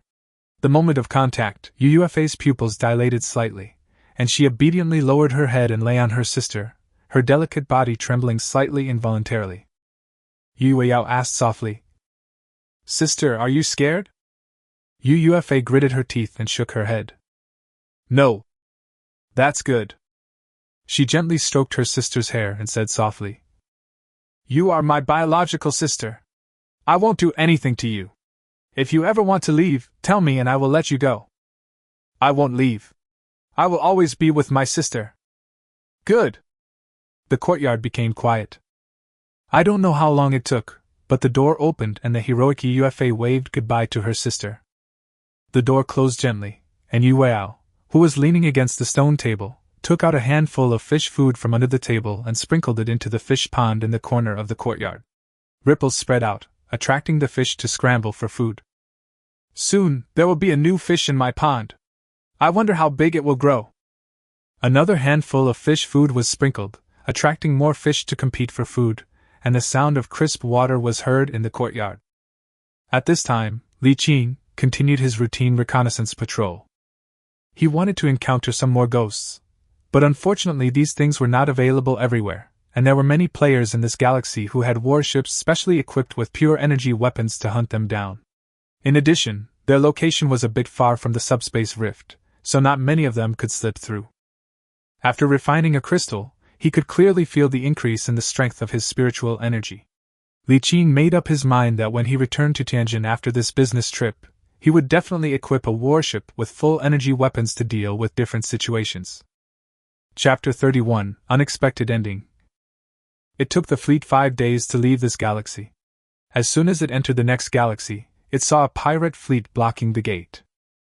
The vanguard defeated the pirate fleet head-on, and then the large force that had been prepared immediately started the jump engine and entered sublight speed state as soon as it came out of the wormhole, escaping before the pirate base not far away could react. The fleet stops and starts in the superliminal state, and actively leaves the subliminal state in advance. If it is intercepted by the interception force field of a pirate base in the galaxy, the fleet's current position will appear directly in front of the pirate base, which will be troublesome. Fortunately, they had made a lot of preparations for this route, and knew the distribution of pirate bases in this galaxy very well. They stopped and walked in the galaxy more than a dozen times without making any mistakes. Li Qing followed the fleet and wrote down the locations of all the pirate bases he encountered along the way and included them in his own star map. Reading 10,000 books is not as good as traveling 10,000 miles. No matter how good the star map given by others is, it is not as good as traveling there yourself. Half a month later, they had crossed 3 galaxies and arrived at the edge of the galaxy's gravity well. 3 wormhole whirlpools were lined up side by side in the cold void, constantly spewing out surging energy tides. Li Qing took a look at it with surprise, then opened the information he got from Li Lai to check. These 3 wormholes lead to 3 different places respectively. One leads to the star field where the outpost is fighting with the Shada tribe, one leads to the core star field of the Rest pirate group, and the last one is an unstable wormhole leading to the unknown starry sky. However, although the wormholes lead to different areas, the distance between the first and the second is not very far. The battle area of the outpost is actually not very far from the core star field of the Rest pirate group, and it can be bypassed from other places. In theory, both roads can lead to the outpost. The first one only requires you to cross 4 more star systems to reach the outpost.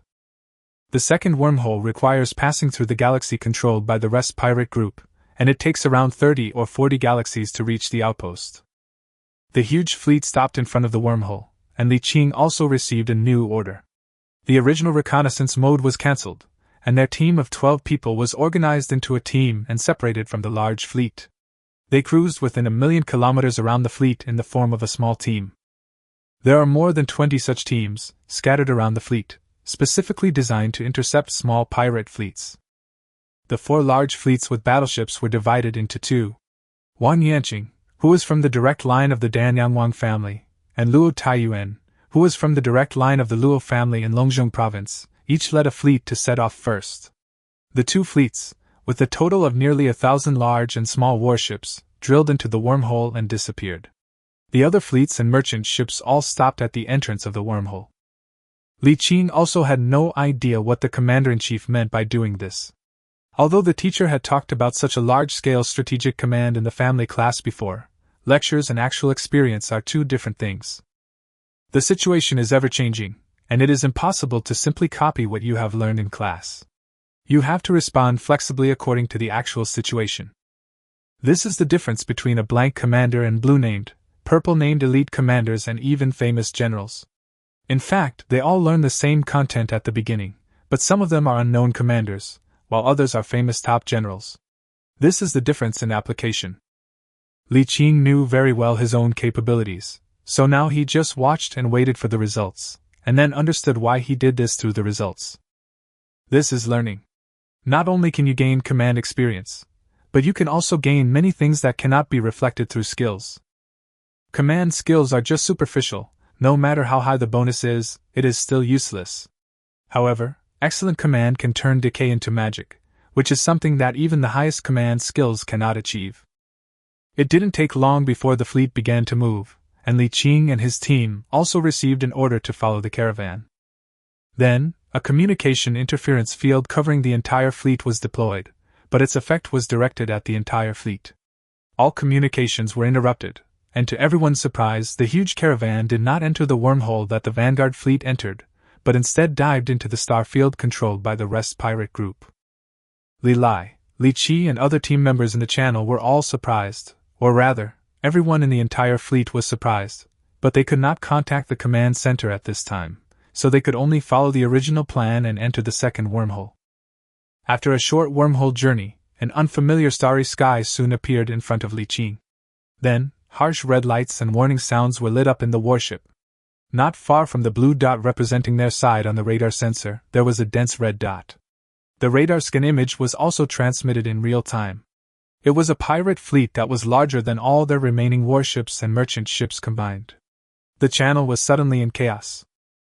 Most people were extremely confused and sent messages to the headquarters to inquire, but some were able to keep calm.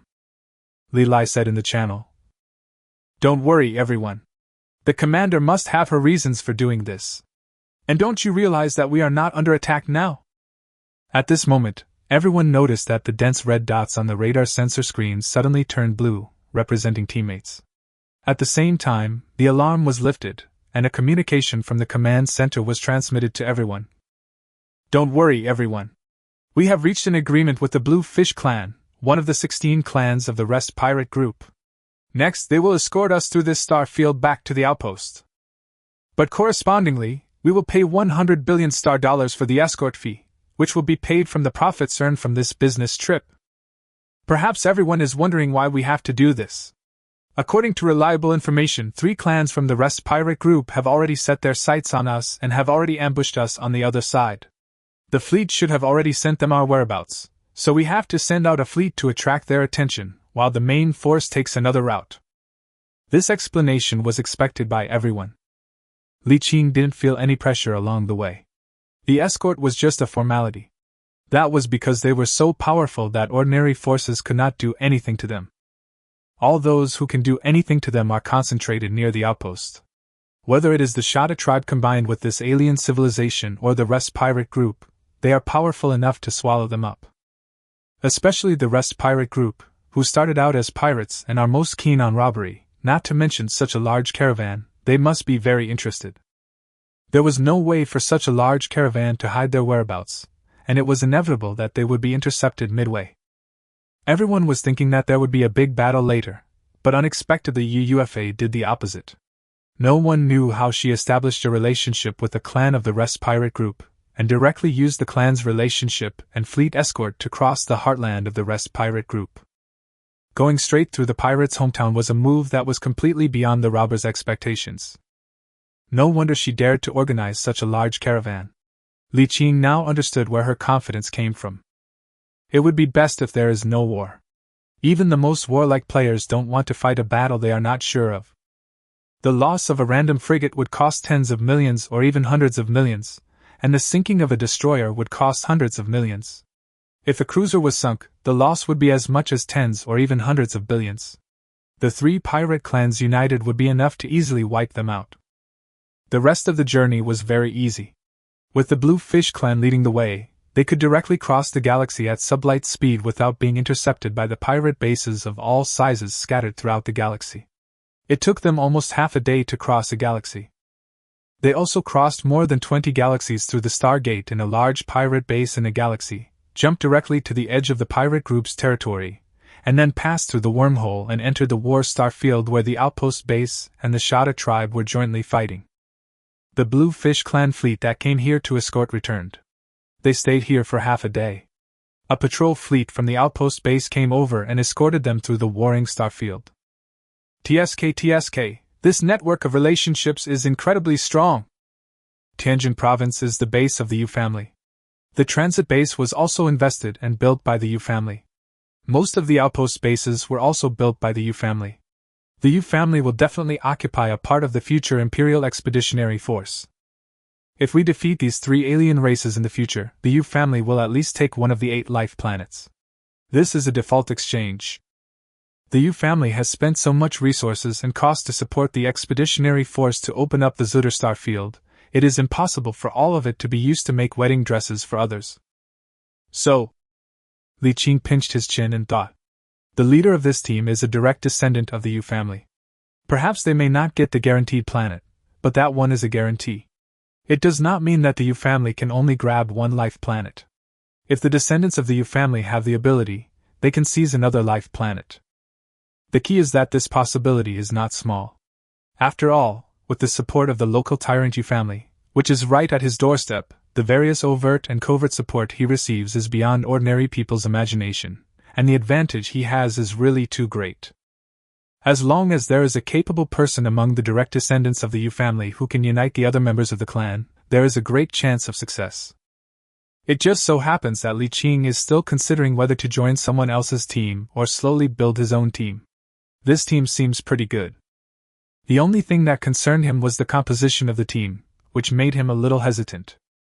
You have to know that the core of this team is UUFA, the pearl of the Yu family.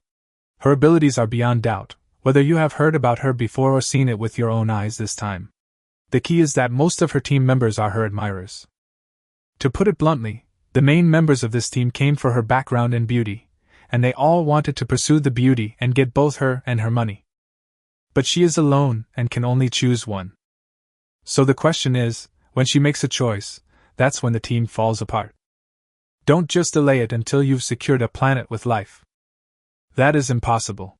Most of those who dare to pursue her are direct descendants of the major military lords and families of the Human United Empire, or civilian elites.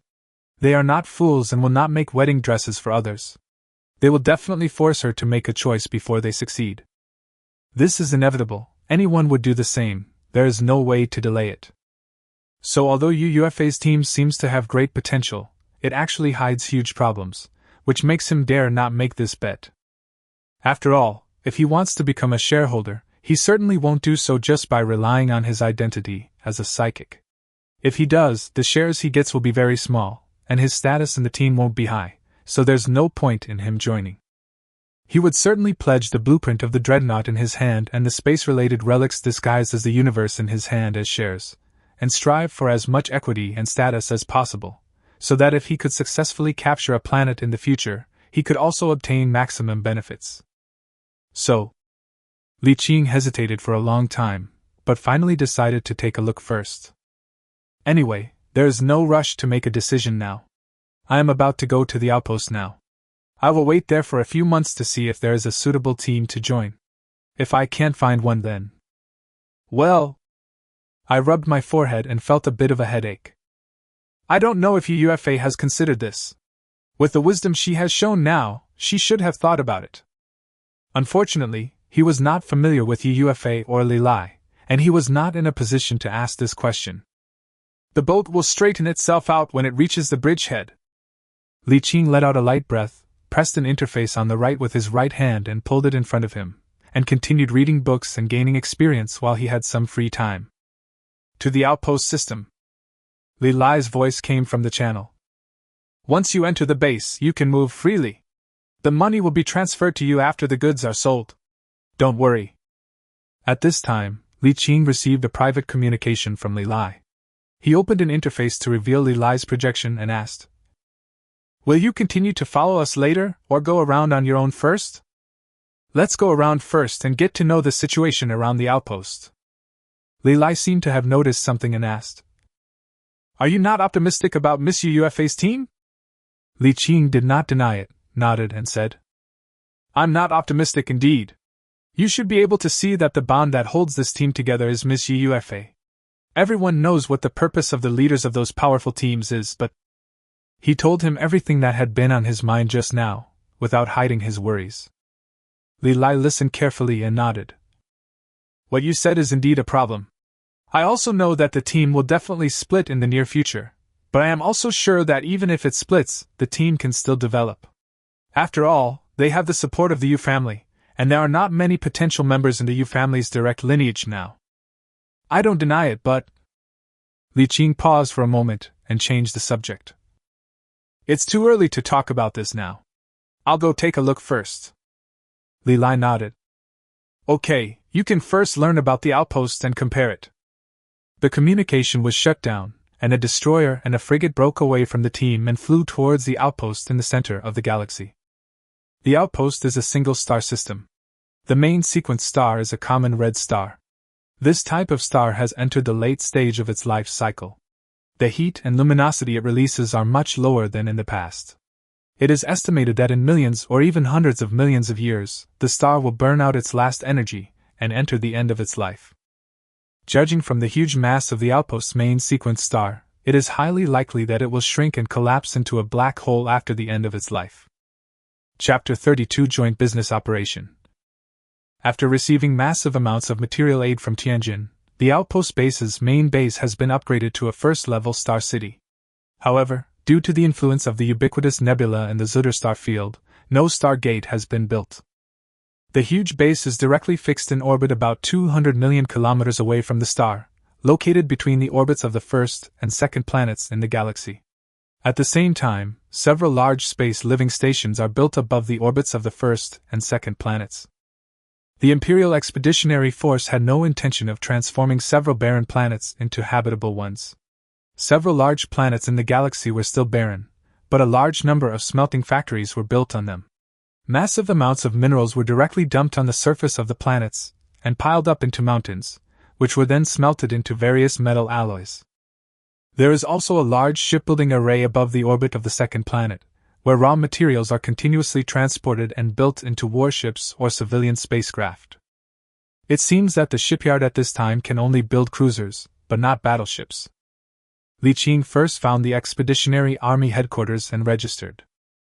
Then he found the Expeditionary Force's logistics department and sold part of his supplies directly to the Expeditionary Force, including all shipbuilding blueprints and materials for destroyers and above, all transport ships and industrial ships, 10 large mining ships, and 3 sets of large refining equipment.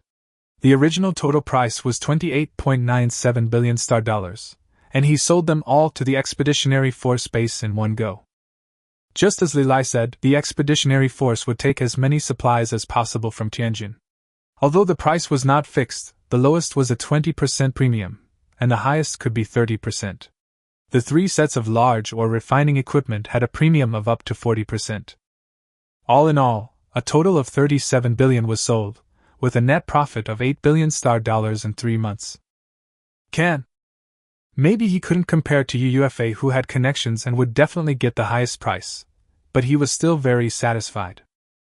Moreover, after the transaction was completed, he also found out what materials the outpost base needed most. It was not the ore refining equipment with a profit margin of up to 40%, but food, including the most common staple foods and various side dishes. There are neither life planets nor plans to transform habitable planets at the outpost base. All food is either shipped from Tianjin or synthesized food. The demand for food is very high. The outpost base can get a 50% premium when transporting this stuff from Tianjin. This thing is cheap, but precisely because it is cheap, it takes up a lot of space on the transport ship, and capitalists who are chasing maximum profits don't like to ship it over. But Li Qing likes it. He is not afraid of taking up a lot of space. No matter how big it is, it cannot fill the entire universe in his palm. What he wants is to maximize profits. Therefore, he went directly to the logistics officer of the expeditionary force and signed a large purchase contract worth up to 100 billion star dollars. According to the contract, he needs to pay a deposit of 1 billion star dollars and must deliver food with a total value of 100 billion star dollars to the outpost base within 1 year after the contract is signed, and half of it must be staple food. According to the contract, the expeditionary force had to purchase the food at 150% of the market price in Tianjin province. If the deadline is exceeded, the 10 billion deposit will not be refunded. It was a very common contract, but ordinary players were not eligible to sign such a big contract directly. He could only sign it by borrowing his noble status. The reason for signing the contract for 100 billion star dollars is naturally to make more money. There is no need to worry about whether he has enough capital. He has a way. When he returns to Tianjin, he will use the Dreadnought blueprint to find a mortgage loan from the United Bank. He is also afraid that the flagship blueprint will be swallowed up if it is mortgaged by other forces. The Central United Bank is the largest bank in the human United Empire, with innumerable assets. It has mortgaged bulk goods and extremely high-value items countless times, including finished Titan super flagships. It will never swallow up the collateral of its customers. The blueprint of the Dreadnought flagship, plus a few battleship blueprints, and then a personal loan, and another loan from the family, plus the existing capital, it would be no problem to scrape together 100 billion. As soon as the contract was signed, Li Qing was in no mood to continue hanging around the outpost and prepared to return to Tianjin. Anyway, I have already registered with the expeditionary force, and delivering supplies to the outpost base is also considered as providing logistical assistance for conquering alien civilizations. That night, Li Qing sent a message to Li Lai, and the ship returned alone. Li Lai received his message and asked in surprise, "You're going on business alone?" At this time, Li Qing had already reached the edge of the outpost base galaxy. He could see the wormhole at the edge of the galaxy from afar, and a large number of warships were queuing up to enter and exit the wormhole. He set the battleship to move forward at a slow speed and replied, "Yes, I only have 2 ships now.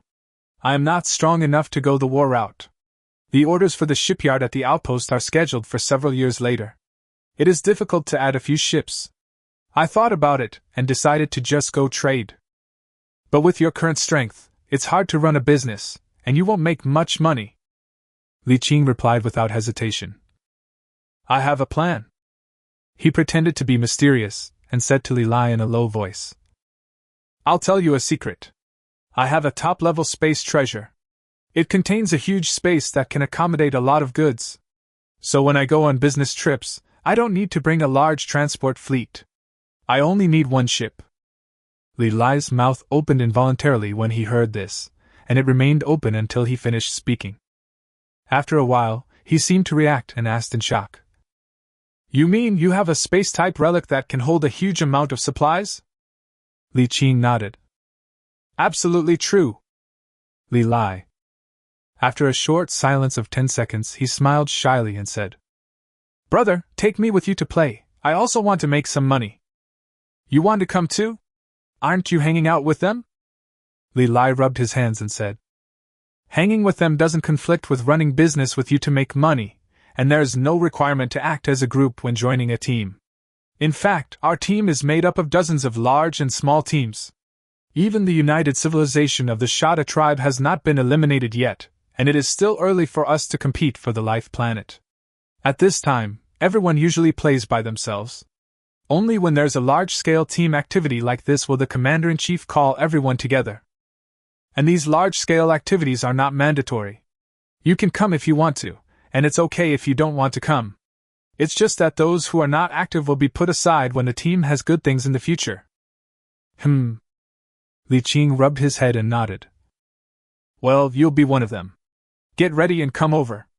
I'm queuing up at the wormhole. I'm not that fast. The Commander-in-Chief hasn't unloaded all the goods yet, and the payment hasn't been settled yet. How long will that take? At least a week. So slow. Li Lai spread his hands and said, This is still fast. If it were any other business, it would take at least a month. Okay, let's wait a week before leaving. By the way, should we find a few more people to run together? This way, we can have more capital and earn more at one time. Li Qing did not agree immediately, but asked, Do you want all your team members to get involved? Yes. Li Lai explained. We are all family, and they are fine like me, and have some capital, so together we can raise tens of billions. Li Qing thought about it and nodded. Okay, call them along. Anyway, I have already told Li Lai that the palm-held universe is no longer a secret. Everyone got along quite well during the journey in the past few months, so it wouldn't hurt to help them make some money. Besides, this is also a good opportunity. If you want to take the third route, the best option is to find a group of your own people to start with.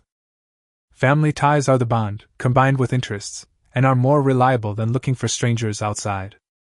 To take a step back, even if you take the second approach and invest in other large teams, having a team of your own is much better than being alone. The battleship returned to the outpost and reunited with Li Lai and his men. Go back and reunite with them. When we met again and entered the team channel, we could clearly see the surprise in the other's eyes. Li Qing didn't say anything and demonstrated in front of them how to throw boxes into the black hole opened in the palm universe, and then take them out again. If it were in the past, he would still worry about being coveted by others, but now he has awakened his psychic powers, and with the help of the universe in his palm, no one can snatch the high-level treasure from him. Not to mention that the universe in the palm of your hand is not some high-level treasure at all, and it is impossible to steal it. After the show, there was shock, followed by ecstasy. Anyone with a normal brain would know what this meant, not to mention that Li Qing told them that the space contained in this spatial relic was 10,000 kilometers in length, width and height, and the amount of materials it could accommodate was beyond the imagination of ordinary people. A business tool! With this thing, we don't need transport ships and escort fleets at all. We can just prepare a few warships to go back and forth, Li Qi said with shining eyes. A normal caravan takes about 3 months to make a trip, and half a year to go back and forth. With this, the efficiency can be increased by at least 50%. A round trip can be made in 4 months, and 3 round trips can be made in a year. A week passed in a flash, and when the funds were in place, the group of 12 couldn't wait to hit the road and return home. They had been gone for almost 2 days. After finishing her work, UUFA remembered her important business and prepared to contact Li Qing. 10 minutes later, she received the news that they had all left for 2 days. The beautiful woman was stunned for a long time. They had already walked for 2 days and it would be impossible to catch up now. She could only instruct her staff to write this down and remind her when they came back. On the other hand, Li Qing and his group consisted of only 12 people, but they had a total of 14 cruisers, 32 destroyers, and 148 frigates. Li Qing's strength was at the bottom. However, ever since he demonstrated this business artifact, his status in the team has risen rapidly. Li Qi had long forgotten that he had been refused to join the team before. When he occasionally mentioned it, he would complain to him why he didn't tell him about this treasure earlier. Without a large number of transport ships as a burden, they returned very quickly. No matter whether it was the battle area near the outpost base or the area controlled by the rest pirate group, small groups of pirates could not do anything to them, and large groups of pirates would retreat as soon as they met them from a distance, and could not catch up with them. After a month, you will return to the Ghost Galaxy, cross this galaxy, and start the jump. 2 months later, they returned to the transit base, then parked the fleet at the transit base. Each of them boarded a frigate and returned to Tianjin through the Star Gate. Too fast! They were amazed by the super-fast efficiency. Go! Go! Li Lai slammed the table hard and shouted in the channel. Everyone get ready. Whether you borrow or take out a loan, get as much money as you can. Prepare as much cargo as you can this time. As long as you ship it over, you'll make money. The group of 12 people responded excitedly and dispersed one after another. Li Qing also left alone. His first step was to go to the Central United Bank and mortgage the Dreadnought flagship, 2 Lord-class battleship blueprints, and 2 ordinary battleship blueprints, obtaining a total loan of 42 billion star dollars. Then he took out a loan in his own name, without revealing his identity as a psychic. Even with the bonus of noble status, the Central United Bank did not have a very high evaluation of him, and ultimately only loaned him 800 million. He didn't care, 800 million is still money. Then return to the family office and lend money to the family in your personal name. This time, only 500 million yuan was loaned, which is less than that of the Central United Bank.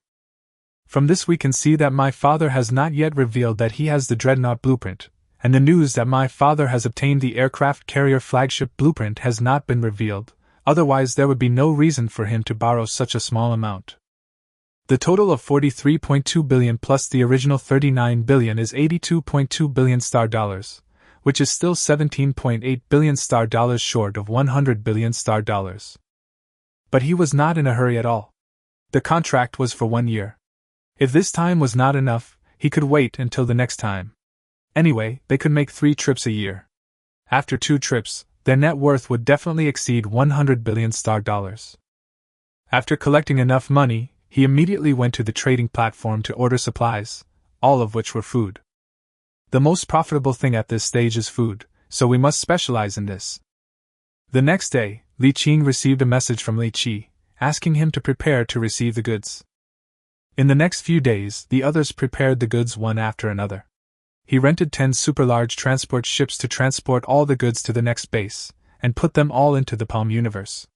The group watched with their own eyes as the huge amount of goods were all put into the Palm Universe, and they were even more excited. My, the capital is still too little. Yes, if you have several trillion in capital, you can make a lot of money by going back and forth a few times. Looking at the universe in the palm of the hand like a bottomless pit, with massive amounts of materials easily put into it, everyone felt like they had lost a lot of money. But there was no other way. This time they used all means to make money. A dozen people actually collected nearly 200 billion worth of goods, which was really fierce. At this time, Li Min suddenly said in the channel, "Speaking of which, it seems too much of a loss for us to run a single trip. How about we set up a transportation company to help others transport goods, and charge 2% or 3% of the total value of the goods for each trip? Do you think it's feasible?" Well, everyone's eyes lit up, and Li Jia clapped his hands and praised. That's a good idea. With the capacity of your relic, there is almost no limit to the amount of goods it can hold at one time. You can collect tens of trillions in one trip, and hundreds of billions in one trip. Isn't that a lot of money? The sound suddenly stopped. The others were stunned at first, then they realized what was happening and stopped talking. Li Lai looked at them and pointed at them and laughed, but didn't say anything. There was no way to talk. They all realized one thing. This proposal had nothing to do with them. The universe in the palm of Li Qing's hand seems to have nothing to do with them when traveling between Tianjin and the outpost base, and they don't need to be escorted. This means that if a lot of money is really made using this method, it has nothing to do with them, so they are excited for nothing. Chapter 33, UUFA's Invitation. Li Qing also reacted, chuckled, and said nothing. But in his heart, he was thinking whether this method was feasible. At first glance, this method is indeed a good one, a big business with huge profits. But it is not feasible in practice. Firstly, his actions would directly undermine the survival status of the transportation industry, causing many companies or player teams that make a living from this to be unable to continue in this business. At the same time, it would also directly destroy the price difference of materials between the two places, causing a large number of merchants and companies that make a living from the price difference between the two places to fail to make money. After all, the capacity of his Palm universe is so huge that theoretically it would be no problem to transport materials worth hundreds of trillions of star dollars at one time. 1 or 2 waves would be enough to reduce the price difference of materials between the two places from the original maximum of 50% to its original level. This would cause countless companies and individuals to lose money. As the saying goes, cutting off someone's financial resources is like killing his parents. By doing this, he will cut off the financial resources of countless companies and player teams. This is so hateful. If this move causes these capitals and players to unite against me, it will be difficult for me to survive. Of course, there is a solution. Establish a transport guild, invite all large and medium-sized companies or player teams taking this trade route to unite and formulate rules, and then control the transportation volume to control the price difference between the two places. All the goods of the Chamber of Commerce can be transported at ultra-low cost using his palm-sized universe, and he only charges a transportation fee far lower than the original cost, creating a win-win situation for everyone. The advantage of this method is that it can sustain for hundreds of years. Even if the Imperial Expeditionary Force defeats the 3 major alien civilizations, it will still need a large amount of materials to build the planet and to open up other star regions of Zutter in the future. Hundreds of years are enough for him to make a fortune, and it is even possible to establish a Chable with huge strength and influence. But if he did so, he would be trapped here and unable to escape. The premise of this idea is that this is the universe in his palm, and he has no way to escape. Just think about being unable to escape for hundreds of years. That's definitely not going to work. So although this idea is very tempting, it is not realistic at all. You can only make some money with your team, and you can't even cooperate with a large team like UFA. Most of the people in her large team were born into aristocrats and had considerable wealth. They had been able to squeeze out 2 trillion to do something big before. If they knew that he had this thing, they would unite and use all means to raise 10 trillion. This brings us back to the previous issue of Monopoly. So, this time the trip back was easier. They put most of the warships into the Palm universe, and then set out with 12 destroyers, 1 for each person.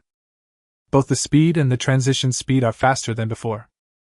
In just 7 days they had rushed back to the Pirate Branch Galaxy, and spent about 10 days crossing the heavily guarded Pirate Galaxy to reach the Ghost Galaxy. Then there was intermittent sublight speed, with an occasional jump. During the journey, they encountered pirate fleets from time to time, but they were focused on getting on their way and would take a detour when they saw one from afar. The flexibility of the destroyers with a full level 5 configuration was simply not comparable to that of a large pirate fleet. Often, they would stop and turn around to escape before the enemy even discovered them. Even if they accidentally ran into the enemy head-on and discovered them, the destroyers could still escape at a faster speed, and it was impossible to catch them without preparation. However, the journey was not always smooth. When passing through the Warring Star Field, they encountered a combined mopping-up fleet of the Shada tribe. Although their warship technology is not as good as theirs, because of this, they have also developed some weapons against them through the oppression of large stasis entanglement force fields. The effect is not as good as their entanglement force field.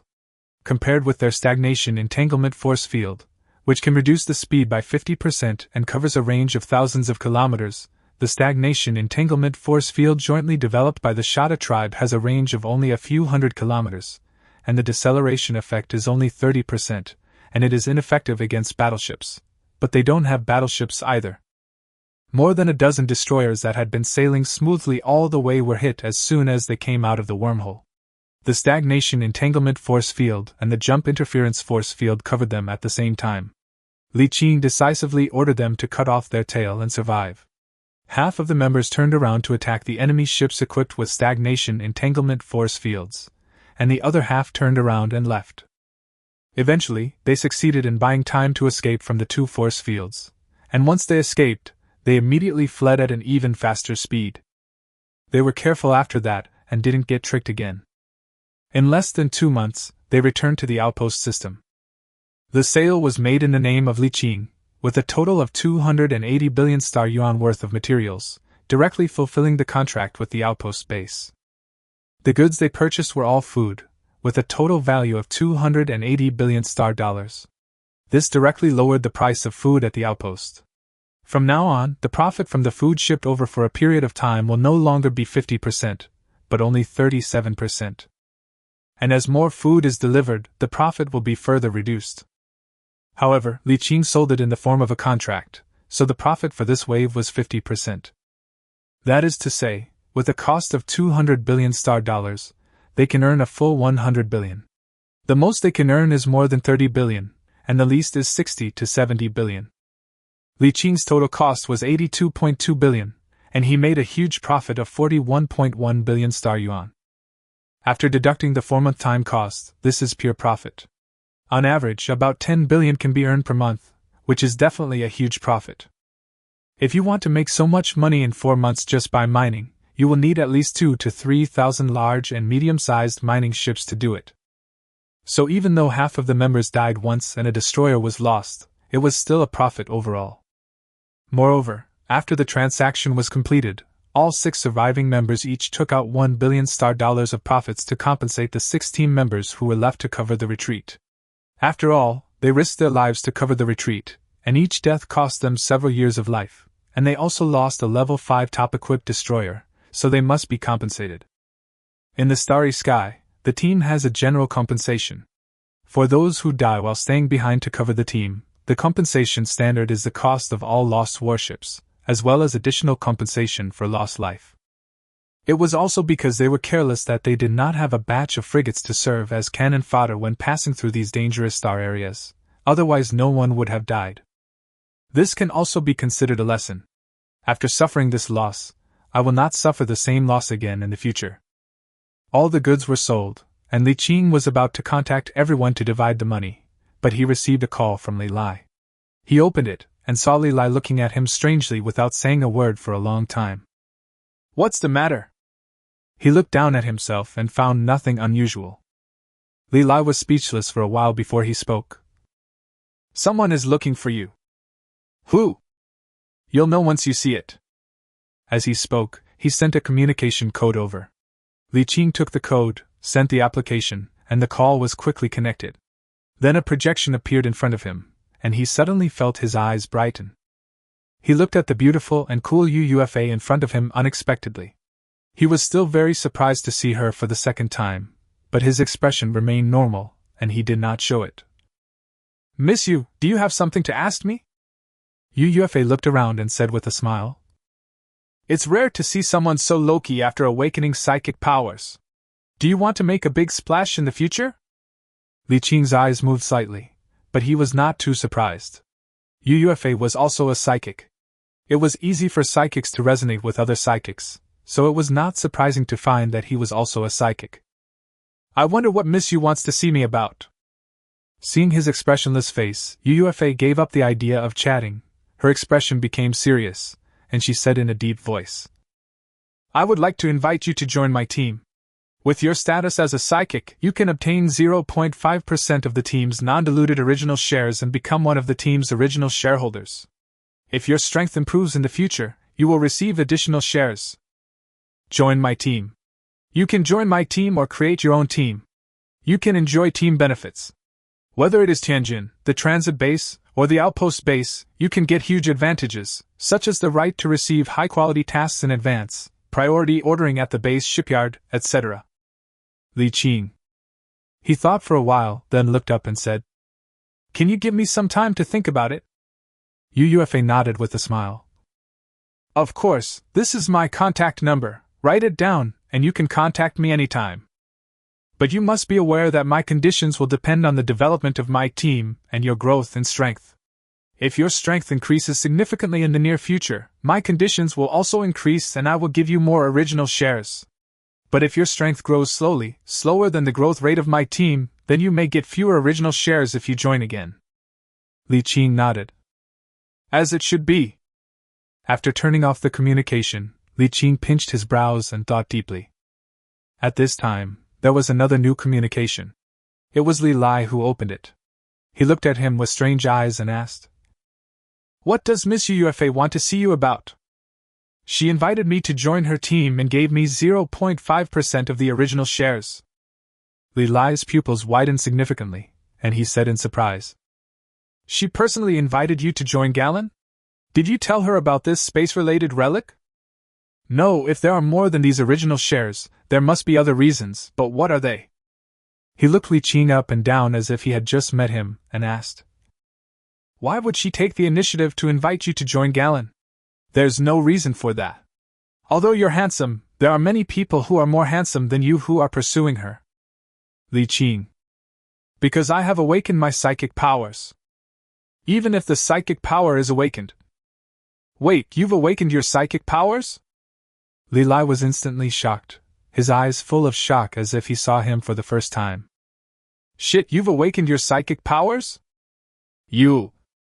One can clearly see the rich changes in Li Lai's eyes, shock, envy, excitement, and envy again, over and over again, and he didn't know what to say for a while.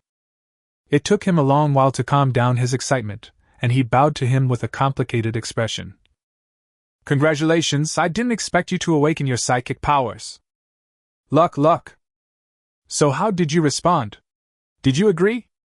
Li Qing shook his head. I haven't thought about it yet. Li Lai nodded and said, You really need to think about it carefully. You have awakened your psychic powers and you also have a space-related relic. Your potential is very high. You must think about what to do next. I have a small suggestion here, you can refer to it. You say. I think you can join the Jialan team. The overall strength of this team may not even be among the top 10 in the outposts, but this team has great potential. It will be among the top 10 in a few years. It has great competitive potential. What do you mean by great potential? Relationship with Yu clan of G-men. Li Lai explained seriously. You may not know that UFA has a very strong network of connections in the Yu family in Tianjin. She has a very strong network of connections in Tianjin, the transit base, and the outpost base. She has priority in the shipyards in Tianjin, the transit base, or the outpost base, especially the outpost base. She seems to have part of the ownership of the outpost base shipyard, and some of the shipbuilding quotas in the shipyard are directly controlled by her. As a member of the Jialan team, you can get a ship without waiting in line. Li Qing sure showed some surprise at the time, but not too much. It's just a dock, he has it too. However, for other players, ownership of the shipyard belonging to the outpost is indeed very attractive. It's very simple. Although the bases established by players can also build docks, they can only build small boats at most. It is difficult to upgrade to the point where they can build large ships larger than cruisers, not to mention main battleships such as battleships.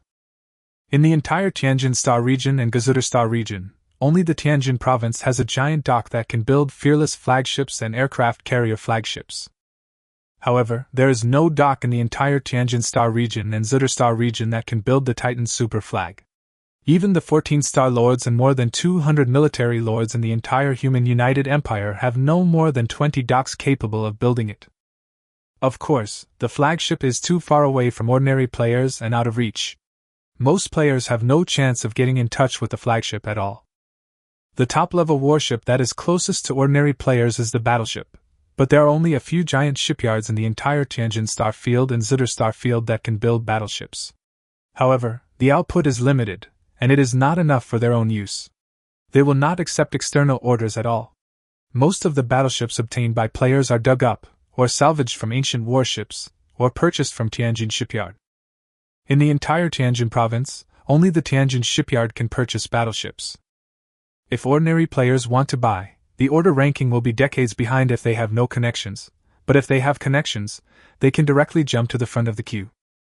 And when the Gallon team itself has shares in the shipyard, part of the entire shipyard belongs to them, so they don't even need to jump the queue and can just build it right away.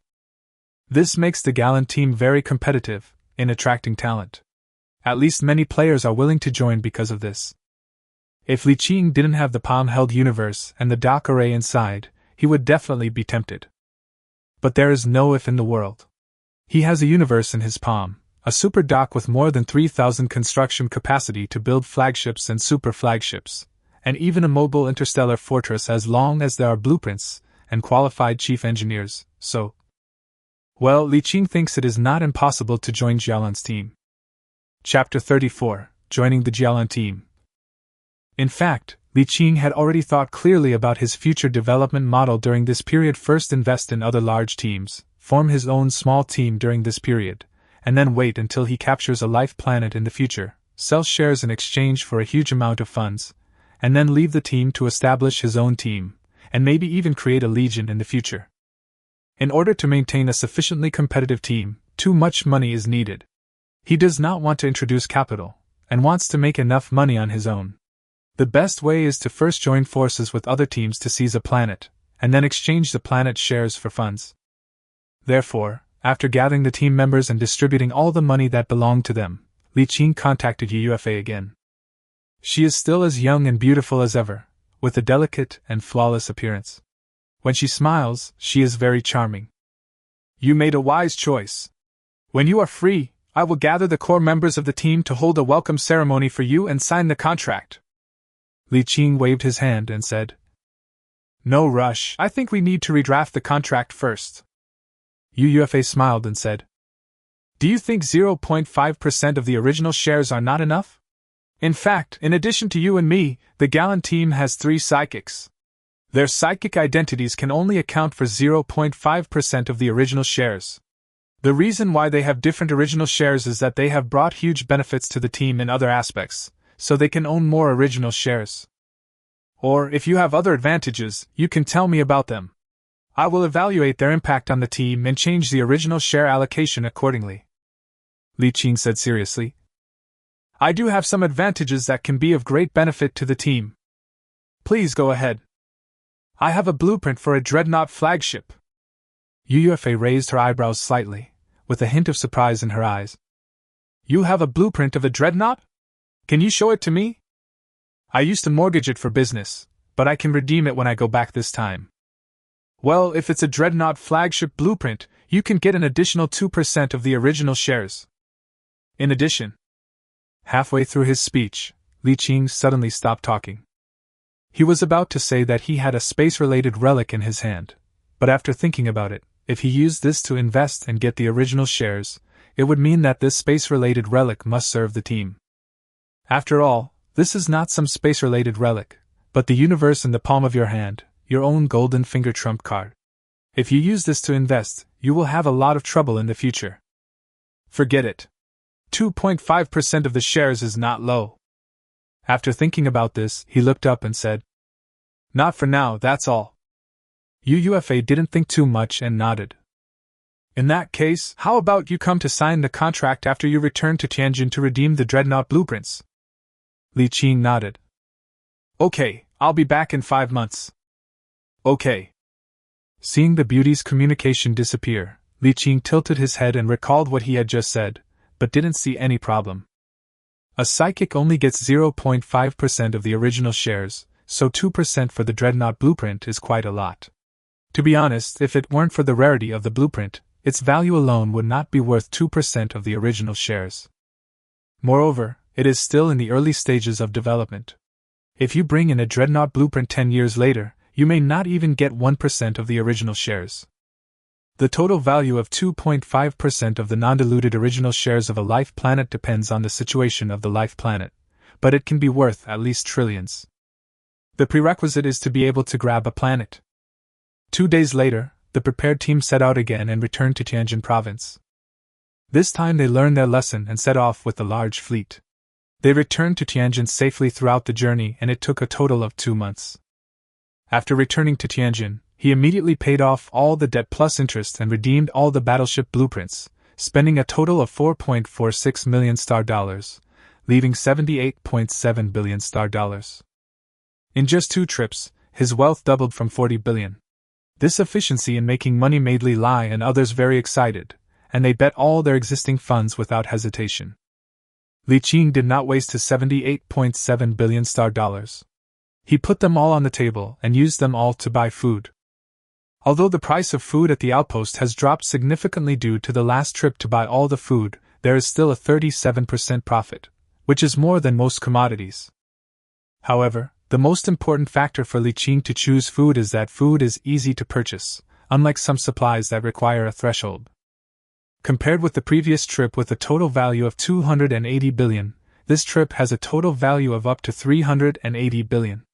If he had not paid off some of his debts, the profit would have been even higher. 2 months later, the fleet returned to the outpost and sold all the supplies to the expeditionary force. However, there was a small accident in the meantime.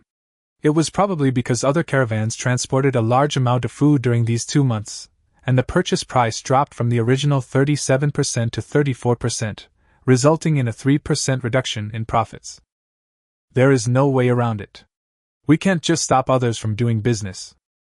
Moreover, after he delivered this batch of food, the food stored by the expeditionary force was somewhat saturated, and the subsequent purchase price directly reached a 27% premium, which was a significant drop. Li Qing knew at a glance that the food business was not going well. The profit margin was only 28% now. After they returned to Tianjin for another 4 months, more caravans would continue to come, and the profit would become less and less. It was not easy to do this business at the current stage. Therefore, before Li Qing set off for the Galan headquarters, he asked Li Qi and others to understand the latest market conditions to see which one is the most profitable. Galan's headquarters is not located at the outpost. In fact, the headquarters of all large teams heading to the Zuderstar field are not located at the outpost, but behind the outpost. The location of the Expeditionary Force Headquarters outpost is at the edge of the Shada Tribal United Civilization, at its border. At this time, the undisguised invasion of human civilization has long been regarded as an act of war by the Shada Tribal United Civilization. At this time, they are actually already in the stage of war. The large star field to the east of the Expeditionary Force has now become a war zone. Every day, the cruiser fleets and reconnaissance ships of both sides clash in that star field. A large number of player team fleets are active in that area, and even sneak into the interior of the Shada Tribe United Civilization. Various reconnaissance, infiltration, sabotage, and other activities are emerging in an endless stream. All players entering the expeditionary outpost will automatically receive 2 unlimited general tasks. One is reconnaissance, entering the sphere of influence of the Shada Tribe United Civilization and reconnaissance of various valuable information. As long as it is unknown valuable information, you can obtain the expedition contribution value. Accumulating enough contribution value can enhance the player's authority in the expedition, and use the contribution value to exchange for various good things, such as battleship blueprints. The second task is conventional combat. Destroying an alien frigate will give 2 contribution points, a destroyer will give 5 contribution points, a cruiser will give 30 contribution points, and a battleship will give 1,000 contribution points. If you can destroy the alien flagship, you will directly obtain level 3 plus authority. The combat zone in the east is very dangerous. When preparations for a full-scale war are almost complete, the east side of the outpost will be extremely dangerous, so the headquarters of all teams are behind the outpost. There might be alien reconnaissance fleets coming to cause damage occasionally, but the frequency and scale will not be too large, and large teams can resist them on their own. The headquarters of UUFA's Galan team is located 75 jumps northeast of the outpost, about 200 light-years away. At this time, a second-level star fortress named Galan's Heart has been built, and a total of 44 surrounding galaxies are controlled.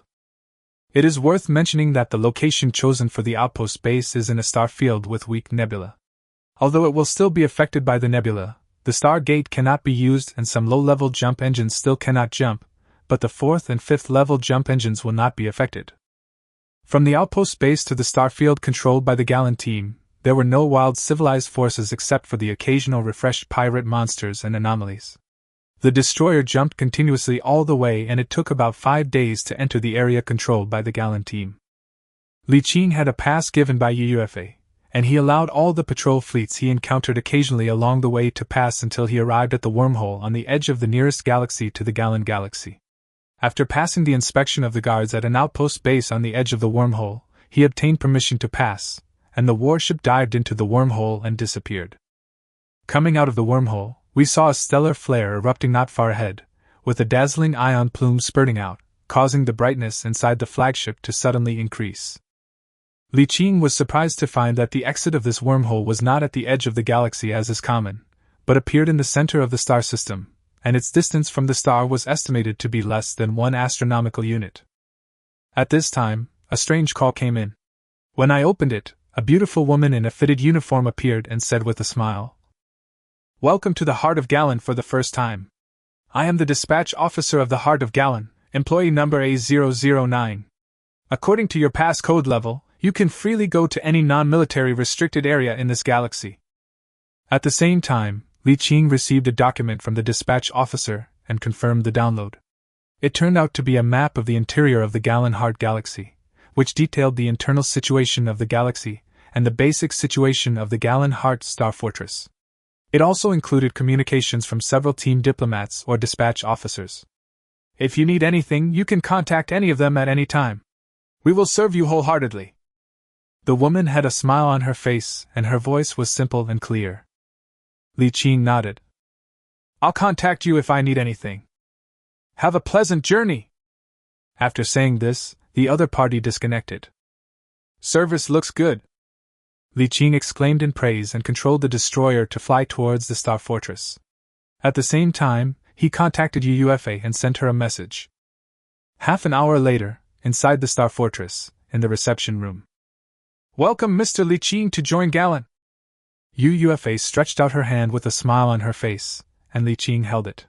The first feeling was softness, and the second was the surging spiritual energy in her body. What a strong psychic talent! Li Qing was slightly surprised.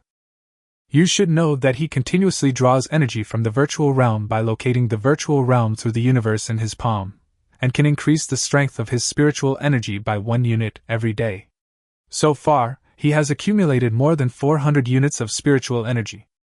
He can cheat to improve, but others cannot do that. If they want to improve their psychic powers, they can only rely on their talent, and use rare psychic secrets to train and improve. Generally speaking, the speed is extremely slow, and an increase of 1 point a month is almost good. UUFA is not much older than him, but she possesses much stronger psychic power than him. This talent surprised him. But what he didn't know was that while he was surprised, UUFA was also very surprised. She was well aware of how difficult it was for a psychic to increase the strength of his psychic powers. After all, there were 5 psychics in the team now. She was of the same age, and none of the psychics she had met could compare to her. Even many psychics who were less than 5 years older than her could not compare to her. She had thought that no one could match her in using cheating methods to quickly increase her psychic powers, but she didn't expect to meet one now.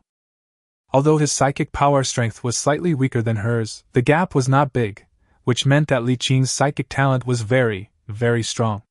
When she looked at Li Qing, a flash of strange light flashed in her eyes. At this moment, Li Qing suddenly looked up at her delicate face, with a hint of doubt in his eyes. Just a moment ago, he seemed to feel some prying eyes, but when he came to his senses, he felt nothing.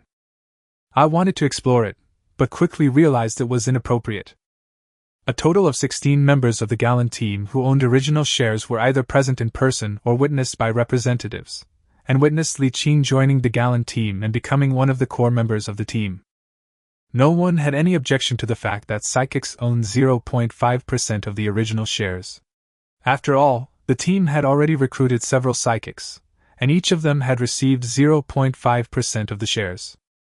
But when he proposed to exchange the Dreadnought blueprint for 2% of the equity, there was a sudden cough, and a man sitting next to him raised his hand and stood up, saying, I think there is something wrong with this suggestion. Li Qing turned to look at the man who was speaking, but his eyes were immediately attracted by an extremely handsome man next to him with a head full of silver hair. Not only did the light cough just now seem to have come from him, but the man had a head of silver hair made entirely of psychic energy, which showed that he was not only a psychic, but also a psychic with special talents. As if sensing his gaze, the man turned his gaze and nodded slightly. He also smiled and nodded, and the man who objected continued. Dreadnoughts are indeed very rare, and I know how important they are to our team at this stage. I have no objection to inviting Mr. Li Qing to invest in Dreadnoughts. I just think that this share is a bit too much, and 1% is reasonable. As soon as the words fell, someone immediately echoed. I think what Brother Lu said makes sense. Although the Dreadnought flagship is rare, it is not worth taking 2% of the original shares. People echoed this one after another, causing Li Qing to frown slightly. He could clearly feel everyone's eyes on him, watching how he would answer. Looking at UUFA again, she smiled but didn't speak, but a voice suddenly appeared in his ears. I'm sorry, I didn't expect them to object. Don't worry, everything will be fine. Li Qing's eyes moved slightly, his thoughts turned quickly, he bowed to the man who objected and asked. I don't know your name, the man proudly said. Louis, a direct descendant of the Tianjin family. Li Qing raised his eyebrows and asked. I wonder how many original shares you own. Louis smiled and said. We two brothers each have 1.5%. Oh, so you think I'm too much of a superstar, right? You're overthinking this. This is a shareholders' meeting, and we're just discussing the matter at hand. Li Qing smiled and said. I'm just speaking objectively. If you think my 2% stake is too much, you can get the blueprints of a Dreadnought flagship, and we can each take 1%. You. Louis pointed at him and was choked up, unable to answer. Li Qing looked at the others and bowed. In fact, it is not up to me to decide how many shares I can get. If it were not for the invitation of the Commander-in-Chief, I would have planned to investigate other large teams in the outpost base to invest. If you think my 2% stake is too much, forget it. I will leave now and can get shares in another team. At this time, UUFA clapped her hands gently to smooth things over. We are all family. This time it is my fault for not discussing it with everyone in advance.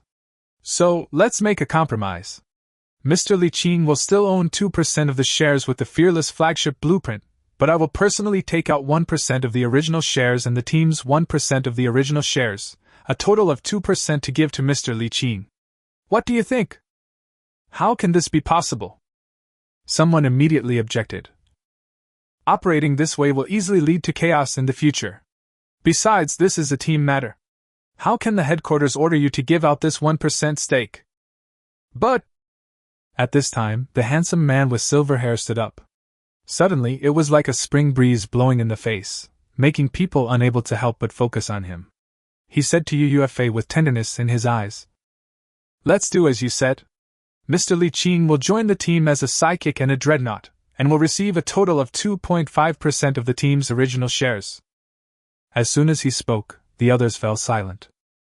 UUFA smiled and nodded. Thank you, Brother Yi. You're welcome. Then let's make it a decision. From now on, Brother Li Qing will be a member of our team and will enjoy all team benefits, as well as... At the end of the meeting, everyone came forward to shake hands with Li Qing and exchange contact information, as if the argument had never happened. This is the aristocratic elite education.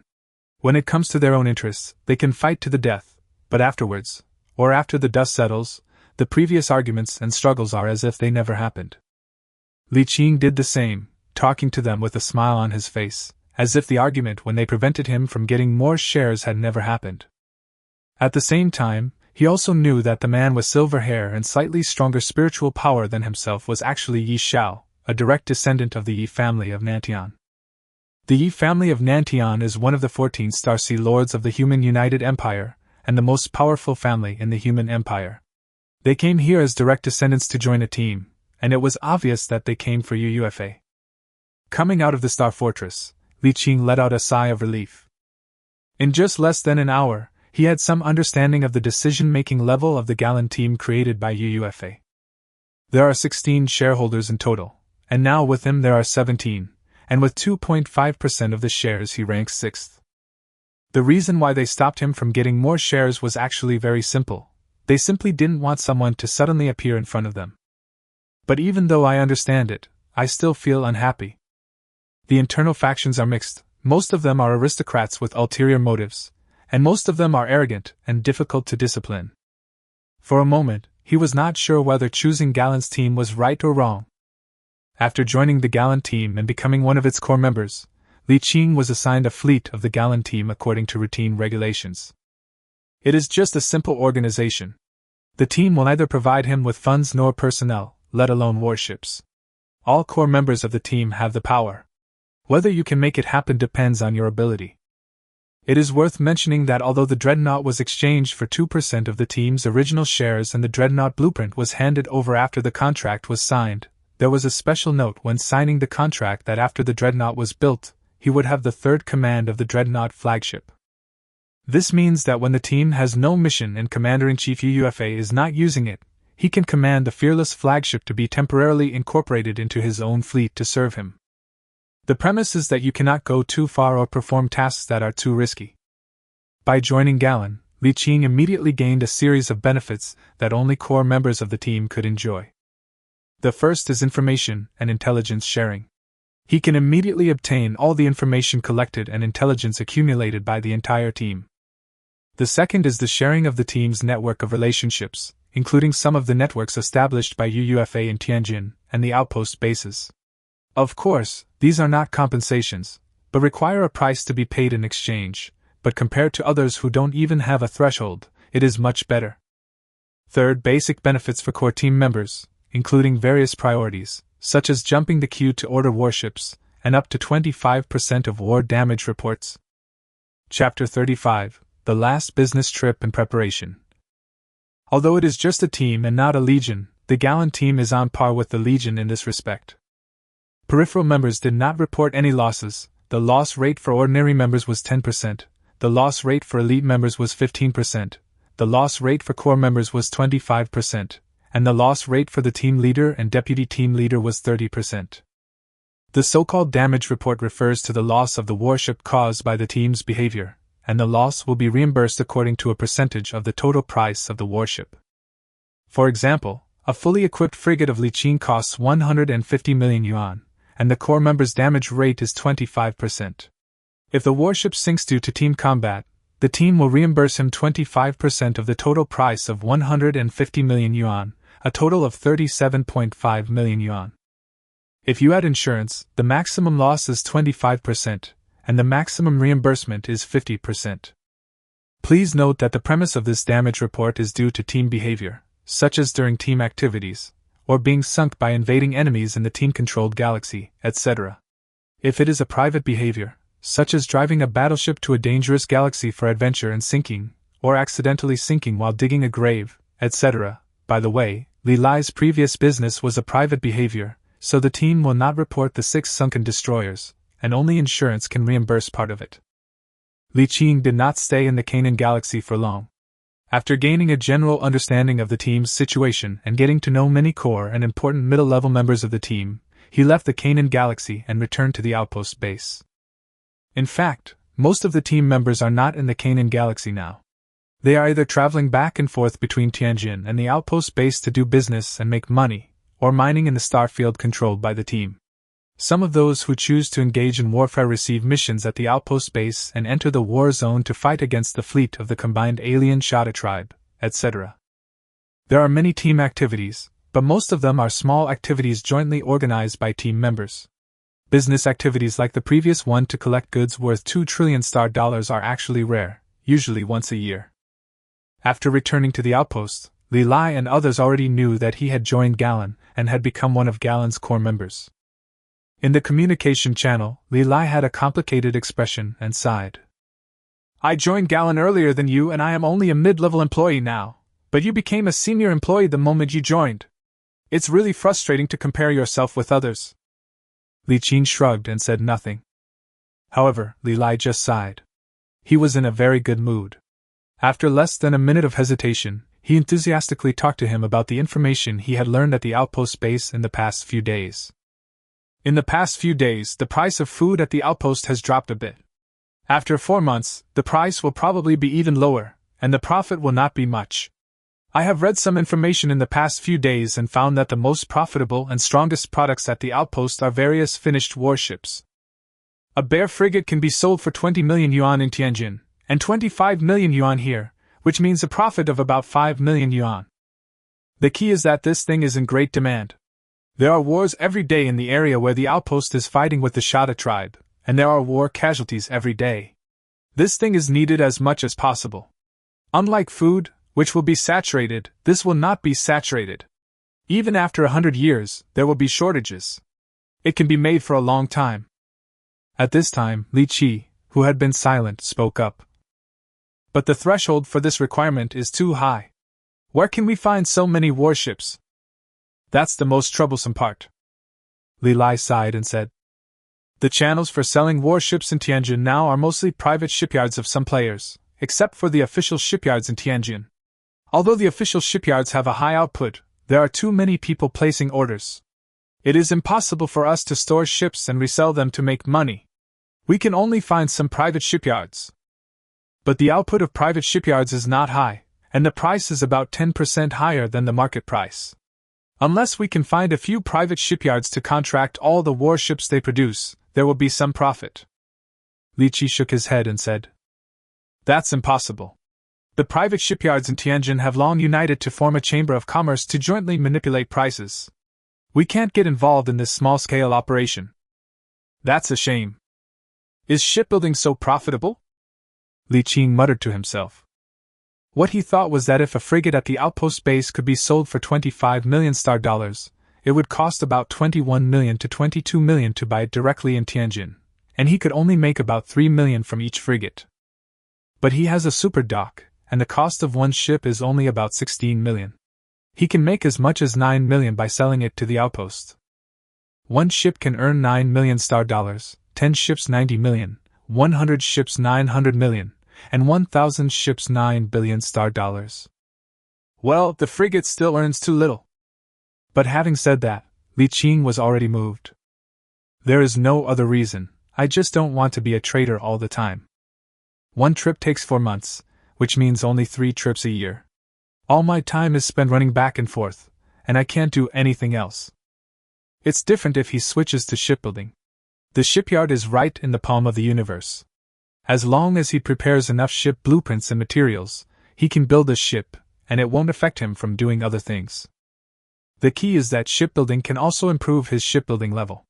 Now he can only build frigates, and the money-making efficiency is limited. When he can build destroyers, cruisers, and even battleships, that will be the beginning of making big money. Okay, that's it. Li Qi made up his mind and looked up at Li Lai and Li Qi in the communication channel. They were the only 2 people in the channel, representing their respective small teams.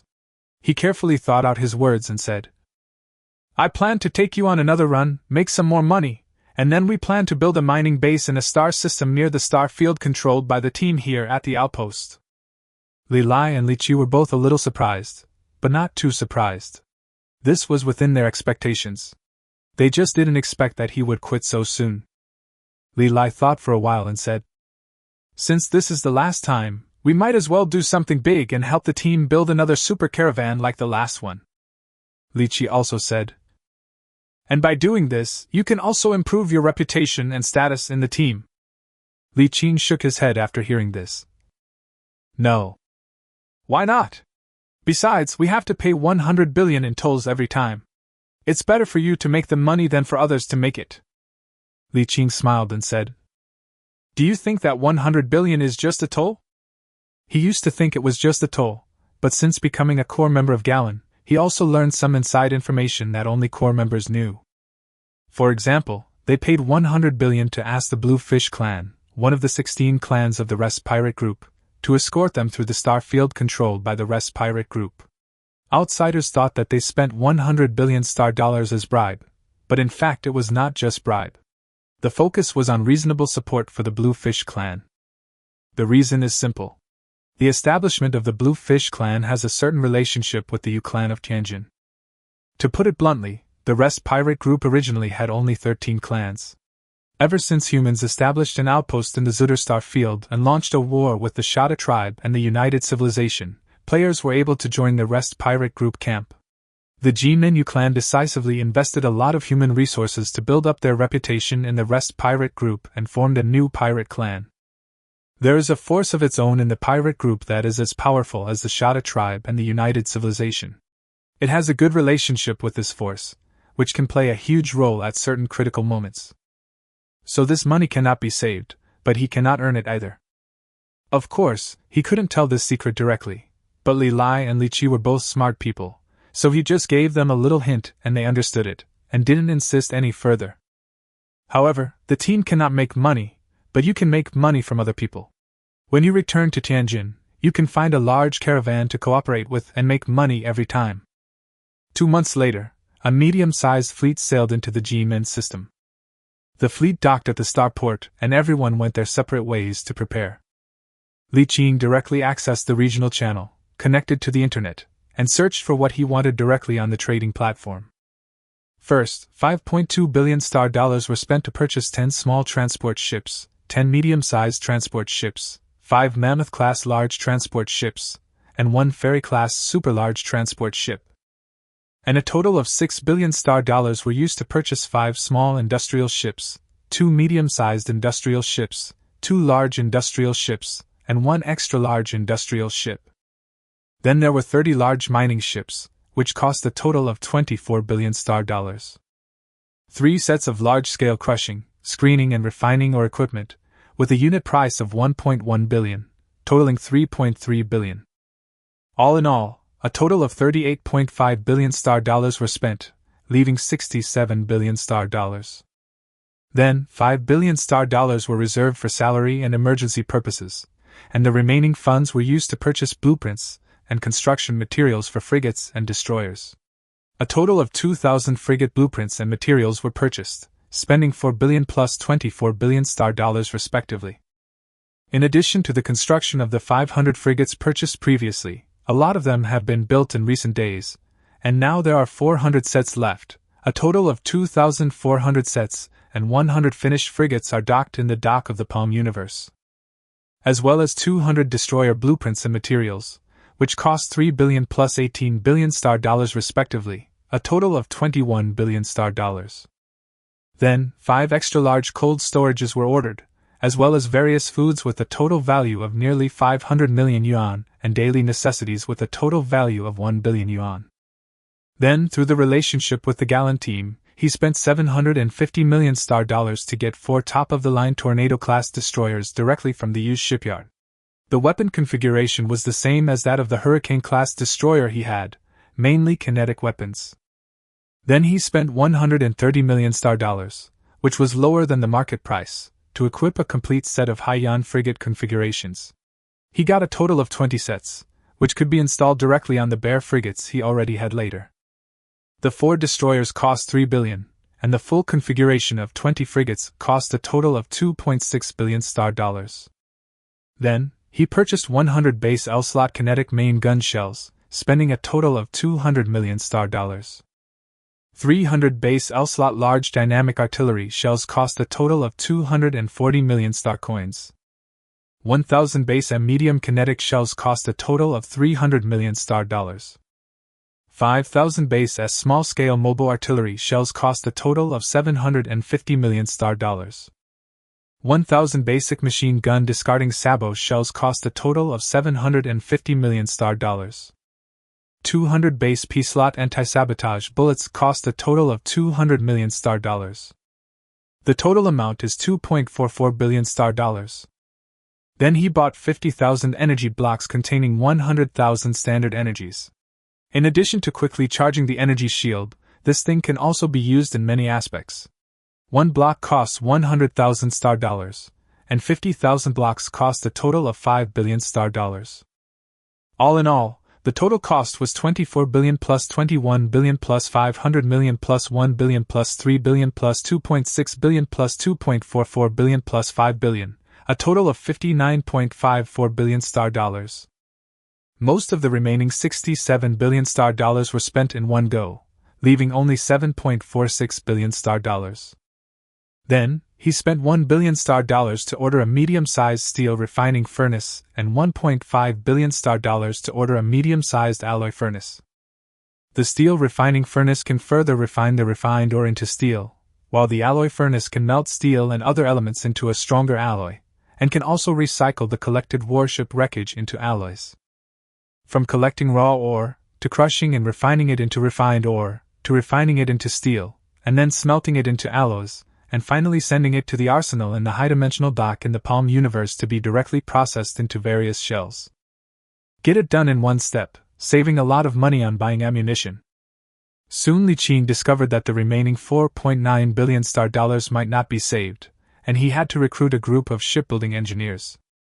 We have prepared 2,400 sets of frigate blueprints and materials, so we must expand the scale, otherwise we can only build 10 ships in one round. 2,400 ships will require 240 rounds, or 240 months, which means it will take forever. Expand, must expand! Through the relationship with the Gallant team, a large number of crew members were directly recruited in the Tianjin College district. Among them, There are 10 groups of destroyer shipbuilding engineers, including one chief engineer with a monthly salary of 2 million, and 40 senior engineers who build destroyers with a monthly salary of 300,000, for a total monthly salary of 12 million. The frigate shipbuilding team also expanded significantly, from the original 10 groups to 100 groups at once. 9 chief engineers were recruited with a monthly salary of 1.2 million, totaling 10.8 million, and 200 senior frigate engineers with a monthly salary of 200,000, totaling 40 million. Ordinary crew members were recruited for all types of ships, regardless of whether they were frigates or battleships. A total of 3,600 people were recruited with a monthly salary of 144 million. It is worth mentioning that the salary of the ordinary shipbuilding engineers he originally recruited was 50,000 per month, but through the relationship with the Yu family, he directly recruited them from the academy city. Not only was he able to recruit all of them in one go, but his salary was also reduced by 10,000, which directly saved a lot of money. After recruiting all of them, the monthly salary he paid alone was as high as 208.8 million star dollars. The buyout price for 1,550 clone crew members is 310 million, plus the crew's salaries and maintenance costs of 5 destroyers and 21 frigates are 11.25 million plus 21 million respectively, totaling 32.25 million. The total salary is 241.05 million star dollars.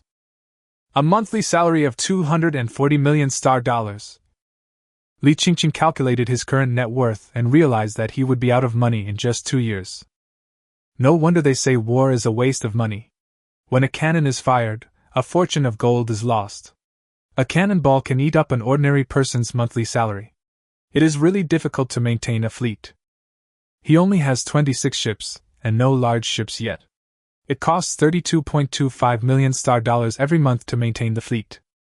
For teams that own hundreds of large and small warships, the cost of maintaining their fleets is probably tens of billions or even hundreds of billions every month, which is simply terrifying.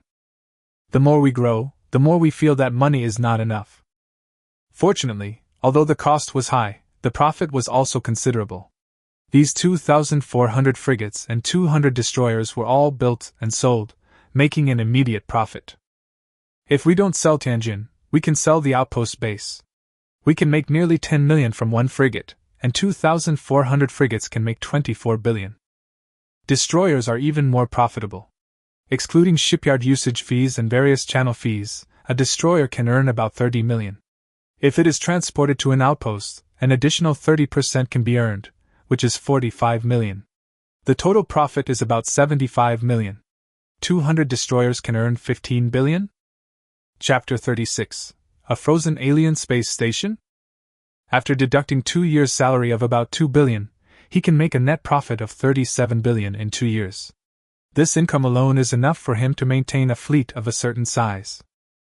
Plus the money I make from doing business every time I return to the G-Min star system, as well as the money I make from the ever-expanding mining base. Well, when the base is ready and can directly smelt the alloy, we can expand the alloy production, and by then we can save a large part of the cost of shipbuilding materials. You should know that the most in-demand material for warships is the alloy for building the hull and armor. If the alloy can be self-produced, at least 15% of the cost can be saved. The warship blueprints and materials he has on hand alone will bring him an additional income of more than 5 billion. Well, this development speed is good. It is always the hardest to make your first pot of gold. Once you have passed the initial accumulation stage, you will make money much faster later. They did not stay in Tianjin for long.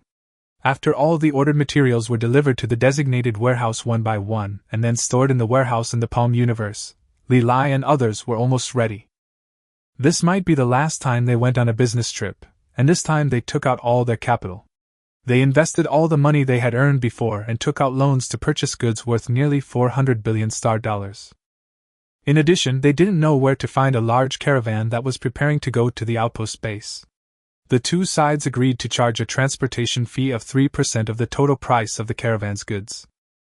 After witnessing Li Qing open the channel and put a super large transport ship into the Palm Universe, and released it in another galaxy after a while, the head of the caravan's eyes lit up. However, before he spoke, Li Qing directly stated that he would not be a professional businessman.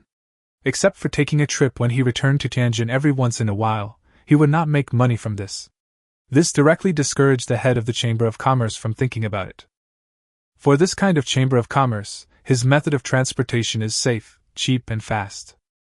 But for those businessmen who make a living from transportation and escort, he is directly destroying their jobs, and they will definitely not let him go. Maybe with the support of the Chamber of Commerce, we won't be afraid, but it will be troublesome. Plus, he himself never thought of becoming a professional businessman, so the Chamber of Commerce called Yuchi originally planned to transport materials with a total value of only about 900 billion, but after seeing Li Qing demonstrate the throughput capacity of the Palm universe with his own eyes, they temporarily increased the total transportation volume to about 1.5 trillion in one go. According to the agreement, he could get 3% of the total value of the goods, which is 45 billion star dollars. You can get 30% of the payment before departure, another 30% when you arrive at the outpost base system, and all the money after unloading the cargo. 30% of 45 billion star dollars is 13.5 billion star dollars. With so much money, Li Qing ordered 2 medium-sized steel refining furnaces and 2 medium-sized alloy furnaces, spending a total of 4.4 billion star dollars. He also spent 1 billion star dollars to buy out 10,000 first-level clones and 1.5 billion star dollars to buy out 10,000 first-level robots. Most of the skills loaded on them were basic base maintenance and colony-related skills. After that, nothing happened. All the remaining money was saved for future use. Half a month later, a fleet consisting of 1 battleship, 21 cruisers, 70 destroyers and 300 frigates left the transit base and sailed into the vast sea of stars. The battleship belongs to the Yuchi Chamber of Commerce, and half of the entire fleet belongs to the Yuchi Chamber of Commerce. If the fleet is escorting a caravan with a total value of nearly 2 trillion, it will be seriously insufficient, and will definitely be robbed along the way. But if it's a pure fleet on the road, there won't be any problems. A pure fleet is difficult to deal with and has no benefits. Even if pirates see it, they will not intercept it. The journey was uneventful. 2 months later, the fleet arrived at the outpost base, released the Chamber of Commerce and the caravan of Li Lai and others, settled all the payments for the goods, and said goodbye and left. Li Lai, Li Qi and others stayed here to clear the goods, while he went north back to the team headquarters. He planned to find a suitable galaxy in a star field slightly farther away from the Galan team to establish a mining base, and at the same time build an industrial system within the palm-sized universe. It is worth mentioning that Li Lai and Li Qi made more money than they could earn in the previous few years by following him during this period of time. In addition to the psychic powers he demonstrated and the magical relics, they have now become core members of the team. All in all, when he left, Li Lai and Li Qi both asked him whether he wanted to form a fleet. Although it was not said explicitly, the hidden meaning was that he wanted to get along with him. Li Qing did not refuse, but he did not have enough money now and had no intention of forming a fleet immediately. He just told them to accumulate some money first, and then form one. The fleet began to jump as soon as it left the outpost, and it took 4 days to return to Galen's Star Castle. There are not many active players in the headquarters galaxy. Most of them are directly affiliated with UFA's team, or some small and medium-sized teams within the team. The larger teams all have their own things to do. The Galan team itself is formed by the joint efforts of several large and medium-sized teams. Each large and medium-sized team within the team has its own independent faction. The largest factions even established their own team bases far away from the Galan galaxy, and operated them strictly in accordance with the specifications of the Star Fortress. It is obvious that these large teams joined Galan either just to pursue beauties or just to form a group to seize a life planet and make a fortune, and they have never thought about joining the Galan team permanently. UUFA probably knew this, so she never paid any attention to their behavior. What a weird team too! But even though the eldest brother didn't mention the second brother, Li Qing thought the same thing. Li Qing used his core member authority to obtain a basic situation table of the 44 galaxies in the Galan-controlled star field and the surrounding galaxies, as well as a table of the forces surrounding the team. After careful consideration, he decided not to place his base in the Galan team's sphere of influence, but to continue heading north to find a suitable galaxy in the uninhabited star field. Anyway, all his shipyards and warehouses are in the palm-sized universe, with only a base and a mining ship outside. Unlike other players' bases, which are troublesome to put down and recycle, his can be recycled at any time. We made a brief stop at Gallon Star Castle, but UUFA was not there. She must have gone back to Tianjin shipyard with the Dreadnought blueprint. There were a few other core members in the Star Fortress. He had met them before when he signed the contract to join the core team. After a brief chat, the fleet left the Star Fortress and continued to head north. The so-called power control over a star field does not mean that once you claim that a galaxy is yours, it becomes your sphere of influence. Instead, it means that you need to establish a supply outpost in the galaxy and have patrol fleets passing through it at regular intervals to form actual occupation of the galaxy. Generally speaking, the galaxy surrounding the headquarters of any large team will be controlled to allow players within the team to establish personal mining bases within the galaxy. However, correspondingly, all mining and other income within the galaxy controlled by the team must be taxed. The tax rate varies depending on the team, with a minimum of 5% and a maximum of 30%. The tax rate will be increased during wartime. If the team falls into a disadvantage in battle, the team leader has the right to temporarily increase the tax rate, up to a maximum of 100%. It seems unreasonable, but this is a set of tax rates that human civilization has figured out after entering the new universe 10,000 years ago. After all, the team has created a safe galaxy environment for you to mine without worries, so it's reasonable to collect some taxes, right? When war comes, if the team falls into a disadvantage or even is eliminated, individual players under the protection of the team will lose protection and suffer greater losses. Of course, Li Qing chose to build a base in the wild galaxy not because of this tax. He would only be charged mining tax. The money earned through the shipbuilding transaction in the Palm universe was not taxable, which had little impact on him. The main reason for doing this is that the galaxies near the team are basically saturated. Although the Gallon team is not a legion, it has a large number of players. In addition to the Gallon galaxy, it actually controls only 43 galaxies. There are dozens of people in each galaxy, and some have hundreds. It is basically saturated, and there are a lot of people everywhere. Instead of crowding into a galaxy with a bunch of people, it's better to find a suitable galaxy outside and occupy it all by yourself. The fleet left the Gallon galaxy, started the jump engine, and began to jump directly. The second jump left the team's controlled star field. After 5 consecutive jumps in one breath, they crossed a distance of 150 light-years before stopping. 5 destroyers, 21 frigates and a medium-sized industrial ship appeared at the edge of the gravity well of an unfamiliar galaxy. The fleet rested here for a while and did not continue jumping. Instead, it used sub-beams to enter the interior of the galaxy. This is a very ordinary single-star system, a K-type orange star, whose mass appears to be similar to that of the Sun. There are 7 planets in the system, and no asteroid belt. The fleet simply passed by, went straight through the star system to the gravity well on the other side, found a wormhole and left. The rest of the journey involved no jumps, but rather traveling through one galaxy after another, searching for a suitable one. His current location is about 150 light-years away from the Gallon galaxy, which is beyond the area where teams within Gallon are active. Except for a very small number of adventure players or some small and medium-sized teams, there are very few single players coming here. As they crossed galaxies one after another, time passed day by day. Soon, almost a month had passed, and they had unknowingly crossed more than 20 galaxies. They had not found a suitable galaxy yet, but the dock in the palm of the universe had already built 100 frigates. Adding the 2 months it took to get from Tianjin to the outpost, as well as the 100 ships that had been stockpiled previously, he now had a total of 400 bare frigate ships stockpiled in the universe under his control.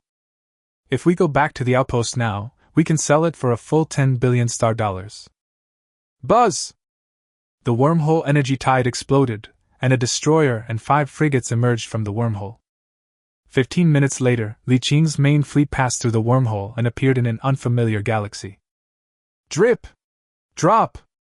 Before they had time to look around, the ship's radar sounded an alarm, detecting a planet 80,000 kilometers away from the fleet. The alarm came from the surface of that planet. Without his order, the deputy captain of the ship immediately ordered the crew to concentrate on scanning that area, and soon the scanning results appeared in front of Li Qing. It was a planet with a diameter of about 7,000 kilometers and a satellite.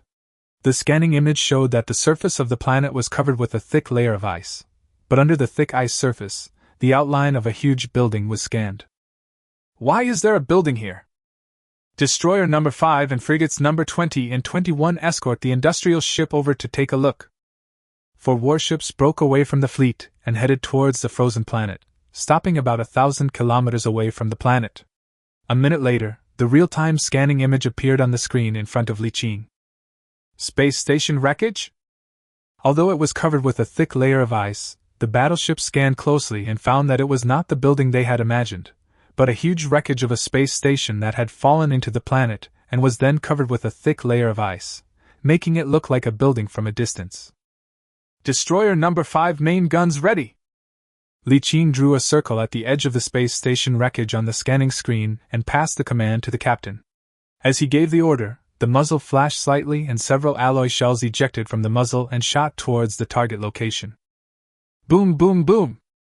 Several shock waves covering an area of more than 10 kilometers exploded, and broken ice flew all over the sky. The violent hurricane on the surface of the planet picked up the broken ice and swept it into the distance. A piece of scrap metal falling into a planet from orbit can create a powerful shock wave, let alone an electromagnetic cannon.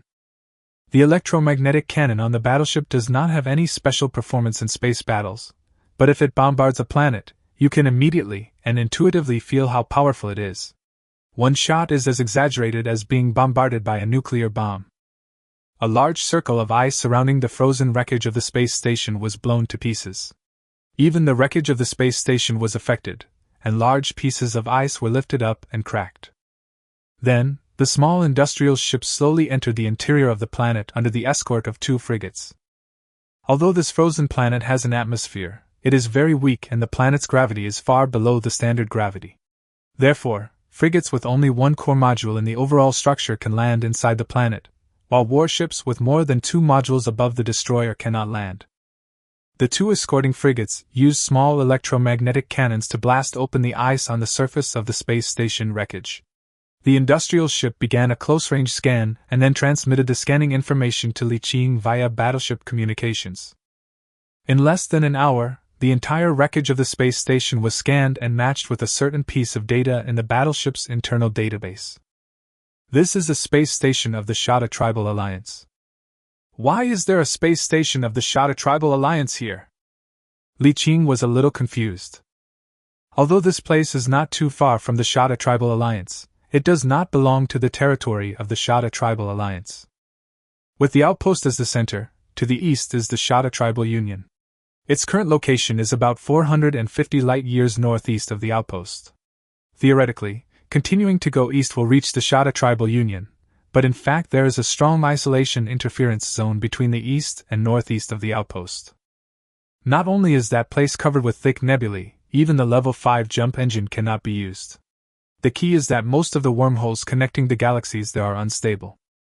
Although unstable wormholes can be traveled through, there is a high probability that some unforeseen accidents will occur during the passage. The best outcome is that you will be thrown directly into an unknown galaxy, and the worst outcome is that you will be thrown directly into the subspace, and then you will be doomed. So, why did the Shada Tribal Union build a space station on the other side of the isolation zone? And why did they give it up? Well, to be precise, they were forced to abandon it, because through scanning, we could see impact debris and melt holes from energy weapons remaining on the space station, and some places were embedded with metal shells, indicating that the space station did not fall naturally, but was shot down. So the question is, who shot this thing down? Li Qing asked the industrial ship to use the tractor beam to bring back some fragments and residual metal shells, and transferred them into the Palm universe, preparing to let the scientists in the laboratory in the warehouse area study them to see the age and metal composition of these wreckage. As for the wreckage of this space station, after circling the planet and finding no other artificial buildings or valuables, they chose to leave. The fleet did not jump, but instead traveled through the galaxy at sublight speed, searching for other planets in the galaxy. But after spending several days circling around, they did not find any other space stations, but they did find a large anomaly on a satellite of one of the gas giants, a large pirate fleet and base with 5 battleships. 12 hours later, the fleet left this galaxy and entered the next galaxy through the wormhole. Chapter 37, Ancient Battlefield Shattered Satellite. Half an hour later, the fleet passed through the wormhole. After the surging energy tide, The battleship radar immediately scanned the starry sky 10,000 kilometers away. 2 pirate cruisers and 17 pirate gunboats were chasing a destroyer and 5 frigates that had crossed over first. "The fleet is ready for battle." Li Qing looked at the communication screen sent by the fleet in front and immediately ordered the fleet to prepare for battle. The destroyer captain who was in temporary command did not confront the pirates head-on, but fought and retreated, kiting at a speed faster than the wild monster pirate fleet, and had already escaped for nearly an hour and a half.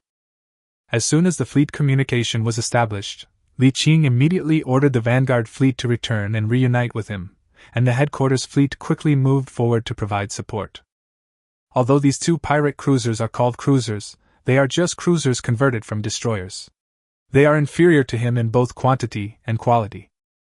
As the 2 sides approached each other, the 5 destroyers turned sideways and flew diagonally, with one of their guns pointed forward, and began to accumulate energy. 21 frigates left 5 escort destroyers in front, and the remaining 17 were divided into 2 groups, with 8 on the left and 9 on the right to meet the enemy. The 5th-generation weapon itself has a longer range, and has a 20% range bonus from the psychic. While the enemy ship is still accelerating towards it, the cannons that have been charged early have already opened fire. A series of flames and 6 dazzling light beams exploded, directly crossing the void and slamming into a pirate-modified cruiser. The terrifying kinetic energy and neutron plume directly tore open the energy shield of the pirate cruiser, and the residual power tore open the alloy armor, and the broken alloy armor fragments flew everywhere. The 5 destroyers have a total of 12 L-slot main guns, 6 of which are advanced kinetic railguns, and the other 6 are neutron launchers that can emit powerful neutron plumes. There are a total of 60 medium weapon slots, half of which 30 are equipped with 5th-generation electromagnetic cannons, and the other half 30 are equipped with 5th-generation laser cannons. The concentrated fire of the 12 L-slot main guns almost tore open the armor of this modified pirate cruiser. Fortunately, it has been modified and strengthened. If it were a destroyer, this firepower could directly tear open the armor. After a round of bombardment, they also entered the range of the 2 modified pirate cruisers. Along with the dazzling light, a total of 14 dazzling lasers crossed the void, and at the same time 8 missiles flew over with long-tail flames. With a flash of white light, 14 lasers hit Destroyer No. 3 fiercely. The enormous power tore the shield of Destroyer No. 3 on the spot, leaving 14 melt holes half a meter deep on the armor. The 8 missiles were launched later but arrived first, but were intercepted by the fire barrage of the P-slot close-in defense system launched by 4 frigates and destroyed halfway. "Destroyer No. 3, pull back, everyone, push forward!" The L-slot main gun has a range of up to 1,500 kilometers, and the M medium slot weapon has a range of about 500 kilometers. Although the opponent is a cruiser, it is just a modified destroyer, and its firepower is not as good as that of a real cruiser. He has a great advantage in this regard, and naturally he has to use this advantage. Soon both sides came into the range of medium weapons, and Li Qing's side used the Psychic's 20% range bonus to open fire and advance. Li Qing didn't know how the enemy warship was modified. Fearing insufficient firepower, he focused all 60 guns on the modified cruiser whose shield was broken. Almost in the blink of an eye, the 30 metal shells and 30 lasers hit the target at the same time. There was a shocking explosion, and the modified cruiser was torn apart by the terrifying power of concentrated fire, and turned into a raging ball of flames on the spot. After one ship was sunk by concentrated fire, the pressure was suddenly reduced, and the firepower of the remaining pirate cruiser was not enough to pose a threat to the destroyer in a short period of time. On the other side, 16 frigates were surrounding 17 pirate gunboats, and the 2 sides were entangled in a melee in a very small area. Frigates and pirate gunboats are both small warships of the same specifications, equipped with small slot weapons. Whether it is laser cannons, machine guns, or point defense systems, the range is very short, which leads to frigate battles being mostly close-range, fast-moving mobile warfare. While he was destroying a cruiser, the frigate on the other side, equipped with all the 5th-generation technology, was gaining the upper hand in a one-on-one fight against the pirate gunboat. At this point Li Qing breathed a sigh of relief. If nothing unexpected happened, this battle would be a complete victory, and not a single ship would be lost. The facts were just as he expected.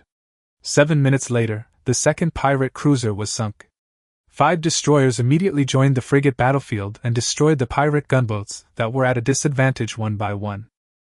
As soon as the battle was over, Li Qing discovered that his command skill experience had greatly improved, and his basic naval command skills had risen to level 5.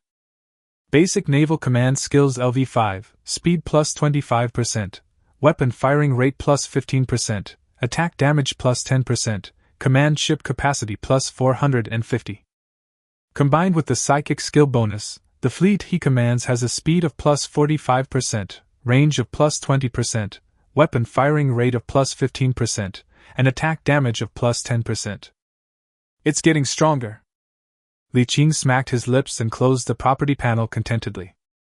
While salvaging the battlefield, Li Qing was surprised to find that in addition to a pile of messy warship wreckage, there was also a manufacturing blueprint for a second-generation laser cannon that could be used 25 times, as well as 2 data chips, 1 green and 1 white.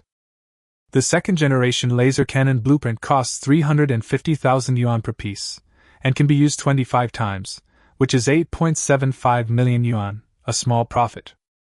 After the 2 data chips were delivered to him, he used the decoder to extract the data and obtained a white skill chip and a green signal chip.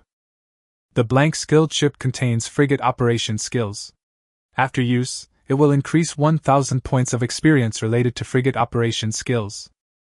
But this thing is only useful for the captain, and not very useful for a commander like him. Although he also learned the skill of operating a frigate, it was only for emergency use before.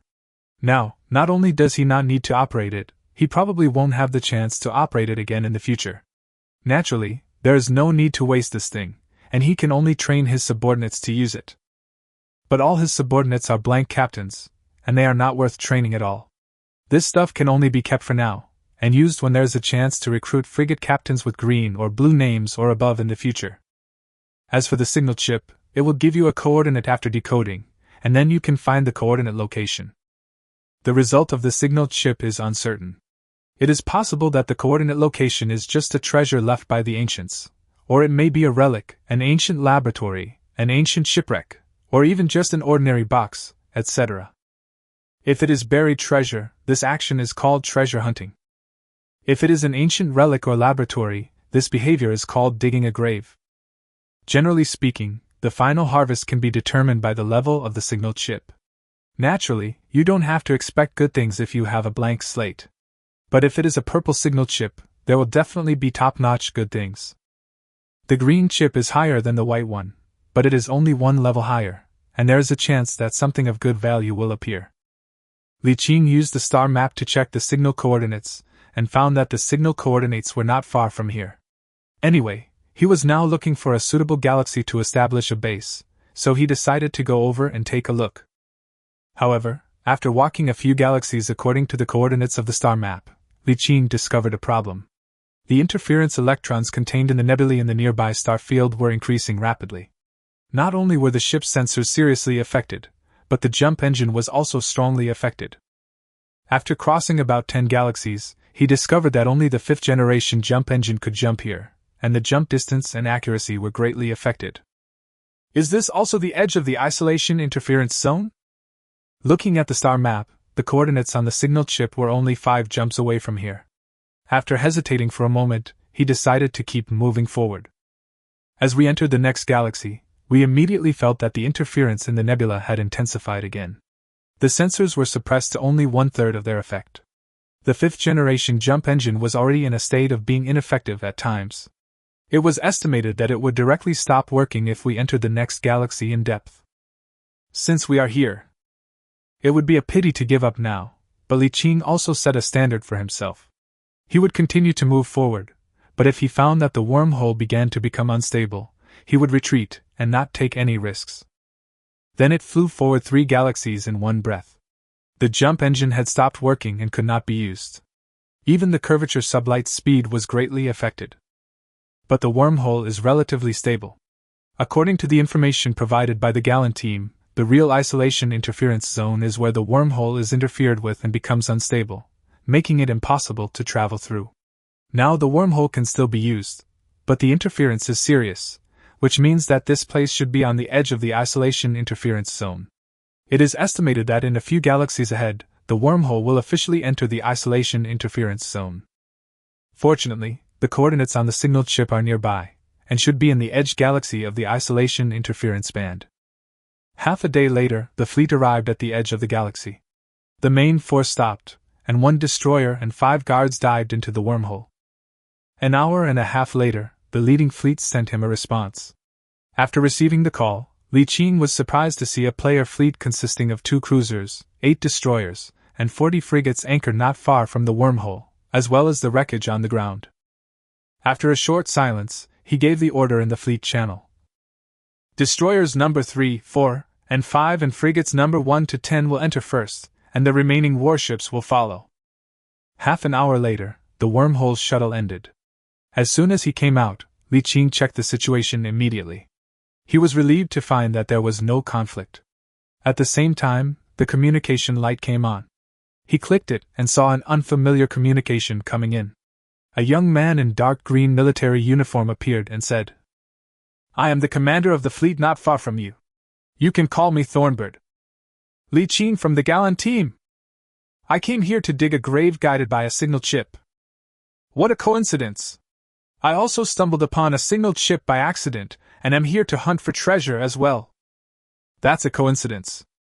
"It's a bit of a coincidence." Li Qing checked the coordinates on the star map. The location indicated by the signaled ship was below this galaxy. He sent the coordinates and said, "We shouldn't be at the same coordinates, right?" Thornbird was obviously relieved and also sent a coordinate.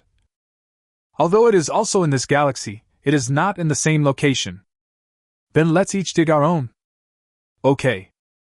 The 2 men said goodbye peacefully. 1 fleet sailed to the left side of the galaxy, and Li Qing led the fleet downwards.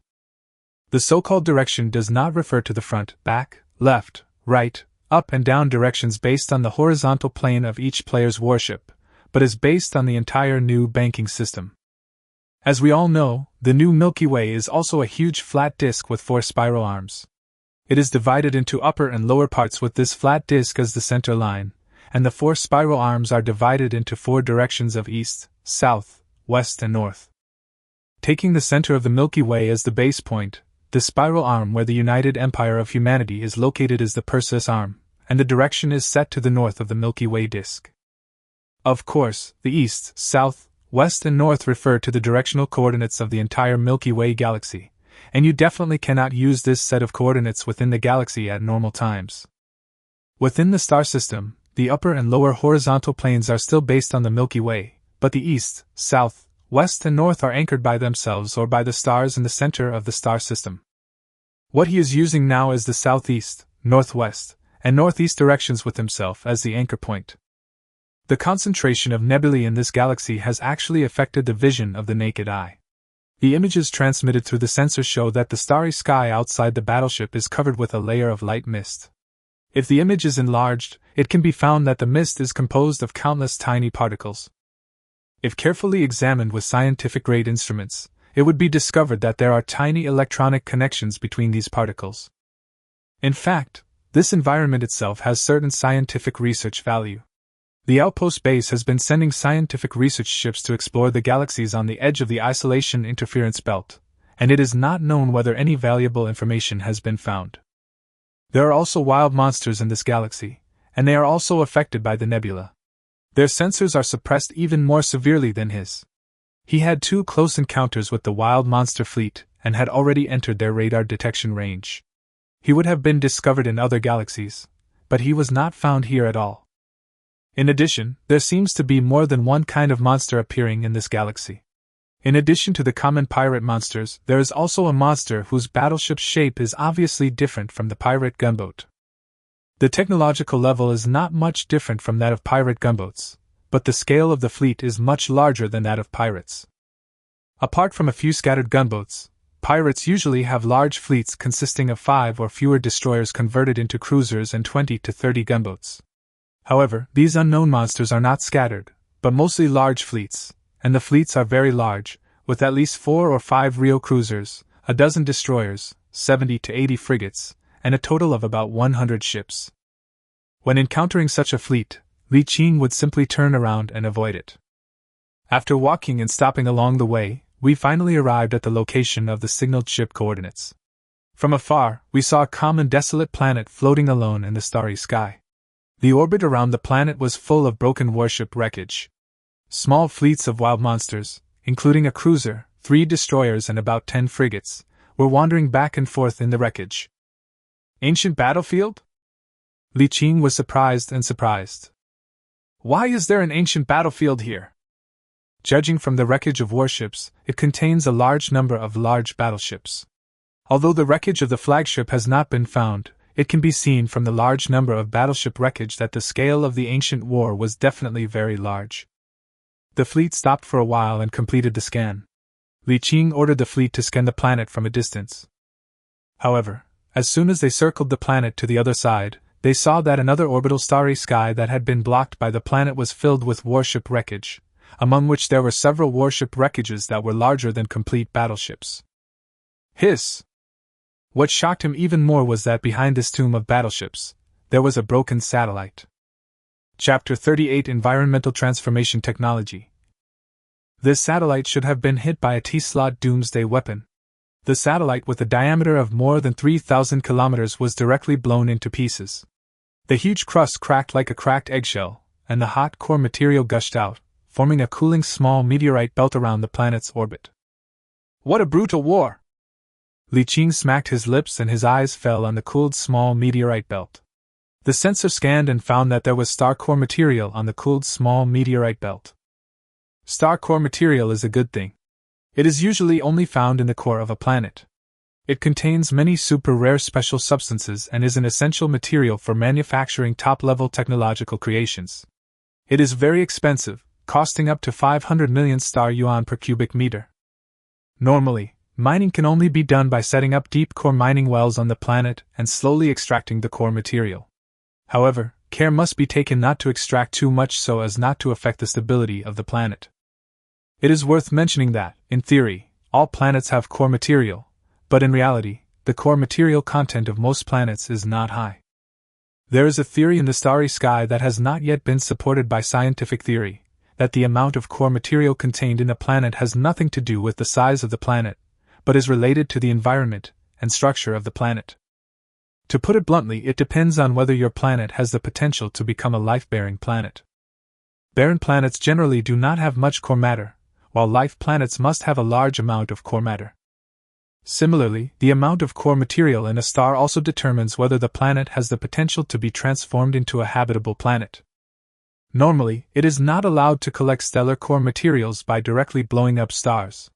It is said to be an unspoken rule in the new universe. Li Qing doesn't know where this saying comes from, but he has never seen anyone collect stellar core materials by blowing up stars. So encountering an unexpectedly shattered planet is definitely a godsend. He used radar to scan the surroundings to determine the patrolling patterns of nearby monsters, and then ordered the fleet to fly in the direction of the broken satellite. After radar scanning, there are 2 small fleets passing back and forth through the broken satellite area. He needs to destroy these 2 small fleets before he can collect the star core material with peace of mind. Fortunately, it was just a small fleet. If it was a large fleet, there would be nothing we could do. The 2 small fleets were not patrolling together, but one on the other side and the other on this side. He sent out 3 frigates to lure them over, and then the main force rushed up to surround and beat them, easily destroying them. Then used the same method to lure another one over, and then destroy it in the same way. Then several mining ships and industrial ships were released to start work, collecting star core materials floating in the void. It is obvious that Li Qing is one of the first players to come to this galaxy, otherwise the star core material would not be his. If it was near Tianjin province, it would have been looted by previous pioneering players long ago. This batch of stellar core material seems to be a lot, and the cooled lava meteorites stretch for thousands of kilometers, but in fact it does not contain much stellar core material. After all, it is just a small satellite, not a big planet. Most of the contents inside it are rare minerals and elements that are only found inside the cores of various stars. There are probably only a few units of real core material. But this thing costs 500 million star dollars per unit, so as long as you can collect 1 unit, you will make a lot of money. It took almost half a day to collect all the meteorites formed by the star core lava. The mining ship returned to the palm-sized universe. Now there was no rare element refining equipment on hand. He could only wait to return to the Gallon team to refine them with the team equipment, or order a set himself next time he went back. After completing the collection, Li Qing glanced at the broken satellite shell. It must contain a large amount of minerals and planetary materials, but collecting them would be a time-consuming task and he didn't have the time. Unfortunately, the fragments are too large to fit into the palm-sized universe's maximum storage capacity of 10 kilometers, otherwise they would have been taken away in one go. We didn't leave next because the signal coordinates were on this planet, and coincidentally, just below the orbit of the broken satellite, so there was no need to change the position. This planet is a very common barren planet, but it has a thick atmosphere and many places on the surface are covered with thick ice layers, which means that the planet has water and atmosphere. In addition, the planet's orbit is also above the habitable zone of the star and the climatic conditions are not bad. In theory, this barren planet has the potential to become a planet with life. However, this probability will decrease over time until it is almost impossible. If any planet has the potential to become a life-bearing planet, its ecosystem will slowly form during the most active stage of its geology within 2 or 3 billion years after its formation. Judging from its structure, the age of this desolate planet is obviously beyond this optimal age. Unless something unexpected happens, it is basically impossible for it to slowly evolve an ecosystem on its own. But the two key factors of water and atmosphere are both present, which means that this planet can be transformed into a habitable planet through environmental transformation, and the cost of transformation is lower than that of other barren planets. If there is such a planet in the galaxy where the outpost is located, the expeditionary force will definitely try to transform it. The signal coordinates were located in a plateau of mountains covered with thick ice. 5 frigates slowly descended into the violent atmosphere. Just after passing through the thick atmosphere, they suddenly received an alarm of being attacked. It was a missile launched from the interior of the planet. The frigate's built-in point defense system sprays a barrage of flames, easily intercepting and destroying the missile. The battleship's tracking system found the missile launch site at the first opportunity, and it turned out to be a cave on the hillside of a high mountain among the barren mountains, and the missile flew out of the cave. It is obvious that this planet was once a military base of an ancient civilization. It was destroyed in a great war, but there are still some remaining military facilities that have not been completely destroyed. Li Qing pressed his palm on the map screen in front of him, spread his 5 fingers to enlarge the map, and looked at the picture displayed on the projected map. He pressed his head and felt a headache. Why, bah? Are you asking me to send the Marines to land? The coordinates were right at the location of these mountains, but apart from the thick layer of ice on the surface, there were mostly various debris and craters, as well as broken military facilities, and nothing valuable was seen. There is nothing on the surface, so it must be inside the mountain. Since we are here, Li Qing could only ask the ground forces in the Palm universe to get ready. 3 clone squadrons and 3 robot assault squadrons were ready to land on the industrial ship. 2 hours later, a medium-sized transport ship appeared out of nowhere above the planet's orbit and began to deploy ground troops. The landing of the Marine Corps on a planet generally depends on the situation of the planet and the scale of the mission. Small-scale landings are generally carried out by launching landing capsules directly into the planet, while large-scale landings are carried out by troop transport ships. The landing of 600 people can only be regarded as a small-scale mission. One by one, the launch capsules flew out of the troop transport ship and shot into the planet like meteors. The launch landing capsule looks like chopsticks and has a very strong structure. After passing through the thick atmosphere, it falls to the ground and inserts into the soil, rocks or ice, and the soldiers inside are unharmed. Li Qing was sitting in the battleship. The light screen in front of him clearly showed that the doors of the landing capsules inserted into the ground were opened one by one, and fully armed clone soldiers or robot assault soldiers filed out of them one by one, quickly gathering into small teams for alert. Although they are just the lowest level cannon fodder troops, don't doubt their professionalism. Clones are professionally trained cannon fodder troops. They grow from embryos to adults in just a few months and have a lifespan of only 20 to 30 years. Before leaving the factory, all clones will be equipped with special skill chips inserted into their brains according to their positioning, so that they have professional skills from birth and can be put to use immediately. Like the clone troops, they are naturally equipped with military-related skills, 3 in total, namely infantry professional combat skills, special operations, and adaptation to special environment battlefields. The combination of these three skills allows them to face most combat environments. All skills of the newly produced clone troopers are only at level 1. Their skill levels can be improved through combat. Theoretically, they can be upgraded to level 10, that is, a level 10 clone warrior. Not only will their combat skills become extremely powerful, but they will also have the opportunity to break their destiny. Level 10 clone warriors can receive advanced gene modulation technology. Dozens of genetic surgeries can not only make up for the genetic defects of the clones, but also make them stronger, like little Superman. But the most crucial thing for clones is that these advanced gene modulation technologies can allow them to break through the original lifespan defect of 20 to 30 years like natural humans, and obtain the status of imperial citizens, and no longer be cannon fodder without human rights. Although it is very difficult, the Empire produces trillions of clone cannon fodder every year, but there are less than 100,000 clone warriors who can survive countless life-and-death battles to the end. But this is an opportunity after all, and it is also the life goal of all clones. 300 clone soldiers and 300 robot assault soldiers, under the command of their respective commanders, quickly found several entrances and exits in that area. With the cooperation of several frigates anchored in the sky, they blasted down the entrances and then broke in. Li Qing did nothing. Professional matters should be done by professionals. He was okay at fleet command, but he was a complete layman in ground combat. It would be a disaster for him to command his subordinates. Li Qing has considered that in the future, when he has a certain number of warships under his command, he will find a few powerful fleet commanders to share the workload. It's not that he can't command.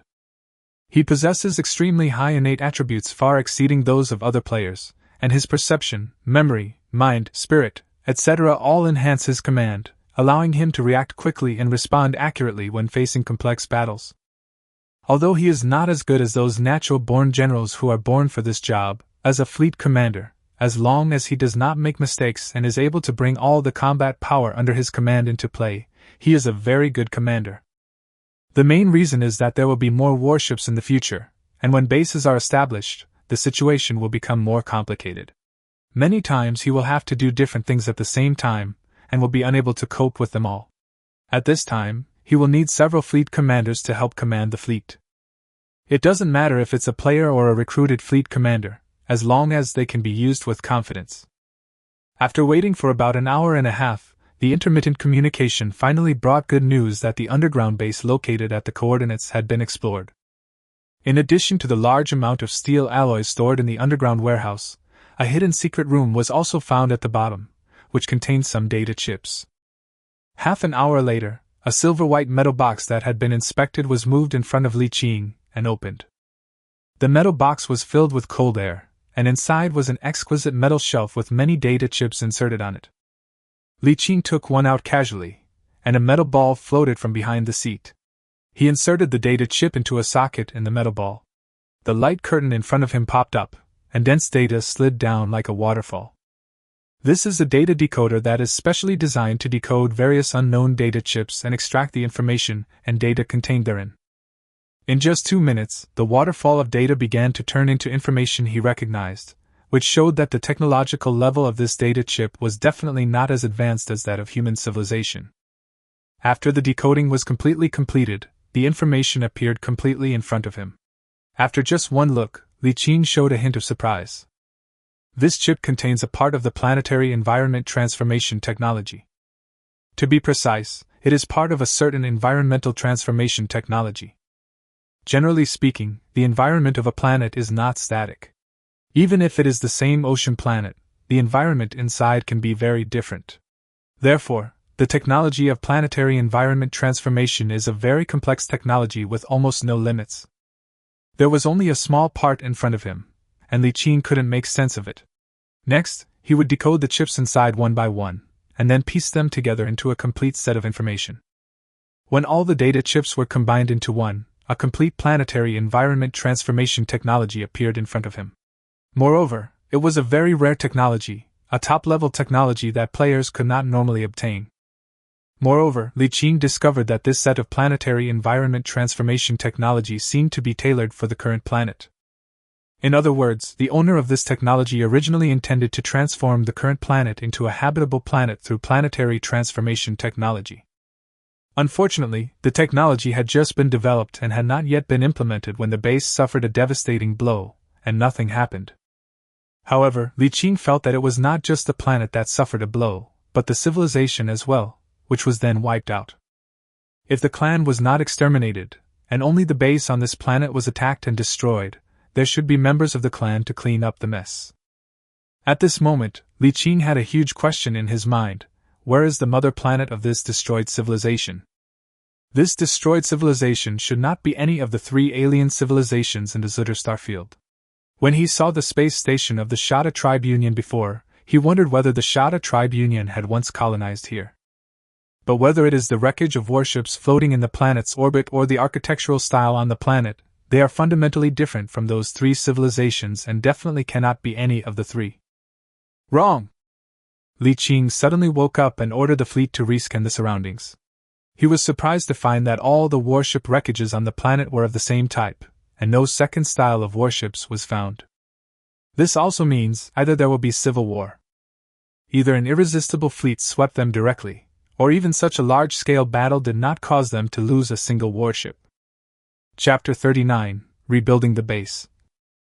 But after careful consideration, Li Qing felt that the first possibility was more likely, and the probability of the second possibility was very small, almost impossible. The reason is very simple. There are wreckages of fearless flagships on this ancient battlefield, and there are more than one. Even the T-slot main guns of the flagships of low-level civilizations are powerful enough to destroy a conventional warship of a high-level civilization with one shot. Now several flagships have been destroyed, but no remains of the second race have been found, which can only mean that this is a civil war. As to whether it might be a super-civilization beyond the conventional level that took action, Li Qing had never considered this. It is a sad story that civilization dies in civil war. The key is that it was not destroyed in the nuclear war in the early days of the space age, but was destroyed in the war after it left its home planet. Li Qing sighed, feeling mixed emotions.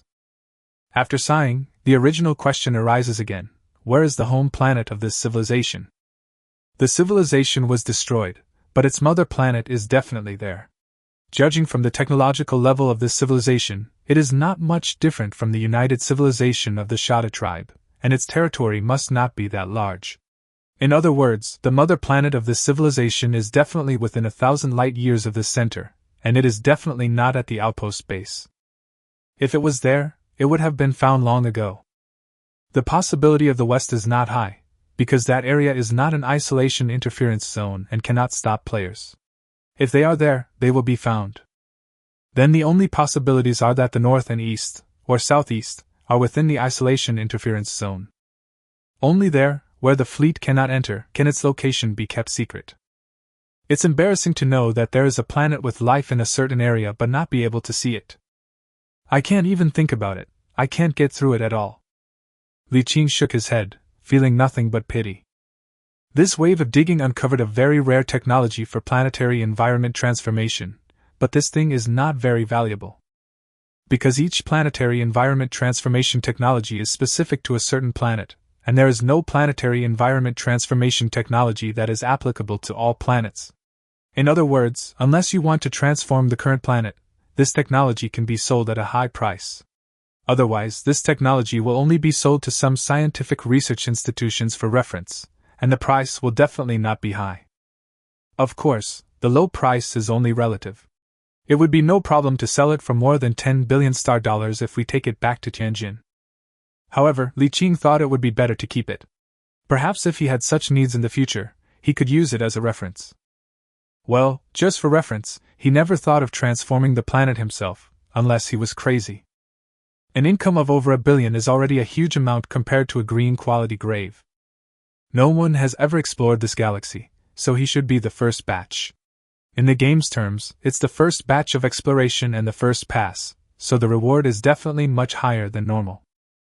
At any time, whoever gets the first bite of the bonus will definitely make a fortune, and he is no exception. The graves had been dug and there was nothing left to explore on the planet. Li Qing ordered the landing capsules to be retrieved one by one and the fleet prepared to leave. However, Just as the fleet turned around, Li Qing suddenly stopped and looked at the wreckage of the warship floating in the starry sky. Suddenly he thought, can these ancient remains still be recovered? When you normally encounter a battle with wild monsters, the destroyed pirate warships will not only drop some worthless wreckage, but the broken hull will also disappear after a period of time, as if it has merged into the void. This kind of ship wreckage can't be decomposed into anything when it is stored in the palm of the universe. But these warship wreckages before our eyes have existed for who knows how many tens of thousands of years and have not disappeared. Will there be some difference? Li Qing curiously opened the universe in his palm and took a piece of debris into it. The next second, a hint of surprise appeared in his eyes. Really? Instead of being ecstatic, looking at the countless wreckages of warships around and in the distance, Li Qing was overjoyed. He immediately sent out all the industrial ships, used traction beams to pull all the wreckage around together, and then collected it into the palm of the universe in one breath. The remains are then thrown directly into the furnace in the warehouse area of the high-dimensional fortress, and recycled and smelted into new alloys. Li Qing was overwhelmed with joy when he saw the wreckage being melted back into alloy. This means that all the debris in the sky is money. However, there is a problem. The technological level of this civilization is not as good as that of humans, and the strength of the alloy is not as good as what they are using now. The hull and armor of the warships built with this will be much weaker than normal warships. Therefore, these substandard alloys can only be sold as steel and not as alloys, and their value is greatly reduced. It must be sent back to the furnace and remelted according to the current alloy formula to bring its strength up to human technological standards. Fortunately, he has nothing else now, but he has plenty of time, so he can smelt it slowly. He even started building a second medium-sized alloy furnace in the warehouse area of the high-dimensional fortress to increase production. Then he simply didn't leave, but stayed here, concentrating on collecting the wreckage. Alloy is the most important material for building warships, accounting for as much as 70% to 80% of all materials. With so much wreckage, God knows how much alloy can be collected and how much money can be saved. In the blink of an eye, a month passed, and he had just finished collecting part of the nearby area. Compared with the debris scattered around the planetary orbit, it was estimated to be less than 1%, but a total of more than 20 million cubic meters of debris had been collected. If all of it was put back into the furnace, at least several million cubic meters of alloy could be smelted, worth tens of billions of star dollars. It's so cool to cheat! Without the palm-sized universe, who knows how long and how much effort it would take for a normal player to collect all the items. However, even if one uses cheats to collect, it would probably take hundreds of months to collect them all, or more than 8 years, unless the scale is expanded. But now that we have come here, it would be very troublesome to go back to the outpost. The key is that many equipments are in short supply at the outpost, and may not be available for purchase. We may have to go to Tianjin, and it may take half a year to go back and forth. Instead of this, it is better to. A week later, the fleet, which had circled the planet twice, stopped above the largest plain on the planet. Then the main fleet anchored in the planet's orbit, and 5 frigates escorted several industrial ships and transport ships slowly into the interior of the planet. Transport ships are different from industrial ships and warships. Regardless of whether they are large or small, they only have one module and are not designed with segmented modules. Therefore, they can enter the interior of a planet. However, the larger the transport ship, the slower it will enter the planet's atmosphere, and there are certain requirements for the transport ship's engine. It took the fleet 3 hours to enter the interior of the planet and arrive above the plains, moving out the base modules one by one and placing them on the barren land of the planet. Yes, Li Qing decided to place his personal base on this planet. Anyway, his original purpose of coming here this time was to find a suitable galaxy to establish a personal base. Although this galaxy does not have an asteroid belt, there is a huge ancient battlefield scattered throughout the planetary orbits, and the wreckage of warships everywhere is waiting for him to collect. If he collects all of them, he may be able to decompose and recast alloy materials worth hundreds of billions, which is definitely enough for him to build a base here. And even though the galaxy doesn't have an asteroid belt, it doesn't mean mining is impossible. It's just not as easy as collecting in an asteroid belt. A complete set of large standard base modules includes a main core command cabin with a length, width and height of 1,000 meters, 9 large auxiliary module cabins with a length, width, and height of 300 meters, 36 medium-sized auxiliary module cabins with a length, width, and height of 100 meters, and 120 small auxiliary module cabins with a length, width, and height of 30 meters, all of which can be freely connected and separated. Then, a series of facilities supporting the large base were moved out. 1 large electromagnetic radar and 4 small electromagnetic radars. 120 fully automatic sentry machine guns. A medium-sized water extraction and purification equipment. 2 small interplanetary vehicles. A set of large fixed energy circle generators can establish an energy circle to protect the entire base.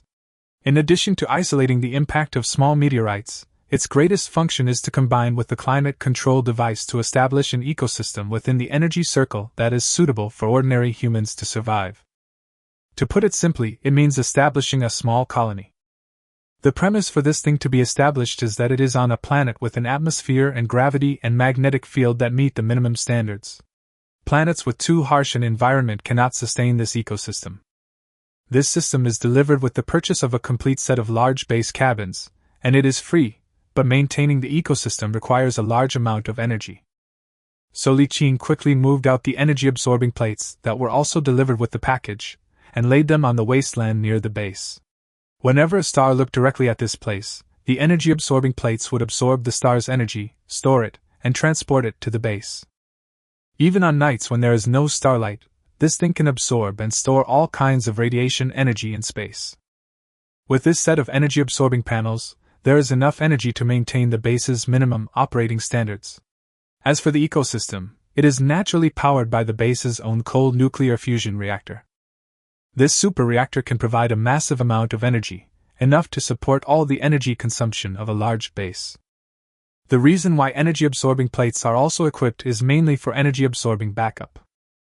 After all, in the harsh environment of space, sometimes the reactor is affected by inexplicable magnetic fields or radiation, or is damaged in battle. At this time, stored energy is needed for emergency response. Then 5 large cold storages and some miscellaneous items were moved into the base. The robot engineer who maintained the reactor turned on the reactor. There were slight vibrations at first, but they soon calmed down. An hour later, the base suddenly lit up, and countless lights lit up at the same time. Li Qing stood in the command cabin of the main core module of the base. Through the monitoring, he saw that a total of 8 nodes around the base lit up at the same time, emitting a dazzling light net extending into the sky. It soon converged 5 kilometers above the base, forming a huge net-shaped inverted light bowl with a diameter of 20 kilometers and a height of 5 kilometers.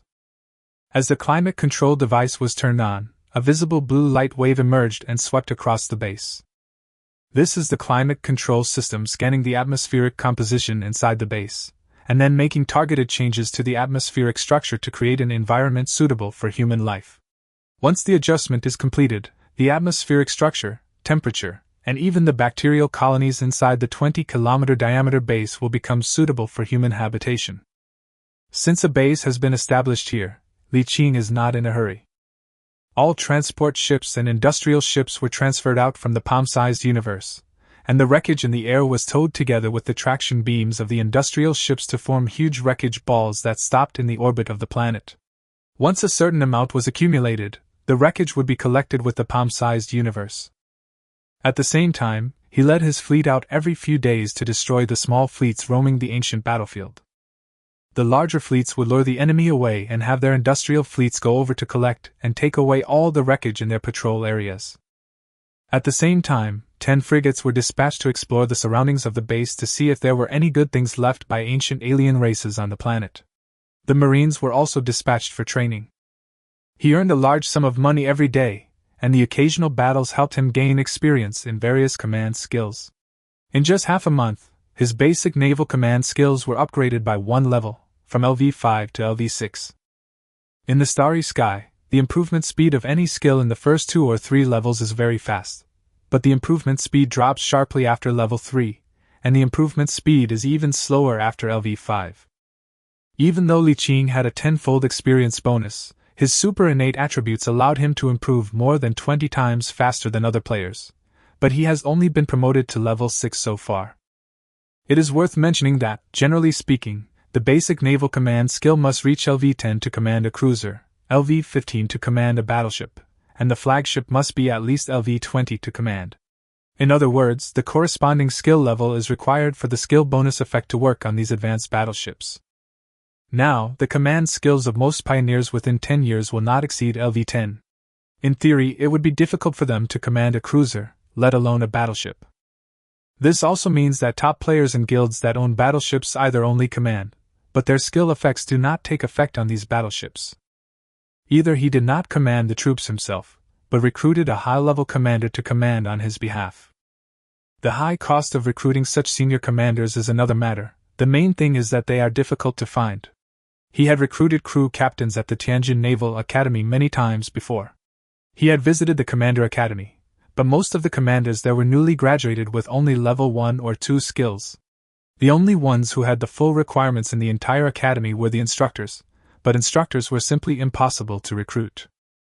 To put it bluntly, rare and high-end talents are in short supply everywhere, and without connections, you don't know where to recruit them.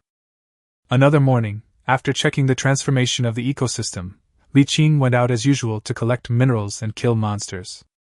However, just as the battleship left the base and took off, an alarm suddenly sounded from the base.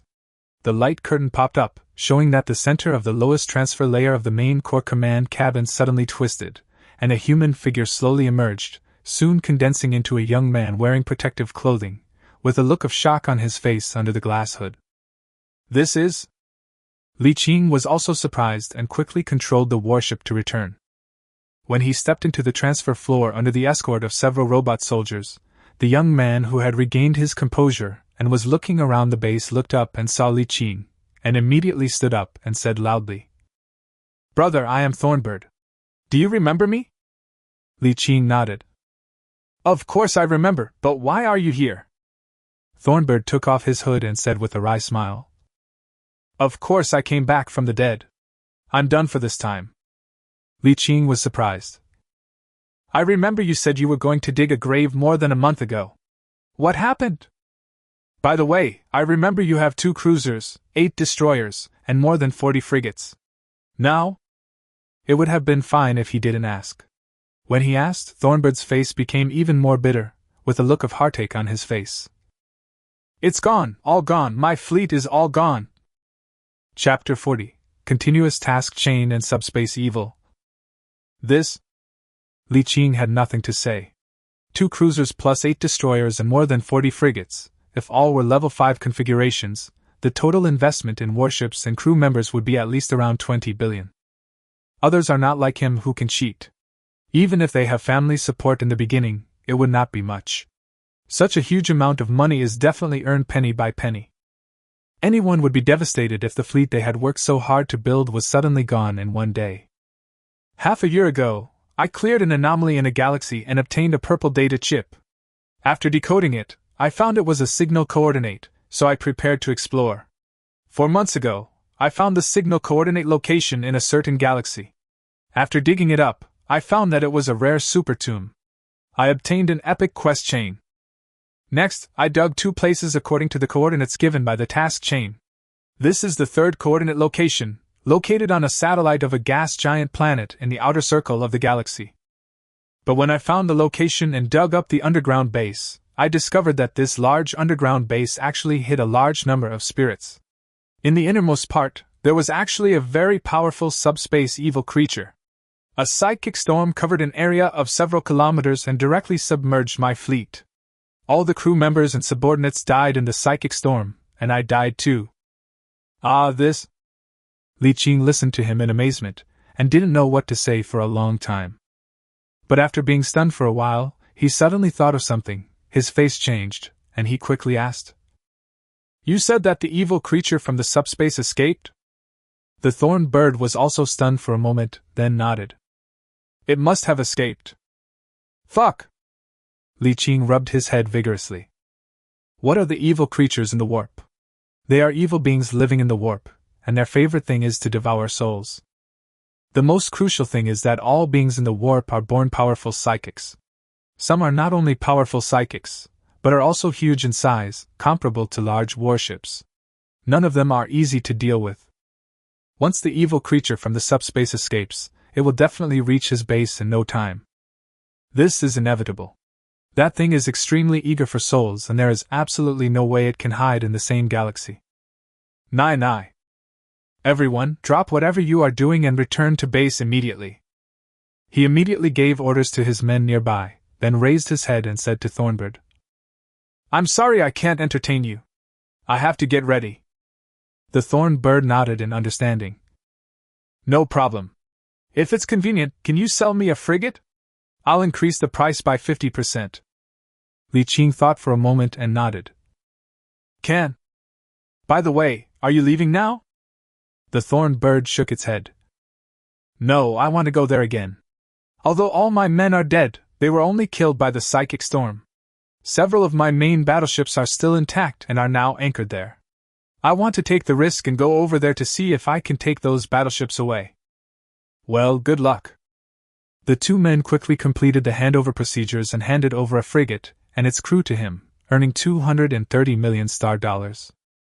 Watching the frigate that the Thornbird was on take off and fly in another direction, Li Qing sighed and ordered all his subordinates to gather near the main core module, enter an industrial ship, and then open the universe in his palm to take the industrial ship into it. The first batch of base staff were all included, including all clones. Although the clone souls are flawed, the evil creatures in the warp don't care about that. They are not picky eaters. Fortunately, when purchasing the workers, they took into consideration that some environments are not suitable for clone work, so they purchased a total of 10,000 robot workers. Robots have no souls, and the evil creatures in the subspace have no interest in them, so the base will not be paralyzed. Soon, the fleets that went out to kill wild monsters returned one by one. A huge palm-sized cosmic channel stood above the base, swallowing up the warships and ships like a black hole. Li Qing, who had just swallowed half of it and was staring at the panel, suddenly turned his head in surprise and saw light and shadow emerging from the transit layer of the base, revealing the figure of the Thornbird again. This is death again. Once resurrected, Thornbird waved his hands vigorously towards the camera and shouted, Be careful, he is coming! Li Qing did not respond, but slowly raised his head. Even though he saw nothing, he could clearly sense that an evil will from the sky that made his scalp tingle was approaching rapidly. What a powerful subspace evil spirit! He immediately ordered the returning ground troops to stop and hide on the spot. The battleship transport ship that was entering the subspace accelerated its entry, while he took a deep breath and sat motionless in the main base. After thinking for a while, he ordered 2 robot soldiers to invite the Thornbird over. As soon as he entered the command room, Thornbird said loudly, Do you have a secret room that can isolate psychic energy? Li Qing shook his head. No. It's over. Li Qing asked curiously. Didn't you go around the other side? How come? I went around from the other side, but who could have thought that the guy was also going this way, and I ran into him head-on, and was killed on the spot. What about the frigate? Of course it was gone. I saw that guy immediately shoot himself. Afterwards I looked at the log and found that the frigate was crushed into powder by a psychic storm. Suicide. I have an idea. What can we do? Committing suicide only results in a loss of 2 or 3 years of life, while being devoured by evil creatures will last at least 20 to 30 years or even more, a tenfold difference. Of course, wait a minute. The Thornbird seemed to have thought of something and asked anxiously. That's not right. You don't seem panicked at all. Do you have any way to deal with that evil creature in the subspace? Li Qing said nothing. The Thornbird immediately said, Brother, take me with you. If you can avoid being hunted down, I will give you 500 million. Li Qing waved his hand and said, Forget about the money. It's just something that comes naturally.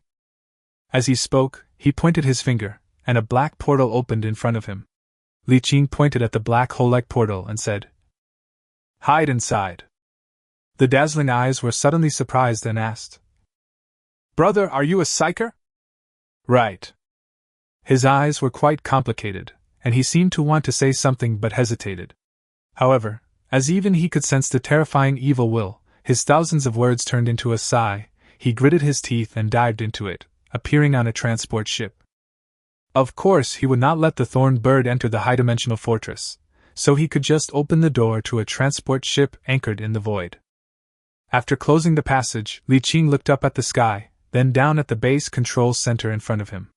The light screen showed that the energy shield somewhere in the base's ecological park suddenly twisted violently, and then a distorted halo fell down, ignoring the robots working normally in the base, and fell straight into the middle of the core module of the main base.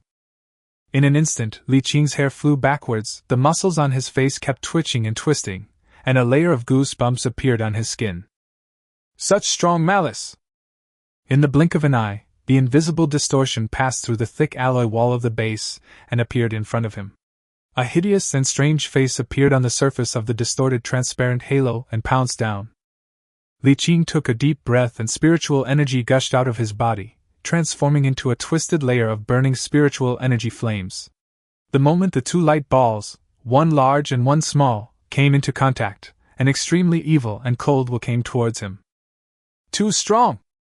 As soon as they came into contact, Li Qing clearly felt that the difference in the spiritual energy strength of both parties was extremely huge, just like the sun and starlight that instantly submerged him. Without hesitation, his mind moved, and the next second his feet sank, and two light balls, one large and one small, fell directly into the universe in his palm. In just this short second, his psychic shield, which had accumulated more than 500 units, was compressed into a thin layer, and it would probably be forcibly broken in another second or two. But the moment he entered the palm-size universe, with the blessing of the palm-size universe, Li Qing's psychic strength instantly increased tenfold, reaching a strength of more than 5,000, which caused the thin layer of psychic shield to expand instantly, and he managed to withstand this unknown subspace evil creature. The evil will was also stunned for a moment, and then the ferocious evil pupils began to look directly at Li Qing. An evil thought that only psychics could understand was transmitted to his ears. I have to say this is quite surprising to me. I have never seen such a treasure before, but you are too weak. Soon your treasure will be mine. Li Qing expressionlessly retracted his spiritual energy to form a human-shaped spiritual energy shield to protect his entire body, silently resisting the evil will. The almost tangible spiritual will moved back and forth in his body, and he felt like someone was touching him back and forth with his hands. The evil will turned around and did not find any weakness. The evil face grinned, and the strength of its psychic power doubled in an instant. From the outside, it looked like a blue flame suddenly surged and transformed into a strange-looking humanoid light man. Several thick flame tentacles stretched out and wrapped around the light cocoon. Li Qing groaned immediately, and his psychic shield was suppressed by an indescribable force and shrank rapidly. He felt a series of crisp sounds of broken bones all over his body. His torso and limbs contracted inward, and his entire body was forced to shrink by the surging psychic energy. He didn't know how many bones were broken. So strong! With the tenfold increase of the universe in his palm, his current psychic power strength exceeds 5,000. To be able to crush him so comprehensively, the psychic power strength of this evil being must be more than 9,000, if not 10,000.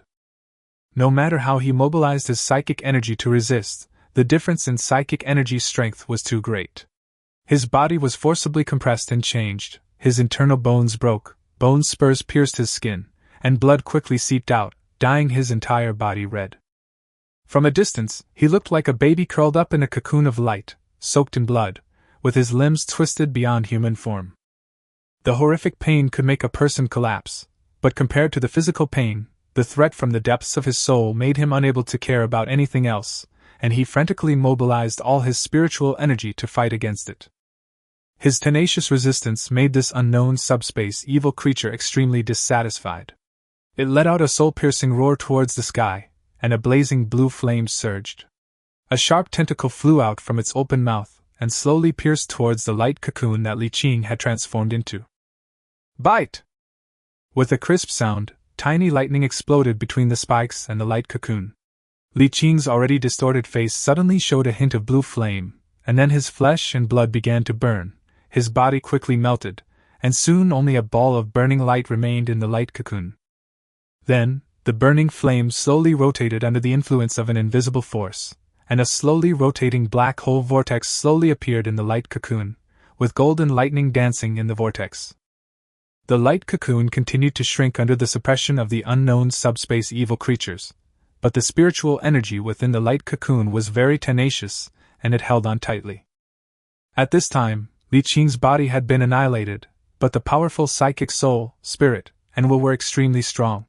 With psychic power maintaining the body, death is not death at all. But what enabled him to persevere was not his tenacious soul and will. No matter how strong the soul and will are, they have their limits. They will die in the face of absolutely powerful forces.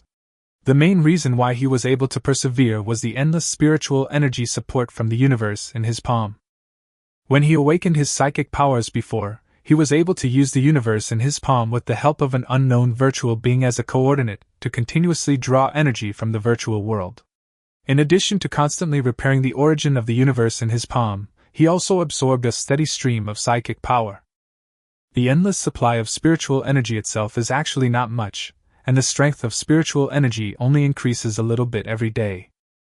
But at this time he was facing an unprecedented crisis, and the universe in his palm would naturally transfer the spiritual energy used to repair its origin to him. Normally he could only gain a little spiritual energy in a day, but at this moment he had hundreds of times more spiritual energy than before in an instant. But this hundreds of times of spiritual energy infused into the foundation was just a little bit, not much in fact, and it was impossible for him to turn the tables instantly. But this thing was a constant source of support, which could prevent him from being completely defeated and enable him to hold on. In the palm-sized universe, he could continuously obtain support, and although the enemy was strong, he had no reinforcements. As long as he was not defeated on the spot, the increase and decrease of the enemy's strength would inevitably lead to changes. I could clearly feel the pressure from my opponent going from irresistible to extremely strong, to just slightly better, and finally to being on par with him. Li Qing smiled. The evil creature in the subspace panicked. It's finally my turn! The long-lasting pain finally ended. When his psychic power overwhelmed his opponent, Li Qing did not rush forward immediately, but continued to accumulate strength and wait for the opportunity. His choice was right. After enduring for about 30 seconds, the evil creature in the subspace suddenly burst out with psychic power that was no less than the strongest level and overwhelmed him. Since he was well prepared, this would not be able to do anything to him. After this wave of explosion, the aura of this evil creature in the subspace plummeted and was even weaker than before. But Li Qing was not careless and continued to accumulate spiritual energy. Whether it is the elite education of the nobility, the warnings of the elders, or personal experience, everyone knows that evil creatures in the subspace are very cunning, and they cannot be careless even if they have the advantage. After this outburst, the evil creature in the subspace did not continue to erupt. In fact, after the outburst, it was no longer able to suppress him. It quickly withdrew its strength and turned around to flee into the starry sky. But Li Qing ignored it and turned into a meteor, falling into the depths of the universe in his palm and returning to the center of the high-dimensional fortress. As soon as he returned to the core of the high-dimensional fortress, Li Qing breathed a sigh of relief. With a thought, a stream of light descended from the sky and gathered towards him, quickly outlining a human figure. By utilizing the power of the universe in the palm of your hand, you can reshape your body without having to die once, which is equivalent to being reborn at no cost. Currently it only works for him, and no one else can be reborn in it this way. However, it will be possible in the future when the palm-sized universe is repaired to a certain extent. As for now. Chapter 41, Trading Epic Continuous Task Chain. Fan Lingyu, also known as the player nicknamed Thornbird, was sitting alone in a corner of a cabin on the transport ship. Although there was light in the cabin, he still felt lonely and scared. He didn't know where he was, what the situation was like outside, and he didn't even know that this was a transport ship, because he didn't dare to open the hatch and leave. But in his heart he didn't think that Li Qing could stop the evil creature that escaped from the ruins, even though he was a psychic. Only by seeing with one's own eyes how terrifying the psychic storm that unfolds when the evil creature from the warp appears is, will one know how powerful this evil creature from the warp is. At this moment, he felt a little regretful. He regretted why he didn't leave decisively before but still held on to that 1 billionth hope. As expected, greed is insatiable. Fan Lingyu has already decided that no matter whether he can survive or not, he is not going to complete this continuous task chain. This kind of perverted thing appears in the third ring. This task chain has a total of 10 rings. Who knows what kind of perverted guy will appear in the future? Whoever wants to play can play. Anyway, he will collect the people when they survive and sell the token of the quest chain to others. There must be high-level players willing to pay a high price for such an epic quest chain. If you find someone with plenty of money, you should be able to make your money back. Boom boom! The sudden sound startled Fang Lingyu, who was daydreaming. He jumped up and looked at the direction where the sound came from with a vigilant look. It was not the door, but the wall on the other side. The air seemed to freeze, and the fear in his heart was gradually accumulating. He pressed himself against the wall, staring in that direction without moving, and could even hear his own violent heartbeat. 10 seconds later, just as his heartbeat became more and more intense, and felt like it was about to jump out, countless light blue points of light suddenly gathered in the cabin, and a man of light slowly took shape. Seeing this, Li Lingyu breathed a sigh of relief, and his excited heartbeat slowly calmed down. This thing that appeared was definitely not an evil creature from the subspace. Soon the man of light took shape, and a faint wave swept over in an instant, making Li Lingyu, who had a happy expression on his face, couldn't help but burst into excitement, and was shocked in his heart. So strong, seems to be much stronger than the last time I saw him. The excitement on his face was not as obvious as before, but Li Lingyu still asked with concern at the first time. Brother, that evil thing in the warp? Li Qing nodded and said, Fortunately, I have accomplished my mission and have taken care of it. Very good. Li Lingyu let out a long breath, and the strong spirit he had built up suddenly dissipated. He sat down on the ground and didn't want to move. Li Qing's eyes moved slightly, and he said, I have dealt with the evil creature in the warp. It is safe now and we can go out. Oh, sure. Sure. He waved his hand, a black portal appeared, and he walked straight into it. Li Lingyu followed. After passing through the black door and appearing in the command room of the base's main core cabin, Li Qing asked the robot servant to bring 2 glasses of water. The 2 of them each took a glass and drank it. Li Qing said, Brother Thornbird, I won't keep you in suspense. I'm quite interested in your epic continuous quest chain. Are you interested in selling it to me? Li Lingyu was stunned for a moment, then his face showed joy. Sure, this mission is too difficult. I don't want to do it anymore. If you want, I'll sell it to you. After a pause, he said with an embarrassed look. But at this price. Li Qing smiled and said, The price is easy to talk about. Although there is no specific price reference for this kind of thing, I will charge you the price of an orange legendary super tomb. What do you think? Li Lingyu thought for 2 seconds and nodded. No problem. Well, the price of a decoded orange legendary signal chip on the market is between 12 billion and 15 billion star coins.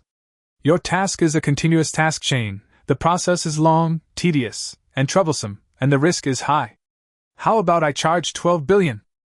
The price is fair, no problem. Li Lingyu knew very well that even if he returned to Tianjin to sell it, the price would be the same. Perhaps if time drags on a little longer, some experts will try their luck and buy it for around 15 billion, but he did not do so. After all, the man in front of him had saved him once, and he could get money immediately if he sold it now. He would also have to ask him to help salvage his warship later. He was not the kind of person who would take advantage of others. Li Lingyu was already very satisfied if he could sell it for 12 billion. But the most crucial thing is that he is too strong. After refining the psychic energy source of the evil creature in the subspace, Li Qing's psychic energy strength increased instantly. At this time, he has exceeded the level of 1000, which is the chasm that has blocked countless psychics. Although his spiritual energy hasn't started to ascend yet, the sudden and uncontrollable surge in spiritual energy still put Li Lingyu under great mental pressure, and he felt guilty unconsciously when facing Li Qing. This is the natural instinct of any living organism when facing a stronger and more advanced life form. It is unavoidable. With the support of the system, money transfers can be made in real time anywhere. 11.5 billion star dollars were transferred, of which 500 million were the life-saving money promised by Li Lingyu. This man was quite trustworthy and gave the 500 million as promised. The transaction was completed, and a token of an epic continuous quest chain was handed into his hands. It was a small and exquisite golden prismatic spaceship that looked like a work of art. Holding it in the palm of his hand, a light screen popped up in front of his eyes, and a prompt appeared that he had obtained an epic continuous task chain. It showed that there were 10 rings in total, and he had already completed the 3rd ring. After the transaction was completed, Li Linyu purchased another frigate from him and prepared to go to the mission site to see if his ships were still there and whether they could still be driven. Li Qing first released his subordinates who he had recalled. Considering that Li Linyu said that there were many ghosts that came out with the evil creature from the subspace, he did not dare to release all of them. He released all the robots to temporarily maintain the operation of the base, and then left a part of the fleet to guard the home, and set off with 2 destroyers and 5 frigates. That golden spaceship that looks like a work of art is actually the signal coordinates, a token of the epic quest chain, so it must be unique. Moving forward according to the coordinates, after a period of sublight speed, we appeared in another starry sky of the galaxy. From afar, we could see a huge gas giant planet in the distance. The violent atmosphere and storms on the surface of the planet collided back and forth, forming huge storm eyes, which looked like the eye of hell on the surface of the gas giant planet. This planet has 11 satellites of different sizes. The largest has a diameter of more than 5,000 kilometers, and the smallest is only a few hundred kilometers. At this moment, near the largest satellite, 2 cruisers, 6 destroyers and more than 20 frigates are quietly floating, and there are also many crushed warship fragments around. These warships looked intact, but from a distance they gave people a sense of death, like ghost ships. Obviously, this is the remaining fleet of the Thornbird. But why hasn't he come yet? Li Qing remembered that Li Linyu had arrived earlier than him, so why hasn't he arrived yet? Just as he was wondering, the battleship's sensor suddenly detected a frigate appearing in the starry sky behind him. After a careful scan, he found that it was the one he had sold to Li Linyu before. The other side also discovered Li Qing and sent a message. Li Linyu said awkwardly, "There are no signal coordinates. I just took the wrong road. By the way, are you just going over there like this? It's the only way. Do you want me to help you check it out?" "Thank you very much." 2 destroyers, 5 escorts and 7 warships headed straight for the quietly floating ghost ship and gradually approached it. His powerful psychic energy radiated, and his psychic sense penetrated the warships into the void and extended forward. He carefully sensed the floating ghost ship and soon discovered that there was an unusual reaction coming from one of the cruisers. After a moment of contemplation, he withdrew his psychic sense and the battleship approached the cruiser. When they got close to a certain distance, suddenly several phantoms emerged from the surface of the cruiser, completely ignoring the thick armor of the battleship and pounced on it.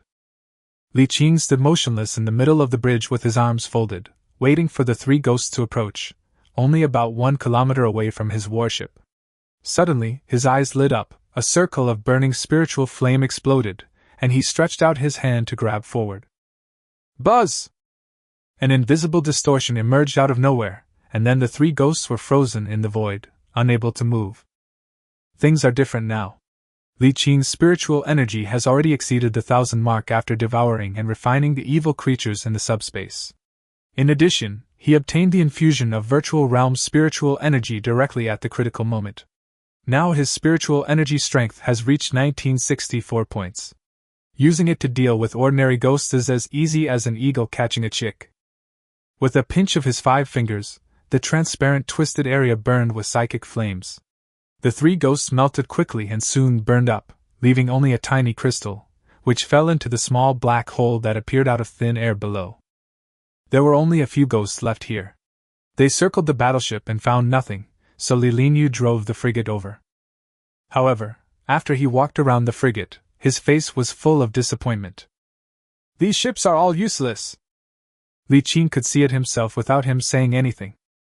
Although a wave of psychic storm did not destroy the battleship, it caused great damage to the precision instruments inside the battleship. All the accessories inside are now scrapped. Only an empty shell of the battleship is left floating in the air, unable to start or be used. It can't even be repaired. Given the extent of the damage, it would be better to just replace it with new parts instead of repairing it. Li Linyu was silent for a long time in the communication channel. At this time, he was in a dilemma and his expression was a little embarrassed.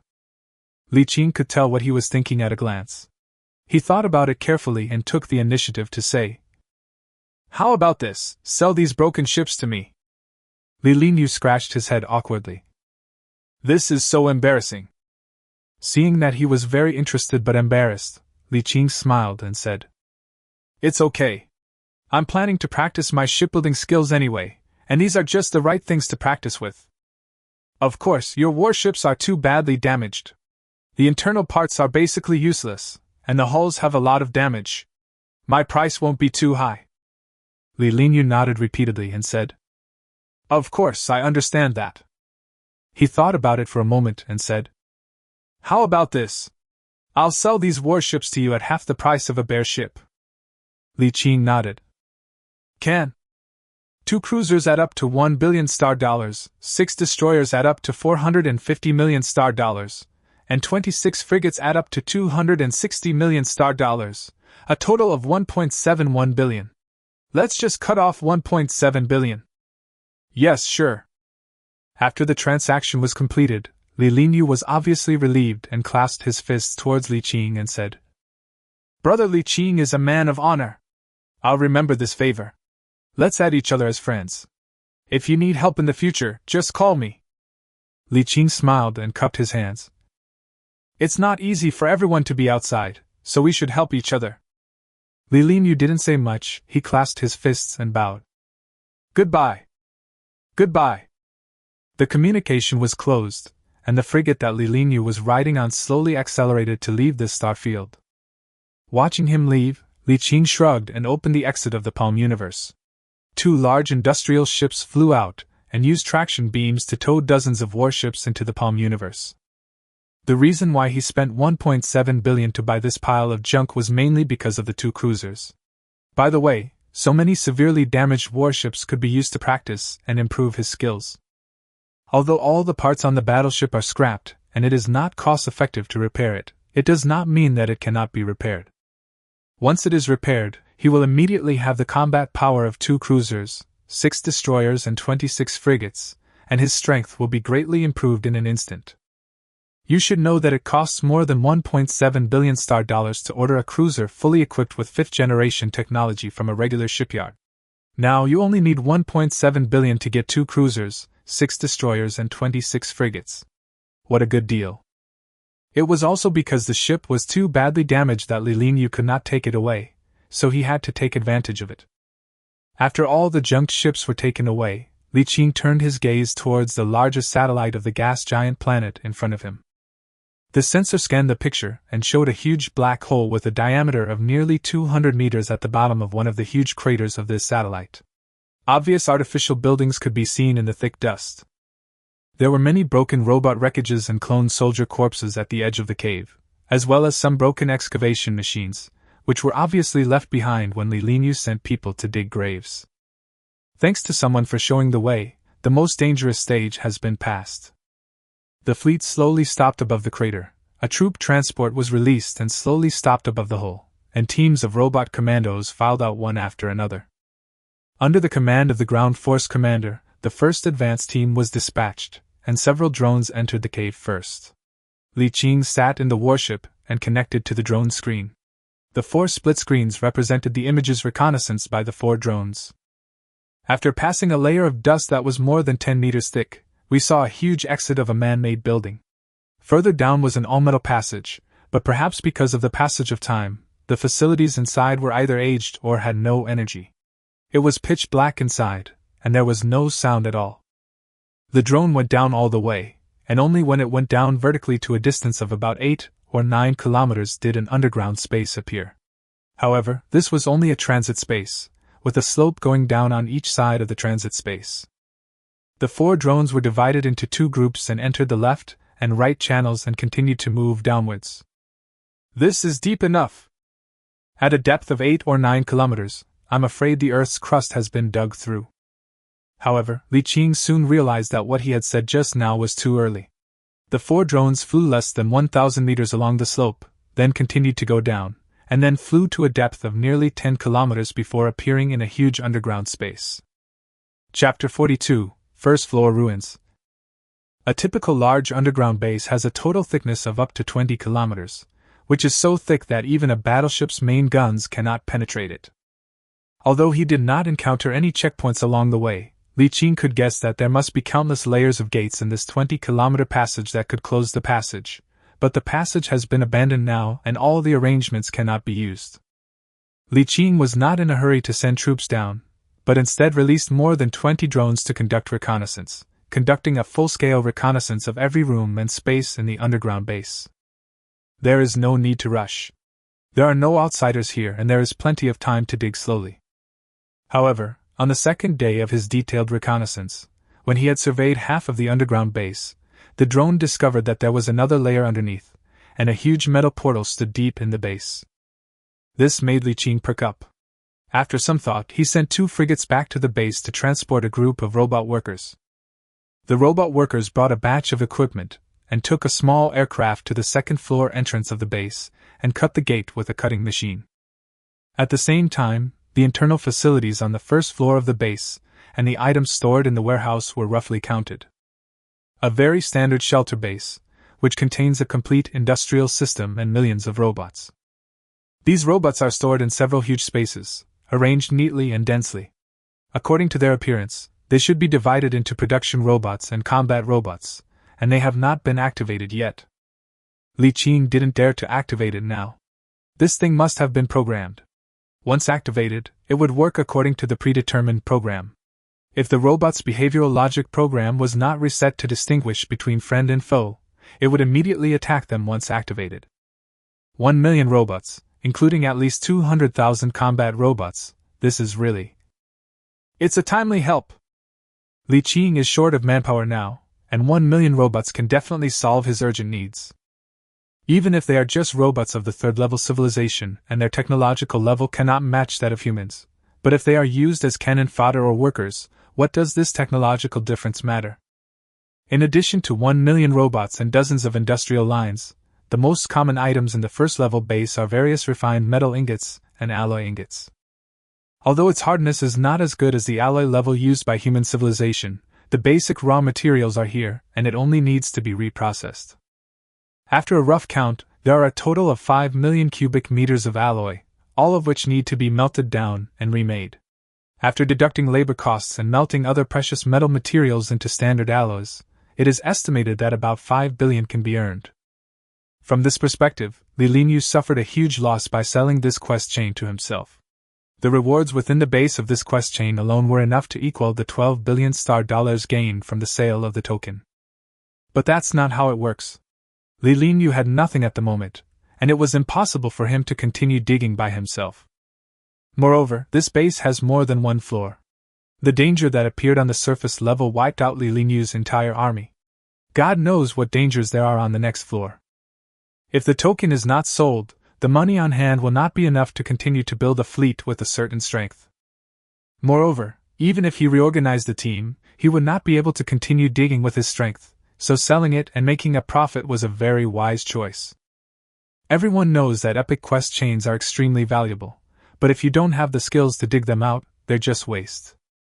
In fact, Li Qing ordered to stop when the second floor was halfway dug, and decided to move the things in the underground base first, to avoid opening the second floor. If a major war broke out and the supplies inside were damaged, or the base collapsed, it would be a huge loss.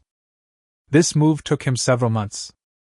Even if he opened the palm-sized universe directly in the underground base without having to cross the 20-kilometer passage to move it to the ground, there were too many things and he had too few people, especially those large equipment, which required professional handling machines to move.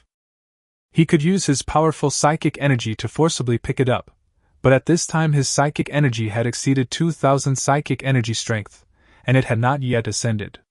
It was difficult for him to restrain the boiling psychic energy, and he had no ability to use psychic energy to do some delicate work.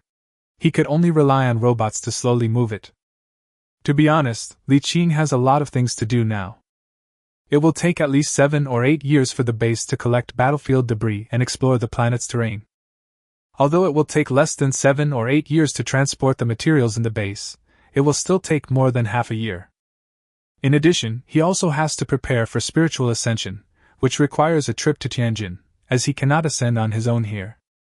Well, it's not that it's impossible, But without someone to protect and guide you, the success rate of ascension will be very low, so low that it's almost impossible. In fact, Li Qing knew the general procedure of the so-called psychic ascension. When the accumulated psychic energy intensity reaches more than 1000, one can try to communicate with the psychic world and enter the psychic world. He can leave a mark, which is the coordinates, in the psychic world by himself, and obtain feedback from the psychic world. This means that the ascension is successful. It looks simple, but it is actually very difficult. First, you need to find a psychic tower, and use the power of the psychic tower to amplify the psychic power and willpower of the ascender, so that you can enter the subspace without being disturbed by various unknown anomalies in the subspace. And you also need to use the psychic world coordinates in the psychic tower to directly find the psychic world. If you don't have a psychic tower and want to enter the subspace on your own, just finding this psychic world will be a problem. Even if you find the psychic world and enter it, it does not mean that your psychic ascension is successful. You still have to find something in the psychic world and leave your mark on it as a coordinate for communicating with the psychic world. This is quite dangerous, because to leave a mark you cannot just find an empty space and leave it there. Instead, you must find a physical psychic object in the psychic world to leave the mark. The psychic world is a spiritual world. There are very few psychic objects. Most of them are various unknown spirits in the psychic world, or evil wills, evil objects, and even evil gods, etc. The spiritual will of a psychic ascender cannot see things when entering the psychic world, and can only perceive with will. The spiritual will of a psychic who has not yet ascended to psychic power is not much stronger even after being amplified by the psychic tower, and the ability to distinguish is limited. At this time, if an evil being in the psychic world disguises itself as a psychic entity, and a psychic leaves his or her spiritual imprint on it, the result can be imagined. Those evil beings can enter the minds of psychics in the material universe through this connection at any time, devour your soul on the spot, and take over your body. Some clever evil beings will even control you to enter a bustling metropolis. Some intend to devour your souls slowly over a long period of time, while others will harvest millions of souls around them in one wave, thus causing a terrible disaster. If the player is directly swallowed like this, there is no way to revive him. He will be gone once he dies. Psychics are the most powerful ascension, but also the most risky ascension. Well, that was once upon a time, now psychers are happy. As long as you use the psychic tower, prepare adequately and be careful, it is not difficult to complete psychic ascension. Unlike when humans first entered the new universe, the human predecessors at that time did not have any psychic towers, and they all relied on themselves to enter the subspace and explore. At that time, the success rate of psychic ascension was pitifully low, less than 1%. Li Qing remembered that there was a psychic tower in Tianjin. It was not owned by the Yu family alone, but was sponsored by the Human United Empire Psychic Association and was exclusively for use by psychics here. This thing is said to be very difficult to build, and requires the care of several very powerful psychics all year round. There seemed to be less than 10 of them in the entire human empire. Li Qing planned to return to Tianjin after dealing with this base, and it would be better to delay it. The standard for psychic ascension is 1000 units of psychic energy strength, but it does not mean that you must reach this standard for ascension. The stronger the standard, the higher the success rate. It is just that it is not easy for most psychics to accumulate 1000 standards. It is difficult to slowly accumulate several thousand psychic energy strength without ascension. The palm-sized universe channel had to be kept open to transport supplies, so Li Qing had to stay here and couldn't leave. With nothing to do, he simply sent his men back to the base to transport some repair materials, and then entered the dock in the high-dimensional fortress to try to repair the batch of broken warships left by Li Lingyu. Battleship modification requires an extremely high level of maintenance skill, which is a good opportunity to gain skill experience.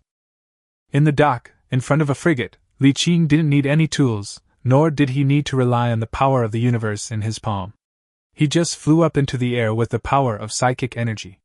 A large number of mechanical arms stretched out and inserted into the frigate, taking out some components that were shattered by the psychic storm one by one. The precision structures and parts inside most of the accessories have been shattered and cannot be used. He needs to disassemble them one by one, repair or replace them, and then reinstall them. However, as the parts were taken out one by one, he kept shaking his head after examining them one by one. Many accessories are broken beyond repair. Even if some can be repaired, their durability and effectiveness will be greatly reduced, and they are also prone to malfunction. If it were any other player, they would definitely replace them all. Li Qing didn't expect to repair these things and use them again. He just wanted to repair them to accumulate skill experience. He would replace them all with new ones when he returned to Tianjin. With this idea in mind, he operated it very casually. He stretched out his hand and pointed, and the powerful psychic power bound a small 5th-generation laser cannon and flew over. Bang! The turret, which was already full of cracks and unstable, broke due to the pressure generated by the instability of his psychic energy. Oh no! There is absolutely no way to fix it. He was a little speechless, and waved his hand. A huge mechanical arm flew over and dismantled the other turret. It is still impossible to do delicate work if the psychic energy is not stable. First, use the shipyard's own scanner to scan the entire turret inside and out to find all the damaged parts. Even the tiny cracks inside the alloy parts can be scanned, and then the repair method will be decided based on the condition and extent of the damage. The shipyards in this high-dimensional fortress are all equipped with very high-end equipment. If it is a dock outside, maintenance workers need to rely on experience to find the damaged location. The scanner can scan the outer layer of the accessories and the inside of the gaps, but if there are fine cracks inside the parts and structural metals, it is generally difficult to scan them. This type of maintenance and shipbuilding method is actually not considered high-end. The best way to build a ship is 3D printing, which directly prints the ship in one piece. But there are two problems with 3D printing. One is that the cost is too high. Both the printing material and the repair material are special materials with very high cost. In addition, because 3D printed warships are formed in one piece, once a problem occurs, repairs are very troublesome, even if it is just a crack. However, because it is formed in one piece, it is not just the crack that needs to be repaired, and it must be repaired in a corresponding shipyard. Unlike the current construction method, which is relatively rough, as long as there are maintenance workers and materials, it can be repaired on site immediately, and small problems do not even need to be returned to the shipyard. The demand for the number of ships in the pioneering era was too high. With such a large scale, the simpler and more direct the better. Shipbuilding and repairing, time passed by unknowingly. Although repair and shipbuilding are both dirty and fun, the satisfaction I feel when I see my skills and experience constantly improving and my mind filled with a constant stream of knowledge is indescribable. If you want to achieve something in any industry, you must be very passionate about it. To put it bluntly, you must not reject it, and will not feel bored even if you do repetitive work for a long time. Li Qing wasn't sure whether he was passionate about it or not. He didn't reject it, but he couldn't say he was passionate about it that much either. He can stay patiently in the high-dimensional fortress shipyard array in the Palm universe for several months. Strictly speaking, this is definitely because he loves this job, but his love is not the kind of love that others say, but he is not bored, and he can endure working without being repulsive. He feels that every time he enters working state, he is entering a rational state. At this time, he does not have emotions such as love or boredom. He only has a predetermined goal in his mind, and he will keep doing it as long as the goal has not been achieved. This situation was very strange. Li Qing had not noticed it before and thought he really loved this job. It was not until this time when he had nothing to do while waiting for the underground base to be moved and had spent most of the past 6 months in the dock that he noticed this. He couldn't explain this situation. He had never seen or heard of such a situation before. The only similarity is the absolute programming ability of the mechanical ascendant. I heard that all mechanical ascenders have a common ability called the absolute program. All mechanical ascenders can activate this ability, set an absolute goal for themselves, and then all their subsequent actions and thoughts will be based on this absolute goal. But the absolute program ability cannot be interrupted once it is executed, and its goal can be interrupted at any time, which means... It's amazing! This star field is very remote. Li Qing has been staying here for nearly 5 months, but he has not seen a second player coming. Instead, he received a team message sent from the team channel. Judging from the delay, it should have been sent to all team members 12 days ago, but because it is too far away from the team headquarters and the influence of the nebula, it was not received until 12 days later. The message was simple: asking team members to return to the base to participate in large-scale team activities 3 months after the date the message was sent if they were free.